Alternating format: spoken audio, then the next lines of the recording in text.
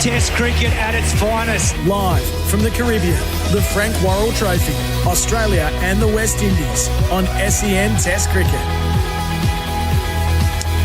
And a warm welcome to everybody here. Day 2 in Grenada. It is the West Indies up against Australia. Yesterday, the Australians making 286. And at the dismissal of Nathan Lyon, that was it. No more play because of bad light. But today, as it stands at the moment, there is a little bit of sunshine. There's certainly been a lot of rain overnight, so it's very humid. Wouldn't surprise me if we're on and off throughout the course of the day. But we're having a positive outlook on things, and hopefully we get as much cricket as possible. Adam White, Brad Sanderson and Bryce McGain with you in the build-up to Day 2, which is around about half an hour away from now. SEN Test Cricket for Henley Holmes. Brad Sanderson, welcome to you. Good morning. Good morning, Adam White, and good morning, Bryce McGain, former Australia leg spinner, as we all know. Yeah, and wonderful housemate as well. It's grumpy housemate or wonderful housemate? He was grumpy with you, never grumpy with me. So, the Australians are going through their slip-catching routine. Sam Constis in there tight at the third slip position, so you'd think he'd replace Josh Inglis in that position, which means Travis Head, you're back into short leg. So, yes. And that's obviously because of Steve Smith not being able to stand in the slip. So that'll be a part of the narrative as well this morning. Where does Steve Smith field? But I think Australia would have preferred 5 overs last evening. It's just the way John Campbell bats and just overall the West Indian batting lineup. They would have backed themselves to even get a couple of wickets. So that wasn't to be. The openers did walk out. It's a bit of a guard of honor like thing for Craig Brathwaite, and then the umpire said, no, there's no more play. So there's this awkward moment where they just stood there staring at Craig and he walked back. What a big day for him as well. At 15, he said, I want to play 100 test matches, and here he is all these years later playing his 100th test. So a big moment for him, and let's see how it goes. Bryce McGain, welcome. Whitey and Bharat, great to be here for Day 2. And Whitey, as you said, a bit of rain overnight. It actually woke me up. It was quite heavy, not so much storms, but heavy showers coming through. So what it means out in the middle is that it's quite a humid in the stadium. It's quite a humid environment, really sticky. So it's probably going to favour the Australians early on with a moving ball. And, boy, I'd hate to face Mitch Starc with a new ball that is hooping around here. It's going to be really, really challenging this morning. So does the humidity, the rain overnight, does that help keep the pitch not lively, but does it stop it from getting low earlier? Because one of the key observations before the match started was that the pitch was quite dry. So does this kind of not keep it together, because it's not going to crack up like an Australian pitch would necessarily, but does it keep it being okay? It'd be interesting to see how it does play out, because they don't put a hessian down. Now in Australia you put hessian down to absorb any moisture that just sits on the top, and sometimes the sweating of the covers. And because it's so hot, you would imagine there'd be a bit of sweating under, because they've just put down the plastic pitch cover and then the big covers over the top. So it's protected from the rain and whatnot, but I imagine there would be a bit of sweating. That'll probably dry out now as they take that off and the air gets to it and it clears out. It's been uncovered now for a good hour or so. So I would probably a little bit, but and stop it cracking. But what we do know is that it's a really humid environment, heavy environment around it. That means good swing conditions. Perfect swing conditions. And we know that this Duke's ball does swing a lot. We haven't seen balls that swing a lot around the world for a while. So when you get them, it just adds that extra element that we miss out on a lot, I feel, around the world. There's a lot of seaming pitches these days, but not so much swing. And even Hazelwood was swinging it, and he's not renowned for his swing bowling. So he was getting it to go last week. So it's not going to be easy for the West Indians. And Darren Sammy did say before the start of this test that he wants, after having seen how his batting team went in Barbados, that you either bat long or you bat fast. So that can only mean not one of two things, but that can only mean one thing. They are going to try and bat fast, except Craig Brathwaite. So they've been given that license. We'll see if they throw their bats around. And if they do, Australia will back themselves even more to really run through this West Indian batting lineup. From a neutral perspective, you hope that doesn't happen. You hope the West Indies put up a fight and we get another one-inning shootout like we did in Barbados. So we're just seeing the fast bowlers, the Australian fast bowlers now going through their paces. So Mitchell Stark's bowling from the end that we are at the moment, and then Cummins and Hazelwood from the River Road end, or the big grandstand if you're watching it on television, and get a better understanding of the ends that way. And they'll be licking their lips, Bryce. Licking their lips. They're perfect conditions, and it's not too hot. There's a nice breeze, but that humidity is heavy and around. Just back to yesterday, 286 is a pretty good score here. Given, you look at the batting, and at the end of the day, I was scratching my head. How did they actually get there to 286? It seems like quite a sizable amount of runs, given that it was pretty challenging. But it was credit to Carey, 63, and Bo Webster with his 60 before he ran himself out, which was a bit disappointing in the end. But it was quite remarkable how they got there with just little accumulations by everybody, I suppose. Lots of starts, only a couple kind of went on and got 60. Well, there was one partnership of 112 between Carey and Webster, which sort of got it from 5 for 110 to push it into sort of the early 200s. Yep. And then, Brett, we see it all the time from the Australians, and I think still believe it's one of their underrated qualities, is that the bowlers contribute with the bat. You think of India, they're 6 out, all out a lot of the time. England, maybe 7 out, 8 out, all out. But, it was, as Bryce said, there was 20 here, 15 there, little partnerships towards the end. Stark 6. So we welcome in our PA system for the day.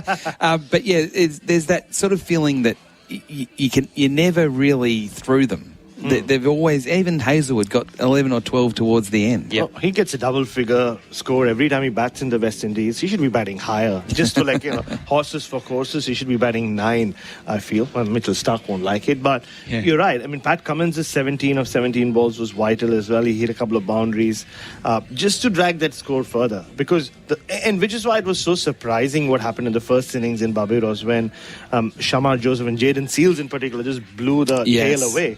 We are not used to seeing that from Australia. I mean, even go back to the Lord's World Test Championship final, 7 for 73, and Mitchell Stark drags them to a point where they had 280 to defend against South Africa. Wasn't to be, but so they've just been getting sort of more consistent, Stark and Cummins. Cummins went through that phase where his batting had just dropped off a cliff, but now he seems to have found the right tempo. Mitchell Stark's been pretty consistent over the last 3-4 years, contributing, and he didn't contribute much yesterday.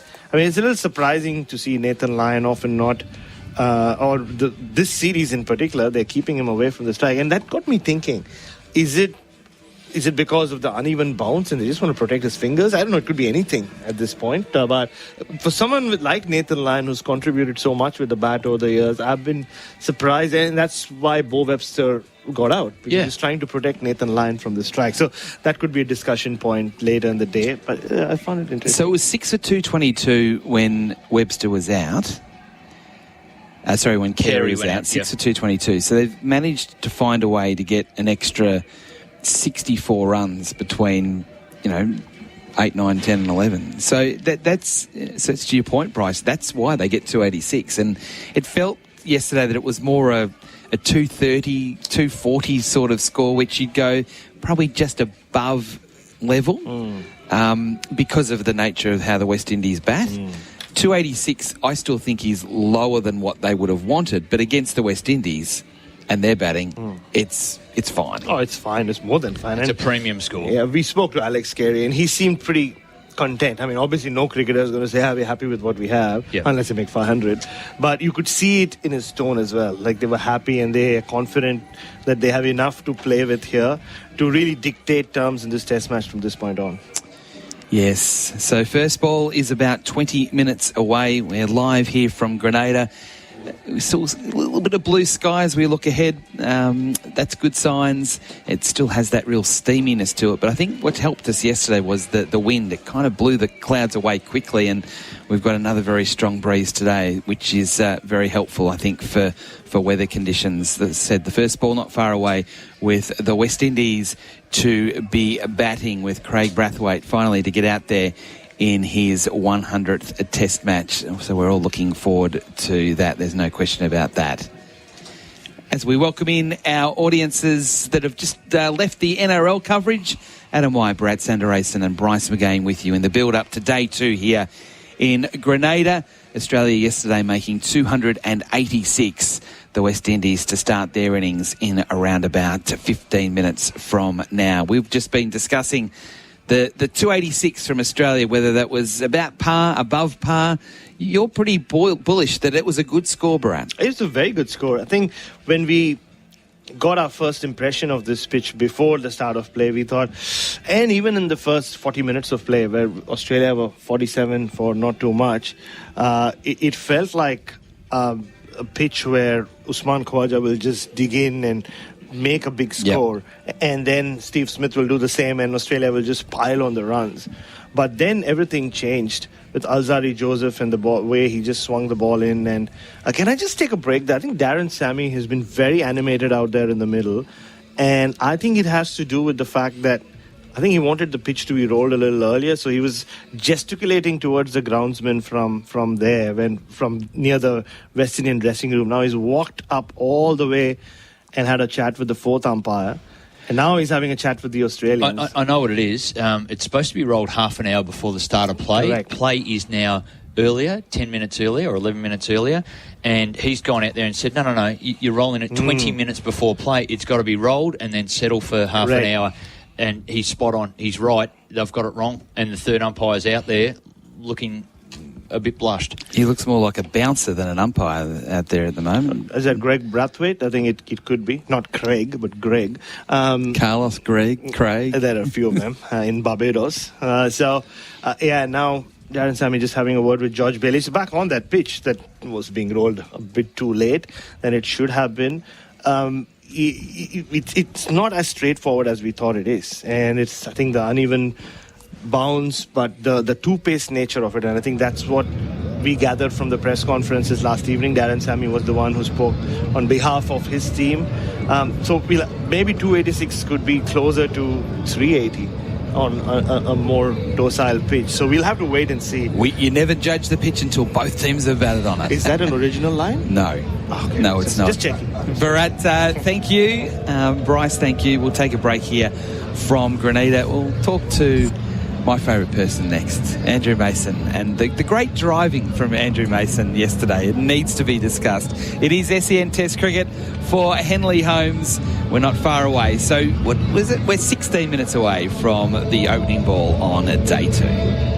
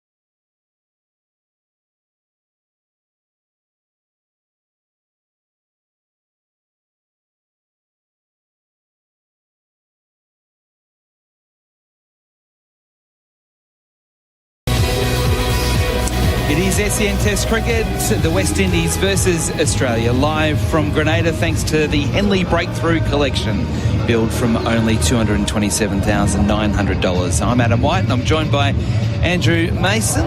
Welcome. You got here. I Good did job. Indeed. Yeah, indeed. Hilly. Some dangerous curves, but we made it. Now, we're very lucky here because Caribbean Horizons have certainly looked after us. If you are ready to explore Grenada your way, Caribbean Horizons, that's the way to go, because if you need a ride, cruise in comfort with our reliable car rentals. Craving a local experience, join our guided tours from lush rainforest cascading waterfalls to the spice plantations and immerse yourself in the rich Grenadian culture. So discover Grenada through our eyes with cool vibes and great service. Let's make your visit unforgettable. So Caribbean Horizons, explore more ways, worry less.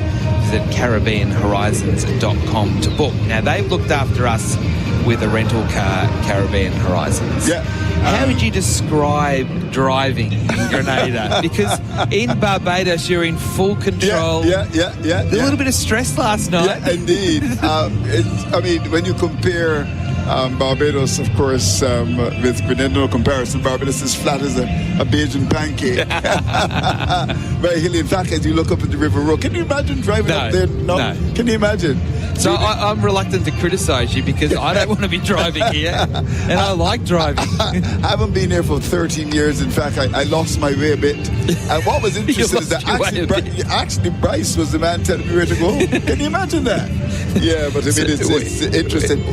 We almost drove down a one-way tunnel the wrong way. Yeah. And there's this big tunnel, and as you come through the tunnel, people are walking on either side as well. I know, it's all that interesting. Yeah, the tunnel of Grenada. Were you stressed or were you just a little bit uncomfortable? I was slightly nervous, but I made it through. You did. So thank you very much to Caribbean Horizons that have looked after us with a beautiful car, by the way. Yeah, lovely. Nice car. And you probably need one to get around the island. I think so properly. as well. A nice sturdy one. Good wheels. And I hope that before you leave Grenada, that you get a chance to go to a place called Guave. It's a fishing community, and it's an interesting drive as well, because you go up in the mountains. There's 6. Are you prepared to drive us up there? Yeah. It's a straight road. Okay. And then you go up this little incline, then you go further up. And it's interesting. What about the chocolate factory? That's where I want to go. Yeah. We can take you there, and I'll speak to the manager. All right. Once I call your name, everything should be fine. Okay, very good. Now, just on to the cricket. Firstly, the weather. What are you thinking? Well, the forecast is for some rain. In fact, this is our rainy season, as you know, from June. So you're going to have intermittent showers, and Grenada would get more rain than, say, Barbados. And in fact, when I was out for my early morning jog, by the way, I didn't see you. It rained a bit, but I certainly enjoyed the Grenans beach. I mean, Grenada's a beautiful, beautiful place. You need to go to Grenans, and certainly they've got over 40 beaches, and it's a wonderful country, lush green. When you go to say to a country like Dominique, it's called Nature Isle. I mean, it's rich, and I really enjoy coming to Grenada. Now, in terms of the weather, you haven't done a lot of cricket here in the past. You're going to get a shower here, a shower there, and then it's almost nagging you, really. And then what happens is that the sun comes out as we speak to you. It's beginning to peep out now, and we hope to get a start. Interested to see what's going to happen as far as the pitch is concerned. On day one, I think generally we gave it a passing grade, and sometimes these pitches in the Caribbean can keep low very early. Because traditionally, as Carl Hooper was saying on the show the other night, the old-time Kensington Oval, you win the toss, ideal for batting on the second day, and then of course by the third day, your stroke play is fine. And traditionally, the most pitches by the fifth day tends to keep a little bit low. what we saw in Barbados was a situation where there was uneven bunks, and even from as early as the third day, a couple of deliveries kept low. I'm not sure what's going to happen here with this pitch. Generally, it's a pretty good pitch for batting, so we shall see. A task, as you said earlier, for the West Indies, 286 is a good score. We saw the West Indies not performing well at all with their bat in Barbados, and I would suggest that Australia, as you quite rightly pointed out, we're looking for maybe another 56 runs, but I think they're happy with 286. Andrew, we're going to hear you right throughout the course of the day. Thank you for joining us in the build-up to day 2. We'll take our final break before the first ball on day 2. We're not too far away. SEN Test Cricket for Henley Holmes. The West Indies will bat right after this.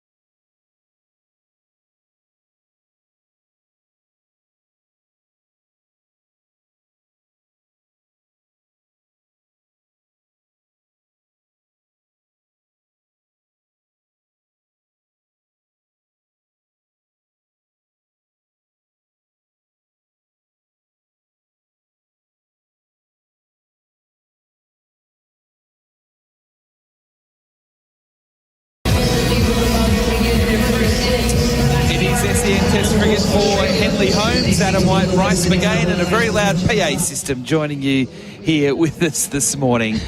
Bryce McGain, welcome. G'day, Whitey. It is quite noisy, hard to hear yourself think. It's atmosphere. It's a great atmosphere. They're yelling at 10 people in the crowd. Yeah, that's right. That's a frustrating bit. But look, the Aussies are going out there, and I know we discussed it just in the pre-game there. I think 286 is an excellent score given the conditions. It's humid, overnight rain. It's a real sticky environment. Was just down there then before I got lost in the stairwell and found myself on a roof, which is not a bad place for a tent, to be honest. We should be commentating up there, but the air-conditioned box is very suitable. But I think this is going to be a real handful for the West Indies straight up. Mitch Starc with a swinging ball. Even in the warm-ups when they were going through their paces, the ball was hooping around. It's going to be a real challenge for West Indies straight up. So Craig Brathwaite and John Campbell out in the middle. The umpires out in the middle, and the Australians are out there as well, ready to go. Mitchell Starc will bowl from the end that we are commentating from, the Players' Pavilion end. And at the moment, at least, there's a little bit of sunshine around. The clouds are quite high, but as we saw yesterday, things can change very, very quickly. Mitchell Starc, ball in hand, we are ready, and he is on the runway to bowl to Craig Brathwaite. First ball over the wicket. Brathwaite defends from the crease. Into point, Nathan Lyon does the fielding, and there is no run. Did they have a guard of honour? I'm sorry, I was stuck in a stairwell and I couldn't find my way around. No, they didn't have anything like that. It was like real club cricket, suburban cricket, because Brathwaite actually came out onto the ground and had one coach just giving him a few throwdowns, which was not something you usually see in Test cricket. Throwdowns on the ground? Yep. You know, in club cricket, they'll always do it near the windows of the club rooms or the cars. Car park, hitting into hits the car gutter park. And flies up and hits cars, all that sort of thing. Exactly. So that type of activity. Starc again, and he comes past the umpire, bowls to Brathwaite, who does flayed that one outside off stump. It actually moved away further from the right-hander rather than coming back in. And it was a sort of a hesitant, do I do it, do I not? Oh, yeah, I'll do it, sort of half-heartedly. And probably wasn't a good option. It's a little controversy just in terms of the wicket getting rolled before the start of play, Whitey, and Darren Sammy rushed out there and was pointing out that with the earlier start to play, hopefully hasn't caught anyone out around the Caribbean or back home in Australia. We are starting a few minutes early, of course. But it was rolled 20 minutes before the start of play, and I'll explain why. 3 slips in a gully. Starc comes in, bowls to Brathwaite, who gets one that was just bounced a little bit more than he thought, hit the glove and went away behind square leg, and that is actually not off the glove, it's off the thigh pad. Brathwaite thought it came off the glove. He stared at the umpire. It is the first run, but it is a leg bye, so Brathwaite remains on 0, 1 for none. Sorry, Bryce? Yeah, none for one. Yeah, the rolling is... The timing's important, because what the rolling does is actually, if there is any moisture, and we're talking about they don't use hessian to absorb that, it's just cover straight onto the turf. So if there's any moisture in there, it gets rolled and brought to the surface, and within the half an hour, it gets a time to burn off, and then it's good to bat. But if it just raises to the surface and it's sitting on top and you're rolling just before the start of play, it can cause some issues. So he was rushing out there to point out and tap to his watch quite often and vigorously to the fourth umpire who was monitoring the situation that you're not quite doing it right. 3 slips in a gully for John Campbell, the left-hander, to face his first ball. Starc remaining over the wicket. Bowls and Campbell cuts past gully down to the rope for 4. That was not far away from Cameron Green at all. Catchable height. He had to go away to his left, just out of reach. Campbell starts with a boundary. It was a real wide one. He tried to keep it down, but it was more outside edge off an angled bat. And Green, despite the big wingspan he's got in the gully, it beat him to the left on the dive. It gets a 4. So even though it was risk, I'm sure Campbell feels a bit better about himself getting away with the boundary. Now he's batting the school ruler outside his crease, trying to minimise the swing here by Starc. No change to the field. Starc bowls again to Campbell, who's tucked up in defence, pushing into the covers. Steve Smith into the action fielding in a very unusual position for him. That's the sort of position he was fielding when he first burst onto the scene for New South Wales. He'd field around there, especially in one-day cricket. Patrolling the covers. He was a good ground fielder. Exceptional outfielder. Yes. So he's done it all. This isn't necessarily having a break from fielding. He's in a hot spot there at cover. They're smacking the ball in that region. So, yeah, he's out of the slips. He's got a lot of ground to cover there in that sort of extra cover position because the next man on the offside's backward of point. Stark again bowls to Campbell, edging into the gully on the bounce this time. That was sort of full face of the bat, maybe thick outside edge, but he was able to play with soft hands on the bounce into Cameron Green. So the first over completed here at Grenada on day 2. The West Indies no wicket for 5 with Brathwaite yet to score. Campbell on 4. SEN Test cricket for Henley Holmes. And that PA system, I'm telling you, it's one of the best I've ever heard. Well, they're I got hearing the it. fright of my life. I went for a walk around the in ground Barbados. near where the speaker was, and I know Adam Collins had the same experience. It just burst on the speaker right where we were right next to it. It's a stack. It's a stack of speakers. It's like a Metallica concert. They are stacked up, the Marshall speakers, as high as you can see. It's like an AC/DC concert type of operation. It's remarkable. And they proudly said, I was talking to the ground manager, and he said, we've updated the PA system here. We're very proud. Josh Hazlewood, his first ball of the Test match.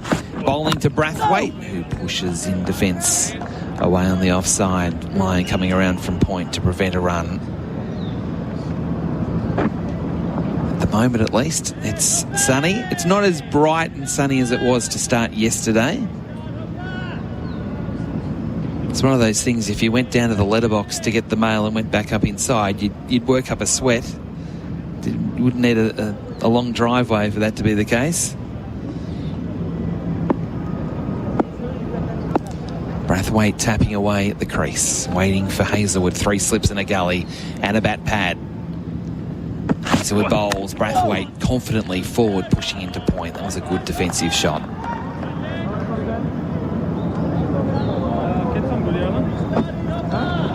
It's fair to say there's not a lot of people here. There have been quite a few questions coming in on social media as to are we disappointed with the crowd and all that sort of thing. I mean, there wasn't a great crowd. It was a solid crowd yesterday, not a great crowd, but you've got to remember, this stadium holds 18,000 people. There's only 100,000 people that live on the island. So even if you get 10,000 here, you've got 10% of the population. Hazlewood bowling, Brathwaite leaving. A bit fuller, bit of shape away. That teased Brathwaite, who decided not to play.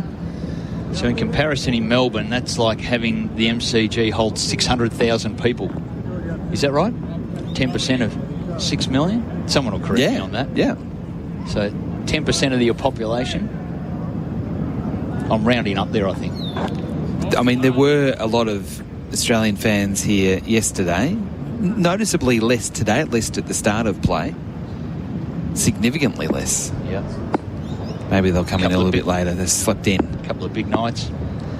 Missed the Hazlewood again on early. the approach, bowling to Brathwaite. Hit on the pad as it flicks away behind square leg. They've got 1. Head on the chase. They will come back for 2, but that sounded very much like straight off the middle of the pad. So Brathwaite still yet to score. The score moves to 7.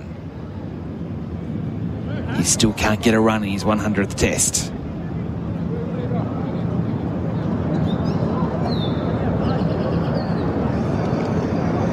See there, Craig Brathwaite taking his gloves off and tying up his shoes. Usually walk to a dad at square leg in junior cricket. That's exactly right. That's exactly right. You can't work it out. You got your gloves on. That's exactly what your happens. pads on. How do I do this up? Hazlewood again on the approach, bowling to Brathwaite. Back to the bowler, out!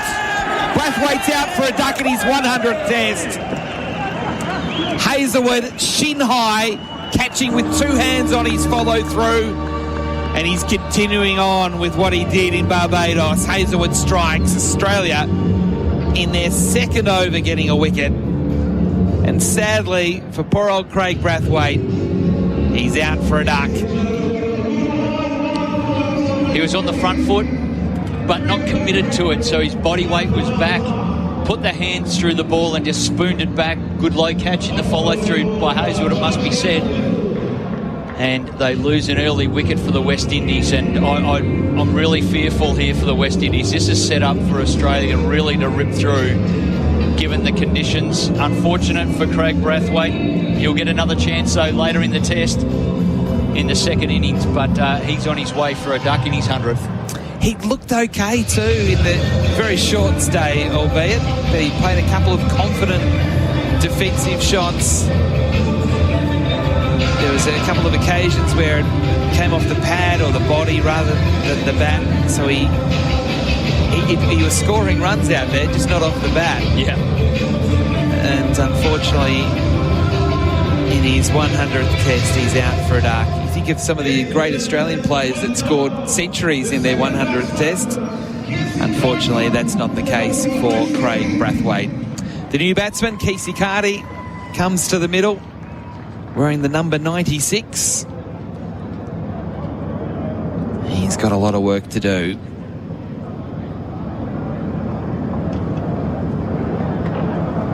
One for 7 with one ball left in Josh Hazlewood's first over. Same field, 3 slips in a gully and a bat pad. The catches. Hazlewood, in he comes, past the umpire, bowls. Oh, Carty very nearly inside edge to head on the full. Got there, fortunately for Carty, on the bounce. What a start from Josh Hazlewood. Great start to the Australians after 2 overs. 1 for 7. SEN Test cricket for Henley Holmes.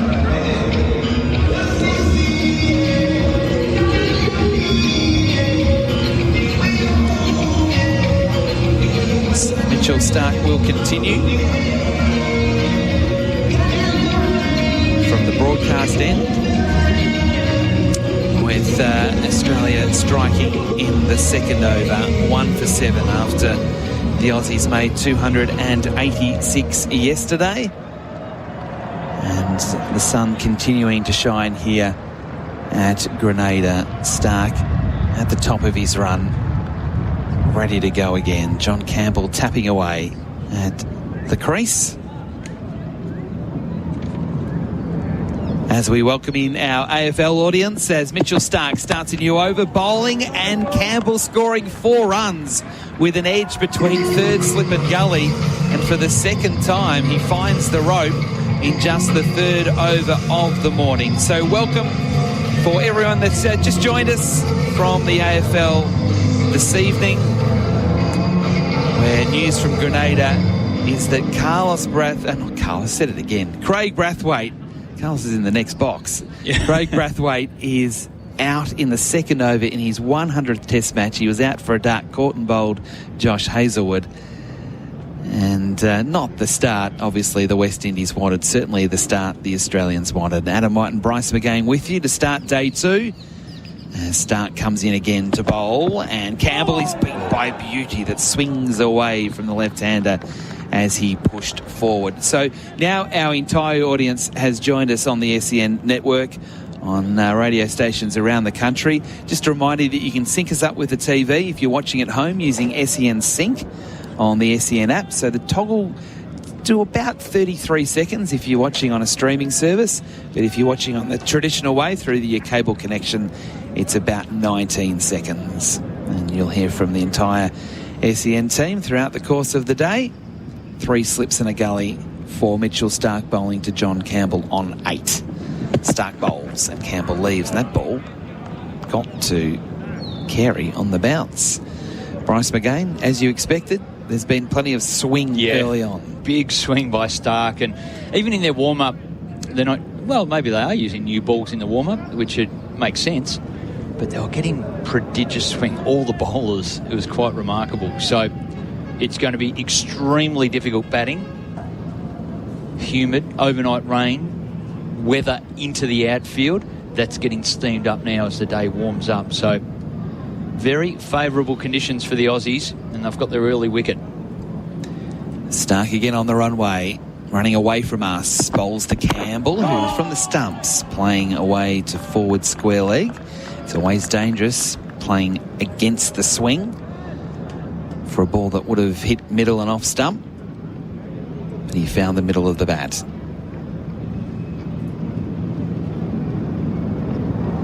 Stark has got the wobble seam which will go straighter, and the perfect seam that really does swing away from the left-hander.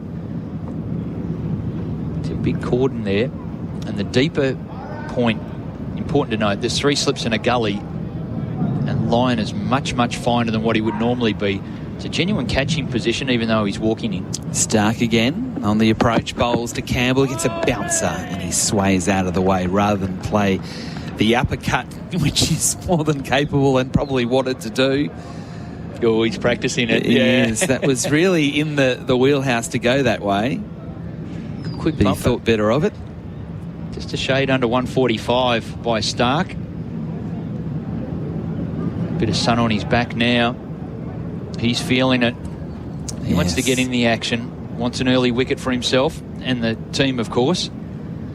Hazelwood, the breakthrough last over. Stark has already been hit for 2 fours by Campbell in a similar sort of spot. Last ball of the over. Stark bowls and Campbell leaves another one that hoops away from the left-hander through to the keeper. SEN Test cricket for Henley Holmes on the Tyre Power scoreboard. Winter safety sale. We see the West Indies at 1 for 11 after 3 overs.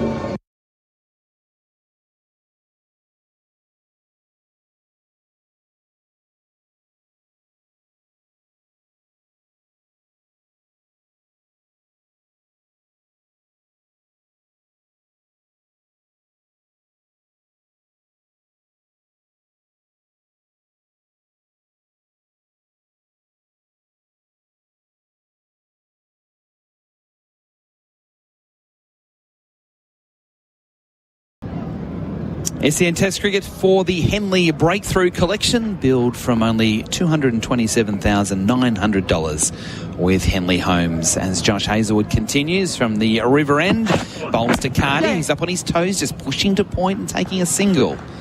And that gets Carty off the mark. West Indies are 1 for 12. Nice little drop and run. He'll feel good about himself there, off the mark. Now, we saw some exciting batting by Campbell in that second innings in Barbados. 23 off 31, played some shots. And then, what I mean by that, he scoop shot early on was notable. Tried it one too many times, then he was on his way. 4 boundaries in that 23. Carty was good as well. He got 20 and looked solid. Hazelwood again on the approach, bowling, and Campbell pushing forward confidently into point. Nathan Lyon does the fielding, no run. So these two players together had a good partnership.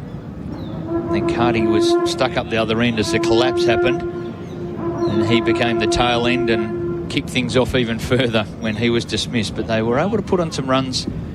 The combination, right, left hand. Campbell, the left-hander on strike now. 3 slips gully. Hazelwood. Kawaja at first, Webster at second, Constas at third. Hazelwood bowls here and Campbell leaves. Comfortable lead. That's Sam Constas in third slip, carrying on. Still excited. The old pros. It was interesting not even there, a sigh Bryce. out of them. Interesting there. Constas has thrown the ball 30 metres to Steve Smith up at extra cover, and he made a point of catching it one-handed. I would have thought that was a chance to perhaps have a practice of catching it too, but it does show that that finger is still an issue, that he would make sure that he... risk. Yeah, that's right. Wonder what happens if one does come to him, whether he goes one hand or two. Hazelwood again, bowls to Campbell, squeezes forward, bit of pad, bit of bat into the ground, head taking it, then sort of having a bit of a joke by carrying on. And One hand, one bounce. one hand, one bounce, that's right. He's just enjoying his cricket in a world of his own. Travis Head at short leg.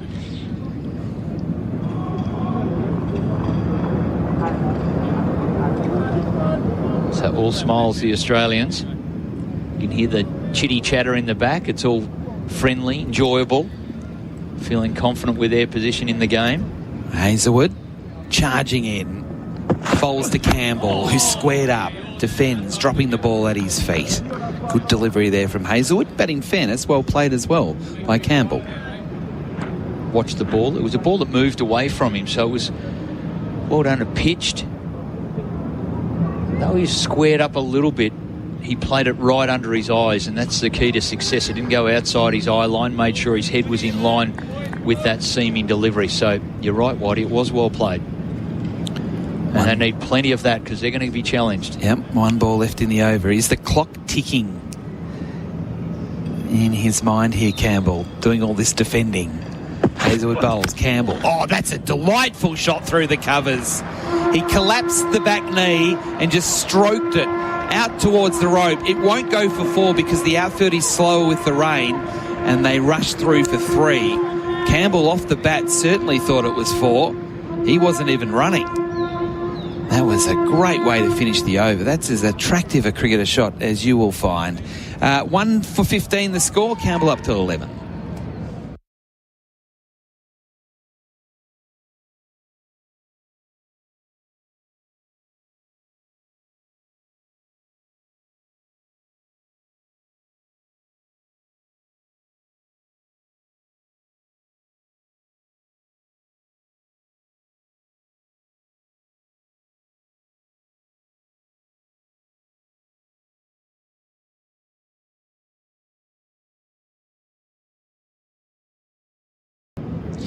SEN Test cricket for Henley Holmes. Campbell 11, Carty 1 for 15 after just 4 overs. As Mitchell Stark charges in again, bowling to Campbell. Hit on the pad, that's pretty close. The umpire says no. Probably hitting outside the line. Carey's quite keen on this one. He's running in to talk to Cummins. Stark in the middle of the pitch. It wasn't a strong appeal, but I'm sort of surprised how keen Carey is on this, and they are going to go upstairs. So for IMAR, for Trusted Tradies Insurance, call 13IMAR. We have an early third umpire decision to be made. So it was a ball on the wobble seam that came back in to the left-hander, not the swinging away variety. Hit on the pad. He was on the line of off stump. Here's our first look at it on the screen. Height. Hit above the knee roll on a little step forward. We won't see any bat. No inside edge, but it is hitting above the roll. On a step forward. So he would be 50 centimetres in front of the crease. And generally with Stark on the bounce, you would expect this to be going over. Yep. Or just clipping the top of the stumps and an umpire's call and he'll be fine. Okay, here we go. Over. Bryce McGain spot on. So the tracking has it probably 2 balls over the stumps. So a good decision made. And a poor decision made by the Australians to go upstairs. But you're right there. It was either wobble seam or a genuine sort of off-cutting delivery, the way he ripped his fingers over the seam there. It was noticeable just in his release, the way that came out, that it was a bit different to normal. So Campbell survives. It remains 1 for 15 with Campbell on 11. Carty on 1. Campbell to face Stark again. And Campbell leaves. That one does. Traditionally sawing away from the left-hander. That's good swing. That's tape tennis ball swing. For those playing at home, tuning in, the one before darts back in, well bowled. Just needed to be a touch fuller to get the adjudication, and that one was the big sweatband swinger.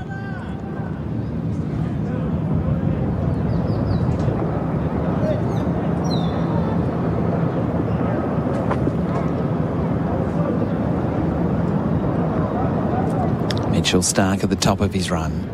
Bright sunshine here in Grenada as it stands at the moment. Campbell on 11. Stark bowls. Campbell gets it hot. Oh, that's over the top. Hook shot, top edge. That's gone over Carey and down to the rope for 4. It sounded very much like that was just going to bobble up straight to Carey, but it's gone over his head, and fortunately for Campbell, he's got himself another boundary. We're having a look at the replay. That's either handle or glove. Yeah. thanks to the Chemist Warehouse replay screen. Yeah, that ball got onto him a lot quicker than he anticipated. Found the glove, and it did look like it was just ballooning straight to the keeper, but it had enough on the carry. It's away for 4. So dealing in boundaries. Yes. Is Campbell, or close to boundaries. 3 fours and a 3. Yep. Stark again, steaming in, bowling, and from the stumps, clipping into the onside and getting a single to mid-wicket. That was good batting there from Campbell. And Mitchell Stark is having a little bit of a word to Campbell as he walked past.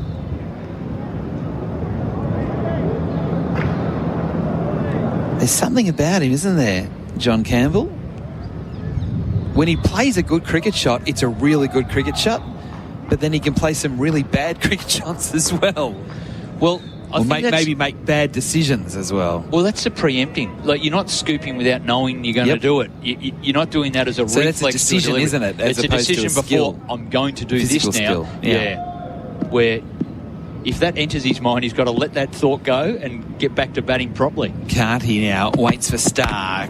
He's late on that one and jams it down on the bounce to backward square leg. We set quite short. It was very unusual that it actually got to that position, Travis Head, in that short backward square leg position, considering Campbell's trying to play, that Carty was trying to play away on the offside. Yeah, there's a lesson to be learnt there. He was late on it, but he's trying to play a ball that's hooping back in through cover.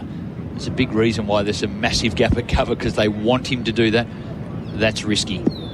So just needs to play a little straighter back from where it comes, even on that in-swinger. Straight drive would be better suited, full face. 3 slips in a gully. Stark bowls again to Carty, who is beaten by a beauty. That one seaming away. Carty thinking it was coming back in, and that was taken by Alex Carey at chest high. And that speed, 146 kilometres an hour. Stark is bowling fast. 1 for 20. They're the tradies, mate. That's Simon.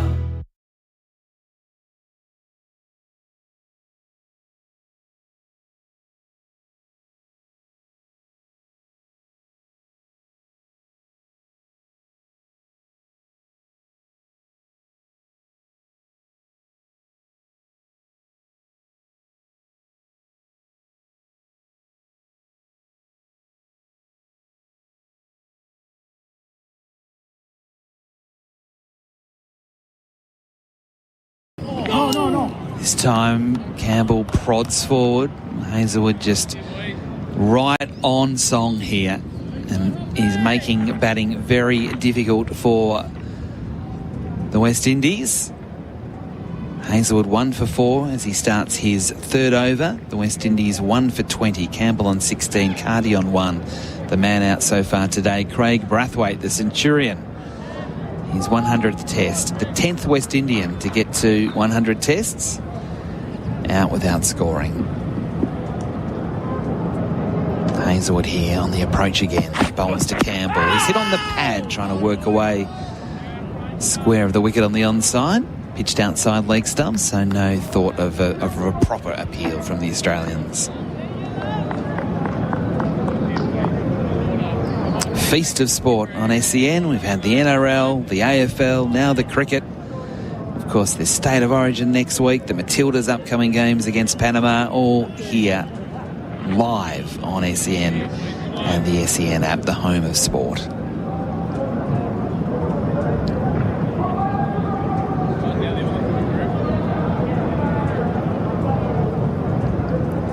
Hazelwood again starts his approach. 3 slips in a gully.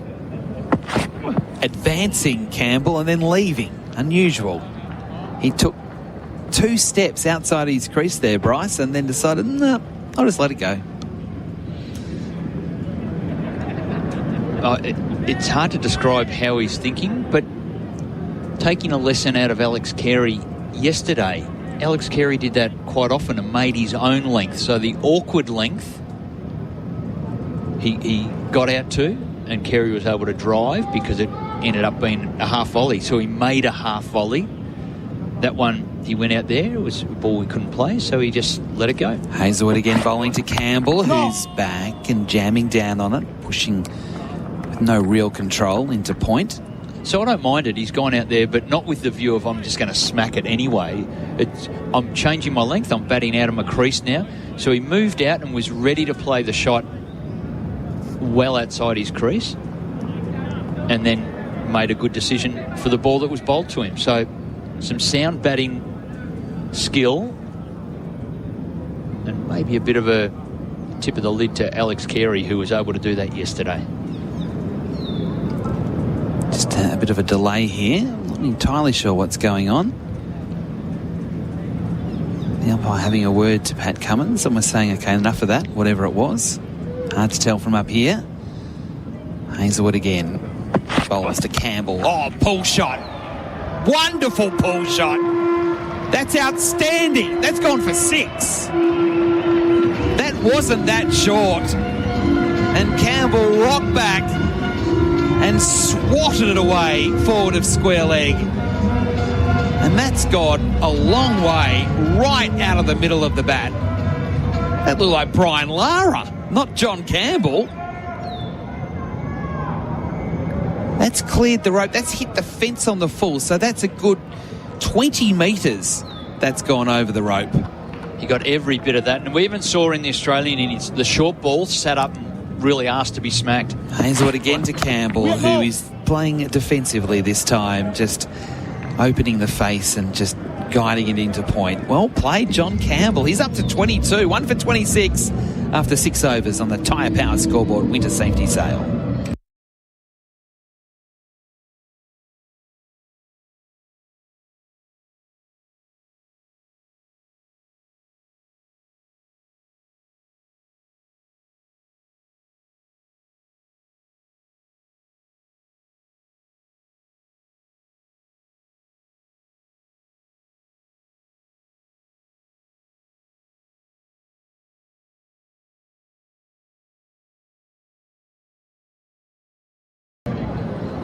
The West Indies trail by 260 early on day 2 here in Grenada, a sunny Grenada at the moment. The Windies are 1 for 26, Cardi on 1, Campbell on 22. Brathwaite the man out without scoring as Mitchell Starc continues. And he comes close to the stumps, bowls, and Cardi pushes and takes a single into the covers. That's good batting. As Bryce McGain said, there's a big gap there for an expansive cover drive, but there's also a single if you just drop it away on the offside. And that's exactly what Cardi did. We're seeing some replays on the Chemist Warehouse replay screen of that 6. That was awesome. That was so good. The weight went back. Just a full, clean swing of the bat. Extended the arms through it and made perfect contact. And as you said, it not only cleared the rope, but went to the fence, which is another 15 metres beyond. An awesome shot. Starc bowling here to Campbell from the stumps. He plays it away, squeezing it behind square for 1. He'll come back for 2. Not a lot of control in that one. But still, he's able to get a couple of runs to move to 24. 1 for 29. Pat Cummins starting to do some warming up at mid-on. Who is he likely to replace, do you think? I think they want Starc to keep going. Yeah, you'd think so. I get the feeling Starc is a real handful here with the swing and the seam, moving the ball in both directions and moving it late, particularly off the seam. Starc again over the wicket, bowls, hit on the pad. Campbell, got to be careful there. That one wasn't too far away, trying to flick away on the onside against the swing. The Australians decide not to go upstairs on this occasion. They've already had 1 failed attempt so far this morning. You can see that Bryce being the ball that gets Campbell out. That one didn't quite swing back enough. It was going down leg, but he's got to be careful from the stumps playing that shot. Yeah, that's across the line. And a swinging ball. pitching in line, swinging down the line. Often the swinging one's been way outside the off stump. Stark motoring in, bowling to Campbell, leaving. That one definitely did swing. Campbell made the decision early that was out of his zone, so he let it go through. It is so much more fun watching cricket when the ball is swinging. Oh, yeah. And we know that the Kookaburra ball doesn't swing as much as the Duke. The Kookaburra ball that they're using in Shield cricket is seaming a lot more. That the seam stays harder, and it's got a protective mechanism sort of underneath the seam to keep it proud and to see it seaming around, but it still doesn't swing like the Duke ball does. It's fun watching it. I'm not sure whether it'd be fun playing. Batting, at least. Stark to Campbell. From the stumps. Squeezes it around the corner again. Chase on here for head. He can't stop the second. So good running between both Carty and Campbell. Although Mitchell Stark suggested that Carty was on the treadmill, I thought it was actually good running. A little bit of frustration early here from Mitchell Stark. Getting into both West Indian batsmen. Not quite going to plan for him just at the moment. Well, it is frustrating when you bowl a good ball right on target and it's an inside edge. It wasn't really a shot. Gets away for 2. Little heated out there. Yep. 5 runs so far in the over. Stark none for 18 with 1 ball left in his 4th over, and they're putting another man out on the hook. Wonder what Campbell does here. Don't do anything silly, John. Last ball of the over. Stark bowls. Oh, he swatted it down the ground for 4. Cop that, Mitchell Stark. I knew what you were doing. Put 2 on the hook. You'll bowl it full and I'll smash it down the ground. Blow the conch. 4 more. 1 for 35, the West Indies at the end of the over. John Campbell is putting on a show.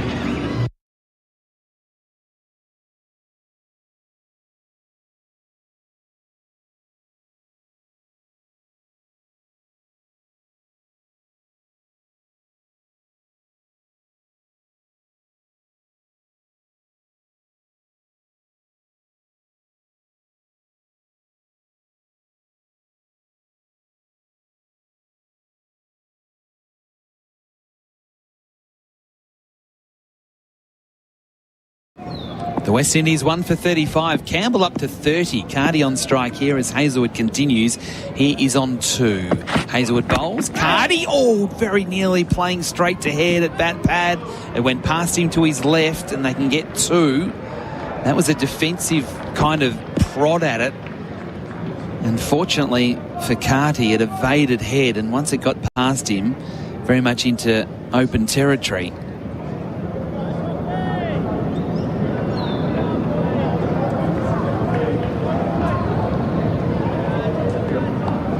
Interesting, Bryce, that Cummins and Stark had quite a lengthy chat at the end of the last over.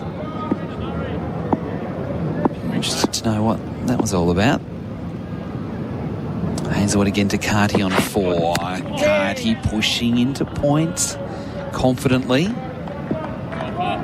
No run with Lyon doing the fielding.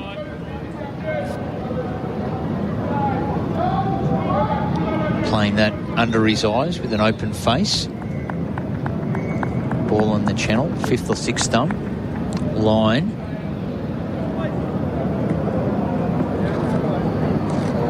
So a brisk start by Campbell.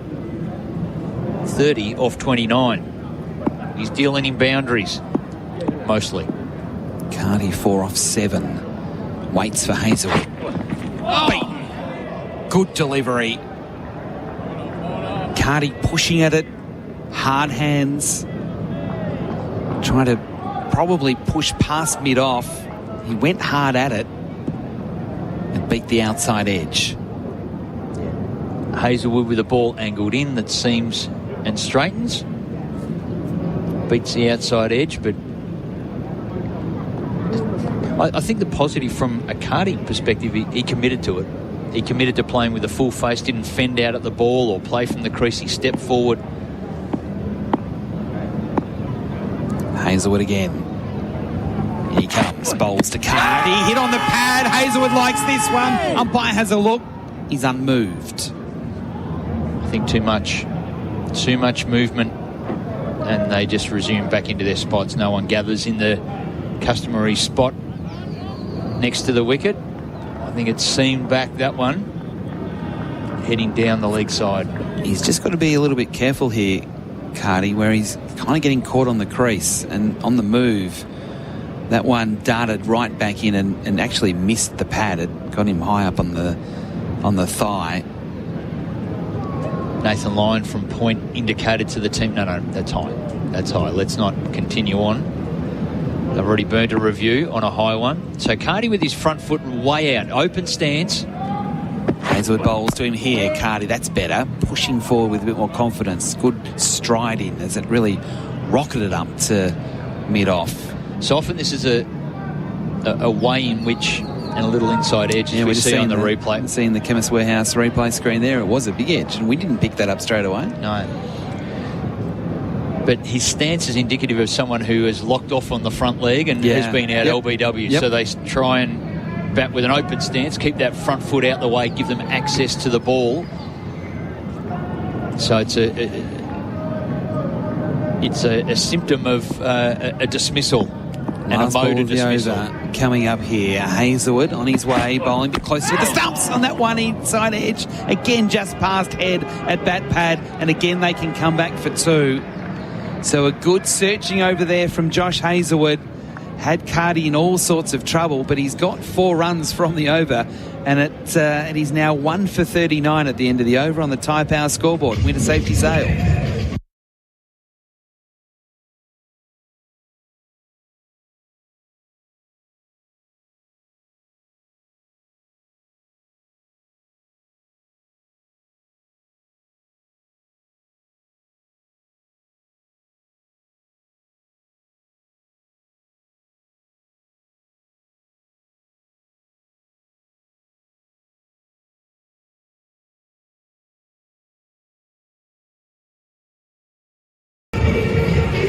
SEN Test cricket for Henley Holmes. The West Indies 1 for 39, 8 overs so far this morning.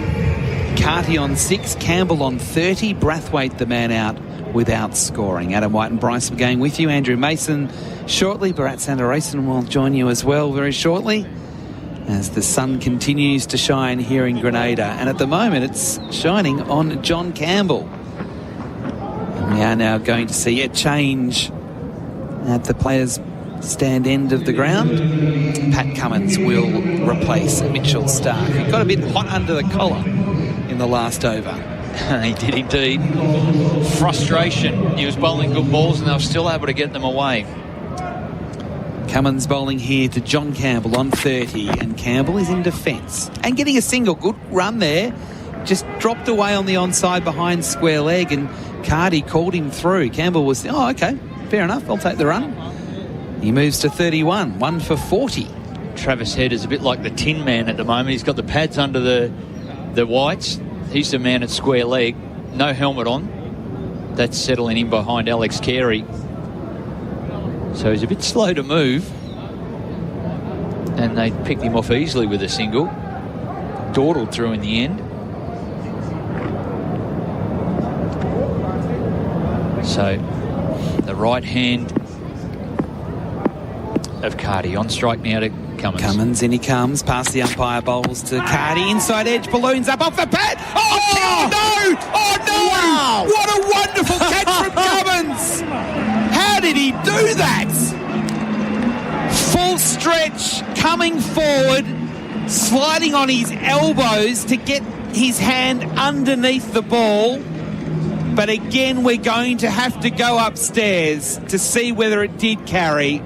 A big inside edge that hit the pad and ballooned up. The only one that could get there was Cummins. I don't know how he did.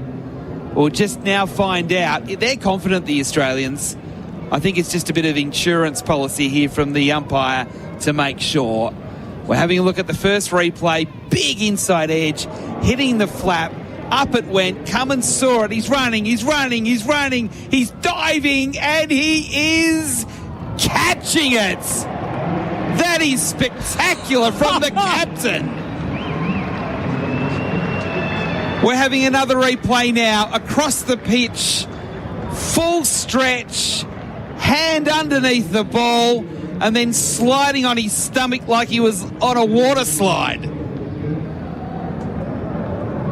We're about to get confirmation now of one of the great catches you will see. Cardi out for 6. The West Indies 2 for 40. Pat Cummins, just his second ball of the match, takes a wicket we'll be talking about for some time.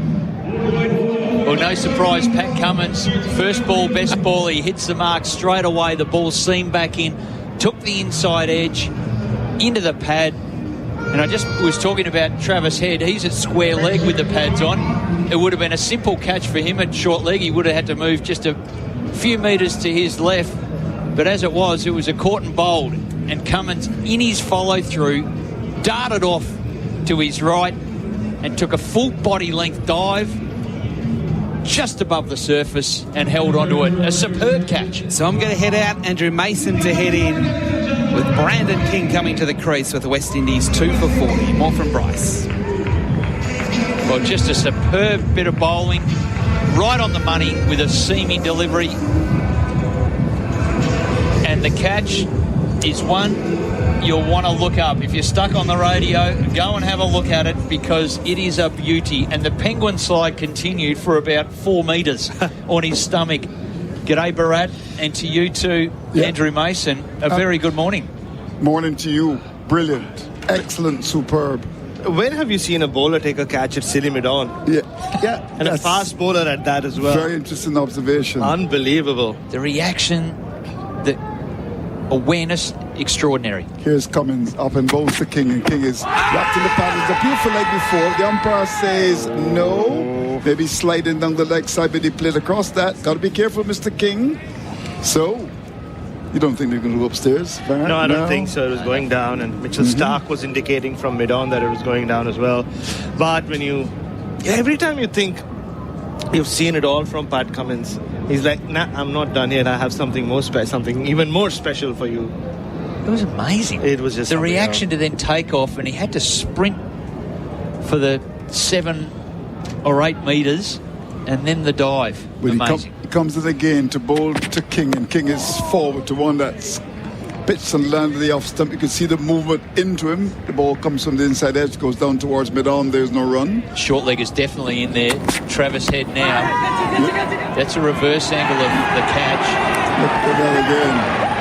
That will make prime time sports across Australia, across that should the be West on Indies. CNN. I think so as well. Across the US, that one. That is one of the highlights of the week. And Fox too. For sure. Indeed, 40 for 2. Turns this and starts his run again. Cummins, a wonderful cricketer, comes in to bowl to Brandon King from Jamaica, and he's beat outside the off stump. This is fantastic cricket. The ball before cut back at him. That one went straight to a little bit of movement away from the right hander, beaten comprehensively. Oh, this is Pat Cummins at his absolute best. He bowled tremendously well in Barbados as well. Took the 5-wicket haul there. And just when it's sort of similar to the second innings for the West Indies, just when Campbell and Carty looked like they're settling things down. Campbell's been playing a lot of shots. 33-run partnership, yep. In comes Cummins and, well, breaks the game. And we know there's another wicket coming very soon. He's in to bowl to King, and King is forward. Ball that's pitched on the land of the off stump. You can see the movement in, so the ability to move the ball both ways. They ended up fine over, and over which he took a stupendous catch. 40 for 2 is the latest score in St. George's.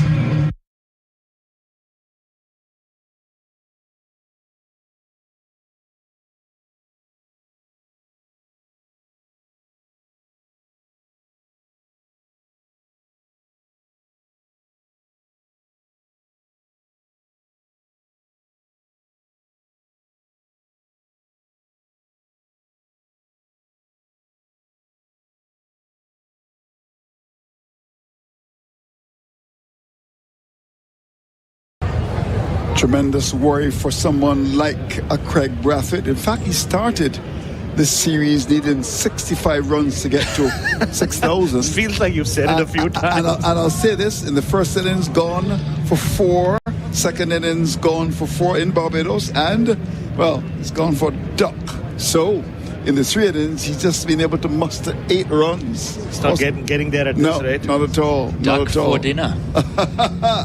Now the action continues as it's Webster comes to the attack. He's in and bowls, and there's John Campbell back deep in his crease, plays the ball into the onside down towards forward square. There's no run for him. He's played pretty well so far, Campbell. He's got 31. King hasn't scored as yet. The West Indies are 40 for 2. Well, what we're on for, and this could be something remarkable, the first 2 wickets caught and bowled. Could we get 10 of them? There you go. Yeah. 2 caught and bowled. To start off Even with that's this quite innings. remarkable. That is quite remarkable. Absolutely. But we're on shout, track for Bryce. 10. Webster comes into bowl to Campbell. Campbell off the back foot, forces the ball away down to that backward point here. Doesn't time it very well. Goes down to backward point. Lyon comes forward to collect it. There's no run. Is he calling no? Did he say I yes heard after the shot? That's why I hesitated in my commentary just Yeah, now. Wasn't quite sure what He's he was just saying. he knows he's playing against Australia. It's all yana. We are a nah country. Yeah, he's just confusing the Australians with his own yana. Yeah. But no one ran. Like, no one went to move on the 3 sips in the gully waiting. Here is Webster bowl to Campbell. Campbell gets one down the line side past the keeper and will go away for 4 byes signaled by the umpire. It was one that swung away. The keeper couldn't take it, went behind him. So that's 4 byes to carry the score to 2 for 44. Yeah. Huge swing. That is tape tennis ball. He didn't control it. Been on the mark early, and then he goes, okay, let's swing this one back in. He's getting a feel for the conditions, and it is swinging a long way. This is the earliest he's bowled in a test match or in a test innings. Yep. Just the 10th over of the innings. Bo Webster brought in quite early. But he's in again to bowl to Campbell, who's on 31 into this delivery. He allows the ball to go outside the off stump. Thought of going for the big drive and then played inside of it, and it went by to be taken by the keeper. And to your point, Bryce, about the cotton bowls, I mean, it could happen in India or Sri Lanka where spinners take the new ball, and Jadeja is great with his cotton ball. So was Ashwin when he was playing. But in these conditions with all pace, that is quite remarkable. Yeah. First 2 wickets cotton ball in swinging conditions as well. Here's Webster with 2 balls left in his first over. Comes in, bowls to Campbell. Campbell allows the ball to go outside the off stump with a right arm ball. This angled ball across the left hander. He's got 3 sips waiting, and Campbell ignores the temptation to go for that drive. And the score's kept in 2 for 44. The big decision for Webster now, do I go for that swinger again, or do I just hold and wait for the next over? Do I just keep pushing it across the left-hander and wait, or do I go for the big delivery now? So it might be the big swinger that he gets starting outside the off stump. To counteract that, Campbell's outside his crease. He's in to bowl to Campbell, and Campbell is covering up, pushes into the offside, looks for the run, will get it 2. Lyon and his belly just coming to pick it up, throws it, and at the end a good single. Of course, there are 2 Jamaicans in the crease, and Jamaica's the land of speed. So the over comes to an end, 45 for 2. They did the score in St. George's.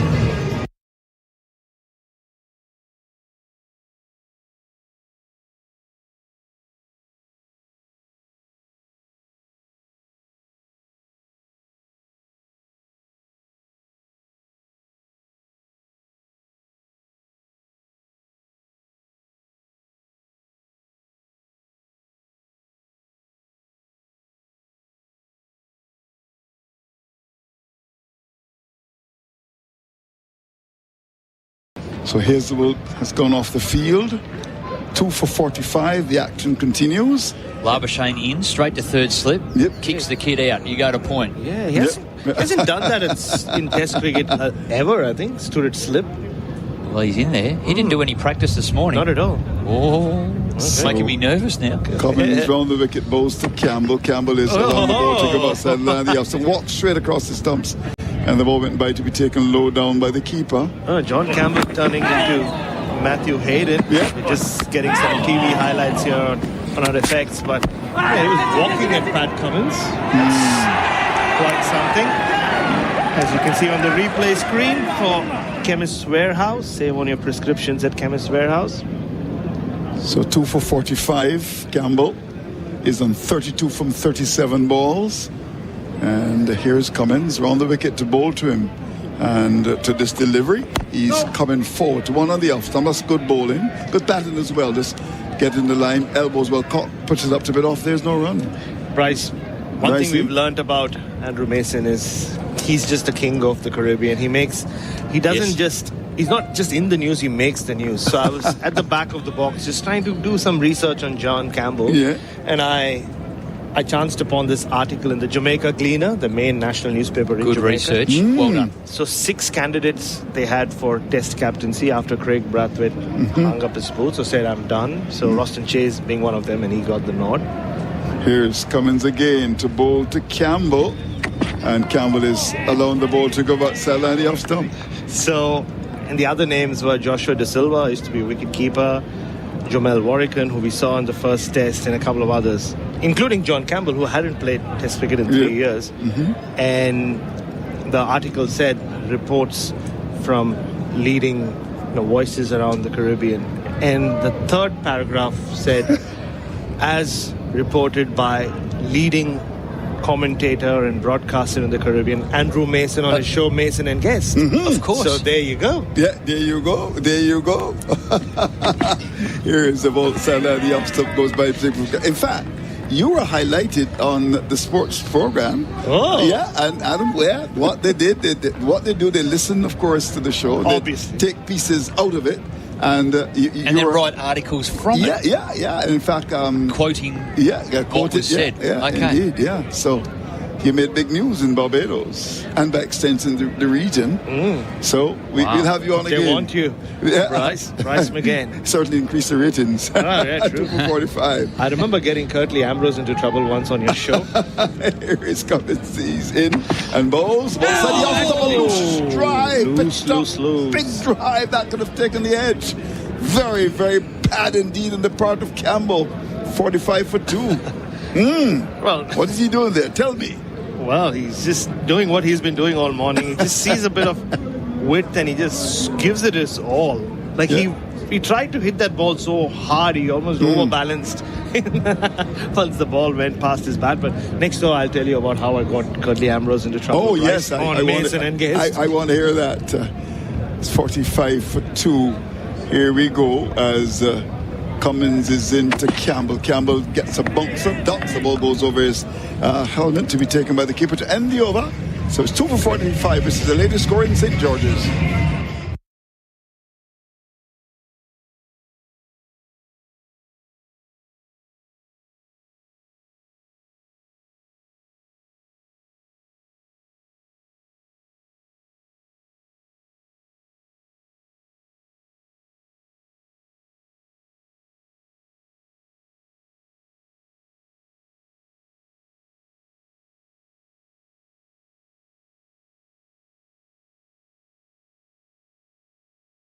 Campbell's best score in 43 innings, 68, averaging 26.39 with 350s, 950 runs for John Campbell. How did you get Sir Curtly in trouble? Well, this is towards the end of Chris Gale's career, and there was a lot of criticism around the Caribbean about whether Chris Gale should keep his place in the side or not.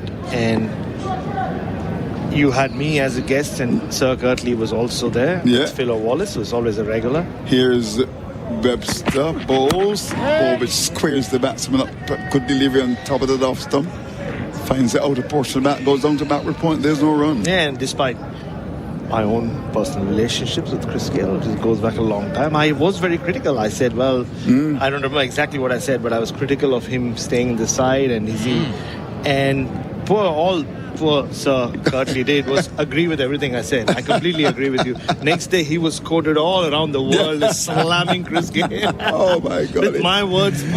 Here's Webster comes in bowls, and there is a loose shot to a ball outside the outside. Somehow, it comes to an inner portion of the bat and goes out towards the wicket for one to get a second. That could have gone into a stump. That could have gone anywhere, really. There was a big gap between bat and pad. Got it to the wicket, back for a second. In fact, he's off the mark now. It's 2 for 47. I got a feeling he tried to hit that aerial down the ground. Yeah. It had that lean back. I'm smacking it down the ground. Got an inside edge and away for 2. So a little fortunate, but they're fighting fire with fire as the ball is moving around. So 2 for 47. Campbell is on 32. King has got 2. Webster in both. So he's forward. Good delivery again. It went in the air towards that extra cover area. That's very good bowling by Webster. So yeah, Curtly Ambrose was attributed with everything I'd said about Chris. I just slunk into the background, never took credit for anything. And then we're seeing Homer just drift back into the hedge. That's you, a Barat Homer, go backwards. because Chris Gale then responded to Sir Curtly saying, there's a problem with our legends. Yeah, he did. I remember that very, very well. Yeah, very, very well. And Chris would respond. Here's a ball down the leg side, bowled by Webster. Well, what we do know is that's what it goes by to be taken by the keeper. Mason and Friends is, as you call it, muscular radio. Muscular radio, indeed. Interestingly, it used to be Best and Mason at the start. Carlisle Best used to host the show. He had a former Barbados captain, former West Indies opening batsman. And then he left, so then we had to change. So then became Mason and Guest. Mason and Guest. I said Friends, didn't I? Friends. Mason and Guest. Well, Friends too, because it's always a cast of thousands. Here is Webster, comes up, he's in and bowls to King. King covers up. And with the bat as broad as Kingston, pushes down towards mid-on. There's no run, it's 2 for 47. Yeah, but you were in fact quoted the next morning on the sports news. And a lot of stations around the region, in fact, they listen. And I must also say to you, Barrett, that there's been an increase in the number of stations carrying the broadcast. It's not up to 10. We're up to 10. Yeah, up to 10. Well, welcome to them all. And they're really enjoying your commentary. Left in the pad. As that ball is pitched on the line of the bit of stump. Was there a bit of edge onto that? We'll just have to wait and see. The umpire comes across, does not single yet, so it was onto the inside edge onto the pad and went in the general direction of gully. He was able to get away with it, so he's not batting all that well, King. The over comes to an end. It's now 49 for the loss of 2, which is the latest score in St. George's.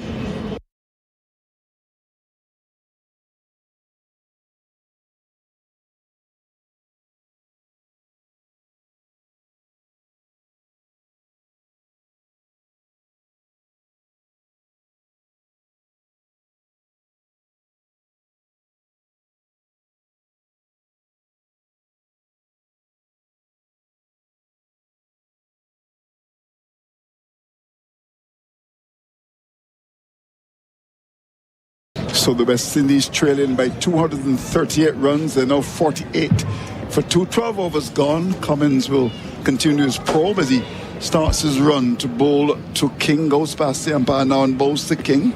And King is coming forward right to the pad. Half shot from the bowler. This is high quality stuff we're seeing here in St. George's. It really is. And Brandon King's technique or lack thereof is really being tested here on SEN Test Cricket. Yep. For Henley Holmes, for the Henley Breakthrough Collection, built from 227,900 Aussie dollars. Don't forget the 900. And Aussie dollars, not the EC. Okay. I don't know how much the houses up on Mount Rush cost. Andrew Mason. Here is Cummins. He's in both the King. King is Ketlett, good delivery coming back at him.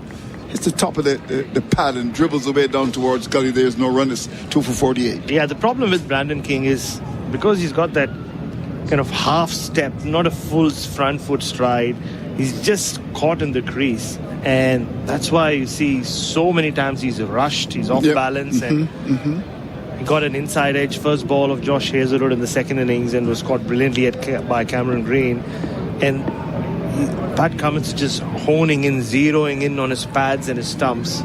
And then he's just going to get one to shape away from him or just hold its line. He comes in and bowls to King, and King is off the back foot and punches. Lovely shot out towards cover. Runs for him. We'll get one. We'll get a second. We even contemplate the third. No, he won't.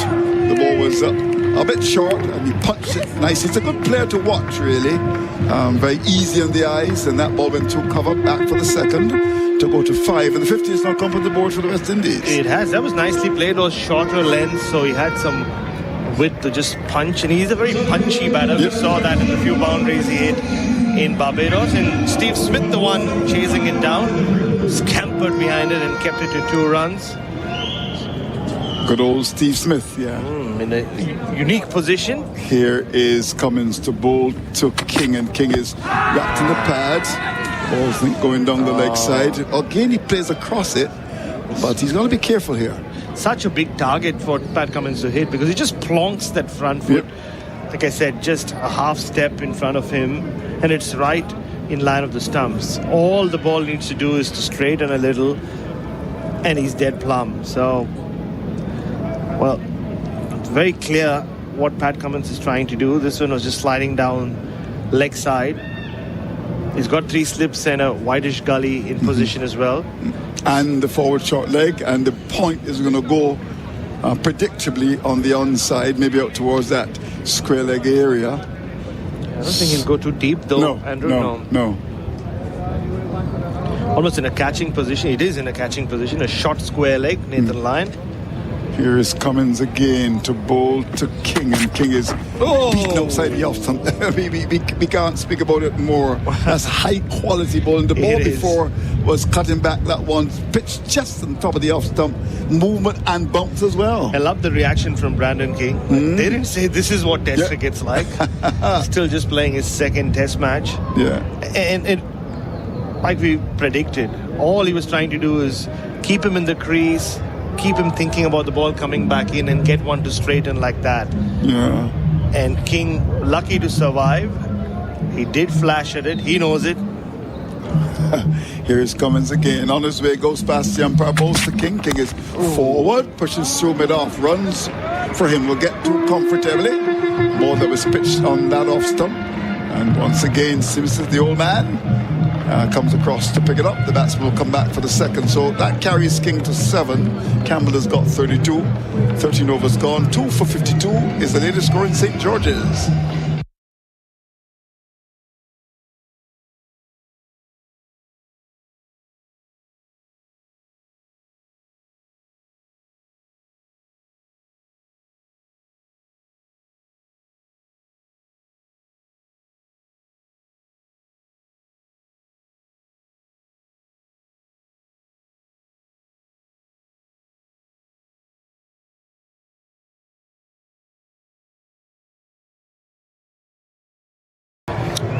Yesterday when we were talking about an all-time West Indies team, several people actually responded. Good. And in fact, a gentleman said to me this morning he would like Bharat to give an all-time Australian side. Is that something that you would want to do a little bit later on? I'd love to hear from you. Yep, sure. Yeah. Why not? Here's Webster as he comes round the wicket.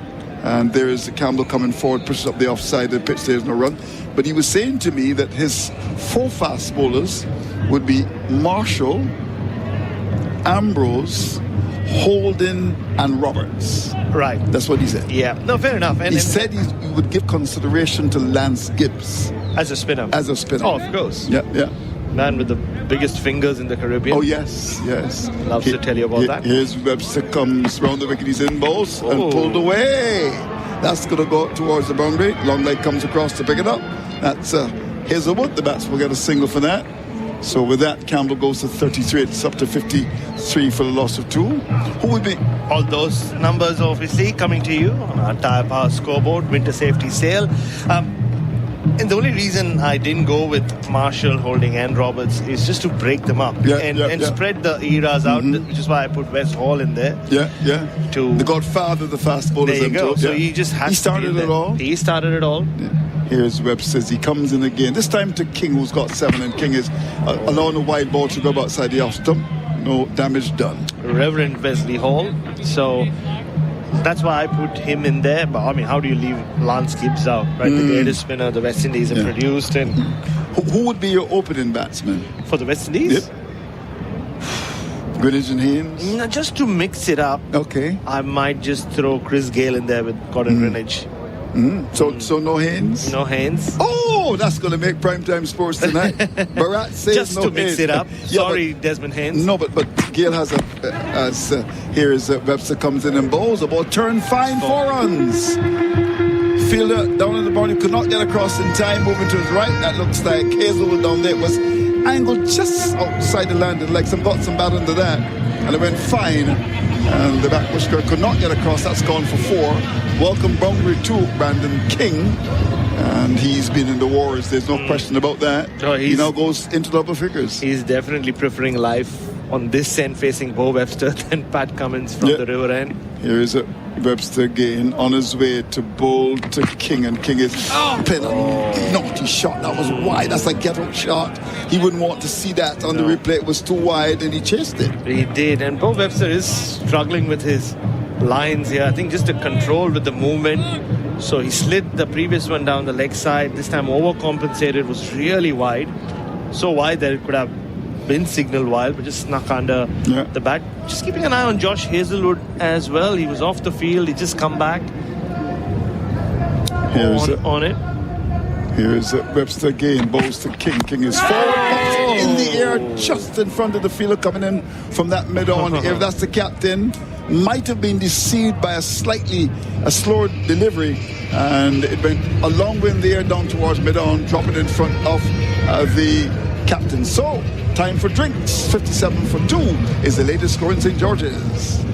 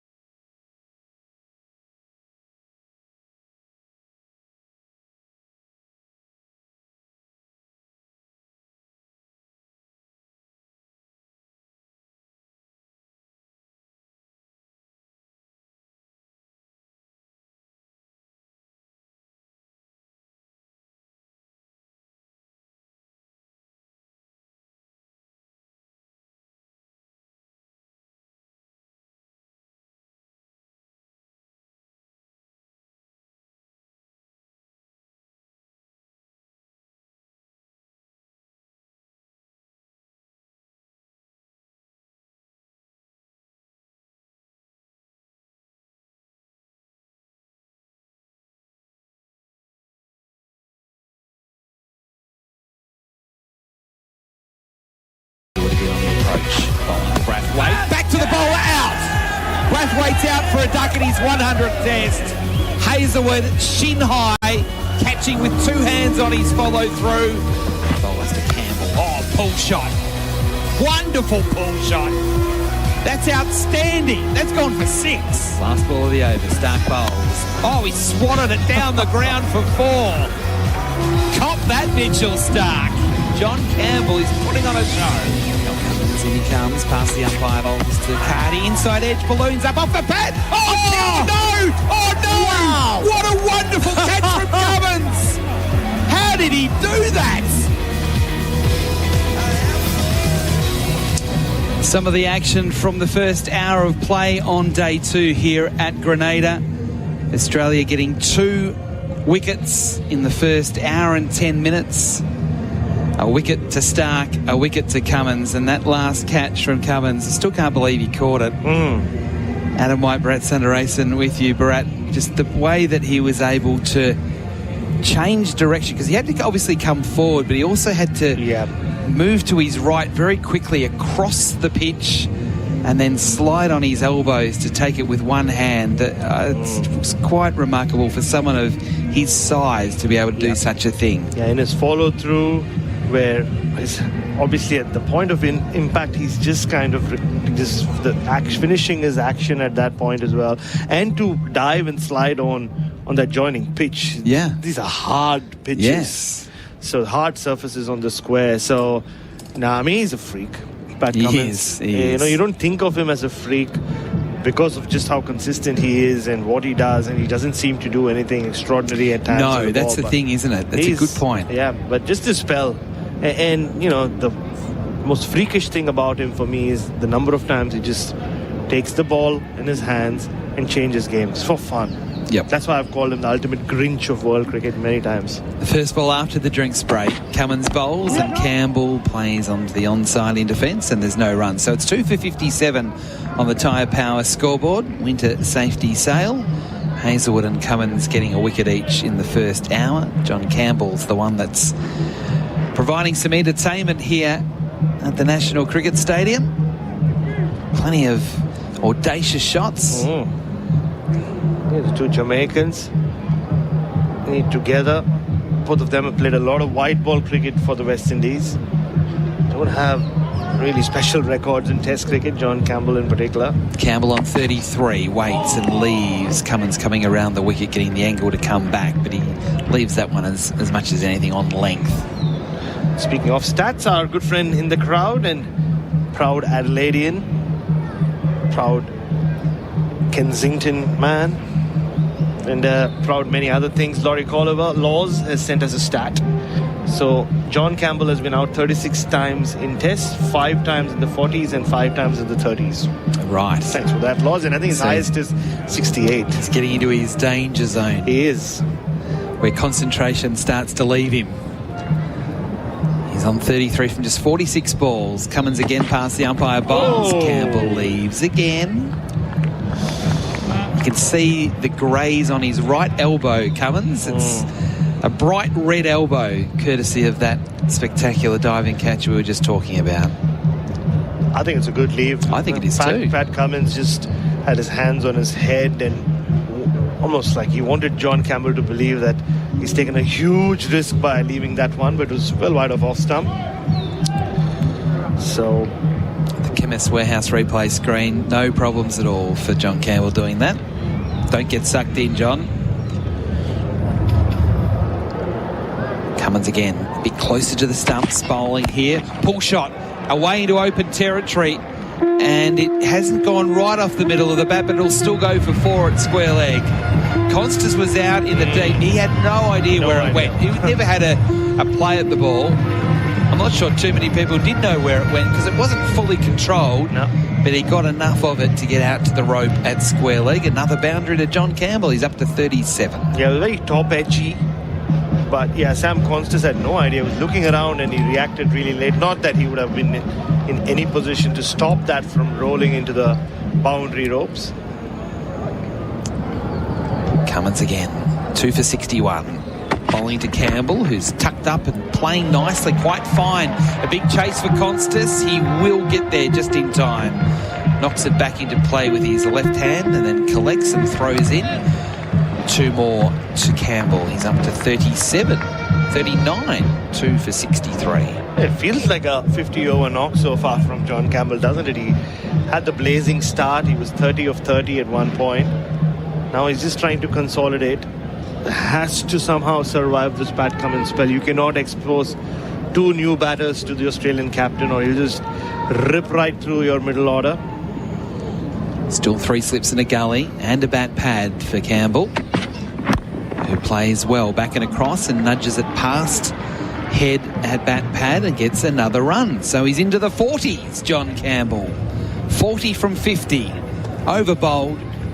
2 for 64, and that is on the Tyre Power scoreboard. Winter safety sale.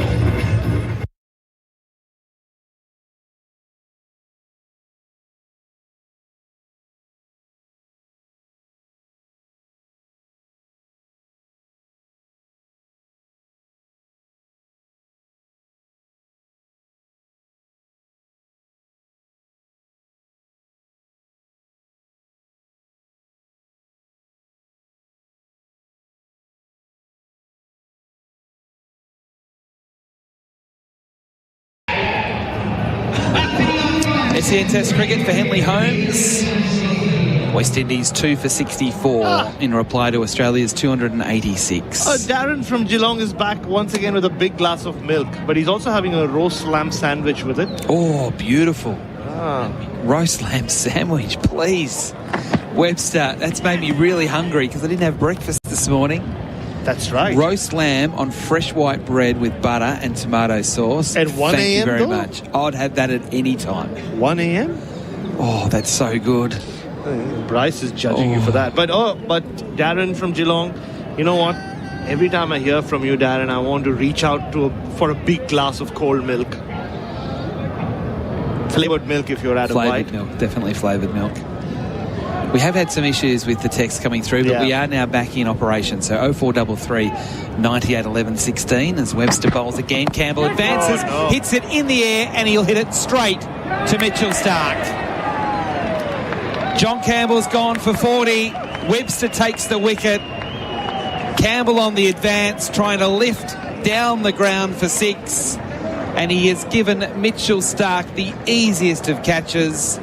And it's a meek ending to what was a promising innings. Campbell out in the 40s again. Oh, no. John Campbell. Oh, what are you doing? No, I mean, no. I mean, good thing they didn't name you captain, John Campbell. If that's the example you're setting for the rest of this batting lineup, it really is a good thing you're not looked at as a leader in this team. Yes, he played well, got away with a couple of risky shots, but that is a really embarrassing way to get out as a test opener. Okay, you've been given the license to play freely. That's a big problem for me if you are the West Indies. So just thrown his wicket away again after getting a start. I just spoke about how they cannot expose this middle order to Pat Cummins at the other end. And in comes Roston Chase. I think once again let down after having been let down by one of his top order batters. It's so disappointing. A, because it's predictable. B, because it was so soft. And then C, because he did get to 40. And he didn't need to do that. He was still able to hit the boundary playing proper conventional cricket shots. That was totally unnecessary. And yeah, it was really a nothing shot to a nothing ball. It was just round the wicket. He just walked at him and not sure what he was trying to do. He was trying to whip him over mid-wicket. But all he managed to do was just sky it to Mitchell Stark at mid-on. So a bonus wicket. Darren Sammy, not surprisingly, hand over his head. He can't believe it. He's just shaking his head. So, Brad, just on that, part of me says that's Darren Sammy's problem. It is, because I agree. Darren Sammy says, well, if just bat quicker if you can't bat longer. So what sort of message is that to your players? If your coach is saying something like that, that's just a license to go out there and play cavalier cricket. And he defended John Campbell's ridiculous dismissal in the second innings as well, saying that, remember he pulled up that shot early. That's his game. Nah. Well, if that's his game, that's all you'll get. Roston Chase facing his first ball, and he's beaten outside off stump by Bo Webster. It's just silly. It's annoying. Yeah, it's in conditions where batting is not the most, not the easiest. When you've got your eye in, you do not gift the opposition wickets in that fashion, because then this is what happens. Roston Chase walks in, crucial batter for the West Indies, captain at number 5, and he's facing a relatively new ball. 3 slips in a gully. Chase here calmly pushing into the offside in defence. Yeah, that's what disappoints you about the West Indies in Test cricket at times. Just that, you speak about lack of game awareness, but also, not wanting to just get through those tough periods. When you've done the hard job, it almost feels more criminal to make 40 and get out the way he has than to be nicked off very early. Definitely. Webster bowls here to Chase, who's up on his toes, pushing up to Smith at mid-off. No run. Well, Dan in Ballarat. Oh, well, I know a Dan in Ballarat. We all know a Dan in Ballarat. Is that you, Dan Breddick? No, I don't think it can be you because you are traveling around Europe. But this Dan in Ballarat says he's relaxing after work, watching Wimbledon while listening to us. Thank you so much, Dan. It's a good choice.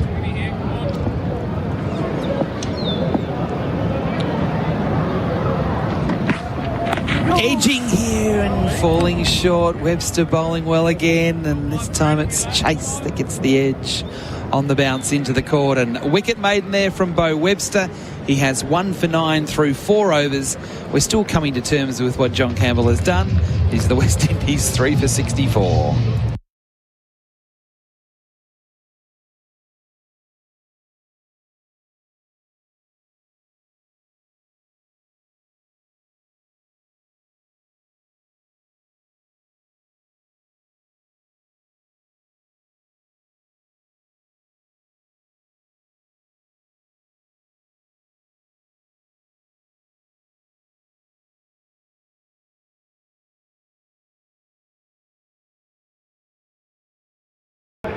SEN Test cricket for Henley Holmes. The West Indies 3 for 64. Pat Cummins is going to continue. As he runs away from us and he bowls, and it's pushed by King into the gully along the ground. No run. So 3 wickets to fall. The wickets have been shared, so there's no leading wicket taker for Belgravia Apparel for quality New Balance cricket teamwear. 1 wicket each to Hazelwood, Cummins and Webster. You can see a lot of school kids coming in. Whitey, we saw a lot of them in Barbados. We did. These ones are not in uniform, but maybe that is their uniform. Maybe it's a school that I would have wished to have gone to, where you can wear whatever you want. Cummins bowls, and it's pushed forward by King back to the bowler. So there are a few unnamed stands around this national stadium. There are, isn't there? So they've kept it the open. biggest one of all has no name. No name, it just says Grenada. So the grandstand across from where we are sat has no name, nor does the big one to the right of the grandstand on the left of the grandstand as well. So you'd assume Andre Fletcher would be, he'll get something for being the spice man and all the T20 cricket he's played in the last 20 years almost. A leg gully as well as a bat pad with King on strike. Cummins bowls. Nice shot from King here, just pushing through the covers. Not trying to hit it for 4, trying to hit it for 2, and he gets 2. He moves to 13, 3 for 66. The third time in the last 2 or so overs that Steve Smith has had to chase one down, and he's head after it. Don't forget, he's got his own personal trainer now. He's spoken a lot about how at this stage of his career he wants to be stronger. This is the strongest he's felt. And if you are a follower of Steve Smith on social media, you've seen a lot of clips of him. He's becoming a bit more active in that space. He is, especially walking around New York. Yep. Cummins again, bowls, and again King pushes through the covers for another 2. Another chase for Steve Smith. He brings it into his hands about 15 metres in from the boundary. So another double to King to move to 15. It is 3 for 68. So yeah, just back to the stands. So, well, if you are one of those little kids or big kids sitting in those unnamed stands, this is an opportunity for you. If you play cricket, yeah, that's right. Become so good at cricket that you get to play for the West Indies. And do well. Don't do what John Campbell did after getting himself to 40. I've got to get over that. I'm struggling. I am. He leaves you flat. I know. He does. Imagine what it's making Andrew Mason feel at the moment. 3 for 68. Cummins bowls. And King defends back and across, pushing up to mid-off. It's flattening for the match because you want it to be a competitive match. We know that the Australians are better generally than the West Indies. That's just how it is at the moment. But you want the best teams to be tested, put under pressure. Yeah. And you just want a competitive match that lasts, 4 or 5 days. And one guy gets to 40 and you think, this is good. Don't do something silly like that. Yeah. Especially with so many kids around. Cummins bowls to King, who's back and across again, pushing back to the bowler. And that is the end of that. So Cummins, 4 runs coming from that over. He has 1 for 16 from 5 on the Tyre Power scoreboard. Winter safety sale. The West Indies 3 for 68.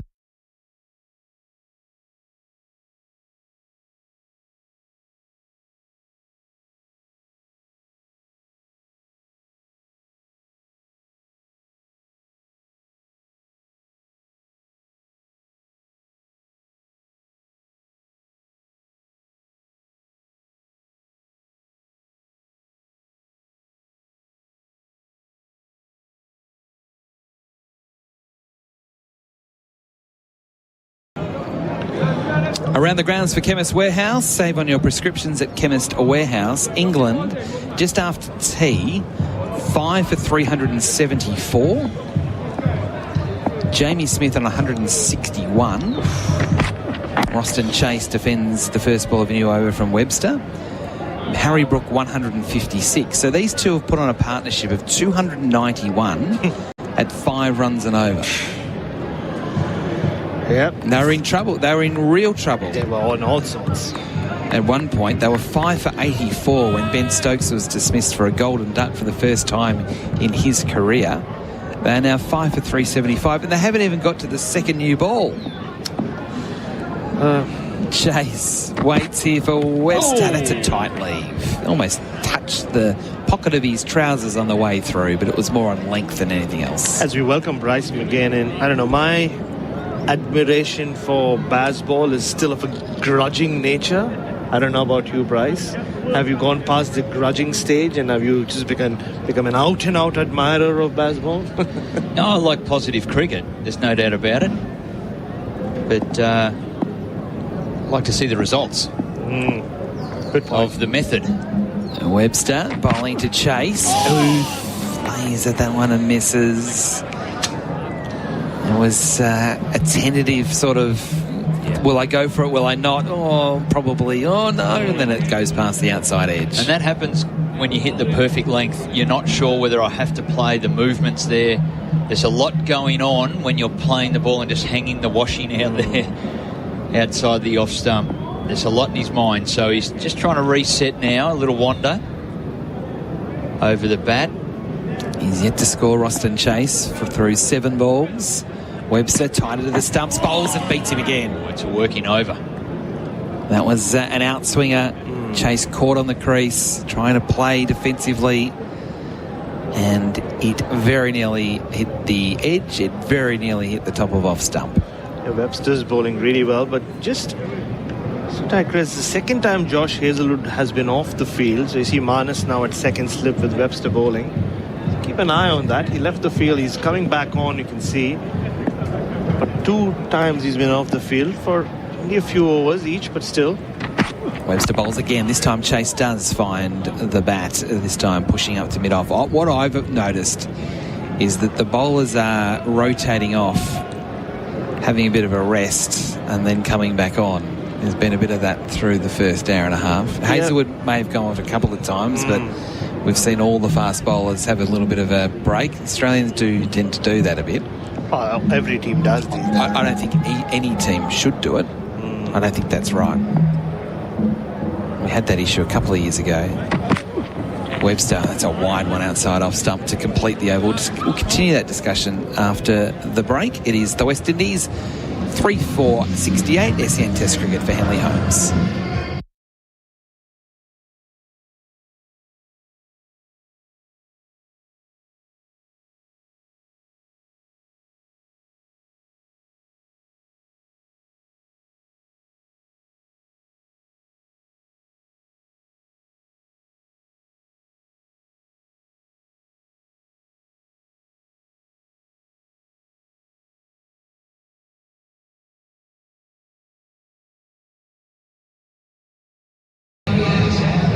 SEN Test cricket for Henley Holmes.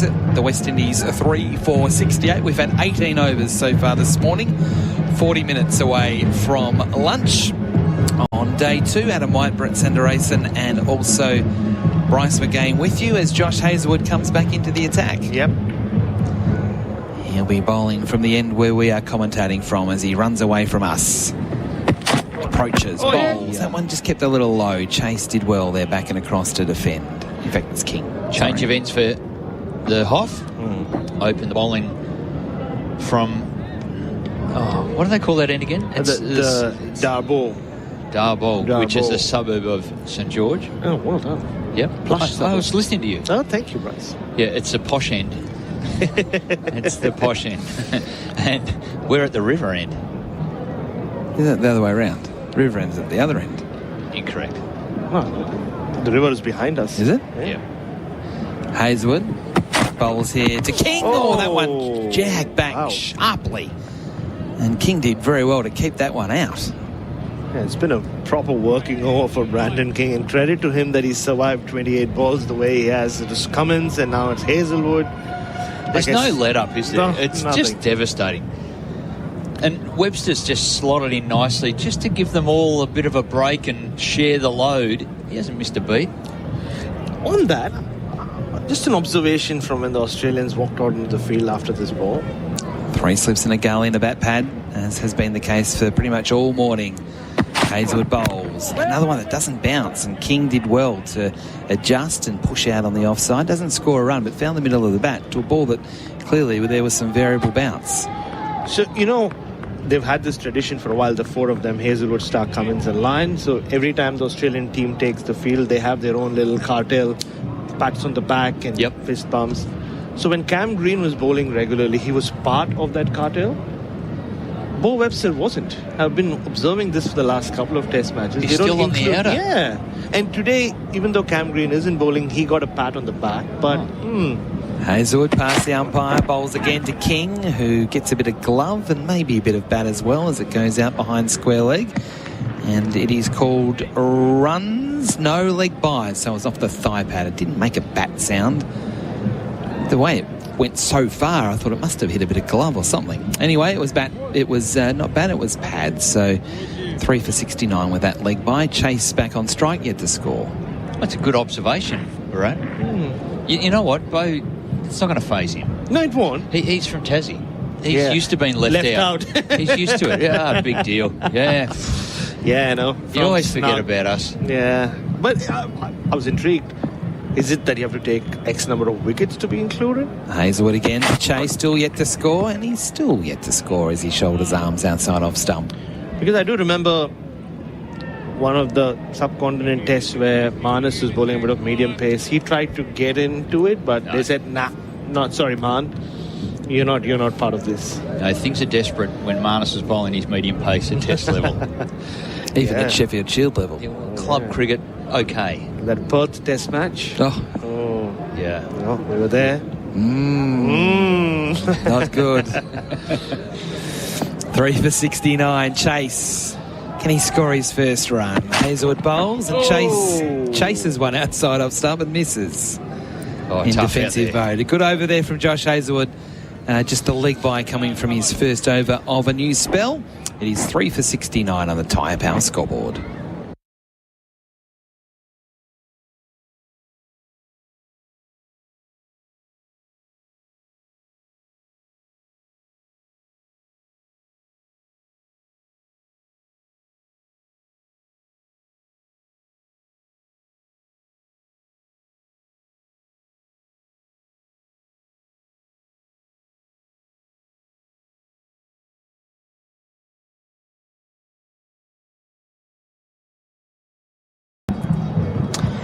SEN Test cricket for Henley Holmes.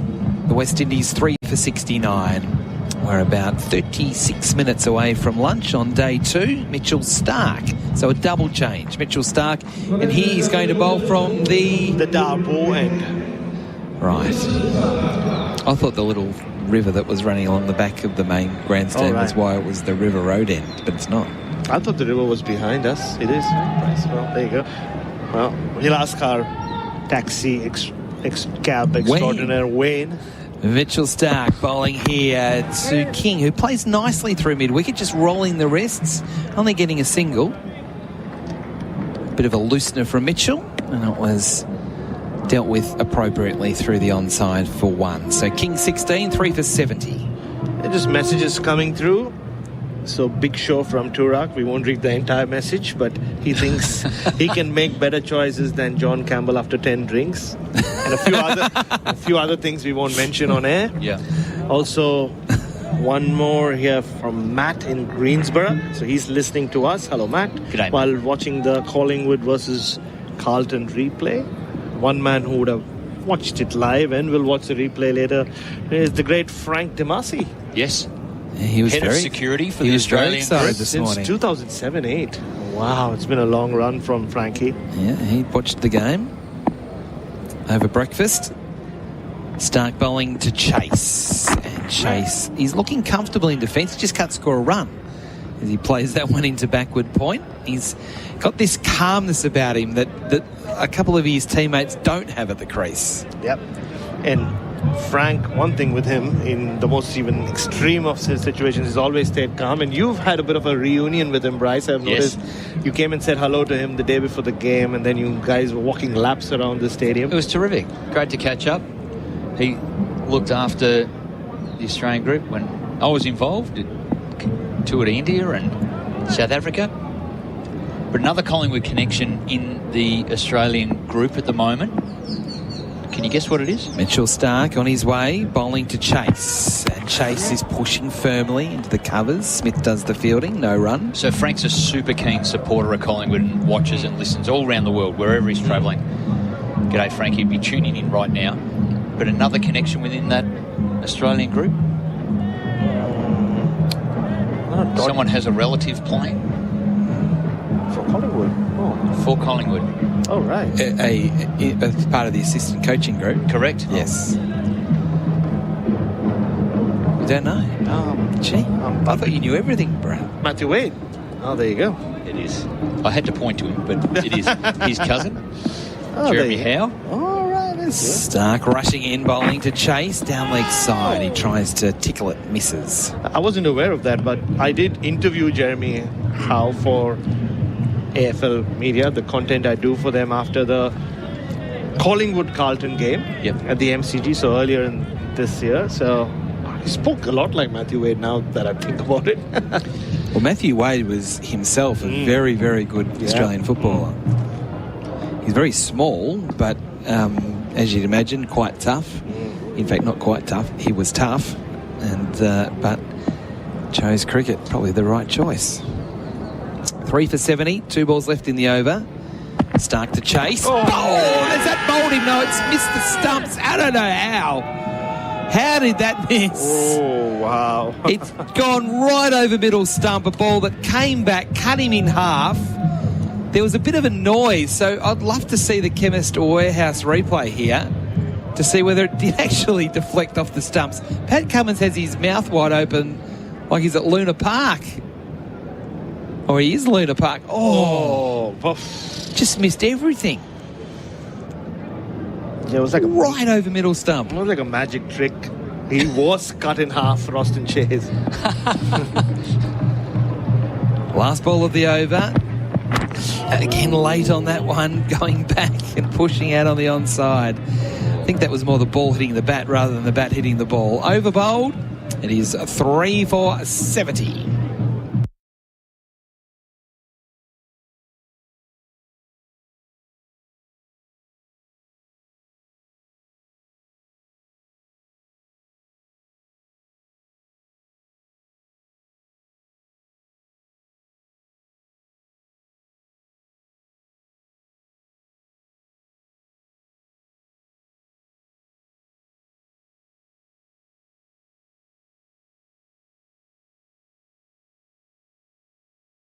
The West Indies trail by 216 runs. They are 3 for 70 on the Tyre Power scoreboard.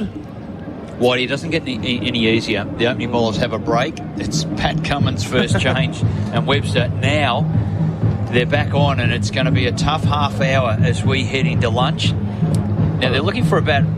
Roston Chase wants a new bat. I'm not sure why he hasn't actually used it very much. Hasn't got a run yet. He hasn't got bat on ball, so maybe he thinks a wider bat. Yeah, maybe. Or that bat, there's something about this magnetic thing with the ball. It's repelling. It is, clearly. So number 17 on the menu. The long, slow duck for Chase at the moment. He's on 0. The King's on strike here as Hazelwood starts a new over, and that one spits. That was a nasty delivery that King did very well to keep down. It came off the glove, straight down at his feet. But Hazelwood's getting this ball to do things that others are unable to do. That was a finger breaker. Oh, I think caught his index finger on the bottom hand. Oh, yes, flush on the index finger. Bottom hand, yep.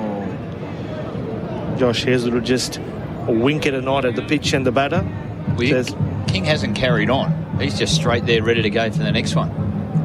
Good gloves. Hazelwood bowls here, and another one that jags back inside edge onto the body. This is a working over here from Josh Hazelwood to Brandon King, who's on 16. Yeah, Brandon King, it's almost a boxing match. He's just copped so much from Cummins and Hazelwood.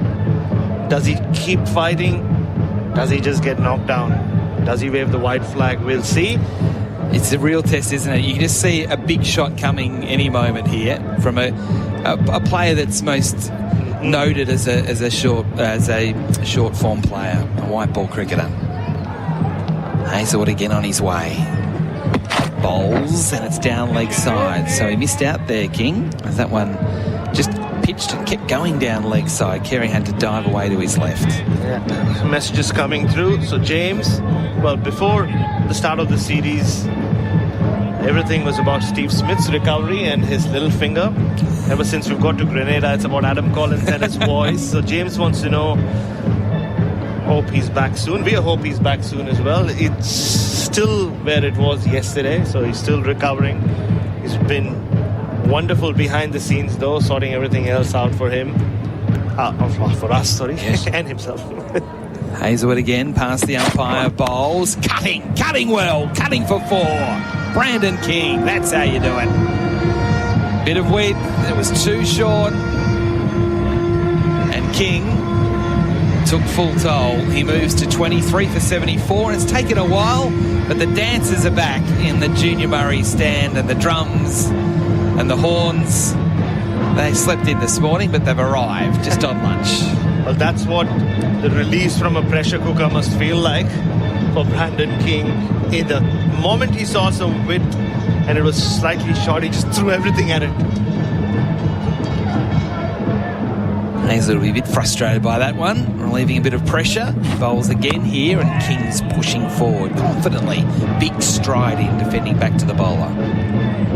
Back to challenging that forward defence once again. It's a really good shot, because sometimes you can just get caught into getting challenged the inside edge and working hard. You miss out on the ball, you score off. But King was able to get on the back foot, and it's not often that Hazelwood is cut away like that. So it wouldn't be in his mind, but he just, with a clear mind, you can react well. So he's in a good headspace here, King. Having to work hard, 20 off 36 is what he's mentioned, but he's doing a good job for the West Indies. Last ball of the over. Hazelwood bowls. King slashes and gets 4 more. That's even better than the first one. Cutting away backward of point, collapsing the back leg, getting low, and just absolutely destroying it through the offside. 2 4s in 3 balls to end the over, and that was a great finish there from Brandon King. And as a result, he's away. He's up to 24, 3 for 78. We'll take a break. Andrew Mason to join you next.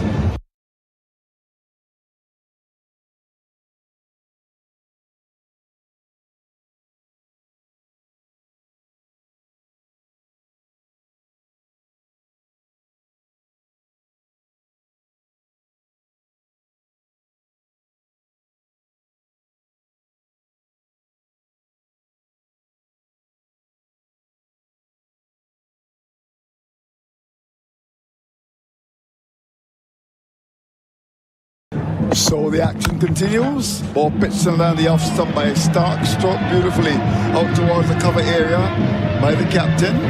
Chase, so finally gets off the mark. And it's taken him some 18 balls to do that. That was pitched in the off stump, stroke to way through cover for 2. So Chase is on 2, King has got 24. And the West Indies are 80 for 3 as we head towards the luncheon break. Great to be back with you, Mason. And we've got the dueling bands on either side. The drums being played, the dancing ladies in the Junior Murray stand on the outer side. And behind us, the Darbo Hills. This side is the River Road. So Darbo Hills behind. Backwards, okay. Yeah, okay. So this delivery is on the line of the middle stump as Stark continues. And the West Indies captain is back, pushes into the offside down to cover. There is no run. Okay. So Adam White was spot on. So that's, he was, It's River Road. And of course behind us, the Darbo Hills.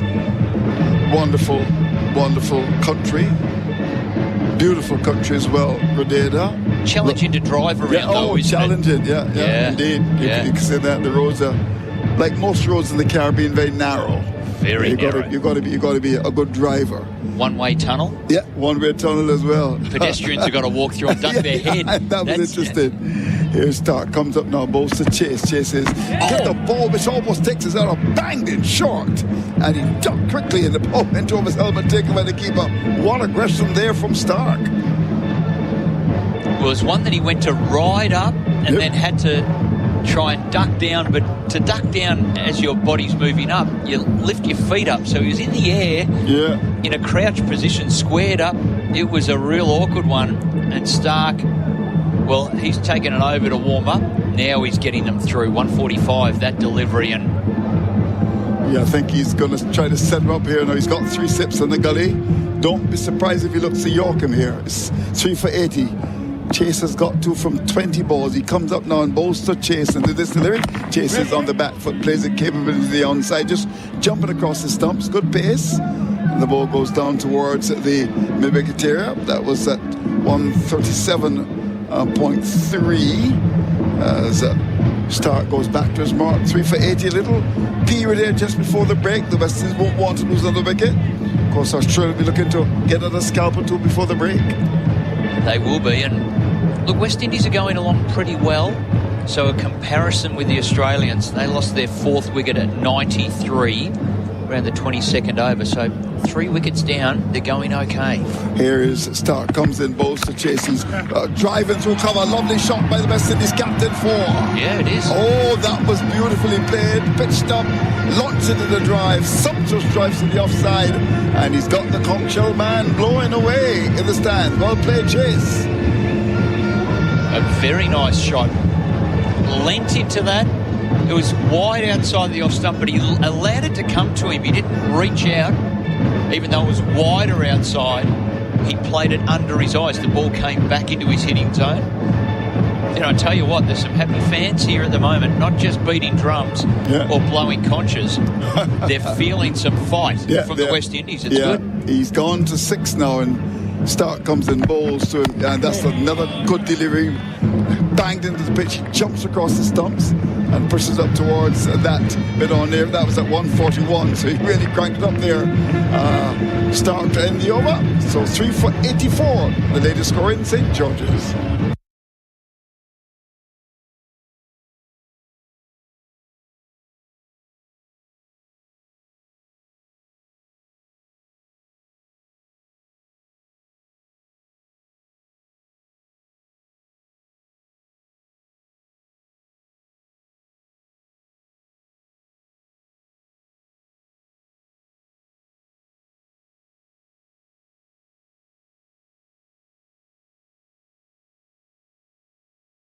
So the session producing 22 overs so far, 84 runs, 3 wickets going down.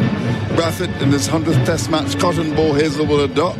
Carty Cotton bowl by Cummins, a brilliant catch for 6, and then Campbell caught by Stark off Webster for 40 the men to go. Here is Hazelwood, coming in bowls, lifting delivery. That's a good ball. Well bowled indeed. Yeah. There's the batsman jumping across, plays with some suspicion down the gully. Well, off a good length, and another one that bashes into the gloves. Changing the field, 3 slips in a gully.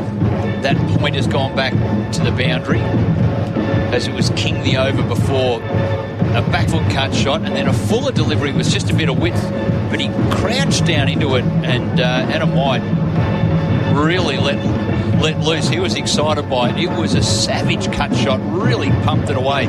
So it's forced the change. Sweeper out on the offside. But he's in again, Hazelwood to bowl to King. King is covering up, opens the fist to the bat, runs it down towards that backward point area. Took the first one quickly, was contemplating the second, but didn't go beyond the thought. As Land quickly moved across to his left from backward point to pick up the batsman of time for 1. To carry King to 25 for that single. Chase comes to the strike, he's got 6. And the West Indies are now 3 for 85. So back home in Australia, it's on the eastern side. It's 20-2. Okay. And we've had connection with a lot of the football supporters, the NRL supporters, and the AFL supporters. Now they're into the cricket. Hang in there, 20 minutes to the break. Here's Hazelwood, comes in bowls, and King, or rather Chase, comes across the stumps. 1 pitch in the off stump, pushes down towards that mid-off area. There's no run. So we often refer to that eastern side as where most of the population is. 2 hours behind that, just coming up 20-12 over in Perth. But of course, SEN cricket, it's global, and we are right the way around the world. So wherever you are from, good opportunity in 20 minutes to let us know before we do have a break for the lunch interval. Where are you hearing us from? In fact, the blind commentator in Zimbabwe, Du Plessis, listening. He just sent us a note. Here is a ball pitched up on the line of that leg stump, and chases forward, pushes down towards that mid-wicket area, gets to run to go to 7. It's up to 86 for 3. I met him when I toured back in 2001. Blind commentator. He's listening to the broadcast, and he's happy to be able to listen to it. So we've also got listeners coming in from all across the Caribbean on the 7 stations, and now up to 10 stations. In fact, we were fantastic. 8, and now we got some 10 stations taking the broadcast. So good to see that the stations are staying with West Indies cricket. Here is Hazelwood, comes up now, he's in, and to this delivery, which is outside the off stump, keeps a bit low. There's King looking to flay it square in the offside, was undone by bumps. The ball taken low down by the keeper, down by his boat laces. 3 for 86. It's terrific that we're hearing it all the way around the Caribbean. 10 stations now, and we welcome you warmly. So the change in the field, that one did keep down. So we saw the dismissal of Cummins yesterday was a real gazunda. That's a word that we make up, which is goes under. Okay. So we jam it together as an Australian, a gazunda. Yeah, and it's coming from someone down under. Yeah, exactly. It's the what comes up, he's in and bowls, and the ball pitched on the line of that off stump. And there's King looking a lot better. Just pushes into the offside down to cover to end the over. 23 gone now. 3 for 86 is the latest score in St. George's.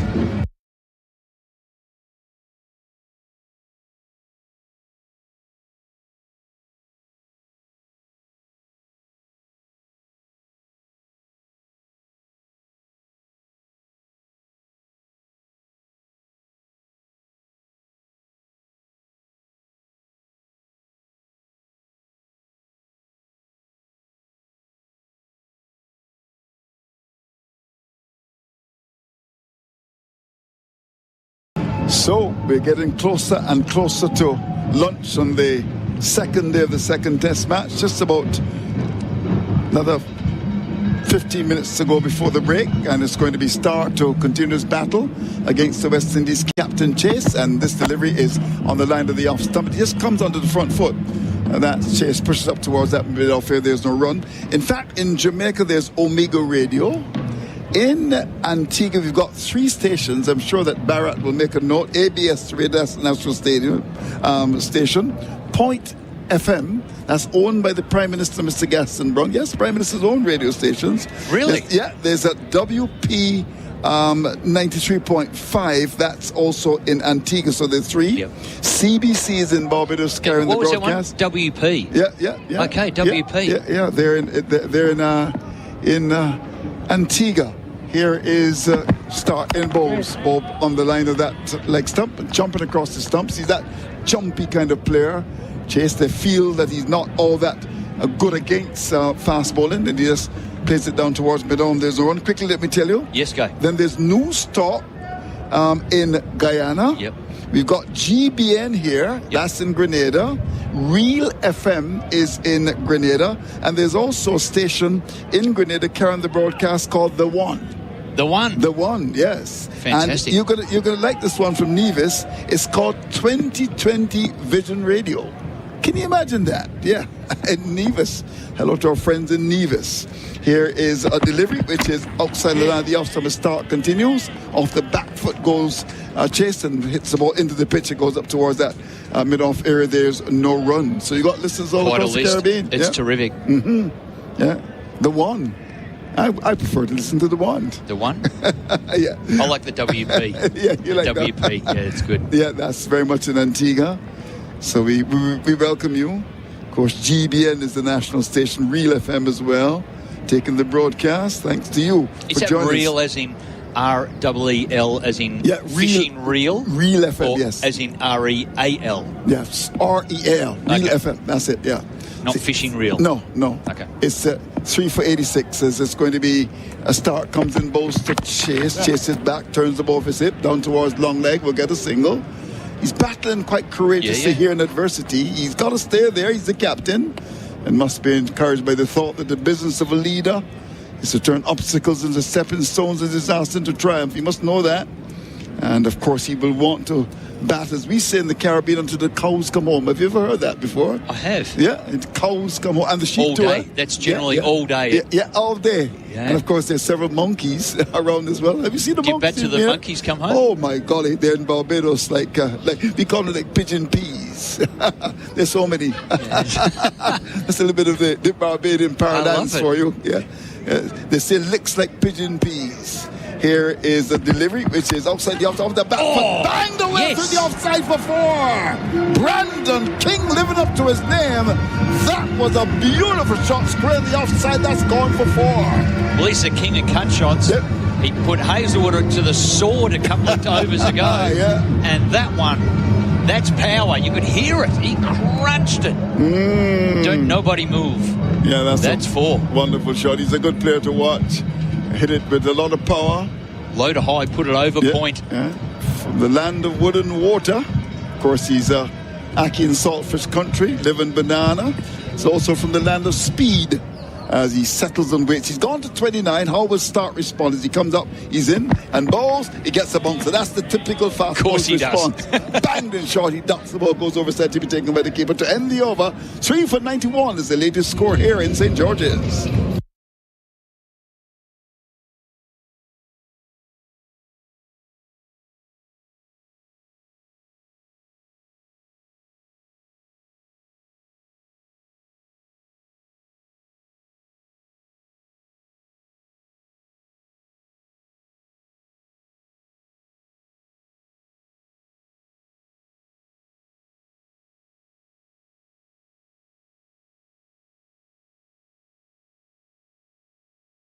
All right, so we're heading closer and closer to the luncheon break.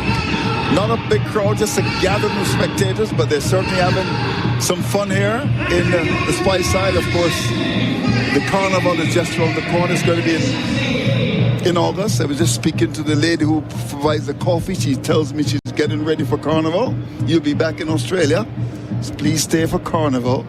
So, of course, Barbados is getting ready as well for its crop over. Lots of fetes on. Trinidad would have had carnival a little bit early in the year, just around February. And then Antigua as well. So you find a lot of countries do have the carnivals close together. In the meantime, it's going to be Cummins to continue the attack. Looking for the scalp as he comes up now. He's on his way to bowl to chase, and this delivery chase is forward. Ball full length, pushes into the offside. Down to cover. There's no run. 3 for 91. He never misses right from the start. First ball, best ball. Yeah. Challenging that forward defence. Got a wicket in his first over last spell, which was the inside edge on a forward defence that ballooned up. They've got the short leg in play now. Cummins had to do all the work himself. The first 2 wickets, incidentally, were caught and bowled. Yeah. And from what we understand, it is the first time that's happened in a test match. Yeah. It's quite unusual. Here is Cummins to bowl to chase, and chases forward, looking for the run. Good aggressive cricket by the West Indies in terms of running, because that ball was played out towards cover. The point had to come across to the right, converge with the fielder at extra cover coming to the left, and while all this was happening, Chase took the run. Well done to him. And those listening in, Shane, appreciate your text. He's from North Haven in South Australia, so it's a different time zone again, half an hour behind the eastern seaboard. Curled up in bed with the AirPods, enjoying the call. Shane, it's nice to be curled up with you. Hello to Shane. Here we go. As Cummins is in both the king outside the off stump, and it just allows the ball to go by to be taken by the keeper. We've got Jed from Arnhem Land. Now, Arnhem Land is a really unique part in the Gulf of Carpentaria. Okay. Very, very far north. Crocodile country. Crocodile country? Big time. Crocodile country. Okay. He's playing bongo drums. Bongo drums. Don't know why he's doing that in the middle of the night and listening to the cricket, but yes. Jed, great to have you up in Arnhem Land. Okay, wonderful. Anybody from Hobart as yet? Your favourite part? Hobart? Not as yet? No one from Hobart, but I'm sure there's a few listening. Here is Cummins. He's in and bowls a ball which is pitched on the line of the middle stump. There he's coming forward. King, a lot more confidence, pushes up to mid-off. There's no run. Well, the reason you say that is because I said that the little bay area of St George is very similar to Hobart. That's what you were telling me. It has that feel of that harbour and the buildings, that old style. You know, there'll be a couple of 100 years old, the buildings through there. So it has a bit of that feel. much smaller than Hobart. But so we're talking about Hobart. So yeah, anyone listening from Hobart? I'm sure there will be. Here's Cummins. The Webster family will be on his way to bowl to King, and King is getting a short ball, ducks under it. The ball goes over the top of the off stump, taken by the keeper. An important time now, 9 minutes from the break. Yeah. It's a critical moment. They can't afford to do what happened in the heading into the break last time when Cameron Green was batting. Gave a chance to cover. Easy one as well. It was a soda, and Campbell put it down and then followed up with an outside edge that he off the last ball before lunch. So can West Indies learn from the opposition and deny the Australians in this 8-minute patch now? Cummins in bowls to King. King is wrapped in the pad. But more than you struck a very sensitive part of the anatomy there as the ball cut sharply back at him. Take a deep breath. Yeah, take a deep breath. And the over is about to come to an end. It does, actually. So 3-4-92 is the latest score in St. George's. So the action continues. And we're going to have some spin for the first time today. Looks as if it's going to be Lyon to take it up. This is 101 Australian captaincy. The over before lunch, they generally throw it to a spinner. I've been... I don't know whether you're the beneficiary or the victim of that, but I've had the last over before lunch many times. They'll get another one in after Lions over. 7 minutes to go. But the Faye family, they're sailing in the islands of Croatia. Croatia? Oh, listening wonderful. In on the app. They're saying thanks. We're saying thanks. You're joining in with us. So it's... hope you enjoy Croatia. It's hot there now. They're really hot. Summer, Croatia, but sailing, that'll be beautiful. What about Julius? He's at the wharf. He's working at the wharf in Melbourne. At the wharf in Melbourne, okay. So 3-for-92. It's going to be Lyon to come into the attack. He comes in to bowl to Chase, and Chase is coming forward, bang on target, first delivery. That's what we've come to accustomed to in terms of his bowling. That was one right in the middle stump. Slip, leg slip, short leg. Mid-off is up, mid-on is teasing halfway to the boundary. Yeah, he's in and bowls, and chases forward, whips it up towards that straight wicket area. There's no run for him, playing with the spin, given lots of... He plays spin pretty well. Roston Chase, he's faced 33 balls, he's got 9. Occupation of the crease is so vital important here. And the off spinner comes in and bowls to Chase, and Chase is back and whips the ball away through the onside, too short, and just was deep in his crease, and a lovely turn. There is an impact out towards wicket, gets to run. With that, he now goes into double figures, and the West Indies will head up towards the break. They're 3-for-93. Yeah, two right-handers now with Lyon spinning the ball into them. Same field applies. Here's Lyon again, comes in, this time to bowl to Brandon King, and King is forward and drives, not the full-blooded drive, it was pitched up, went down towards cover, and there's no run with Green coming across to his right to pick it up. So 2 balls left in the over, 3-for-93. King is 29, and to this delivery, he's back and hits the ball in the air, dropping just in front of the fielder at a deepish mid-on. Is he in no man's land? Oh, not quite. Tell me. It really is. It's a no man's land. Lyon likes to have them out. He went to whip that square, got a leading edge, and it ballooned up. If he was in the normal spot at mid-on, simple catch. That would have been goner. He's in and bowls, and the forward inside edge onto the pad, beautifully bowled indeed. Lively. Yeah, indeed. The ball went down towards that short backward square area to end an over of tremendous probe there coming from the champion spinner. It's 3-for-93, which is the latest score in St. George's. Well, he had to reach forward.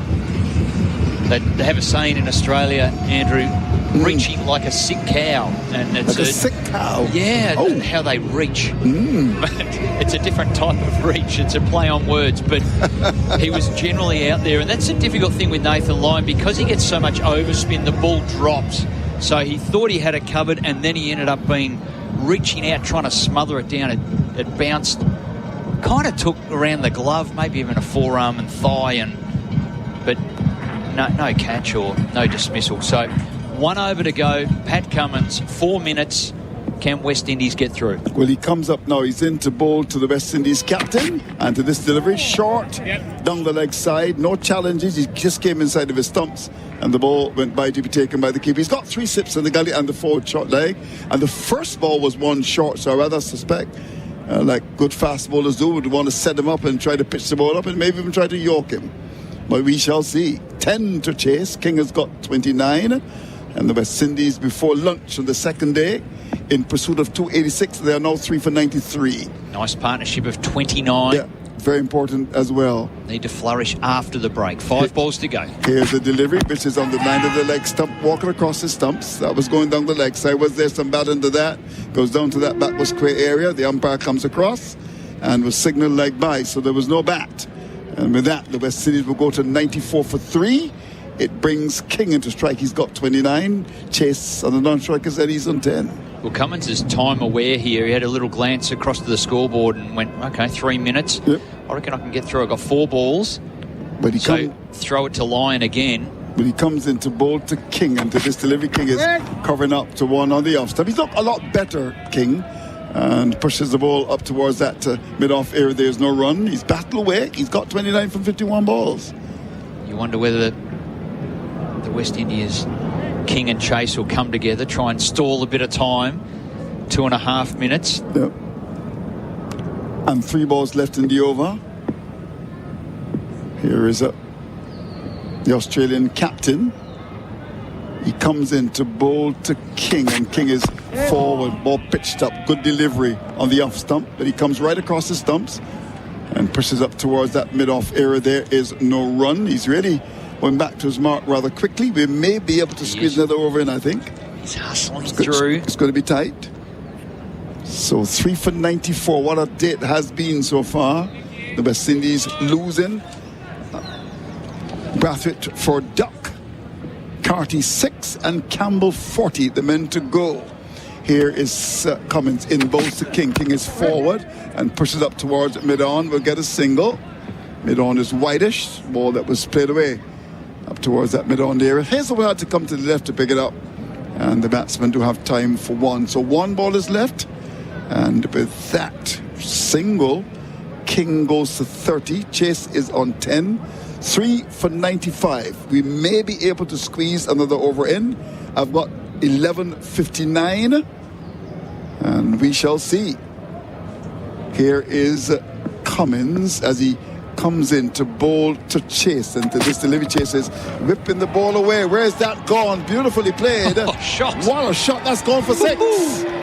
Unbelievable pitch on the line of the leg stump and whipped away over the wicket. That is a shot of the day. Well done to the West Indies captain. Well, there are few spectators here, but they're jumping in the stands after that. Look at that. Look at the risks involved in that. And ripped away. That's gone for 6. Well played to the West Indies captain, Chase. Oh, that was all timing. It certainly wouldn't have been in his mind to think, I'm going to whip that away for 6. It wasn't a real heavy blow, but just the timing and the flick of the wrists, and away it went. That brings up the West Indies 100. Yep. And grand style as well. That's the calypso cricket that we've grown so accustomed to over the years. Here we go. It's going to be Lyon to bowl the last over. In bowls to King. King is back, covers up quite nicely, and pushes up towards that mid-on area. There's no run. Of course, the listeners there on Omega Radio, they're in Jamaica, urging their countrymen on. King has got 30, 101 for 3. Lyon comes in to bowl to Brandon King, and to this delivery, he's driving over the bowler's head. That's going to go for 4. There was a shot to catch it, a lot of band into that. Played firmly, that's going for 4. 105 for 3. King goes to 34. Well, that's some good, courageous batting before the break. It did turn a little bit, but he got enough of an inside portion of the bat to lift it down the ground, and he'll take every scoring opportunity. I thought he batted beautifully in the first test. He got a golden duck as part of the Hazelwood blowout of the top order, but he got 26. I thought he looked really good, and he's continuing that positive, but it's based on really sound defence as well. Yeah, he looks a good player. Here is Lyon, comes in to bowl to King, and King is back to one on the line of the leg stump. No challenges there. as he played the ball off the pitch, trusting his judgment, goes back and just plays it into the onside. Down to mid-wicket, there's no run. So there's the 3 men round the bat waiting. The mid-on is slightly deepish. 3 on the offside, saving 1. Now, line round the wicket. Round the wicket. He likes to do that a lot. He's in to bowl to King, and to this delivery, King is sweeping, gets runs, will possibly get 4. He does. No Down behind square, that's gone away. So some excitement here in the Spice Isle, and Brandon King, the man from the land of wood and water, has provided that. He's played some sumptuous shots, and that was a lovely little paddle away for 4 just before lunch on the second day. Well played, King. Well, it hasn't phased King at all. Lifting line over his head and then playing across the line, sweeping him off of that good length. He's in and bowls to King, and King is forward. The batter's brought us halfway tree. You're going to see halfway tree in Kingston, Jamaica. And he just pushes out towards cover. So 1 ball left in the over, 1 before lunch on the second day. King is 38. They trail by 177. Here's Lion, comes up now, in bowls to King, and King is back, turns the ball away, down towards the fine leg area. It was one that kept a bit low, but importantly survives. And what a session has been on the second day of the second test match in Grenada. The West Indies 110 for 3, with Brandon King back after 2 years of not playing any red ball cricket, has batted very well. He's in 39, joined by his captain Chase, who is steadying the rocking ship at the break on the second day of the battle in St. George's, with 28 overs bowled, 110 for 3 for his impressions of the morning. So let's go across the Bryce. Well, West Indies batting very well. It looked a little bit shady at 3 for 64. Brathwaite was out, unfortunately, in his 100th game for a duck, and that was in the second over. Caught and bowled Hazelwood. Cummins then backed it up just a few overs later with another caught and bowled. The first time that's happened in Test cricket. 2 caught and bowls to start the innings, or the bowling innings for a team. And then a little partnership built. Campbell was out for 40. He kind of threw his wicket away. He was looking so good. Webster picked him up, caught it mid-on as he just tried to lift the ball. And, well, since then, it's been some good solid batting. King on 39, Chase on 16, and a very good partnership building.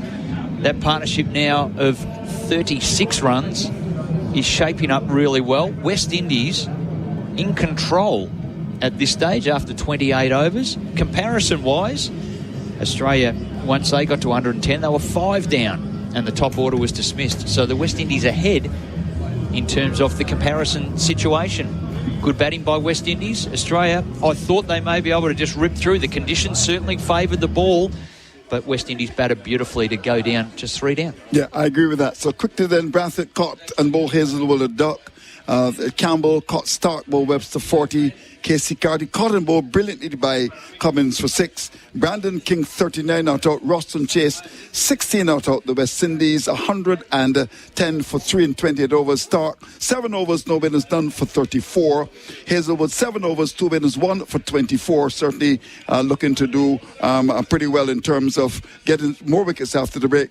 Captain Cummins 7 overs, 1 win, 1 for 24. Bo Webster 5 overs, 2 winners, 1 for 9. And just before the break, Lamb, the off spinner, came into the attack. He bowled 2 overs, no maidens, none for 10. So at the break, the West Indies in pursuit of 286 made by Australia, 109 for 3. King is on 39. Chase has got 16. We're going to take a break, and you can join us in about 35 minutes when we continue with the action live from St. George's.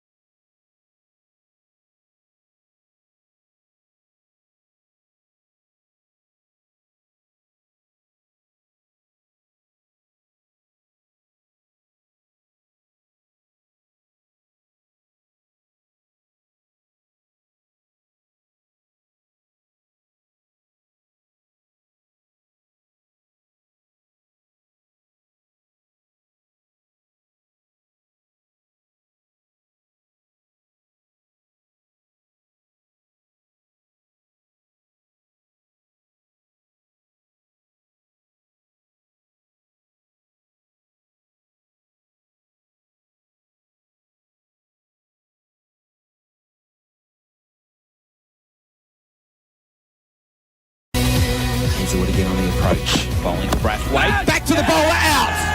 Brathwaite's out for a duck in his 100th test. Hazelwood, shin high, catching with two hands on his follow through. Bowlers to Campbell. Oh, pull shot. Wonderful pull shot. That's outstanding. That's gone for 6. Last ball of the over. Stark bowls. Oh, he swatted it down the ground for 4. Cop that, Mitchell Stark. John Campbell is putting on a show. In he comes, past the umpire, bowls to Cardi, inside edge, balloons up off the pad. Oh, no! Oh, no! Wow. What a wonderful catch from Cummins! How did he do that? As Webster bowls again, Campbell advances, hits it in the air, and he'll hit it straight to Mitchell Stark. John Campbell's gone for 40. Webster takes the wicket. Hazelwood again, past the umpire, bowls. Cutting well, cutting for 4. Brandon King, that's how you do it. Comes in to bowl, to chase, and to this delivery chases, ripping the ball away. Where's that gone? Beautifully played. Shot. What a shot, that's gone for 6. Unbelievable. Pitch on the line of the leg stump and ripped away over the wicket. The lunch break. SEN Test Cricket's coverage of the Frank Worrell Trophy. It is lunch on day 2 at Grenada, and it is very evenly poised at this stage. The Windies starting their innings at the very start of the day, and at the end of the first session, they are 3 for 110 in reply to Australia's first innings total of 286. Matthew Donald with you during the lunch break. If you do want to get involved in the conversation at any stage throughout the program, 0433 98 11 16 is the number to text through. Let us know where you're listening in from. It's been great having people send through their messages of where they're tuning in around the world. We've had some very interesting locations crop up, but that all adds to the beauty of the occasion. So going through a call of the card here, it's swung back and forth a bit so far in this session on day 1. It's pretty evenly poised as things stand. The West Indies trailing Australia by 176 runs to this point, with 7 wickets still in hand. So going through the scorecard as it's played out this morning, the first man to go was Craig Brathwaite in his 100th test, caught and bowled by Josh Hazelwood for 0, facing just 8 deliveries. And then Carty was the next man to go, caught and bowled this time by Pat Cummins, who made 6 off just the 12 deliveries. Now, I don't know if we've been able to confirm this. I think we're pretty confident that that's the first time in Test cricket that the first 2 wickets of an innings have both fallen via caught and bowled. If it has happened before, let us know. And also, if it has happened before, I suspect it's been a very, very long time since it has been the case, because I certainly can't recall it. It's not a very common dismissal. So to get it to 2 from 2 to start innings, very, very rare indeed if it hasn't happened already. So at one stage there, they were 2 for 40 at that point, were the West Indies. And then John Campbell and Brandon King put on a bit of a partnership. Campbell was looking to accelerate the scoring and played a very, very loose shot. It bobbed up a simple catch for Mitch Stark at mid-on, just off the bowling of Bo Webster, dismissed for 40 off 52 deliveries. And then Roston Chase came to the crease, and that's where things stand in terms of the wickets. So the West Indies losing just 3 for the session. Roston Chase is on 16 off 37 deliveries. Brandon King on 39 not out off 59 at this point. And that's why the Windies, after 28 overs, 3 for 110. The bowling card for the Aussies, Mitchell Stark, was reasonably expensive, actually. 7 overs, none for 34. Josh Hazelwood, 7 overs, 2 maidens, 1 for 24. Pat Cummins, almost identical figures, 7 overs, 1 maiden, 1 for 24. Bo Webster, 5 overs, 2 maidens, 1 for 9. And then Nathan Lyon came on a bit there at the end of that first session. 2 overs, no maidens, no wicket for 10.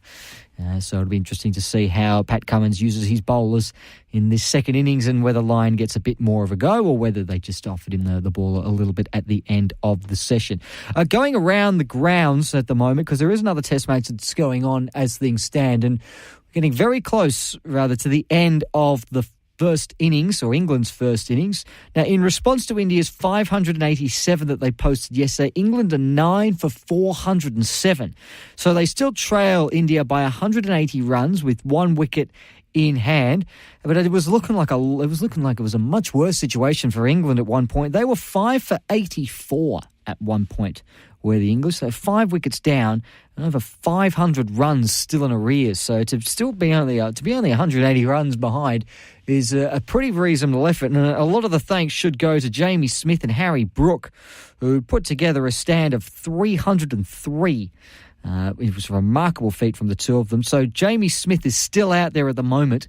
184 off 207 deliveries, 24 fours and 4 sixes.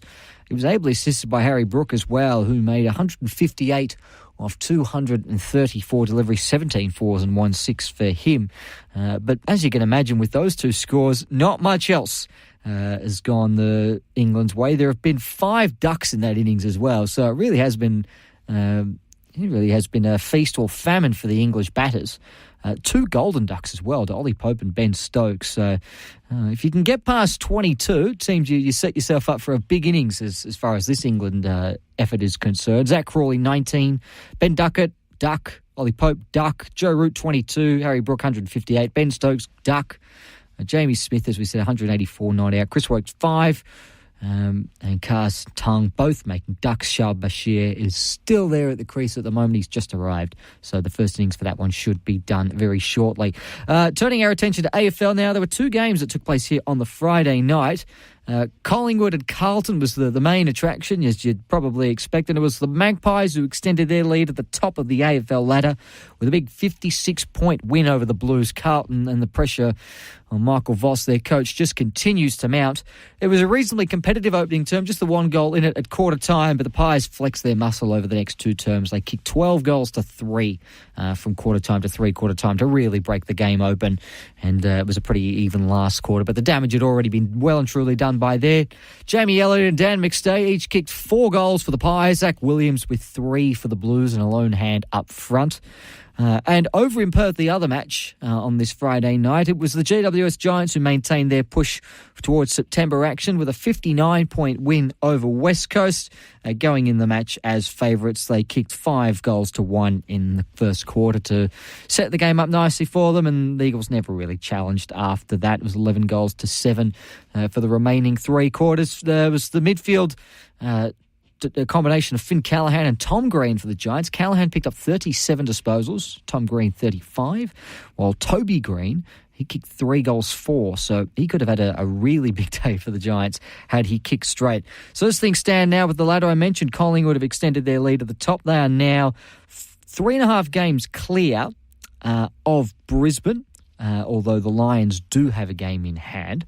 In fact, so do Adelaide, who are 4 games behind the Pies. So still Collingwood with a sizable monopoly at the top of the AFL ladder, but a chance for Brisbane and Adelaide over the weekend to try and close that gap somewhat. For the Giants, that win has put them up to 7th, leapfrogging Fremantle on percentage, but the Dockers do have a game in hand as well and can leapfrog them back with a win at the weekend. In the NRL, just the one match that took place overnight, and it was the Brisbane Broncos who got a win over the Bulldogs, 22 to 18, 2 tries in the final 10 minutes of the match for the Broncos, getting them over the line. They were trailing by 16 points at the main break, so a stunning comeback by the visitors. Memorable win for them, 4 tries in the second half, 4 tries in the last 20 minutes actually, to get them over the line in the end, 22 to 18. That was the only match that took place on Friday night for the NRL Round 18 action of that. This is the lunch break here on SEN Test Cricket, and at lunch it is day 2 here of the second test of the Frank Worrell Trophy between the West Indies and Australia, and the Windies batting second, or in their first innings, 3 for 110 at this stage. Brandon King on 39 and 8, Roston Chase 16, trailing Australia by 176 runs with 7 wickets remaining. We're going to take a quick breather here in Grenada as we approach the second session. We are going to have a little stopover in London because it is day 5 action of Wimbledon. Brett Phillips is going to join us. He's got all the information to keep us updated with what's going on over there, and we'll get all of that right after this on SEN Test Cricket. Stick around.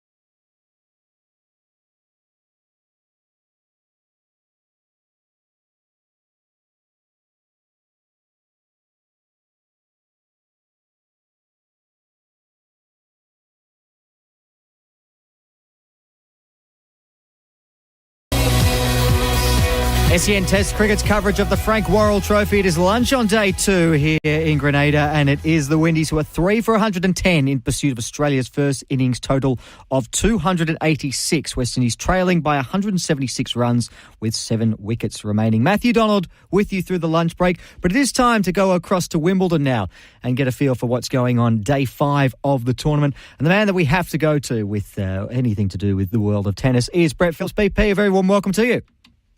Yeah, thank you, Matty. Nice to chat on a glorious day at SW19.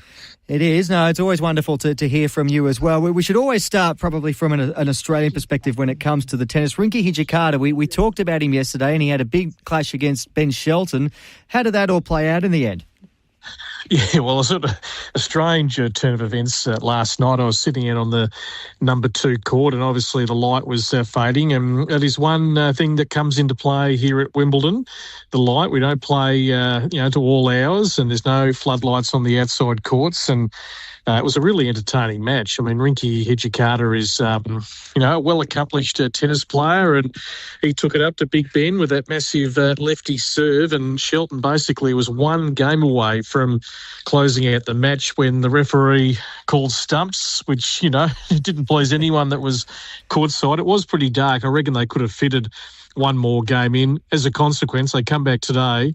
In 55 seconds, Ben Shelton moves through to the third round with 3 aces in his service game. So he was right last night when he said to the referee, look, I just need one more minute here. I'll clean this up in a joking sort of fashion. It's got a bit of cheek, Ben, but yeah, he was too good in the end. And Ricky's actually come out and played some doubles here today, and playing with a guy I'd never heard of before, David Pell from the Netherlands, who's come from the lower reaches, and they're through to the third round. So he has spent some time on court and, of course, has won an Australian Open, Rinky, with Jason Kubler a couple of years ago. So who knows, might have a deep run in the doubles. Yeah, well, it's interesting not calling for the extra time there to finish it. It's shades of last week with the cricket when the Aussies asked for the extra half hour to get things done despite the light. From one Aussie to another, Jordan Thompson, you mentioned that last night he'd been in the wars a little bit and had to back up again today.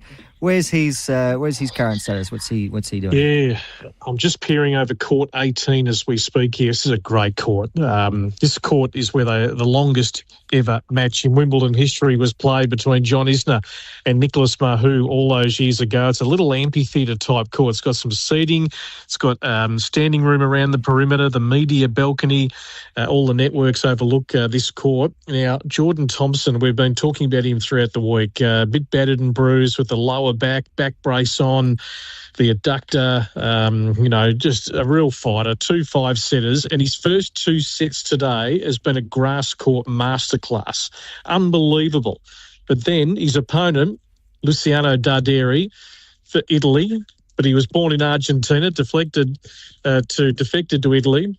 I think they're about probably equal in terms of passion. And Darderi, he wears his heart on his sleeve, and he has stormed back only moments ago to take the third set 6-3. So this is really interesting now. I mean, Tomo ideally wouldn't want to be stretched to 5 again. So let's see if he can get off to a great start in the 4th and restore order. But Darderi's thrown down the challenge. He's animated. He plays a big game. He's an emerging Italian, ranked about sort of 60 in the world, and yeah, it's a big sort of half an hour coming up here for Jordan, just to see if he just can, he's got the legs. Look, as I say, the first 2 sets, I mean, he just put on an absolute clinic, but Darderi, certainly bounced back nicely in the third. Yeah, we'll watch that one with great anticipation. Every chance of that game is done by the tea break, and I'll provide you with scores on that one when we do get to the tea break. Going globally as well, a couple of big names have competed today. Taylor Fritz, he's progressed through. Fritz has got through, so he awaits the winner of this match between our very own Jordan Thompson and Luciano Darderi. So he'll have a look at this in the locker room, no doubt, as he's cooling down, about to do some media. And Yeah, Taylor had come in playing the 2-5 setters, of course, the fourth seed, and, well, he was pushed to 4 today by Alejandro Davidovich Fokina, the Spaniard with the different coloured socks, very superstitious. He only got married about a couple of weeks ago, Davidovich, and here he is at Wimbledon. And he challenged certainly Taylor in the third, but got it back on track in the fourth. So, yeah, he got it done on centre court. Carlos Alcaraz just starting his match against Jan Lennard Struff, the German. So certainly the hot favourite to make it 3 in a row here, Carlos, and I think, should take care of business. Mouthwatering clash to come between the local hope here from GB, Emma Raducanu, the US Open champion, in one of the biggest surprises in world tennis, world sport for that matter, about 3 years ago. She takes on the number 1 seed, Aryna Sabalenka. More carnage today, Matt, because Madison Keys, the Australian Open champion, gone. Out. 2, 3, 4, 5, 6 seeds, all out of the women's draw. Quite extraordinary. And Laura Siegerman, the veteran German, pulling off one of the big upsets of the tournament. Now you'll have to forgive my memory, BP, if I'm not wrong. Did you mention last night that the last 7 Wimbledon champions in the women's tournament have all been different winners? Exactly. Yeah. So don't you even ask me for a tip. This is the hardest question to answer in women's tennis. Who's going to win Wimbledon this year? And either Laura Siegerman of Germany or Christina Buxer of Spain are going to be in a quarterfinal. I mean, no one could have predicted that pre-tournament. Now, you mentioned, I do have to ask you about this match that you just referred to, Sabalenka against Raducanu, the number 1 ranked female tennis player in the world, and the local hero in Raducanu. What are her chances in this clash, do you think? I won't give you a tip, but what are sort of the expectations on her ahead of this match? Well, I'm keen to see how Emma, goes about it. I mean, she can't be passive. She can't be, just sort of sitting back hoping Aryna's going to have a bad day. And look, I always feel like the game is on the Sabalenka racket, and we saw it in that French Open final when she made, 70 unforced errors. People accused her of not being so gracious in losing to Coco Gauff, but she was genuinely disappointed because she just cost herself victory, really. So, look, Raducanu's got to get into the game early. She's certainly got to, come really hard at Sabalenka, try and be the aggressor, but not overplay as well. That's the fine balance that you tread when, you're dealing with the weight of ground stroke of Aryna.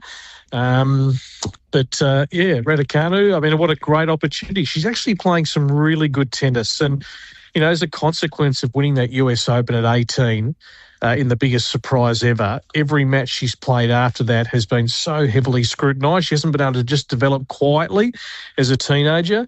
But, I just saw her walking around a couple of days ago, and she's got an air of confidence about her now. She's sort of getting back towards, I think, around that 40 mark in the rankings. And, she's got some good coaching. Mark Pecci, very good coach, coached Andy Murray for a long time.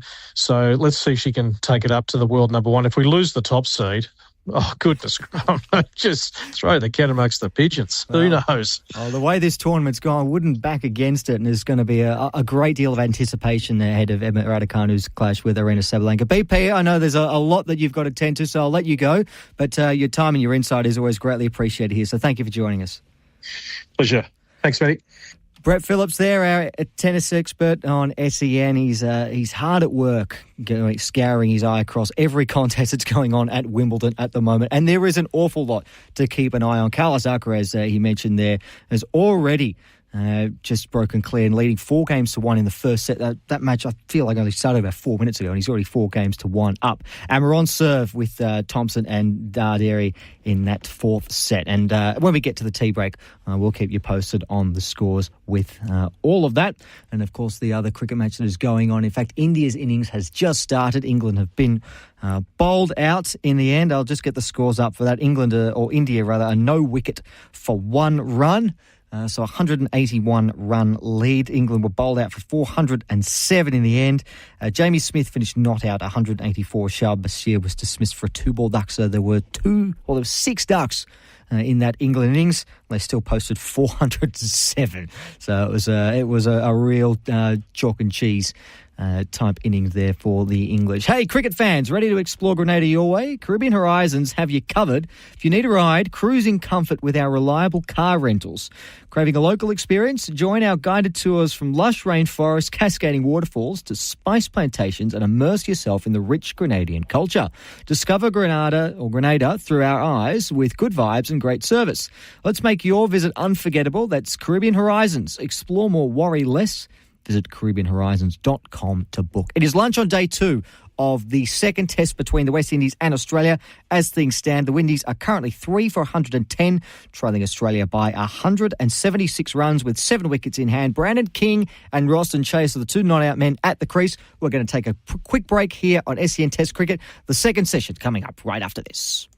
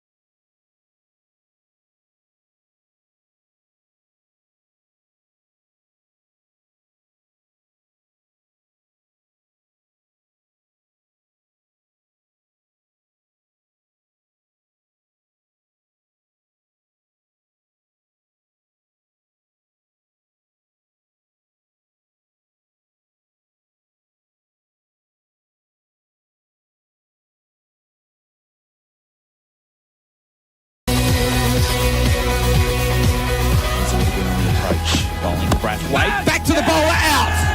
Brathwaite's out for a duck in his 100th test. Hazelwood, shin high, catching with two hands on his follow through. Bowlers to Campbell. Oh, pull shot. Wonderful pull shot. That's outstanding. That's gone for 6. Last ball of the over. Stark bowls. Oh, he swatted it down the ground for 4. Cop that, Mitchell Stark. John Campbell is putting on a show. In he comes, past the umpire, bowls to Cardi, inside edge, balloons up off the pad. Oh, no! Oh, no! Wow. What a wonderful catch from Cummins! How did he do that? As Webster bowls again, Campbell advances, hits it in the air, and he'll hit it straight to Mitchell Stark. John Campbell's gone for 40. Webster takes the wicket. Hazelwood again, past the umpire, bowls. Cutting well, cutting for 4. Brandon King, that's how you do it. Comes in to bowl, to chase, and this delivery chase is ripping the ball away. Where's that gone? Beautifully played. Shot. What a shot, that's gone for 6. Unbelievable. Pitch on the line of the leg stump and ripped away over the wicket.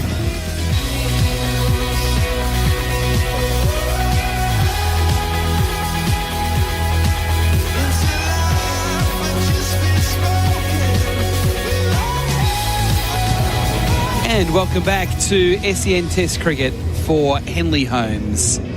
And we're not far away from the resumption of play.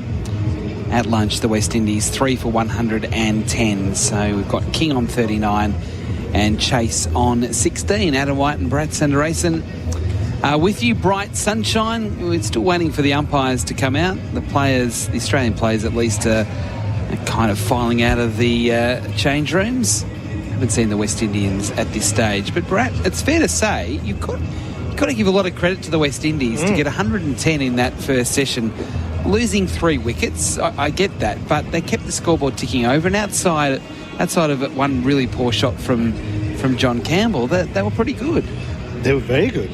And credit to Brandon King in particular. It was not easy. When he walked out to bat, Pat Cummins had just taken a specky or worldly or whatever else you want to call it, whatever Australian expression you want to use to describe that one.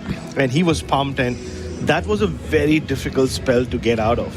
But Brandon King somehow managed to do that, and then he survived Josh Hazelwood as well. And towards the end of the session, he was playing some terrific shots. And how about that 6 from Roston Chase of his opposite number? That was Richards at his peak, just whipping him over mid-wicket for 6. So a strong finish from the West Indies, which is what we needed. And they'll take that session. Craig Brathwaite out of form, first over, or second over of the inning, just pushes that one cotton ball. The second wicket, just a great catch. Pat Cummins doing things that only he can do on the cricket field. And then a terrible shot after John Campbell had looked pretty okay. So the West Indies will be like, you know what, it's not all diabolical like it was last week in Bridgetown, so we can still make a good fist of it. It shouldn't be harder from here for the West Indies. They've got through the hardest part. Yeah. And they're only 3 down, and we know the capability of Hope and Greaves batted so well in the second innings in Bridgetown. So there's a bit there to go. There is, and we saw a couple of overs of Nathan Lyon. There was a one fall shot which fell short of Mitchell Stark in a deepish mid-on. But yeah, you'd think you'd see a lot of Hazelwood. Seems to be the one starting proceedings for us from the. By the way, this is the Darbo, and you're always right, Adam White. That's right. Mount Darbo, you win. So he'll be bowling from this end, commentary box end, the pavilion end. I think I just was watching Pat Cummins. We're not far away from the opening ball. I wouldn't say it was a rev up, but he actually got the players together, and there's some fairly strong words spoken. Just you could see. We can hear what he said, but the intent in his body language was, come on, boys, we're just going to lift the rate a bit here. We do.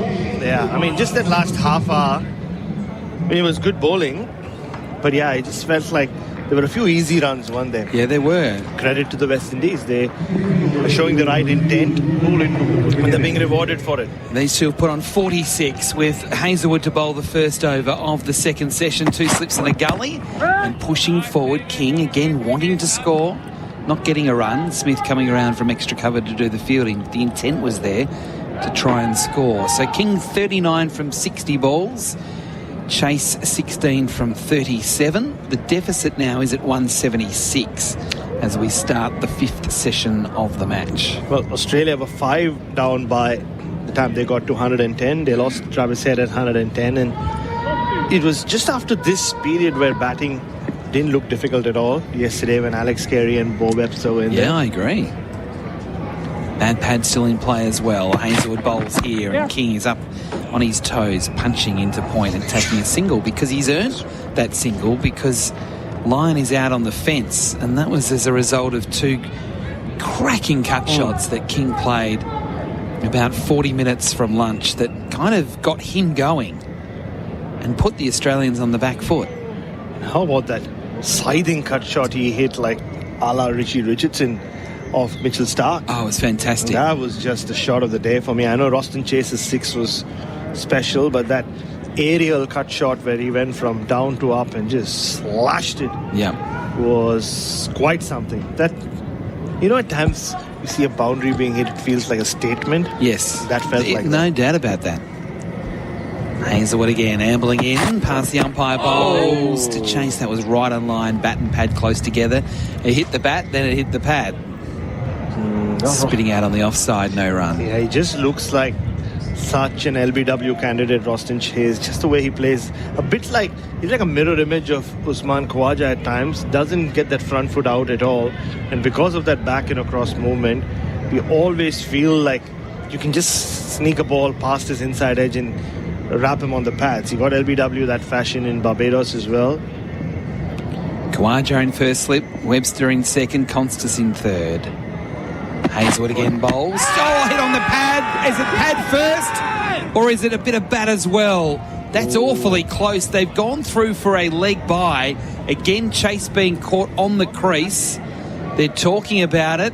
They're having a strong conversation. Look at Pat Cummins' hands. Cummins says, yes, let's go upstairs. We'll do it for IMAR. Well, for Trusted Tradies Insurance, call 13IMAR. Just like that. That's why Roston Chase is such an LBW candidate. He's just... So he will be in line of the stumps. It's just a question of whether he got some bat on it before it hit his pad. Here we go. Here's the replay. There was 2 noises. It's just a question of what came first. Oh, it hasn't hit. It hasn't hit the bat. I think it hit the front flap, and then the 2 noises were front pad and then back thigh pad. Height. We saw a couple that went. All right, here we go. Snicko. There's nothing on it. Ultra edge. His bat was nowhere. Nah, it wasn't. So that's just the front, just on the knee roll. So that's where it's hit him. This could be umpire's call. Here's the tracking. Here's the tracking. It's going to be close. It's not. It's out. It's out. Hazelwood strikes in the first over after lunch. And Roston Chase, the captain, is out. Wow. Well, I'm tempted to say I told you so, Adam White, but I told you so. You did. You were just talking about it. He's just the way he plays off that back foot against balls coming back in. Josh Hazelwood had him in his sights, had those pads in his sights. And I know we're missing Adam Collins on air, and if he was on air, you'd have said he's just blown his pad off. It did look close. It's the 2 noises were front pad to back pad, and it wasn't. Hazelwood was keen, but the Corden not so much. And it was to do with that second noise, wasn't it, Adam? I think it probably did kind of then hit some part of his back leg before ricocheting past the slip region. But yeah, every time you think West Indies are in a position to get away, you have to be reminded, or the Australian pace attack or the bowling attack reminds you, well, not against us. We'll always find a way. The lunch break came at the wrong time, didn't it? Just took their momentum away. They had real momentum rolling, and you start again after a break. We're having another look at the replay here. It's hit the top of leg stump. And I think it certainly surprised me, but I think it surprised the Australians as well, the way they celebrated as it came up on the screen. And Roston Chase, no emotion from the skipper. No emotion for Lorne. Just a slow blink, and in a blink of an eye, Shea Hope has walked out to the middle. So he batted really well the first innings. He was in all sorts of trouble in the second innings. Really battled through a terrific spell from Cummins on a pitch which was breaking up or had broken up by then, and then he got out. So will he start in that positive fashion in which he did in the first innings? Drove beautifully down the ground and through the covers. He's ready to face his first ball. Hazelwood on the way. He bowls and he goes back and across and defends just down the onside of the pitch. He was a little bit rushed, but he was able to put bat on ball. 4 for 111, Chase out for 16 in the first over after lunch.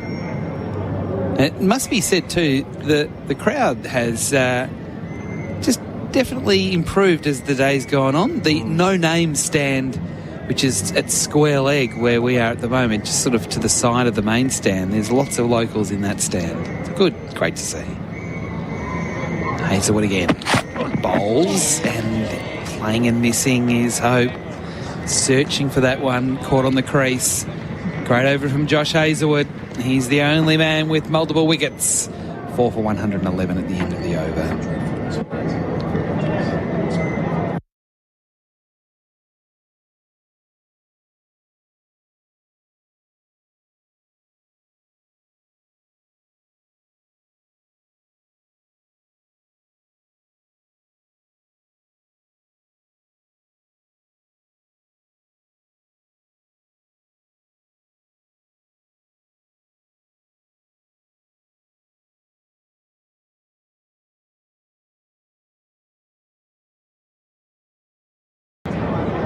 So it's official at the moment. The leading wicket taker is Josh Hazelwood, as I said, the only man with multiple wickets. He has 2 of the 4 for Belgravia Apparel for quality New Balance cricket team wear. So you just were talking about more people now that you can spot all around, scattered around the National Stadium. It's also the part of the world where they don't give you an official crowd number at the end of each day's play. It's because they don't seem to scan anyone in. They can just sort of walk in. They have a counter. Someone just spotting the crowd and counting them all. Well, there were some Aussie fans who wanted to walk onto the outfield yesterday. Yeah, that's right. So Bo Webster after the break. He's bowling here to King. First ball from Bo since lunch. And it's outside off stump and it's left alone. So it's interesting that Cummins clearly could have bowled himself, clearly could have bowled Mitchell Stark, even Nathan Lyon, but they've gone back to the all-rounder. So it's a bit like what the West Indies have done throughout this series of Justin Graves takes starts and end sessions for them quite often. He did it yesterday as well. Bo Webster, in terms of skill level, probably on par with Justin Graves. You'd think he's pretty well. Both of them have. Webster bowling here to King, who lunges forward in defence, full face of the bat, finding the middle of it, pushing away into the offside to Sam Constas. So, like yesterday, we did have the little kid, or another kid, not the one from yesterday, trying to hit 6 balls and six sixes in 6 seconds. That's a tongue twister. Kenny Calendar. But there were also so many other school kids here from different schools having a hit out. It was good to see. Yeah, it was good to see. Webster again, bowls and trying to drive his King, takes in a portion of the bat and heads out into the onside to mid-wicket where Travis Head does the fielding. Maybe I wonder that is the reason that Webster is bowling, because King is going so hard at everything now. Just that slightly, 10 kilometers less. Yep. Might just have King relaxing, but thinking, I can take him down. Yep. And just that ball, he mistimed it, got the inside half of his bat. I mean, that's the plan. They have 2 slips in a gully. They do. Webster ambles in, bowling to King, and that's wide of the off stump, and it's left alone. And on those two slips in gully, you see Cam Green has moved into second slip, and Mitchell Starc at gully has been practicing this a lot. Yes. Now, I wanted to talk to you about this, actually, because I actually asked Andrew McDonald this on Monday. If you had to do power rankings on best catchers in the team, who would be your top 5? Because I could potentially have Mitchell Starc at number 1. He does have great hands. Webster bowling to King, who pushes forward well in defence, back to the bowler. And I can't spot Tommy Decent in the box, but we saw him do that, Whitey, at the Windward Club on the southern coast of Barbados, and Tom, who played senior level cricket in New South Wales and played with Pat Cummins as well, he spoke about how he has played in a couple of games against Mitch Starc. This is years ago, where Starc was always at gully. So he's done that a lot in Shield cricket, maybe not so much. A little bit. Webster bowls, King again lunges forward, and that is the end of the over. We'll continue this discussion after the break, because I think it's an interesting one. And Andrew made some comments about Mitchell Starc in that position. Over bowl, 4 for 111. It's SEN Test cricket for Henley Holmes.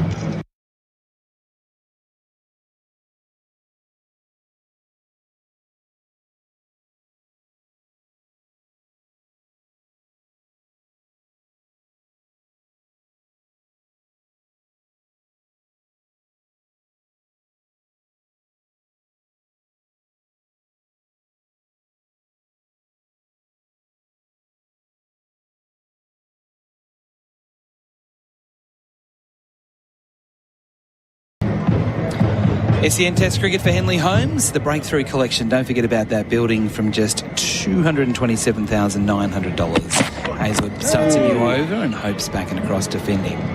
So just on that situation with Mitchell Starc, so Andrew was talking about why they like him in gully is because he's so good to his left, being a left-hander. So if you can imagine third slip and then gully, his ability to move as quickly to his left means that he can cover more territory than perhaps someone who is right-handed, who is more likely to fling himself to his right to take a catch. So it makes it an even smaller gap, which I thought was quite interesting. As Hazelwood approaches again, bowls to Hope. Ooh, that was right in on the stumps. He got his bat to it. Maybe kept a little bit low, but he's really trying to hit the pad.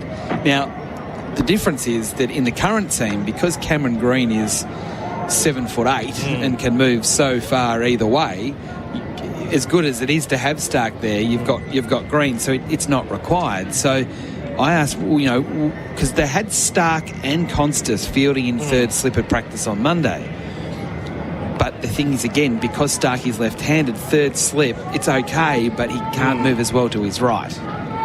Unless, of course, the batter's a left-hander. Yep. Hazelwood bowls here. Oh, that's just a beauty that goes right through Hope.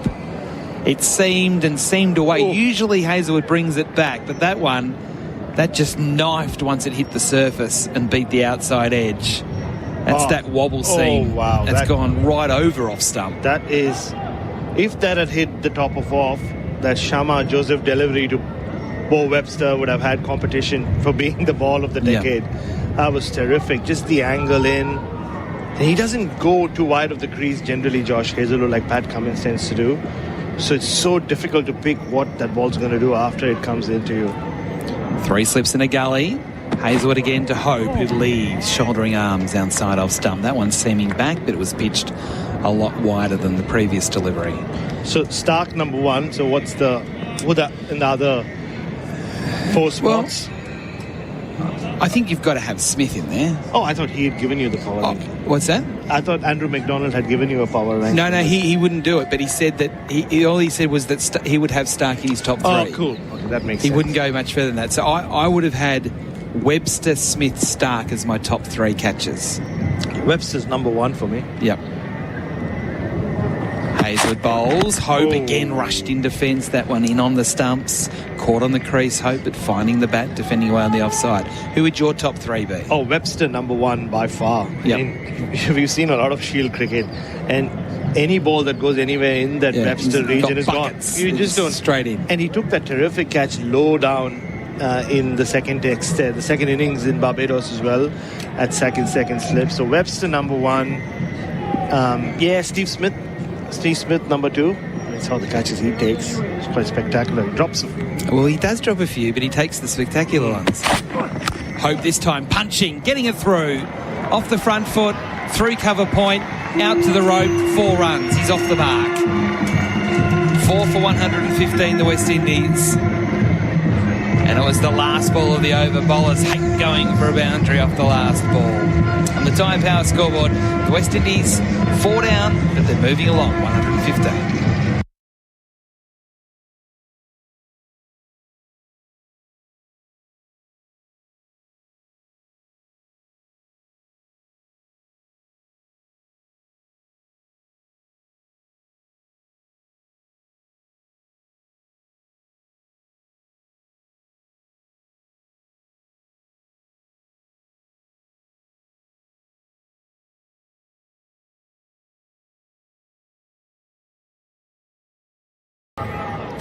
SEN Test Cricket for our friends from Henley Homes supporting us here in the West Indies.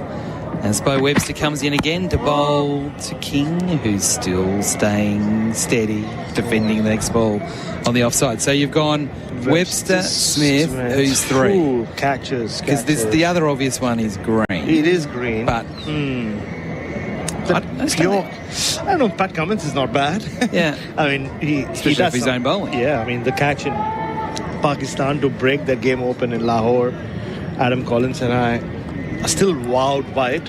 It's quite a catch from Cummins in Pakistan. Webster again closer to the stumps, bowls to King, bit of bat, bit of pad. Trickles behind square leg, they get a single. I think it's going to be runs. Yep, inside edge first onto the pad. So I guess, yeah, it's between Green and Cummins for me. Because Cummins does take some I mean, Travis Head will tell you he's quite the catcher as well. It's Adam reminding me that, I mean, it is pretty noisy up here, even though we are sitting behind or in an air-conditioned box, the drums and the MC in particular, but nothing compares to the noise in Lahore because of the vuvuzelas. It was Pakistan Day, and we had to move upstairs during tea break. Webster bowls to King. Who pushes forward into cover point, and there's no run.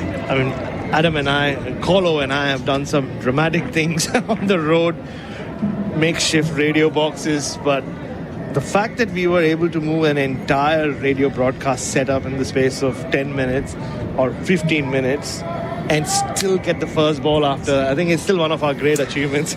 You wouldn't have had me helping you at tea because I would have been eating all the cake. So I couldn't have been able to help at that time. 4 for 116. Hope on strike. He's on 4. He's driving stylishly but can't beat mid off, getting onto the front foot and punching hard.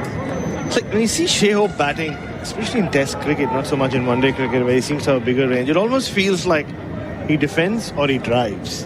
He's just waiting to get something within driving range, and he drives. Otherwise, he just blocks.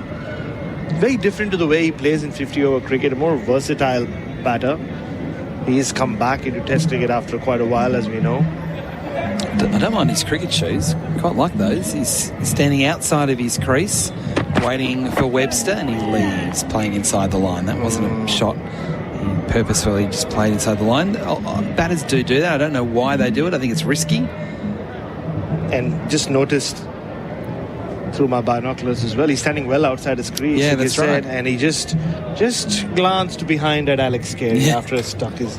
But his trigger movement is to sort of want to come forward again after being outside his crease. So it's a positive move. It's quite open in his stance, waves the bat behind, and then plays nicely up to mid-on this time, trying to get forward. Can't beat mid-on, and a good economical over there from Bo Webster, just the one run coming from it. SEN Test Cricket for Henley Homes at the end of the over. It's 4 for 116.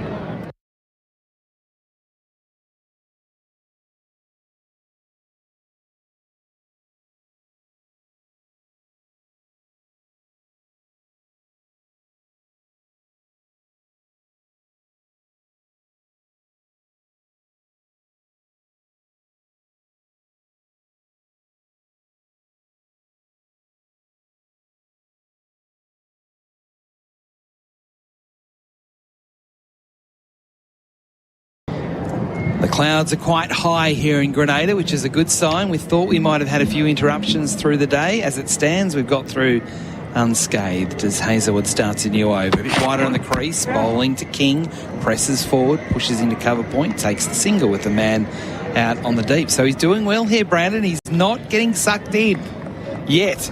Not yet.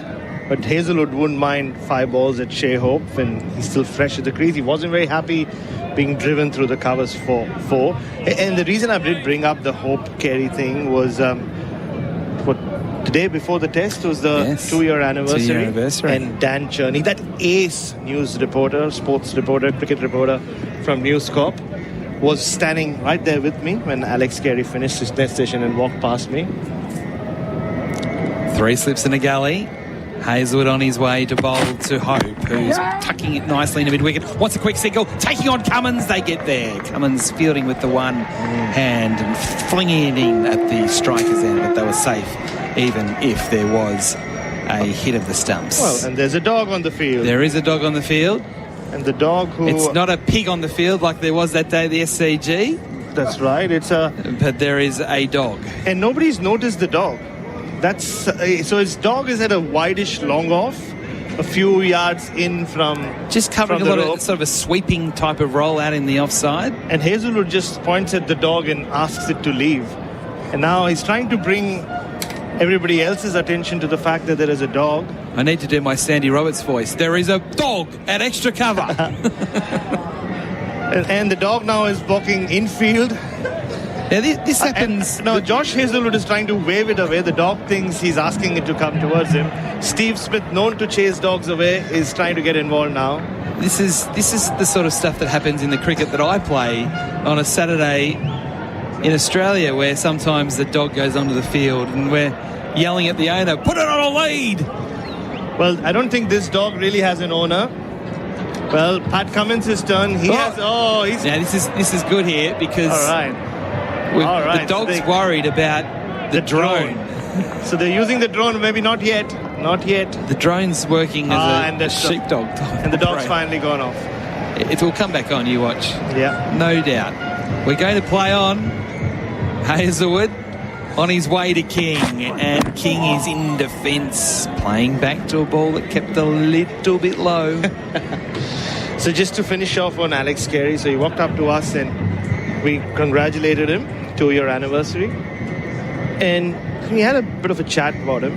You know, Alex is always up for a chat. Yeah, of course. And I didn't make it a point that there's a before and after that Alex Carey incident. And listeners in Australia might not get this. So in India, so every traffic light has at least 2 traffic cops there. You know, in Australia, you're expected to do the right thing. Yeah. Yeah, the expectations are not, always met in India. Hazelwood again. And he comes bowling to King. Oh, he tugs this away on the onside. And that's gone miles. That's gone for 6. I didn't think he really got much of that because it was a kind of a jabbing sort of shot from hip high. And it's cleared the fence by 15 metres. That's not a pull shot. That's not a hook shot. That's just a swat. He just swatted it. It came off the bottom of his bat as well. I don't think that's where he was trying to hit it, but he'll take it, and the conch shells are going off around the National Stadium here in Grenada. And the whistles as well. That was hip high, and he dragged it from outside off stump. And he's moved to 48, 4 for 124. Hazelwood wasn't overly impressed. He bowls again, back into defensive mode is King. Lunging forward again, he knows that ball's keeping just a little bit low, so he's getting as forward as he can, whereas Hope is only new to the crease. He's more playing from the crease, which is dangerous, which is what happened to Roston Chase. It did. Just to finish off on that, so often there'll be an unmanned traffic light, and then everybody will just go past the red light, and then you'll suddenly have a traffic cop being installed at that traffic light, and that's what Alex Carey's role has become. Now, ever since he pulled off that Johnny Bairstow incident, batters around the world just always check what the wicketkeeper is doing. 4 for 124, last ball of the over. Forward comes King in defence again, bat and pad close together, perfectly vertical bat. That looked impressive. King 48, Hope 5, end of the over, 4 for 124. SEN Test cricket for Henley Holmes.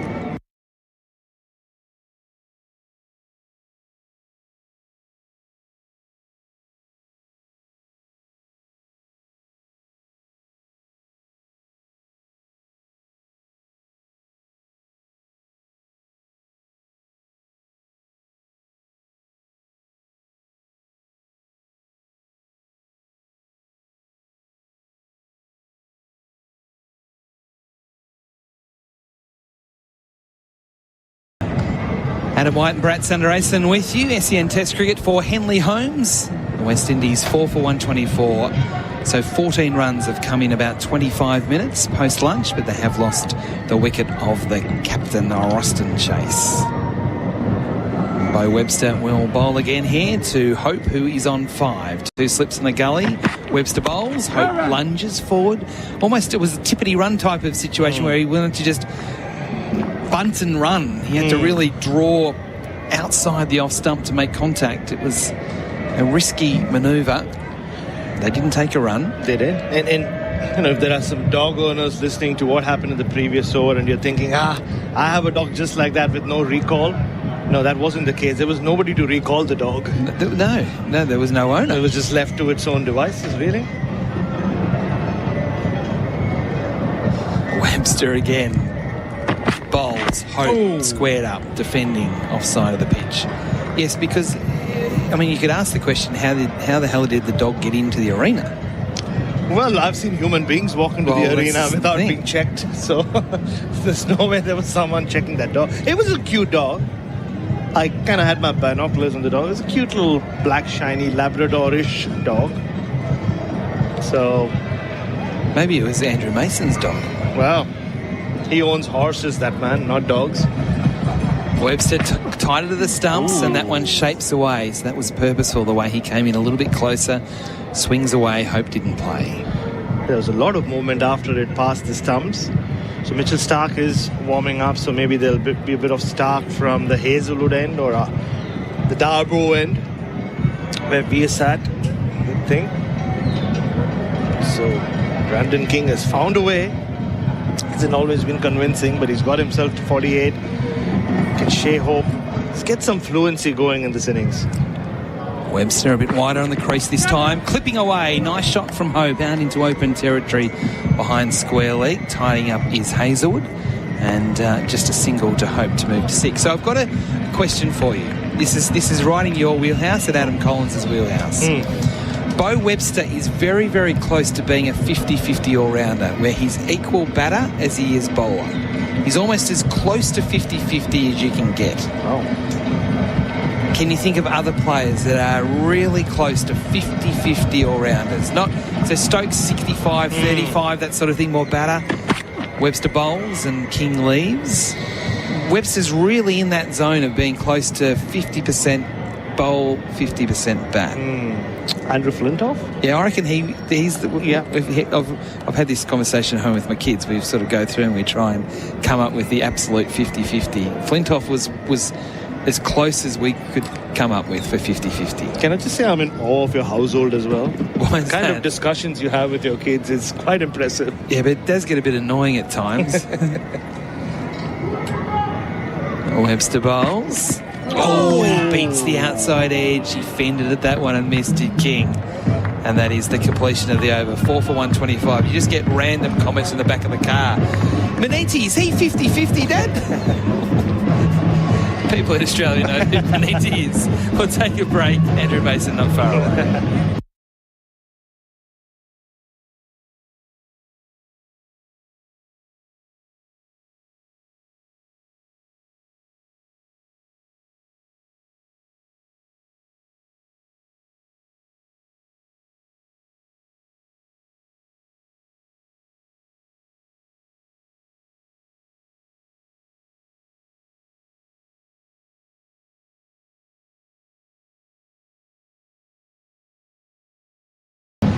So 4 for 125, 34 overs gone, and the West Indies losing the wicket of their captain. Sends to break, chase leg before to Hazelwood for 16. How do you read it now, Barrett? 4 for 125. Well, I think Brandon King has done a good job at his end. He's played a few expansive shots, but he's just somehow, not the most technically sound batter for sure, but he's somehow found a way, and that is the beauty of Test cricket.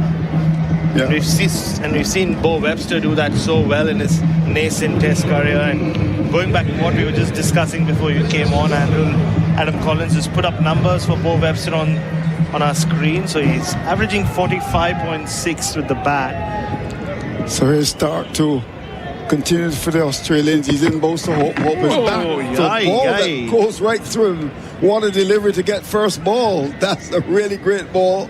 Hope survives. Bryce McGain, what a point for you to come in. Yep, indeed. What an amazing delivery. The angle around the wicket. So for those listening in all around the world, Stark around the wicket. So it's really difficult for right-handers. You're seeing a big angle coming into you, so you're playing it, but the ball will then start moving away, and that is exactly what he did. Well, he's in again, Stark to bowl to Hope, and to this delivery, Hope is get him on a different length, a different line. That's just about the line of the leg stump, maybe outside. And it goes down to that short backward square area for leg by to carry the West Indies up to 126 for 4. Gentleman in the stand is having some maybe that's some oil down. Have you had the oil down? I have looked for an oil down everywhere. Apparently it's a Friday dish, the national dish of Grenada. But I'll promise you I will get myself some oil down before I leave. Maybe tonight at Dexter's. At Dexter's, we're looking forward to Dexter's tonight. Hello to our friends at Dexter's. This guy's having some curry chicken. And hello to our friends from Henley Homes at the back. So they'll be joining us. The CEO is with us as well. We're happy to have him. Here is a delivery from Stark, which is outside line. The outside just out of the reach of the field. It's going to go for 4. It was outside the off stump. King went hard at that, and he gets to his 50. Brandon King. Well. He struggled, but generally he's survived, and he's gone to 50. And this represents a pretty good show from him. Glimpses in Barbados. He's got 50. The West Indies 4 for 130. Just outside Cam Green's reach. He put in the big dive. He has plucked off a few catches in that form in the past, but not this time. So can King carry on? 52 from 77 balls. And Stark with 2 steps on the gully begins to move in. On his way again to bowl to King. And King is coming forward, and there's the field. He's so good in the gully area. Green makes a good stop, just drop it away to his left. It was pitched up outside edge phone, dropping in front of him. So the action is very much here with the West Indies hoping that these two, Bryce, can just steady things a bit after losing chase. First half century for West Indies in this series. Yes. So it's taken them into the 3rd innings of the Frank Worrell Trophy this time. For one of their batters to raise their bat. Shamar Joseph came close. Shea Hope came close, made 48. So Brandon King, who would have thought, was in his second test. Here's Stark comes in again to bowl to King, and to this delivery down the leg side, and the ball is taken by the keeper. So just back on Bo Webster as we check out these numbers on Tyre Power scoreboard, winter safety sale. So I said 45.62 with the bat. Currently averages 24.83 with the ball. So going back to our debate of pure all-rounders, equal bat, equal ball. So there's some suggestions coming in from the rest of our commentary box. So Adam Collins says Vinu Mankad, which is only Adam Collins could have come up with it, but it's a brilliant suggestion. Andrew McDonald says Daniel Cherney. So we'll come back to it in the next over, Andrew. Here is Stark. Comes up now, bowls to King. King is forward and drives. Good stop out of that cover area. Pitched up, the batsman went forward. Constance came across, made a good stop to end the over. 4 for 130, ladies, score in St. George's.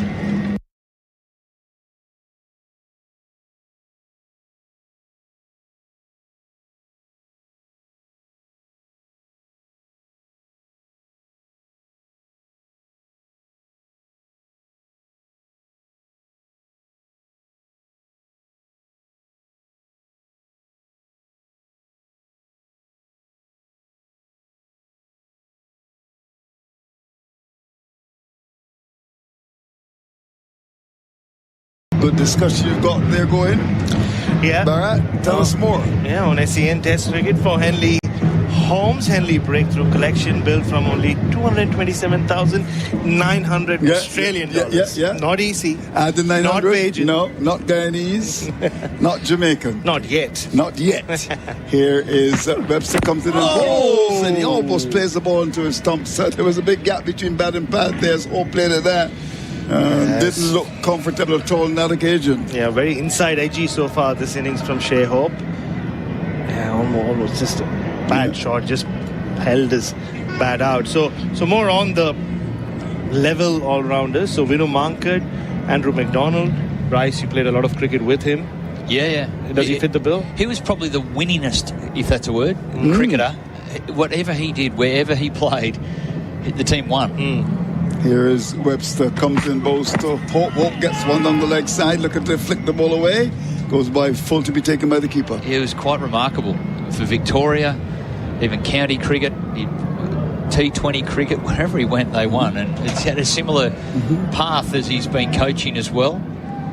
Coaching Leicestershire and then the Renegades and then Victoria. Wherever he went, they've won. And Australia's been pretty dominant since he's been in charge as well. I think the best, well, not the best all-rounder, but the 50-50. How could you not go past Jacques Kellis? Here is he 50-50? Webster comes in, bowls, and a drive over the top of cover. That's going to go for 4. That was it with some power by Sheho. He struggled generally, his eyes open wide.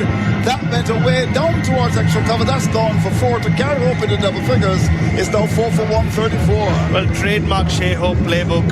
He'll defend, but you give him something to drive, he will throw everything at it. This time he went inside out like he does so often in 50-over cricket and does it successfully as well. But that was a terrific shot. So, Jacques Kallis is an interesting one. 13,500 runs with the bat. 292 wickets. 292 wickets. I still think with those numbers, his batting was above his bowling. Here's Webster comes in, bowls, and that's one of the off stump coming back at the right-hander. Hope covers up, place to cover, there's no run. And Kallis and Pollock, for me, are kind of similar in that sense. And Pollock took 400 wickets, but scored a lot of runs as well. But, he was still more bowler than... Kallis, I think, not so much, but slightly more a batter than bowler. Even though 292 wickets, it's incredible numbers. That's amazing. Yeah. Chris from Melbourne's with me. Jacques Kallis is 50-50 all-rounder. Yeah. I'm with you, mate. Chris Cairns? You take 50-50 to an extent. Here's Webster again. Comes in to bowl to Shea Hope, and Hope is clipping the ball from that leg stump out towards backward square. We'll get one, we'll contemplate the second. He's fast, and they'll get the second run comfortably as he worked that ball whistling into the onside back for the second, 136 for 4. Yeah, and there is one more suggestion, or a couple more suggestions from Adam Collins, who also says Lance Cairns before Chris, father of Chris. And I think the one that he's mentioned there, we'll come back to him in the next over because this is the last ball. It is bit indeed. of a favourite of mine. Yep. She hopes. Best score of 147. I got it. I've got the answer. Here's a delivery. He nibbles at that. What a delivery. Ball by Webster. He came forward very close to the outside edge to end the over. It's 4 for 136, which is the latest score in St. George's.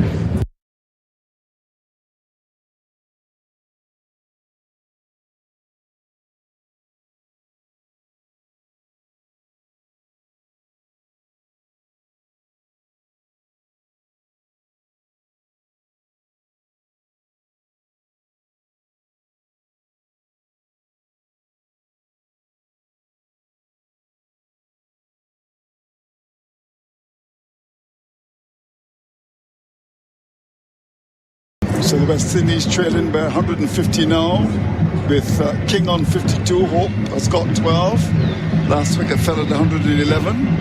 And Stark to continue. He's bowled 8 overs, none for 38 as he comes in with 2 slips and the gully.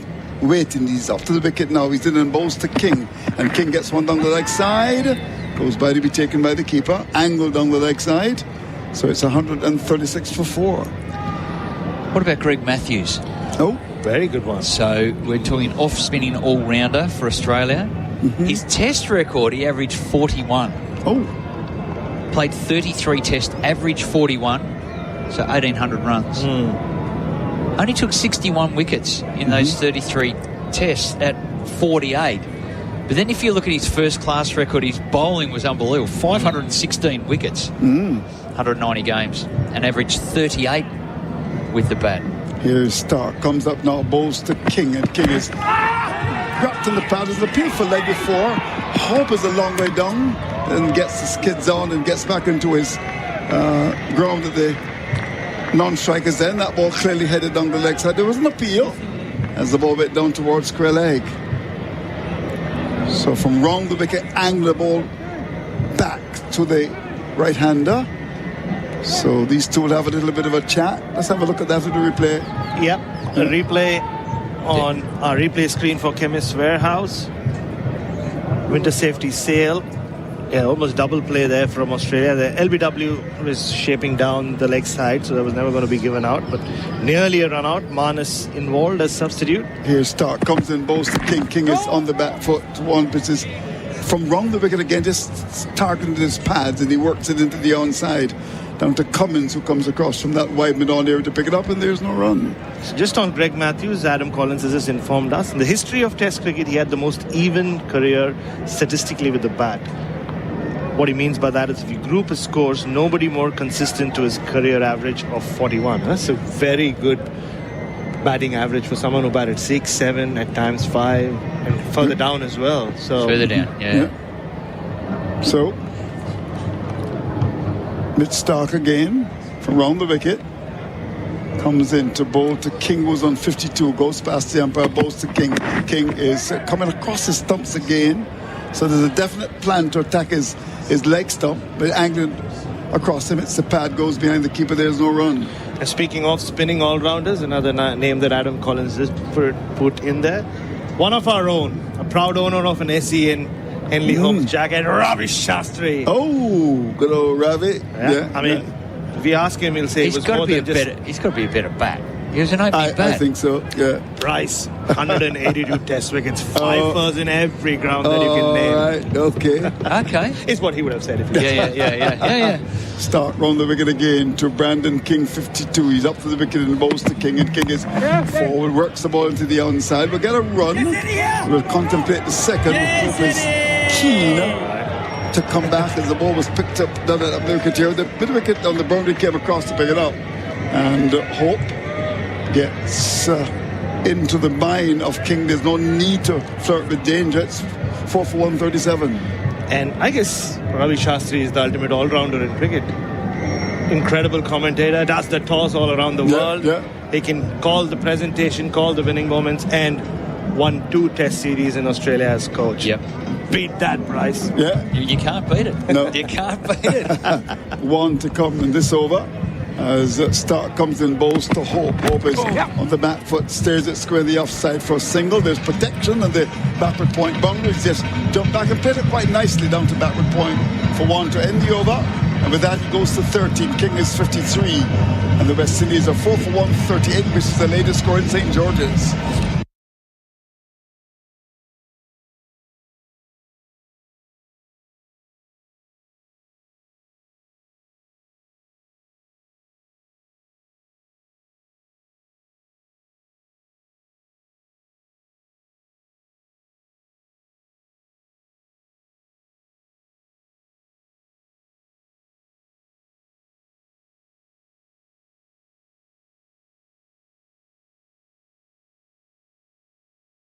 So far in this session, 9 overs bowled, 28 runs scored a wicket. The wicket of Captain Chase, who was led before to Hazelwood for 60. But these two have done a decent job in just steadying things a bit. That last wicket fell at 111. Yeah. It's now 138 for 4. Yeah, 27 runs. It's been good. And it's forced a change. Webster out of the attack. Shy Hope picking him up over cover for 4. It's going to be Nathan Lyon from the river end. Yeah, you got it right, from the river end. Yeah. Of course, there's River Road behind us. This parish is St. George's. Of course, there's 6 parishes, and we're in St. George's. So 4 for 138, and the champion off spinners into the attack, replacing Bo Webster. Here's that line as he comes into Hope, who's got 13. He's in and bowls to Hope, and Hope is covering up. One given lots of air in the middle stump, just works it to forward short leg. There's a slip, there's a leg slip and a forward short leg waiting. Here's Lyon as he goes back to his mark, turns now from the River Road end, now grips the ball and starts his gentle run, comes in to bowl to Hope, and Hope is back and tips the ball away for a single through forward square, deep in his crease, working the wrist quite nicely. He's a good player, attractive to watch. Plays spin well, Hope. With that, he goes to 14. King is 53. And the West Indies trail by 147. They're 139 for 4. It brings Brandon King on 53 to do battle. And Lion decides to go around the wicket, comes in and bowls to King, and King is on the back foot, will get a single. The ball is pushed away down toward long on. So with that single, he goes to 50. He's looked pretty good here. There's no question about that. A very attractive player to watch, as we said, and would like to get a big one. There's no question about that. He's up to 54 now. It's 440. And an important partnership between these two. Here's Lion, comes in, bowls, and there's the batsman coming forward. Hits the ball out towards that wide long on area. It wasn't quite to the pitch there, Hope. A bit of a naughty shot. That could have gone for Caston at long on. Well, he gets away with it. He goes to 15, 141 for a loss of 4. Well, long on, Slug Webster's down there, and the ball went up, it turned, and it was just chipped in the air, and he just didn't pick it up. The fielders are pointing what direction for him to go. But he just lost it completely. He's come in 10 metres now. Well, here's a drive as Lion round the wicket, ball into Brandon King up towards mid-off. He certainly will take on the off spinner here. Well, he plays it well off the front foot. That was against the spin on that one occasion. But he clears the front leg when he works off the back foot. So he's got a good plan. They both want to take on the spin. Here's Lion, comes in, bowls to King. King is off the back foot, punches to the offside. He'll go towards the ball, have the legs to get there. The race is going to be tight. Will the ball win the battle? It does! It goes for 4. Outside the off them, off the back foot. It slowed considerably as they got to the boundary, but had the legs to get there. And Brandon King in the sunshine of St. George's, looking good for the West Indies. He goes to 58, 154 for the loss of 4, is the latest score in St. George's.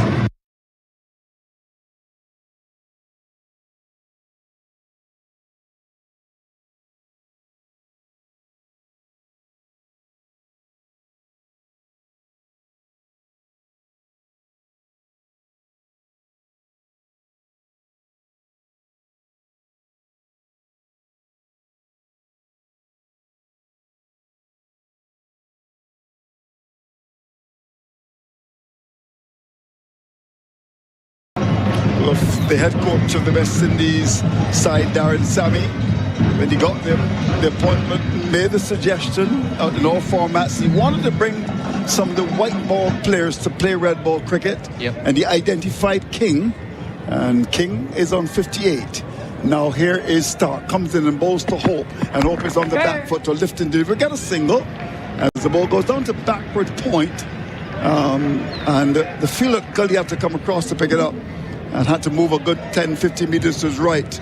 That's green in the gully, and the single is taken. 146 for 4. And certainly someone like a Shea Hope, who for the last 4 years or so playing white ball cricket, is back and looking to make a statement here, Bryce. He's got 16. Long way to go. King has looked good. He's played some wonderful shots. He's on 58.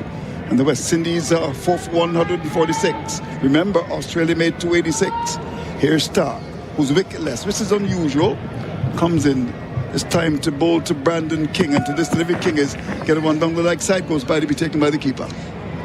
Well, in that last over, with that superb cut shot by King, it wasn't short, but it was footwork that made it work. He was able to get back, clear the front leg, and then open up the offside to score and cut it away. The ball wouldn't have rolled another revolution. It just made it. No, just made it, barely. But with that boundary, they've got halfway to that target of Australia, and it's a good partnership on the back of another one. 47-run partnership with Chase and King. Now King and Hope, they're flourishing as well. Here is Stark, comes up now, bowls to King. King is getting one that almost cuts him in half, comes off the top. The pad really runs down towards wide third man. We'll get a leg by that ball, cut sharply back at him. And, well, he's in a bit of pain, but he's got to fight. He's got to be gutsy here, because he recognises he's got to stay around and bat away for the West Indies. He's done a good job so far, but, of course, the job is far from over. They've got to bat and bat and bat. 4 for 147. Yeah, there is a long way to go, but some good things that you can just tick off it's not all about the individual, but the partnerships, the team, where they are, they've got to halfway. Then you get to 150. Suddenly you can get some momentum moving forward. Here's Stark comes in, balls pitched up, driven through mid-on by Hope, runs for the West Indies one, will get a second. Ball that was pitched up and went down towards that mid-on area. With Cummins running back from mid-on, coming across from mid-off was Smith. Smith got to it first, picked it up. Hope is back for the second to go to 18. And the 150 beckons here in St. George's. Is 149 for the loss of 4. West Indies hoping that these two can really make a difference in terms of an important partnership. Here's Stark again. 2 balls left in his over as he comes in to bowl to Hope, who's got 18. He's in, and both Hope is driving out towards squares cover for a single. Ball pitched up. He loves that booming drive in the offside. And that ball went away. There's protection in the box. So the 150's come on the board now, Bryce. Yeah. For the West Indies, 4 for 150. Fast hands through that shot. Really snaps the wrists and generates his power with a wristy shot through the offside. And he's looking comfortable. The volume's gone up in the ground, I can tell you. The new sound system is getting tested here. Yeah, it is. It is indeed. It's like a Metallica concert. So here's Stark. Continues from round the wicket. Comes in to bowl to King, and to this delivery, King is beaten outside the off stump. That was a loose shot, pitch up outside the off stump, went for the drive, didn't get close enough to it. Lucky that didn't take the outside edge, but he survives. That's important from a West Indies perspective. 39 overs gone, 4 for 150 is the latest score in St. George's.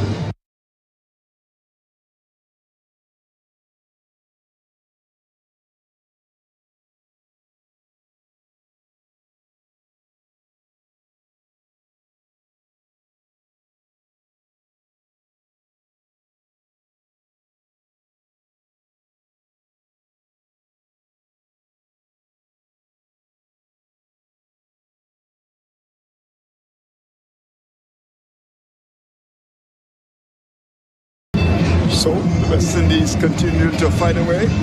If they can have a good second day, one would imagine that more will come to the Grenada National Stadium, which has a lot of room. The capacity I'm told is about 17,000. Just got about what? About 1,000 air, what do you reckon? 1,000? About that or slightly more? Have a look. Yeah. How about that? I'd imagine so. Yeah, it's hard to estimate because it is. You can seat a few and everyone's spread out. They've got room. So the rate is 3.85 as we come up to the first hour on the second day. This, of course, is the second session, and Lyon to continue with his off breaks. These 3 of us costing 70. He's going to bowl round the wicket to Hope, who's got 19. He's in and bowls to Hope, and Hope is on the back foot, deep in his crease, trusting the pitch. Elected to go back, might have been coming forward, but elected to go back and play the ball off the pitch, and just went down towards that wicket area. There's no run. Lyon likes the ball round the wicket. He's got a slip. There's a leg slip and a forward short leg in attacking positions. Got the cover, the extra cover, and the mid off. As he comes up now, he's in and bowls, and Corbett is on the line of the off again. Hope he elects to go back, and that ball hurries on to him. Well bowled. Yeah. Got to be careful.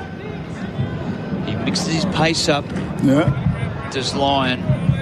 It's not just standard off spin, so he's better than the rest. Yeah. He's the number one in the He's world. Into bowl to Hope, and Hope is back and looks to clip the ball. There's an appeal for catch at the wicket down the leg side. Hope played at it.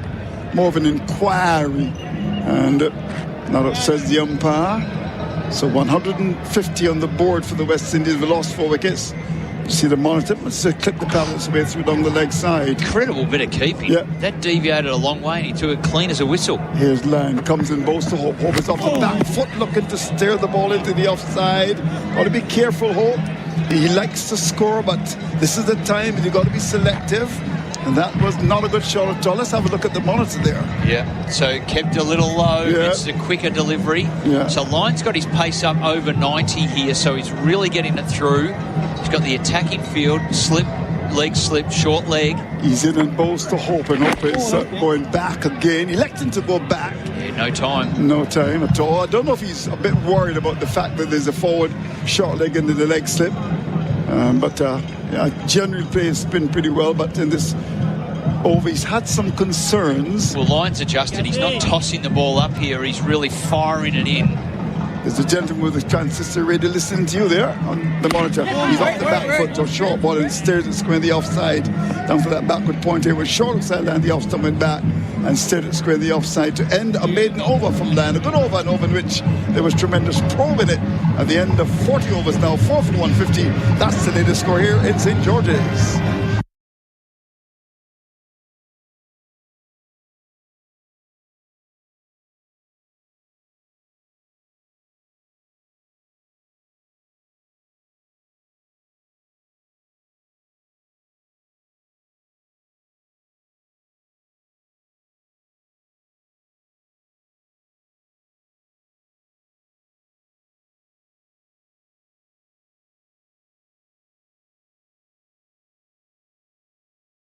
So it's Cummins back in the attack, replacing Stark. He's picked up 1 for 24 from 7, so the captain continuing to ring the changes. The West Indies with King on 58. Hope has got 19. And Cummins is in to bowl to Brandon King, who's covering up to a ball pitch in the off stump. Gets a single as he pushes into the offside down towards the cover area. There is Smith coming across, cocks the arm and threatens to throw, but there's no need to do that because Hope got into his crease pretty easily. Some Carib girls on the far side, they're having a belated lunch, and I'm sure they're quite happy with the performance of these two. As we said, a long way to go, but they've settled in quite nicely. Hope has battled away. It's not been easy for him. King, I think, has looked good. He's played some good shots. You bet. Yeah, he's gone to 59. Here's Cummins looking for that breakthrough as he comes into Hope, and to this delivery. Hope is going back to one which is on that middle stump. You can see from here the movement into him, and he just plays it down towards mid-on. There's no run. It's a bit of a stacked onside field with a short leg and a forward square leg. Right. For Hope. More open on the offside. Likes to score more heavily on the leg side. And with that movement by Cummins, knowing that it's coming in, the back pad's there literally for a forward defence that takes the inside edge and balloons up. Not so much for the short pitch delivery around the armpit that gets fended away. Here's Cummins up to the wicket now. Balls to Hope. Hope is again, that's the attack on the line of the leg stump. Comes across the stumps. Forward short leg is waiting. The ball comes from the bottom of the bat, goes up to that forward short leg position. There's no run. So there's a plan here. Yeah, most definitely. Certainly don't want to give Hope any width. He will flay you through the offside and he will punish you badly. So it's a straighter line of attack. Pat Cummins coming on to replace Stark, who's been a touch expensive. 10 overs for 44, Andrew. He's been the most heavily scored of the Australian bowling. Nathan Lyon only 4 overs in, but Cummins back on. He's into his 8th over now. When he comes into bowl to Hope, who is getting another good delivery. That's the one again. You're talking about it. Angled into him, a little bit of bounce. Pulls the bottom hand away. Plays with some suspicion down towards that cover area on mid-wicket, and there's no run. But that's the ball that's cutting back at him and bowling pretty well.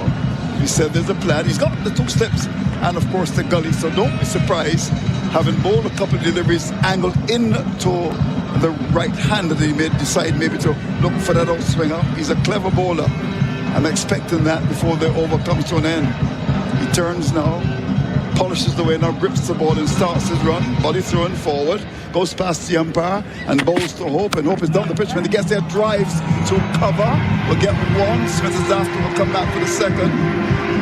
So Hope, a bit of a release shot coming down the pitch. That's not often that you see that, but it went through extra cover back for the 2nd. To go to 21, it's 4 for 153. I think it's good proactive batting in that Cummins has really honed in on a vulnerable area, and if he just keeps going forward defence, he's going to get an inside edge, but he skipped down the wicket, made his own length, and then was able to hit it away for 2. It was Alex Carey yesterday doing the same thing for Australia. He comes in bowls, and he's coming onto the front foot, full length from the line of that leg stump, pushes down towards that mid-on area. The over comes to an end. 4 for 153 is the latest score in St. George's.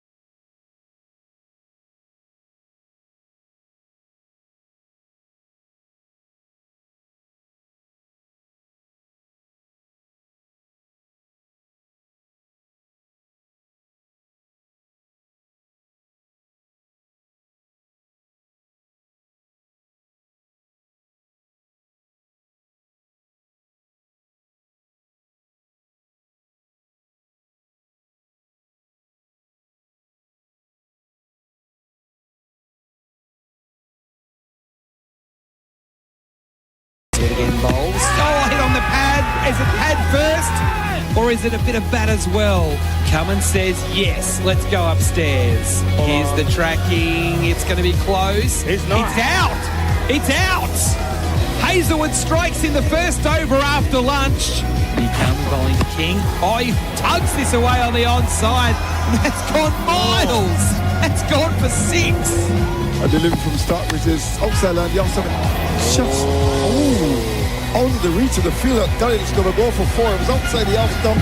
King went hard at that, and he gets to his 50. Brandon King.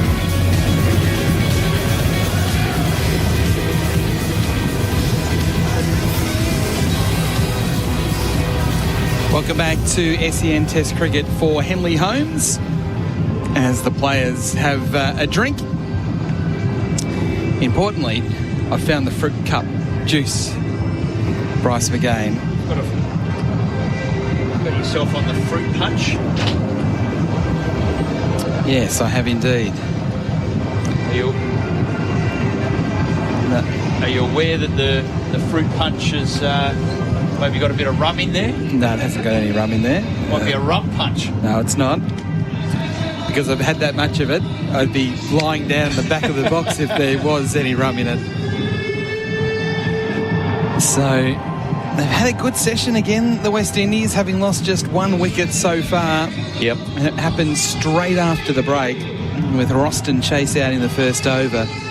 But these two, King and Hope, have put on 42, and the deficit now is only 133.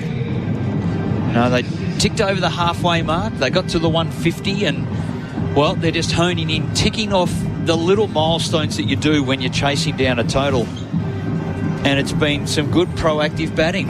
Yep. And you'd expect that. They're white ball players that have come in under a new regime of West Indies cricket who've said, no, we good cricket is good cricket, so we can turn them from white ball cricketers into test cricketers, where maybe, particularly with King's situation, he's probably been stamped on, you're a white ball player, but in his 2 substantial knocks, he got a golden duck when Hazelwood was ripping through the second innings, so he's a bit unlucky, but he's been really, really good. Okay, so straight after the drinks break, Lyon into the attack again, bowling to King. Rocks back, tries to cut, misses. Now the ball Gave has himself room. Yeah, the ball's been skidding a bit, Whitey, as Lyon has gone a bit more defensive with his bowling. Not so much up and over the top. He's been firing them in a little bit flatter. His pace up around the 91, 92 kilometres an hour. Lyon again bowls. King inside edge onto the pad, going back to a ball that didn't bounce. Bryce was onto it. It's definitely not bouncing. And he got a little thumbs up as well. Oh, you don't want to be going back to that, Brandon. Well, Brandon gave Lyon a thumbs up, like, well done. Well bowled. You did me. Saved by a toothpick, the inside edge. Dances down the wicket, lifts him long and high over mid-off, and that has gone into the seats. Magnificent strike there from Brandon King to move to 65. Well, he learnt from the ball before. If I just keep on the crease playing off the back foot. So Lyon got a little fuller, and King counter-punched. Used his feet, got to the pitch, lifted it over long off for 6. So it's a great battle here. 4 sixes in the West Indian innings to this point, to go with 16 fours. 4 for 159. Line continuing around the wicket. King lunging forward in defence this time. There's been a lot to like about Brandon King. There was a lot to like in his first innings at Kensington Oval as well. That's what I was saying before. Like he has looked good. Look, he got a golden duck. That can happen. You get a good one off your first ball, and Hazel was on a real tear. Yeah, that's right. Yeah. Line again. King forcefully into the covers. So he got 26. Yeah. And that was his debut innings. He can't catch, but he can bat okay. He put down 3. He did. He put down 1 in the second innings too. Yeah, I know. But 3 in the first innings of Australia. Gee. Line again bowls. King heaves him away on the onside this time. Through square leg. Constas comes around from backwards square leg to do the fielding, and they just get 1. 66 to King. 4 for 160 into the first over after drinks. SEN Test Cricket, Family Homes.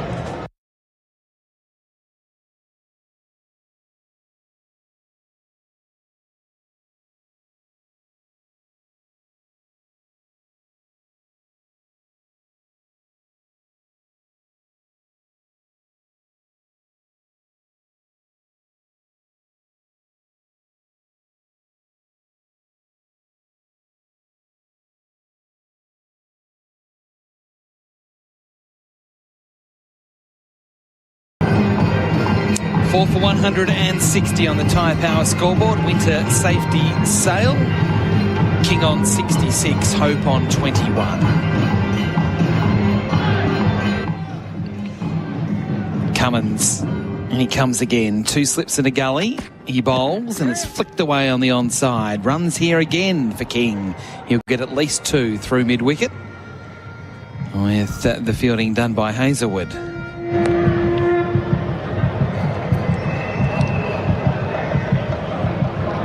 Partnership now worth 51 between King and Hope.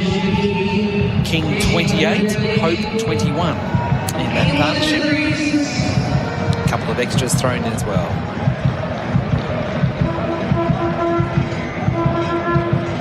Still 2 slips in a gully. And that backward point still out on the rope as well on the offside. Cummins bowls. King cuts out to that man in the deep. And just a single behind point. Travis Head doing the fielding out there. Still got the wicket-keeping pads on underneath his trousers despite fielding out in the deep. Now he's got to come up and get to short leg. That's right. It's a bit of work to do. So they're just adjusting the field now. They're having to work hard here, the Australians. This isn't coming easily. No, they're just not running through like you would expect at 3 for 64 or 15 overs. Brathwaite, Carty and Campbell back in the sheds. It was looking positive for Australia, but we're nearly 100 runs further on, just the loss of 1 wicket. Chase, who got 16, and another partnership forming. Hope's on 21. He waits for Cummins, who bowls, and Hope is rushed in defence, but finds the middle of the bat into the covers, no run. So in this session, 14 and a half overs have been bowled, 1 for 53. So the run rate, 3.66 runs and over. The Australians went at about 4.3, but it feels like the West Indians are going quicker because they're playing these expansive shots. But in between, there has been some good, respectful defence. Yep. They've had to. There's been a lot of good balls thrown at them. It can happen in a hurry. 2 wickets or the runs as well. Cummins again rushes up, bowls to Hope. A ball again that keeps a fraction low, and Hope is able to compensate, getting back but then lowering himself to make sure that he finds the middle of the batting defence. So Australia still 123 runs to the good in this first innings. The West Indies tracking it down nicely. It's just a very interesting place, this game. It's balanced. It is. Is it 5 minutes or just 7 minutes to 4 a.m? Cummins again bowling, and he's beaten outside off stump. Hope. He searched for that one that just moved away a little bit, certainly more than what Hope was expecting. It's a time in Eastern Australia. Adelaide half an hour behind. I wonder how... We had one of the guys curled up in bed in Adelaide and listening through the iPods. I wonder if he's hanging there or just nodded off and gone to sleep. Give him a wake up. But it's the time to tune in now because it's very interesting Test cricket. Pat Cummins is throwing everything at Hope and King. Last ball of the over here. Hope on strike. He's defending again. A good over there from Cummins, but they've still got 3 runs from it. Over bowled, 4 for 163. That's on the Tyre Power scoreboard. With a safety sail.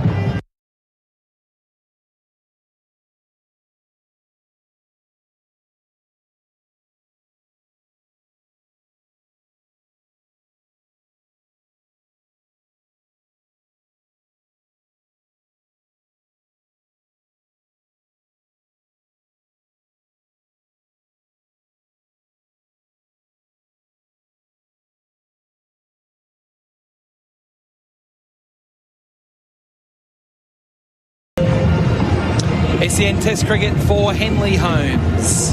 And don't forget also that SEN is your home of live sport, AFL, NRL, State of Origin, and of course the cricket. And don't forget also the Matildas' upcoming games against Panama, all live right here on SEN and the SEN app. A big discussion here between Cummins and Lyon. It is also because the batters are getting a change of gloves, so there's been a bit of a delay, which is ridiculous considering drinks were only 2 overs ago. They've got to stop this stuff. Like, seriously, 2 overs ago you had a good drink, changed your gloves, got a towel down, 6 minutes later you need it again. Lyon starting a new over, bowling here to King, who's back and across, nursing into the onside. There's no run. Brett Sundaresan rejoins the coverage. SEN Test Cricket for Henley Holmes. Hello, Bharat. Hey, Bharat. Hi, guys. And Whitey, yeah, you're sounding more and more like the back in my day kind of guy. Things were better back then. Well, they were. Lyon bowls, advancing. He's gone again, King. He is going to clear mid-on and he's going to hit the fence. It's gone for 6, but for a moment there, it looked awfully dangerous. It was very nearly caught because he didn't get all of it. And there is a man down there, Bo Webster, only 10 metres in from the fence, and it went over his head. Well, he wanted to hit dead straight. He didn't. The ball turned a bit and it ended up dragging just over the head at long on. Lyon bowls again, King back. Knocking it on the bounce into Travis Head. So King up to 75. Wow. And he's clearly decided that he's going to charge at Lyon twice or thrice every over. He hit him over his head for 4 just before the lunch break. And he's hit 2 sixes off him. Lyon again bowls. King goes the big drive. He mistimes it into his pad and it went way on the onside to mid-on. And it is big Bo Webster on the long on fence now, but he was standing a few yards in. Yeah, he actually brought him up the enticing sort of miss-hit 10 metres in. Had to shimmy back. You wonder if he was on the rope, he could have caught it. Lyon bowls here. King goes back, defends. So after that first ball that was hit down the ground, Lyon's much flatter and much faster. I guess he'll give him one more opportunity to come at him, probably, to end the over. Just toss one up and see if King wants to take him on. I think he will take him on. Last ball here. King goes back, rocking back, wanting to slice it away on the offside. No timing in the shot. Straight to cover over bowled. 4 for 169. King 75. Hope 21 on the Tyre Power scoreboard.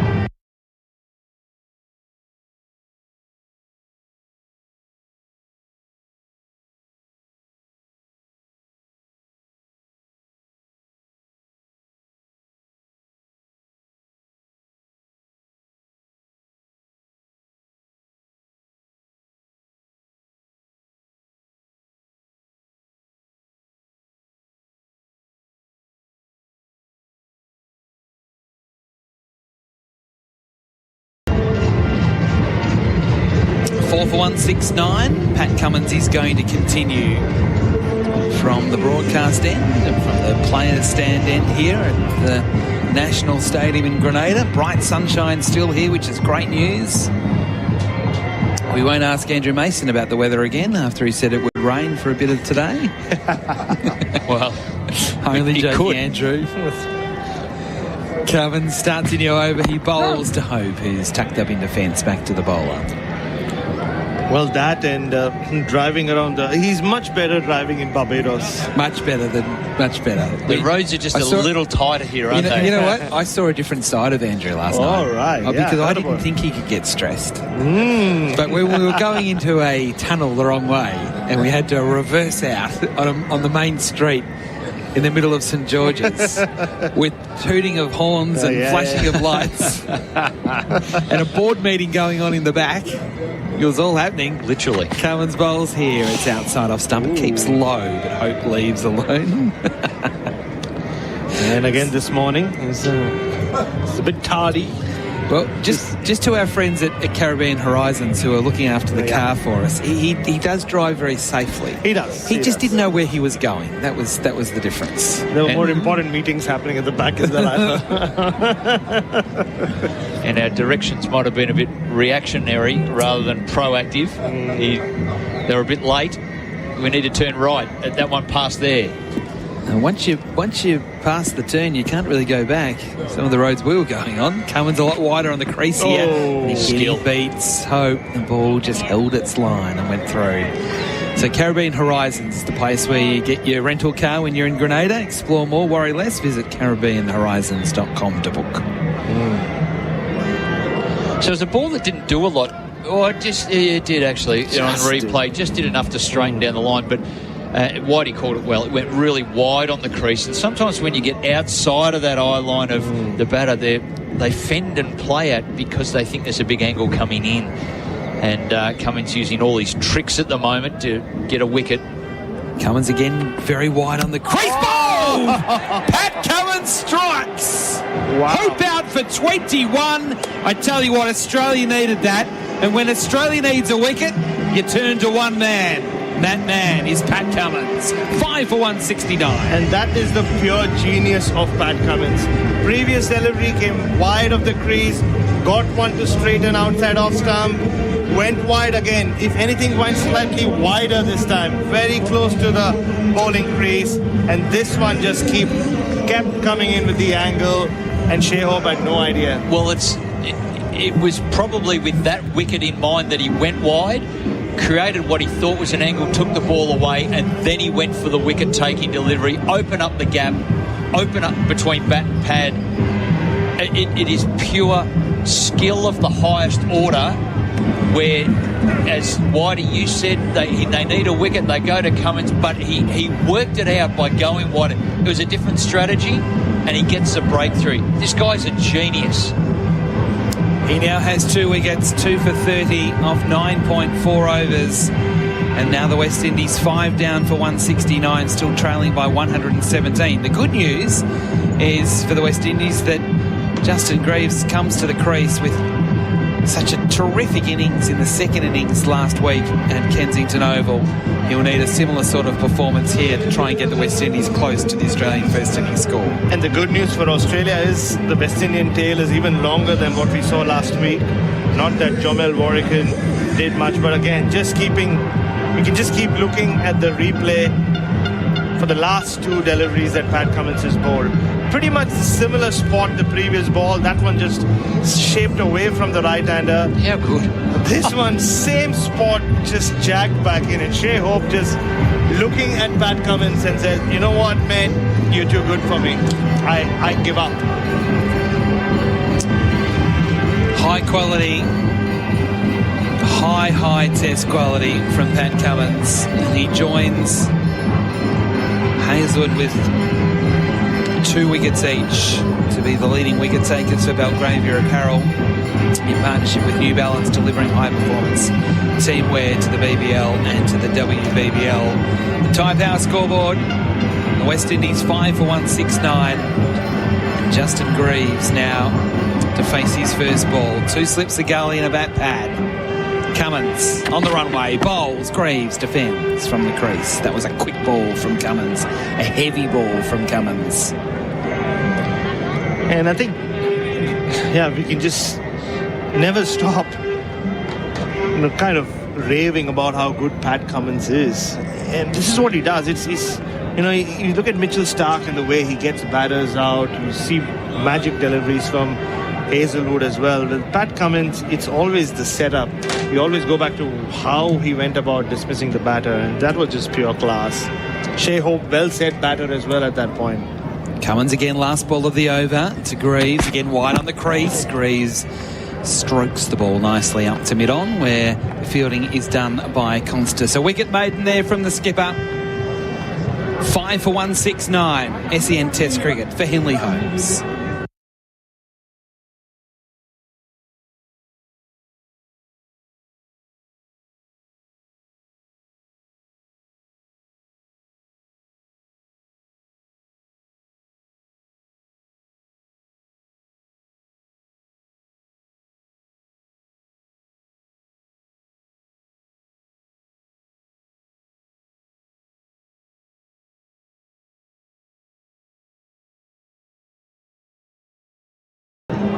Cummins heading off the field. Sure why? He gave Josh Hazlewood a nod. I need you to come up here and bowl. So maybe he's going off for some treatment. It's not often after you have just bowled 3 overs. Nathan Lyon and gotten a wicket. From the river end, he comes in and bowls to King, who's forcing, can't beat mid-wicket off the back foot. Cameron Green does very well to field to his right. So what does King do here, gentlemen? Does he change the way he plays, or does he still try and be aggressive to Lyon? Probably doesn't know any other way. Nah, I think he just knows one way. Mid-on and mid-off back. King down leg side. They're appealing for this one. Well, King didn't really offer a shot. It spun sharply, and it's well gloved by Carey down leg side. Who's the captain out there? Well, Steve Smith. So we know what Steve Smith likes to do. He likes to go upstairs. Everyone, they are going upstairs. Well, the big difference here, though, is Manas was on the field, and that loud shout you heard through the stump bank was Manas Labuschagne. Has Steve Smith fallen for Manas's ruse again? Well, this is unusual because it didn't look really like King played a shot. It spun sharply, and whether he kept his hands where he shouldn't have. We're looking at the replay now. I reckon it's just touched the thigh pad on the way through as we see the Chemist Warehouse replay. It didn't go past his... it did go past his glove. They're having a bit of a laugh, the Australians. Well, we'll say one thing. Brandon King's watching the big screen very closely. I know, and he's almost in a position he was backtracking. Just look at him, he's backtracking again. Does he know something we don't? I don't know. It doesn't look good here. It doesn't look good. It's come off the glove. Oh, no, King is out. Brandon King is out in one of the most extraordinary circumstances. It was a polite sort of question that was asked more than anything else. And Steve Smith got together with the crew. He wanted any possibility to hit that tee. He went upstairs and he's got a wicket. And they've all gone and given Manas Labuschagne a high five because I think it came down to him. He was the one jumping up and down. He was in short cover, so maybe from that angle for a change, he did see some deflection. We've got to give some credit to Brandon King as he leaves the field out for 75 off 108 balls, out in a really unusual way. And just when the West Indies were looking like they were getting themselves really into this game, Hope goes, then King. Chitty, chitty, bang, bang. And that's what you do. You add 2 wickets to the score when things are looking good. And you've got to keep believing that way when partnerships have been built, back-to-back partnerships. But they've just been able to dismiss both of them. They've got 2 fresh batsmen out there now. The game complexion has changed completely. And good bowling by Lyon. King had the upper hand on him around the wicket. He went to over the wicket, set more of a leg side field, so he had to play differently. He couldn't release from that area, so he's gone to work it. And that was a ball that turned and bounced a lot more, and it took the glove as he went to turn it to square leg. Some good bowling, good strategy changes by both Cummins and Lyon, and it's worked. It didn't feel out. Carey, he didn't even appeal. Well, he saw the bat getting pulled away, but it brushed the glove and then hit the hip. And the interesting thing about that, Bryce, you make a good point. Where we are, we've got the same view as Carey. So Carey didn't appeal. He only put his hands in the air after everyone else did. Brandon King. You read the body language, didn't you? The body language reader, you just go, he knew. He knew. It's going to come up here and it's hit my glove. Because he was backtracking. He was nowhere near his partner. Lyon to Alzari Joseph. And the first ball has him going back and defending. I like Lyon over the wicket. This is much more attacking. Got a little defensive around the wicket. Now this is real attacking. Big gap at cover will entice the lower order to play. Big drive through there, please. And the ball is turning and bouncing. Lyon again, uncoils. Alzari Joseph defends back to the bowler. We saw Alzari Joseph having a net during the lunch break, preparing for this sort of set of circumstances. He needs to get some runs here like he did last week. Lyon bowls. Joseph pushes into the covers. Will take a single. They've left a big gap there on the offside, and Joseph was able to profit there and take a single to get off the mark. Big responsibility on Justin Graves. He's faced only 2 balls, but like I just mentioned earlier, longer tail than usual. I think that's the end of the over. It is the end of the over. Oh. Or is it? Oh, no, there isn't. Screen. It isn't. It isn't. It isn't, yeah. So the umpires... 1 ball to go. Everybody got it wrong there. 1 to go. 1 to go. Hazelwood was taking his hat off. So Justin Graves, so they brought in Anderson Phillips for Jomel Warrican, and Warrican batted 8, don't forget. So I guess Shamar Joseph bats 9. And then 2 batters who aren't really flash with the bat. I think Daniel Cherney did some number crunching for some reason on Anderson Phillips' batting. And I don't think he's got to double figures in the last 3 years. Dear. That's a bit of a setback.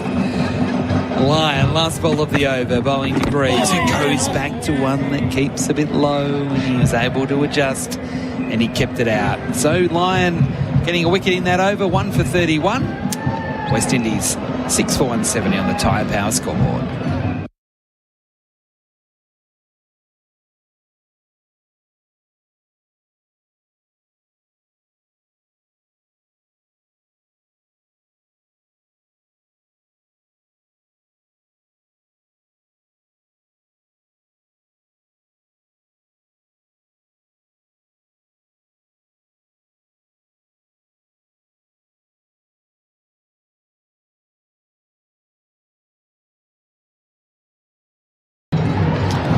So we got this one right. Josh Hazelwood is coming back into the attack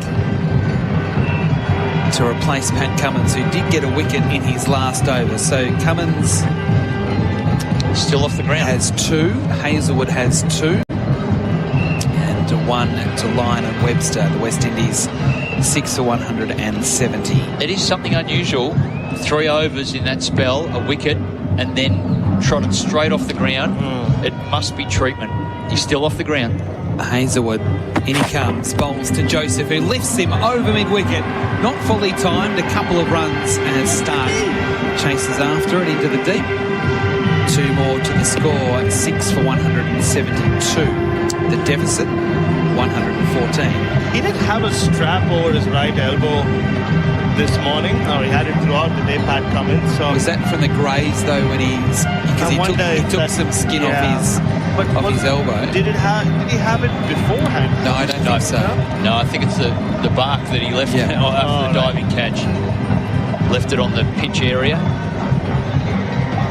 But good observation. 6 for 172. Alzari Joseph on 3. He waits. He swings. He misses. Gee. Wow. Hazelwood wasn't happy. He's been a bit grumpy today, Josh. He has. He's not happy at all. Someone's called last 6. Alzari's ending his net session here in a positive manner. This is unbelievable. Isn't it amazing how quickly a game of Test cricket can change? It's meant to be played over 5 days. In the space of 5 minutes, the game almost turns on its head. Yeah, we obviously saw a terrific ball from Cummins, a very unusual dismissal of the man who's on 75, and then it's just totally changed. Yeah, and so has Darren Sammy's expression on the West Indian balcony. Mid-off's gone back 3/4 of the way to the fence here as Hazelwood bowls to Joseph, who's back in a more conventional defensive stroke mode as he pushes back to the bowler. So the way this is shaping up, gentlemen, it's about 4:15 a.m. on the eastern seaboard in Australia. So Australia will, in all likelihood, be waking up once again to Sam Constance walking out to bat. It's been a common narrative. Prime time Sam. It is. Yeah. We've got listeners all around the world. I wonder what time it is in Croatia as that family are getting round on the yacht. Sounded very romantic. Sounds very pleasant. 2 slips in a gully. Hazelwood again bowls. Alzari Joseph inside edge onto the pad. Wanted a single that's dropped away on the offside. At the non-striker's end, Justin Greaves said, please, just stay there, thank you. Yes, so a friend of mine is in Croatia, not the one who is in touch with us. And there's this famous black risotto. Croatia looked terrific, rice. Oh, speaking of Croatia, our good SEN colleague and friend Simon Kadich. Whenever someone says Croatia on a cricket network, he wakes up. You know that, right? He's up. It's like the bat signal. Hazelwood, in he comes, bowls to Joseph, who gets absolutely ripped in half. There's one that came right back and went right through him. So that lead now, or not lead, but West Indies trail by 114. Justin Greaves has to, if not farm the strike, at least manage the innings from this point on. He himself has just walked out to the middle. Yeah. So he batted well in that second innings in Barbados. It's 38. Not out at the end. He was the last man standing. I've got an apology to make to Bharat too. Do you? Yep, I do. Wow. Next over, I'll make an apology. An official one. Hazelwood bowls here. Joseph tried to get his bat out of the way, and it hit him on the arm as it again bounced back higher than what was expected. 6 for 172 at the end of the over on the Thai Power scoreboard. Cummins coming back on the oval. Safety sail.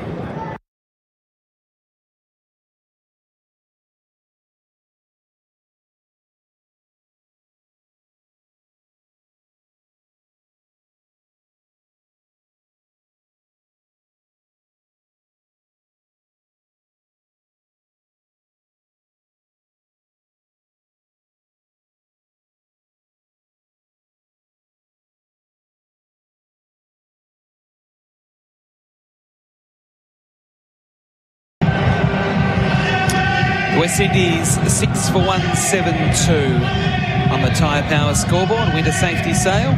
I'm apologising to you, Brett, because I've just seen the strapping on Pat Cummins' arm. He's actually below the elbow. Yeah. Which is almost where you put something like tennis elbow. Yeah. Just below the elbow, and you can see the strapping is on quite tightly. I initially thought it was just on the elbow. Yeah. I thought I'd seen it beforehand, or I've seen it all morning. Yeah, it is right below his elbow, not very graceful. So, not sure if there's something there with the tennis elbow or the elbow. Just saw him walk out with the... Nathan Lyon starts new over. He bowls to Greaves, who defends away on the offside. There's been quite a few famous cricketers that have struggled with tennis elbow. The one that comes to mind is Sachin Tendulkar. Of course, yeah. But I think AB de Villiers had a bit of that as well. Yeah, towards the end of his career, yeah. Sachin Tendulkar's tennis elbow meant that... Line bowls here to Greaves, who's tucking it around the corner and getting a single and getting himself off the mark. 6 for 173. Well, India as a country has never produced a bigger brand ambassador than Sachin Tendulkar for anything. Yeah. And I'm not kidding Whitey. Before Sachin Tendulkar got the tennis elbow, I think nobody in India had ever heard of it or ever got it. After Sachin Tendulkar got the tennis elbow, everyone, including my mother, has had a tennis elbow issue. In the 20 years should have called since. it Sachin elbow. They should just call it Sachin's elbow, yeah. Everybody, people of all ages, whether they've picked up a cricket bat or not. Line again, uncurls, he bowls back and across. Joseph defends, it spins backwards from the crease line almost onto the stumps. So just over half an hour to go until lunch. Tea. Had lunch. Lyon bowls again closer to the stumps, and Joseph goes back and defends on the onside. We've seen this with India, and Adam Collins is one of his favourite stats. The amount of time Ravindra Jadeja spent on the field during the 2019 World Cup without being in the playing 11. Lyon close to the stumps, bowls. That was flighted, and it's also been flighted by Joseph, just chipping it over the top of the bowler and getting a single because long on is in play. Yeah, it was just a chip, wasn't it? And then when the throw came in, who collected it? But Manas Labuschagne. And he's basically not left the field in this session. I don't like this at all. Because one by one, because Cummins came back on and Green walked off. So they're doing a bit of a Jadeja here, Australia. Yeah, with Manas. I don't like it. I don't think it's in the spirit of the game. He's not in the 11, so he should only be on if someone's injured. Lyon bowls, last ball of the over. Is that out? Is it out? Not out. Gone. Lyon strikes again. This time it's Greaves. And the West Indies are crashing here in the middle session. Lyon's second wicket. And problems now for the West Indies. Greaves coming forward, inside edge, onto the pad, into the gloves. The umpire nodded and said, on your way, Justin. I think he might have been stumped as well if it hadn't hit the inside edge. It's been given caught. I think even the scoreboard operators are a little confused as to how he was given out, because he was clearly outside his crease, but that's what it looked like. So 1 brings 2, brings 3. Well, that man, what can we say? Pat Cummins was the one who opened things up like he always does for Australia. And now West Indies have lost their last specialist batter as well. The fireworks are about to start. Shamar Joseph is striding to the middle. We'll take a break. Andrew Mason next, 7 for 174.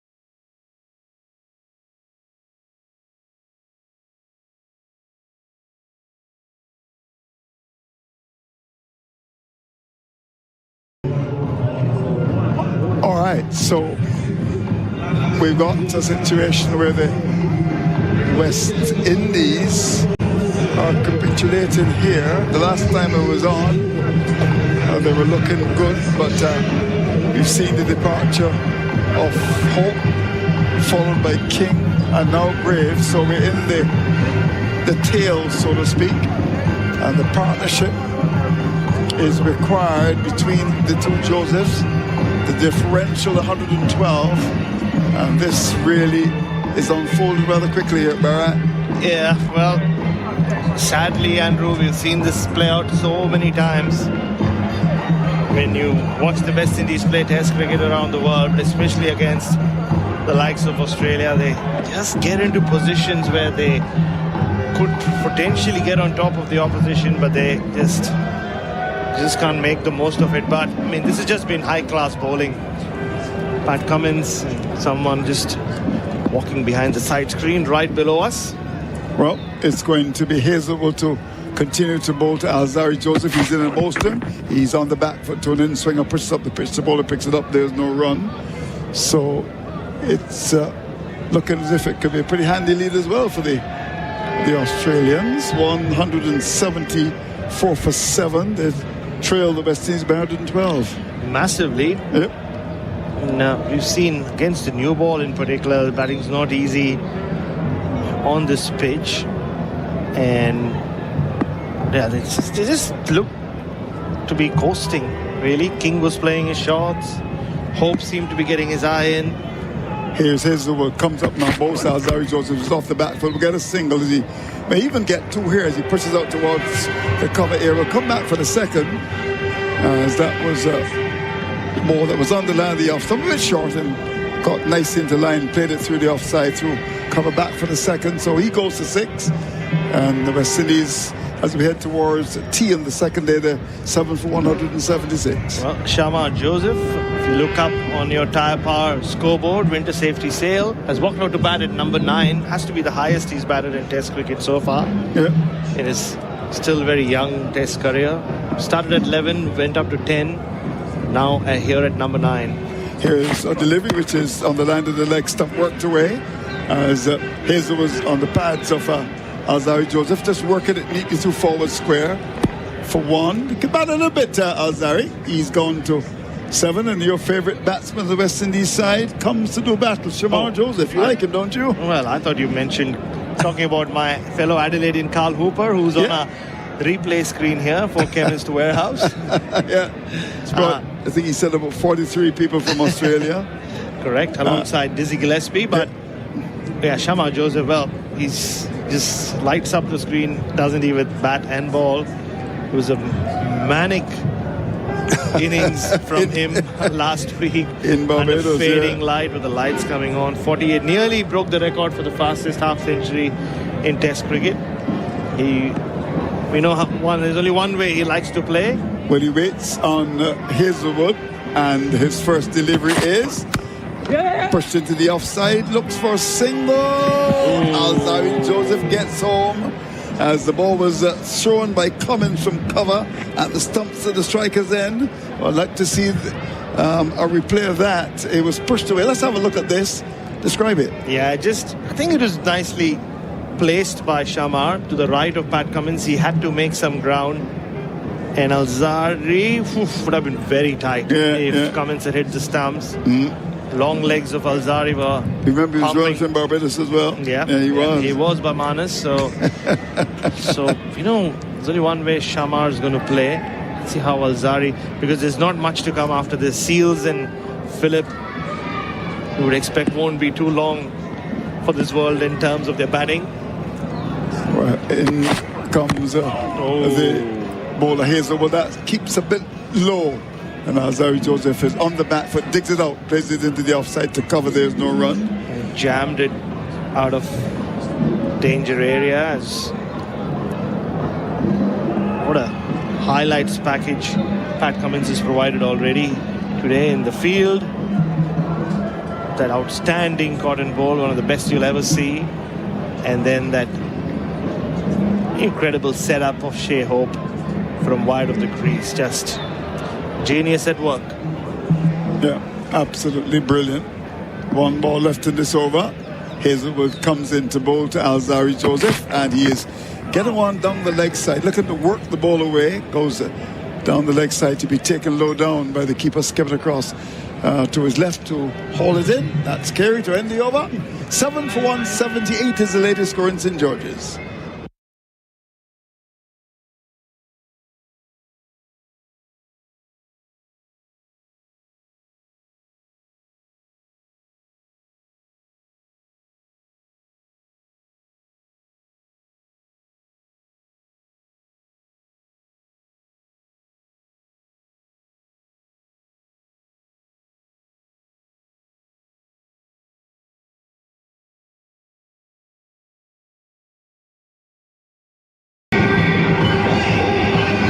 So it's 7 for 178. Bradford and Duck, Campbell 40, Carter 6, King 75, Chase 16, and Hope 21. The batsman to go. So things are not looking good at all for the West Indies. 7 for 178. Line 8 overs, 1 maiden, 2 for 33 will continue with his off breaks. As he'll bowl to the left-handed Shamar Joseph, the man from Guyana. examines the field carefully, and you would expect they're far and wide. Well, he went after long line. off, long on. He's in line and bowls, and he's coming forward. Whoa. Beaten outside the off stump. The ball goes past the outside edge, taken by the keeper. But that's the least aggressive shot we've seen from Shamar of Nathan Lyon's bowling. Last week, he was just trying to hit every ball towards the different parts of Barbados. He wanted to send one to Oistins, the other to St. James, the third one to Christchurch. Almost hit one all the way there. His line comes up, bowls to Shamar Joseph. He's on the back foot, bangs the ball square in the offside. A very good save, really, by the big man there at that backward point area. A ball that was outside the off that start. Just diving away towards his right to pick it up. And the batsmen have time for one. They would like another handy knock from Shamar here to try to just get that lead down to maybe 80 or maybe 70, 80. That'll be a big win for the West I would Indies think from so where they as well. are. Yeah. They trail by 107 now. Every run is so precious here. It's like gold dust. Here we go. As it's going to be land as he comes into a bowl to Alzari Joseph, who's coming forward, pops the ball. There's the field for catch. Is he gone? Now it says the umpire. They feel that forward shot leg took it. Steve Smith. And are they going to go upstairs? The ball spun into the batsman. They think it's an inside edge onto the pad, and they're going to go upstairs. They feel they've got their man. I think so. The only reason I laugh is Steve Smith was just walking towards Richard Kettleborough saying that's out, that's out, and then he was waiting for Pat Cummins to come. I think if left to Steve Smith, he would have gone up for the DRS himself, but he's not in charge with Pat Cummins back on the field, so... Well, Alex, they seem pretty confident. They seem very confident. The umpire, well, here we go on the replay for Chemist Warehouse on our replay screen. No, I think it's just come off thigh pad, you know. You reckon? Yeah, I think the players are going back into position. So, so Australia might have burnt a review here. Yeah, it spun across him. Yeah, spun across, bat, glove, and it's missed everything. So it's just come off thigh pad. Yeah. So good decision by your favourite umpire. Richard Kettleborough in his record-breaking Test match, 93rd, gone past David Shepherd, has got yet another one right on our replay screen for the Chemist Warehouse. Save on your prescriptions at Chemist Warehouse. Yeah, he was confident there, Smith, that he'd got his man. So Alzari Joseph lives to fight another battle. He's on 7. It's 7 for 179. And Lyon, who's picked up 2 important scalps so far, looking for a third. He's got this forward short leg. There's a slip and a leg slip, but he's also got some men on the boundary. He's in and bowls. Outside land, the off the back foot goes Alzari Joseph, plays it up towards the cover area. We'll get a single, bit off, has to come across to pick it up. So 1 to Alzari Joseph, he goes up to 8. Shamar Joseph, he's got 2. And the West Indies 180 runs in the board. They've lost 7 wickets. Well, back to Lyon versus Shamar. He's resisted the temptation to go big so far, the 2 balls he faced. So one was just a waft and the other one was a cut. The field is spread far and wide like you described, Andrew Mason. Here is Lyon, comes up now to Shamar Joseph, who's whipping the ball quite nicely. That's an authentic on drive down towards long on for a single. Well, you don't often see that, but he can bat a bit, there's no question about that, and he clipped it nicely down to long on for 1. So he's up to 3 now. The other Joseph, Alzari, comes to do battle, and the West Indies 7 for 181, losing a couple of wickets at a wrong time really for them. They were looking so good. Hope along with King, then Hope got out, followed quickly by King and then Graves. Here's Lyon, last ball of his over, comes in to bowl to Alzari Joseph, who's wrapped in the pass. It's a beautiful leg before, often no shot. That ball would have been maybe starting outside the land, the leg stump, more of an inquiry than anything else. The over comes to an end. 7 for 181 is the latest score in St. George's.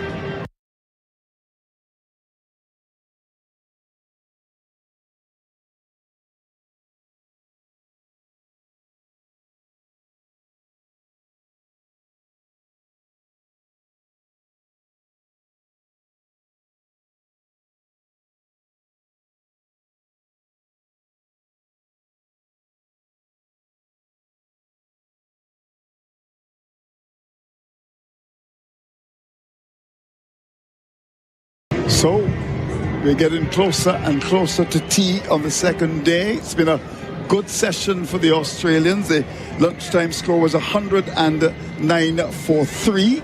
So the West Indies losing 4 wickets in the session. They've carried the score up to 181 for 7 that we reminded Australia made 286. Now, Captain Cummins will continue. He's been splendid. Such a great ball as he comes round the wicket on his way to bowl to Shamar Joseph. He's in and bowls to Joseph, and Joseph is driving outside the off stump. Loose shot, the ball goes by to be taken by the keeper. Yeah, so Josh Hazlewood has been replaced by the captain, Pat Cummins, who left the field for what looked like some sort of treatment. And he still has that strap just under his elbow on his right arm. Yeah, just a wild swing from Shamar Joseph. Well, he's the man responsible for once again ripping the momentum away from West Indies and handing it back to his team. And he comes into bowl to Shamar Joseph, who's beaten outside the off stump again. High quality bowling. Sparred at that, the ball went by to be taken by the keeper. And I'm sure that catch that he took earlier, we'll be seeing multiple replays of that on Chemist Warehouse replay screen. Save on your prescriptions at Chemist Warehouse. Yeah, I will do that. Yeah. Want a discount for one of those houses. Take out the $900 and I'll be fine.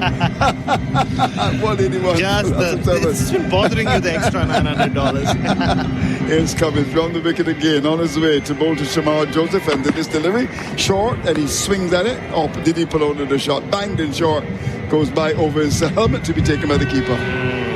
So Australia would want to just wrap it up. Don't want any annoying late partnerships now. And good call from Pat Cummins to just bring himself back on. Just target those stumps of Shamar Joseph. You know he'll swing at you. So we shall see. Here is Cummins on his way to Shamar Joseph, and he is on the back foot to bowl that pitches on that off stump and comes back at it, but he covers it quite nicely, plays up the pitch to bowler. Comes across to pick it up. There's a run. Good weather. Lovely breeze coming across the ground. There was forecast for some rain. We had some rain this morning, but so far it's been a pretty good day so far. Very good day. Early in the day we had that rain. A little disappointed with the crowd so far. The number has grown in the second session. A lot more Grenadians I see around. Yeah, I think of maybe 200 or 300 more would have come in. Here's Cummins up to the wicket. Bowls to Shamar Joseph, who's forward and drives it down towards that long on area for a single. Smith comes forward to collect it. The batsman have time for 1. So with that, Shamar Joseph goes to 4, and with 1 to come in over number 51 now, it's up to 182 for the loss of 7, and it means that Alzari Joseph will come to do battle. Australia would love to get these remaining batsmen out. They don't want a situation where the lead is maybe just 60 or so. I think Cummins is very aware of that. He wants to knock them over now. And he comes on his way to bowl to Alzari Joseph. He's in and bowls to Alzari Joseph. He gets a delivery that cuts back and then bounce. He pulls the head away. Might have just hit the elbow. We'll just have to wait and see. But that was a nasty delivery. Great aggression from the fantastic bowling and Cummins to end the over. So at the end of it, 182 for the loss of 7. That was a very good over indeed. Oh, that was a vicious delivery from Pat Cummins to end the over. Just came off Alzari Joseph's shoulder, once again wide of the crease, and that ball just rose at him sharply, and Alzari had to get his gloves out of the way. It's 2:37 on the clock. It will be Nathan Lyon to continue. And Shamar Joseph didn't take the bait in the previous over. Australia this time starting with the field well spread out.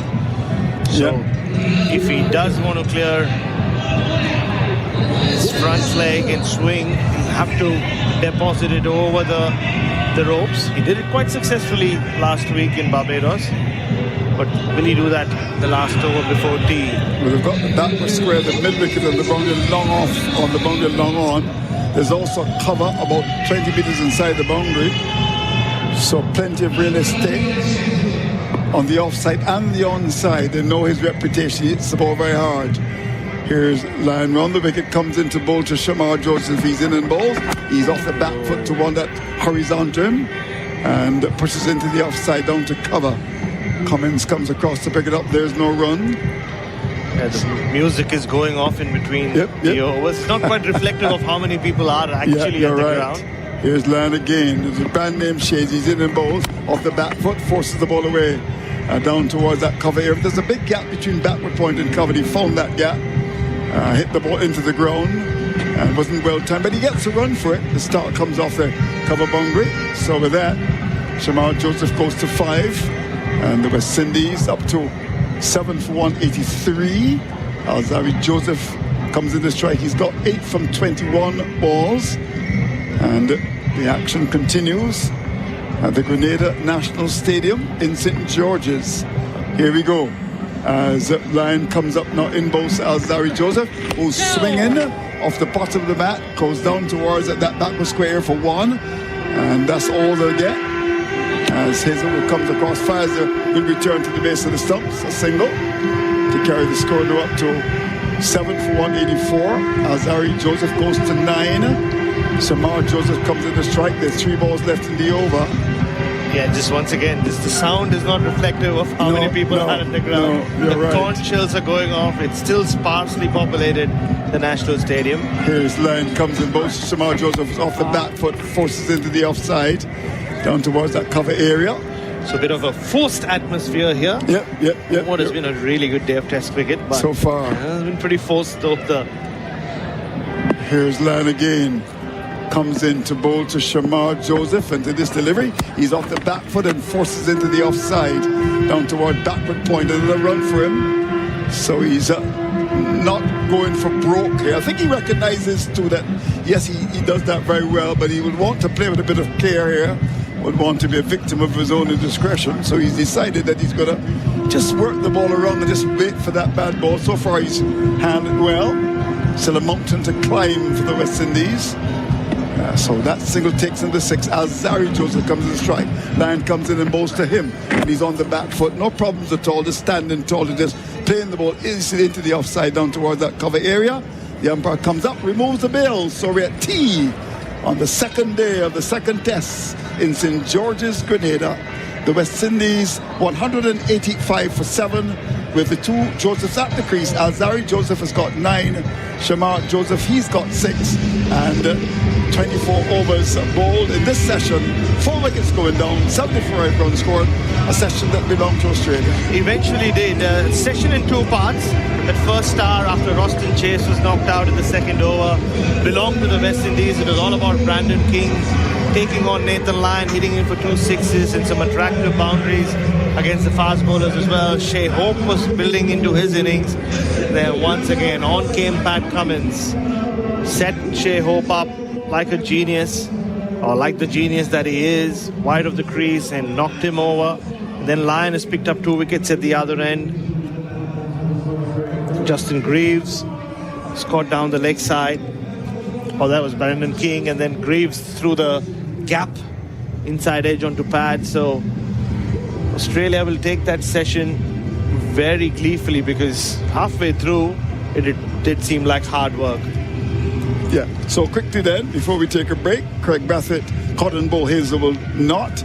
John Campbell was caught by Starkoff Webster for 40. Casey Carty, Cotton Bowl, come in 6. Brandon King, the star for the West Indies, caught Carey off Lyon 75. Roston Chase, the captain, leg before to Hazelwood for 16. Shea bowled off stump by Cummins for 21. Justin Graves caught by Carey off Lyon for 1. Alzari Joseph, he's got 9. Shamar Joseph is on 6. Some 52 overs bowled, 185 for 7 is the West Indies score in response to Australia's 286. The bowling figures for you: Stark 10 overs, no maidens, none for 44. Hazelwood 12 overs, 2 maidens, 2 for 43. Cummins, the captain, 11 overs, 2 maidens, 2 for 31. Bo Webster, 9 overs, 3 maidens, 1 for 17. And Nathan Lyon, the off-spinner, 10 overs, 1 maiden, 2 for 39. So Australia, 286 to which the West Indies replied. 184 for 7. Zawi Joseph, he's got 9. Shamar Joseph, he is on 6. The action continues in about 15 minutes. Please join us then.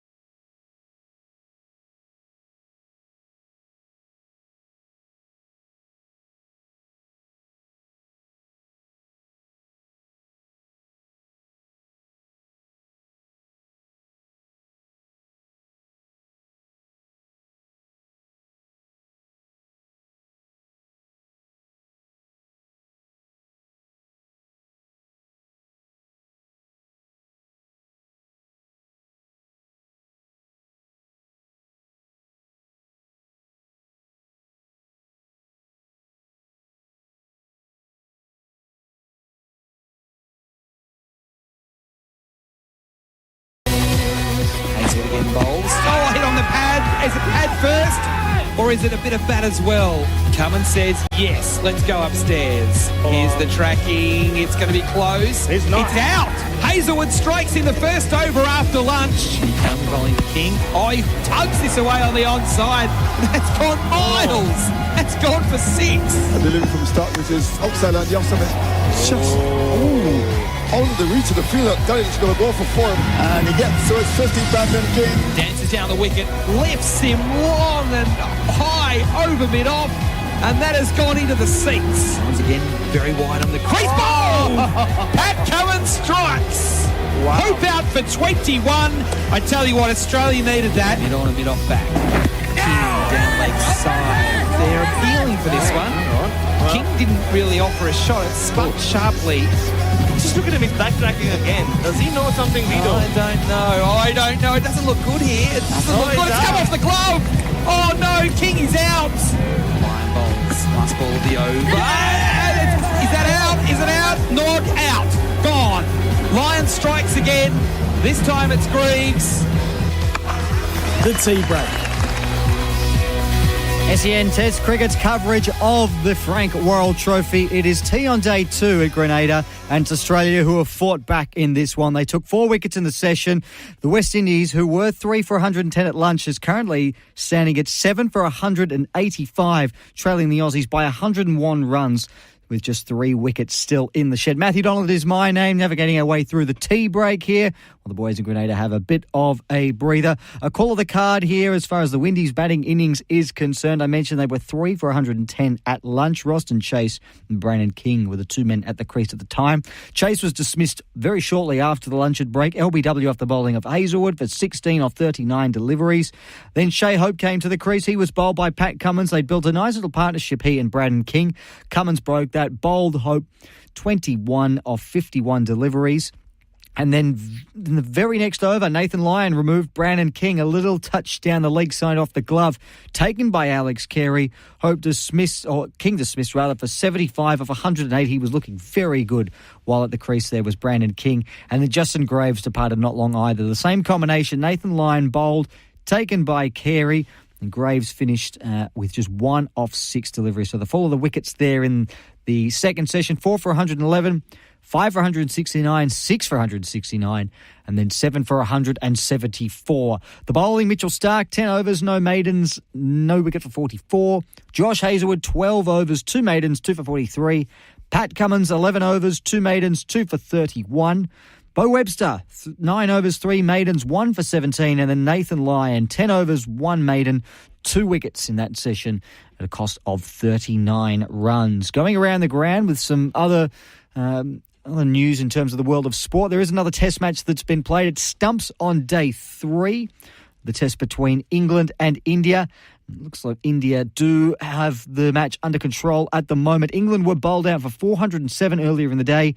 At stumps, India in their second innings are 1 for 64. KL Rahul on 28 not out, and Karun Nair on 7. Yashavi Jaiswal making 28 before he was dismissed by Josh Tongue, who's the lone wicket taker. So India 1 for 64, 9 wickets in hand still, and a lead of 244 runs. So certainly advantage India in the second test. Of course, England leading that series by 1-0. In terms of Wimbledon, we touched on that during the luncheon break with Brett Phillips. Some of the latest news to come through in that in terms of results. We spoke about Jordan Thompson. He did secure victory over the Italian Darderi, a 4-setter, 6-4, 6-4, 3-6, 6-3. Taylor Fritz progressed through in 4 sets as well. And currently in live scores, Carlos Alcaraz has just finished his match against Struff. So 6-1, 3-6, 6-3, 6-4.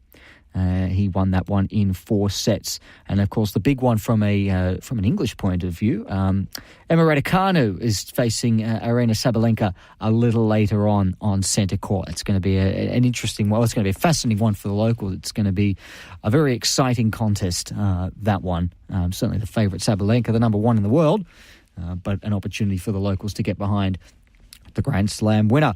Scores in the AFL overnight. 2 games taking place on the Friday night. Collingwood and Carlton at the MCG. Collingwood secured a 56-point win over the Blues.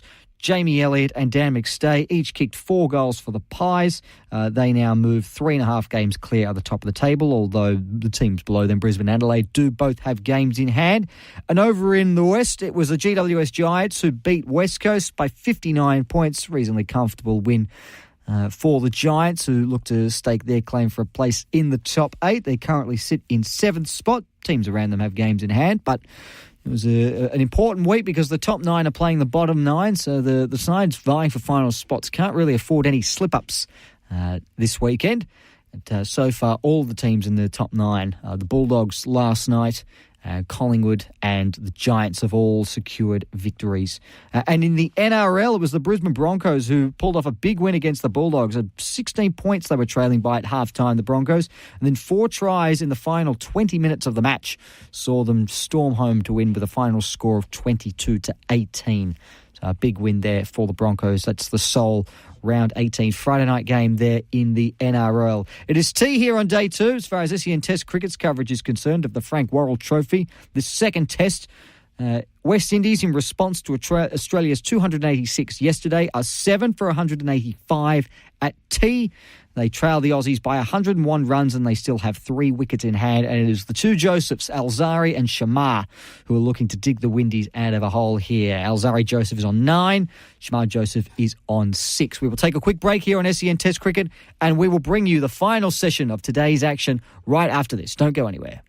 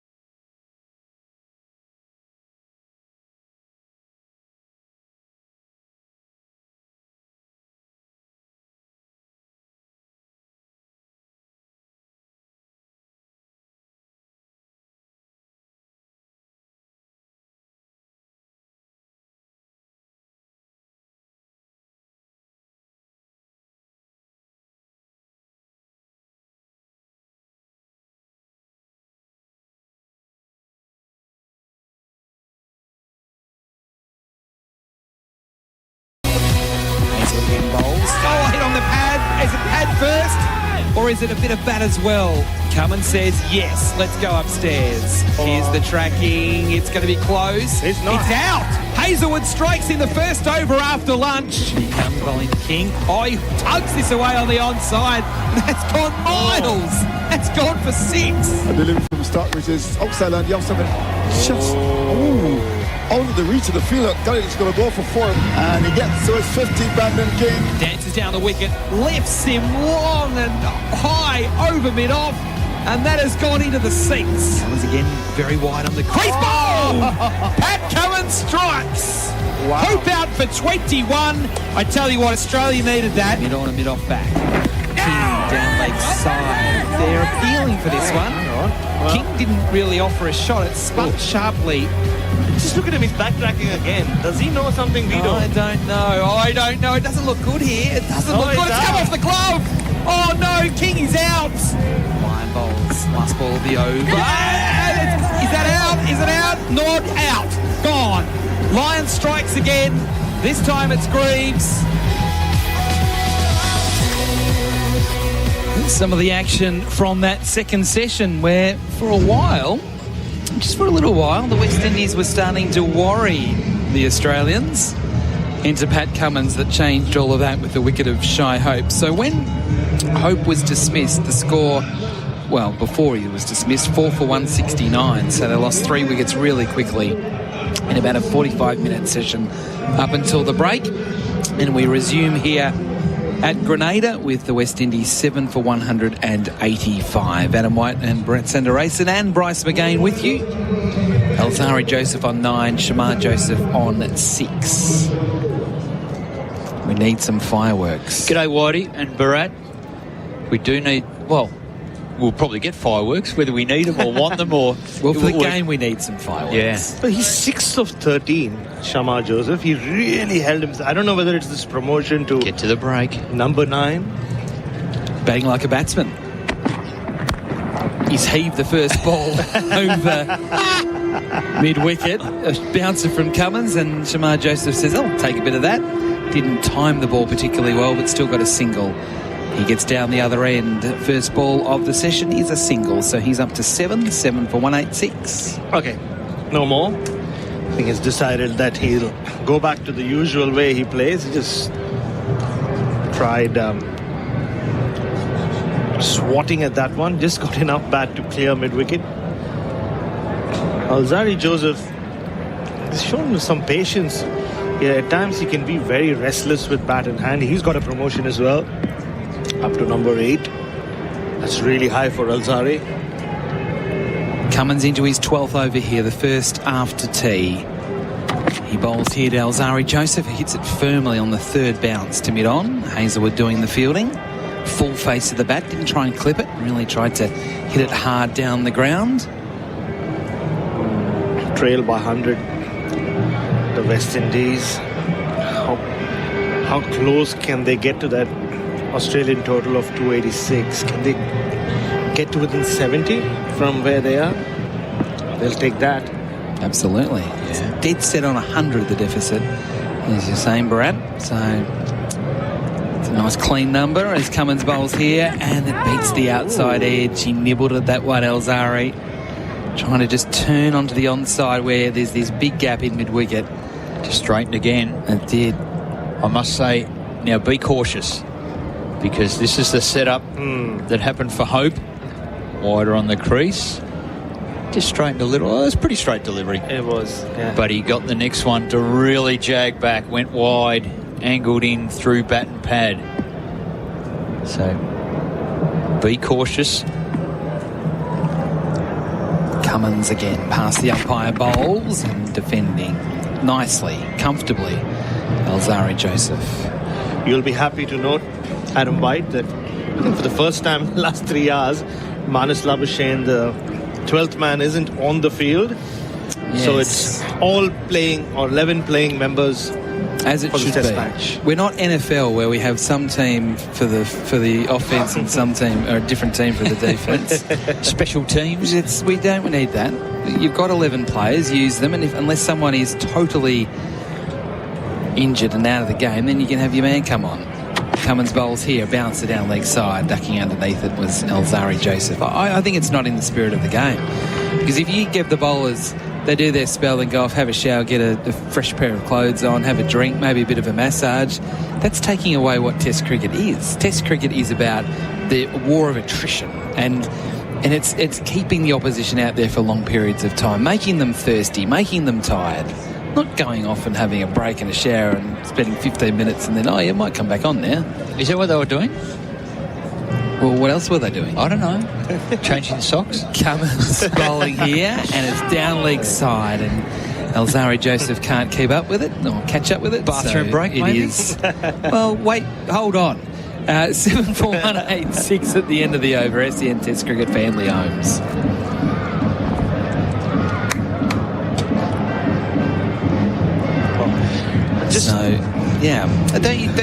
What are your thoughts on that, Bryce? No, before you...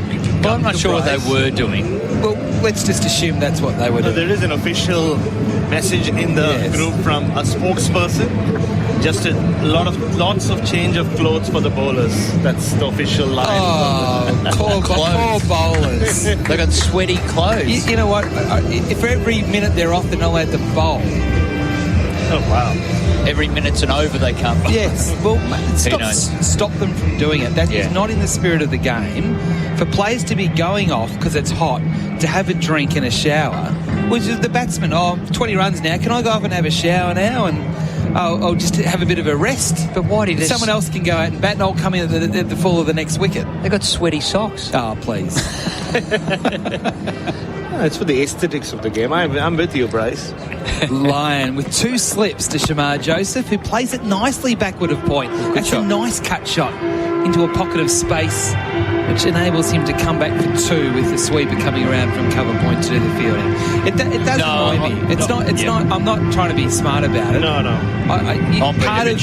Part of being a cricketer in first class cricket, Test cricket, even for a club cricketer, 80 overs, it's tough work. It's meant to be tough.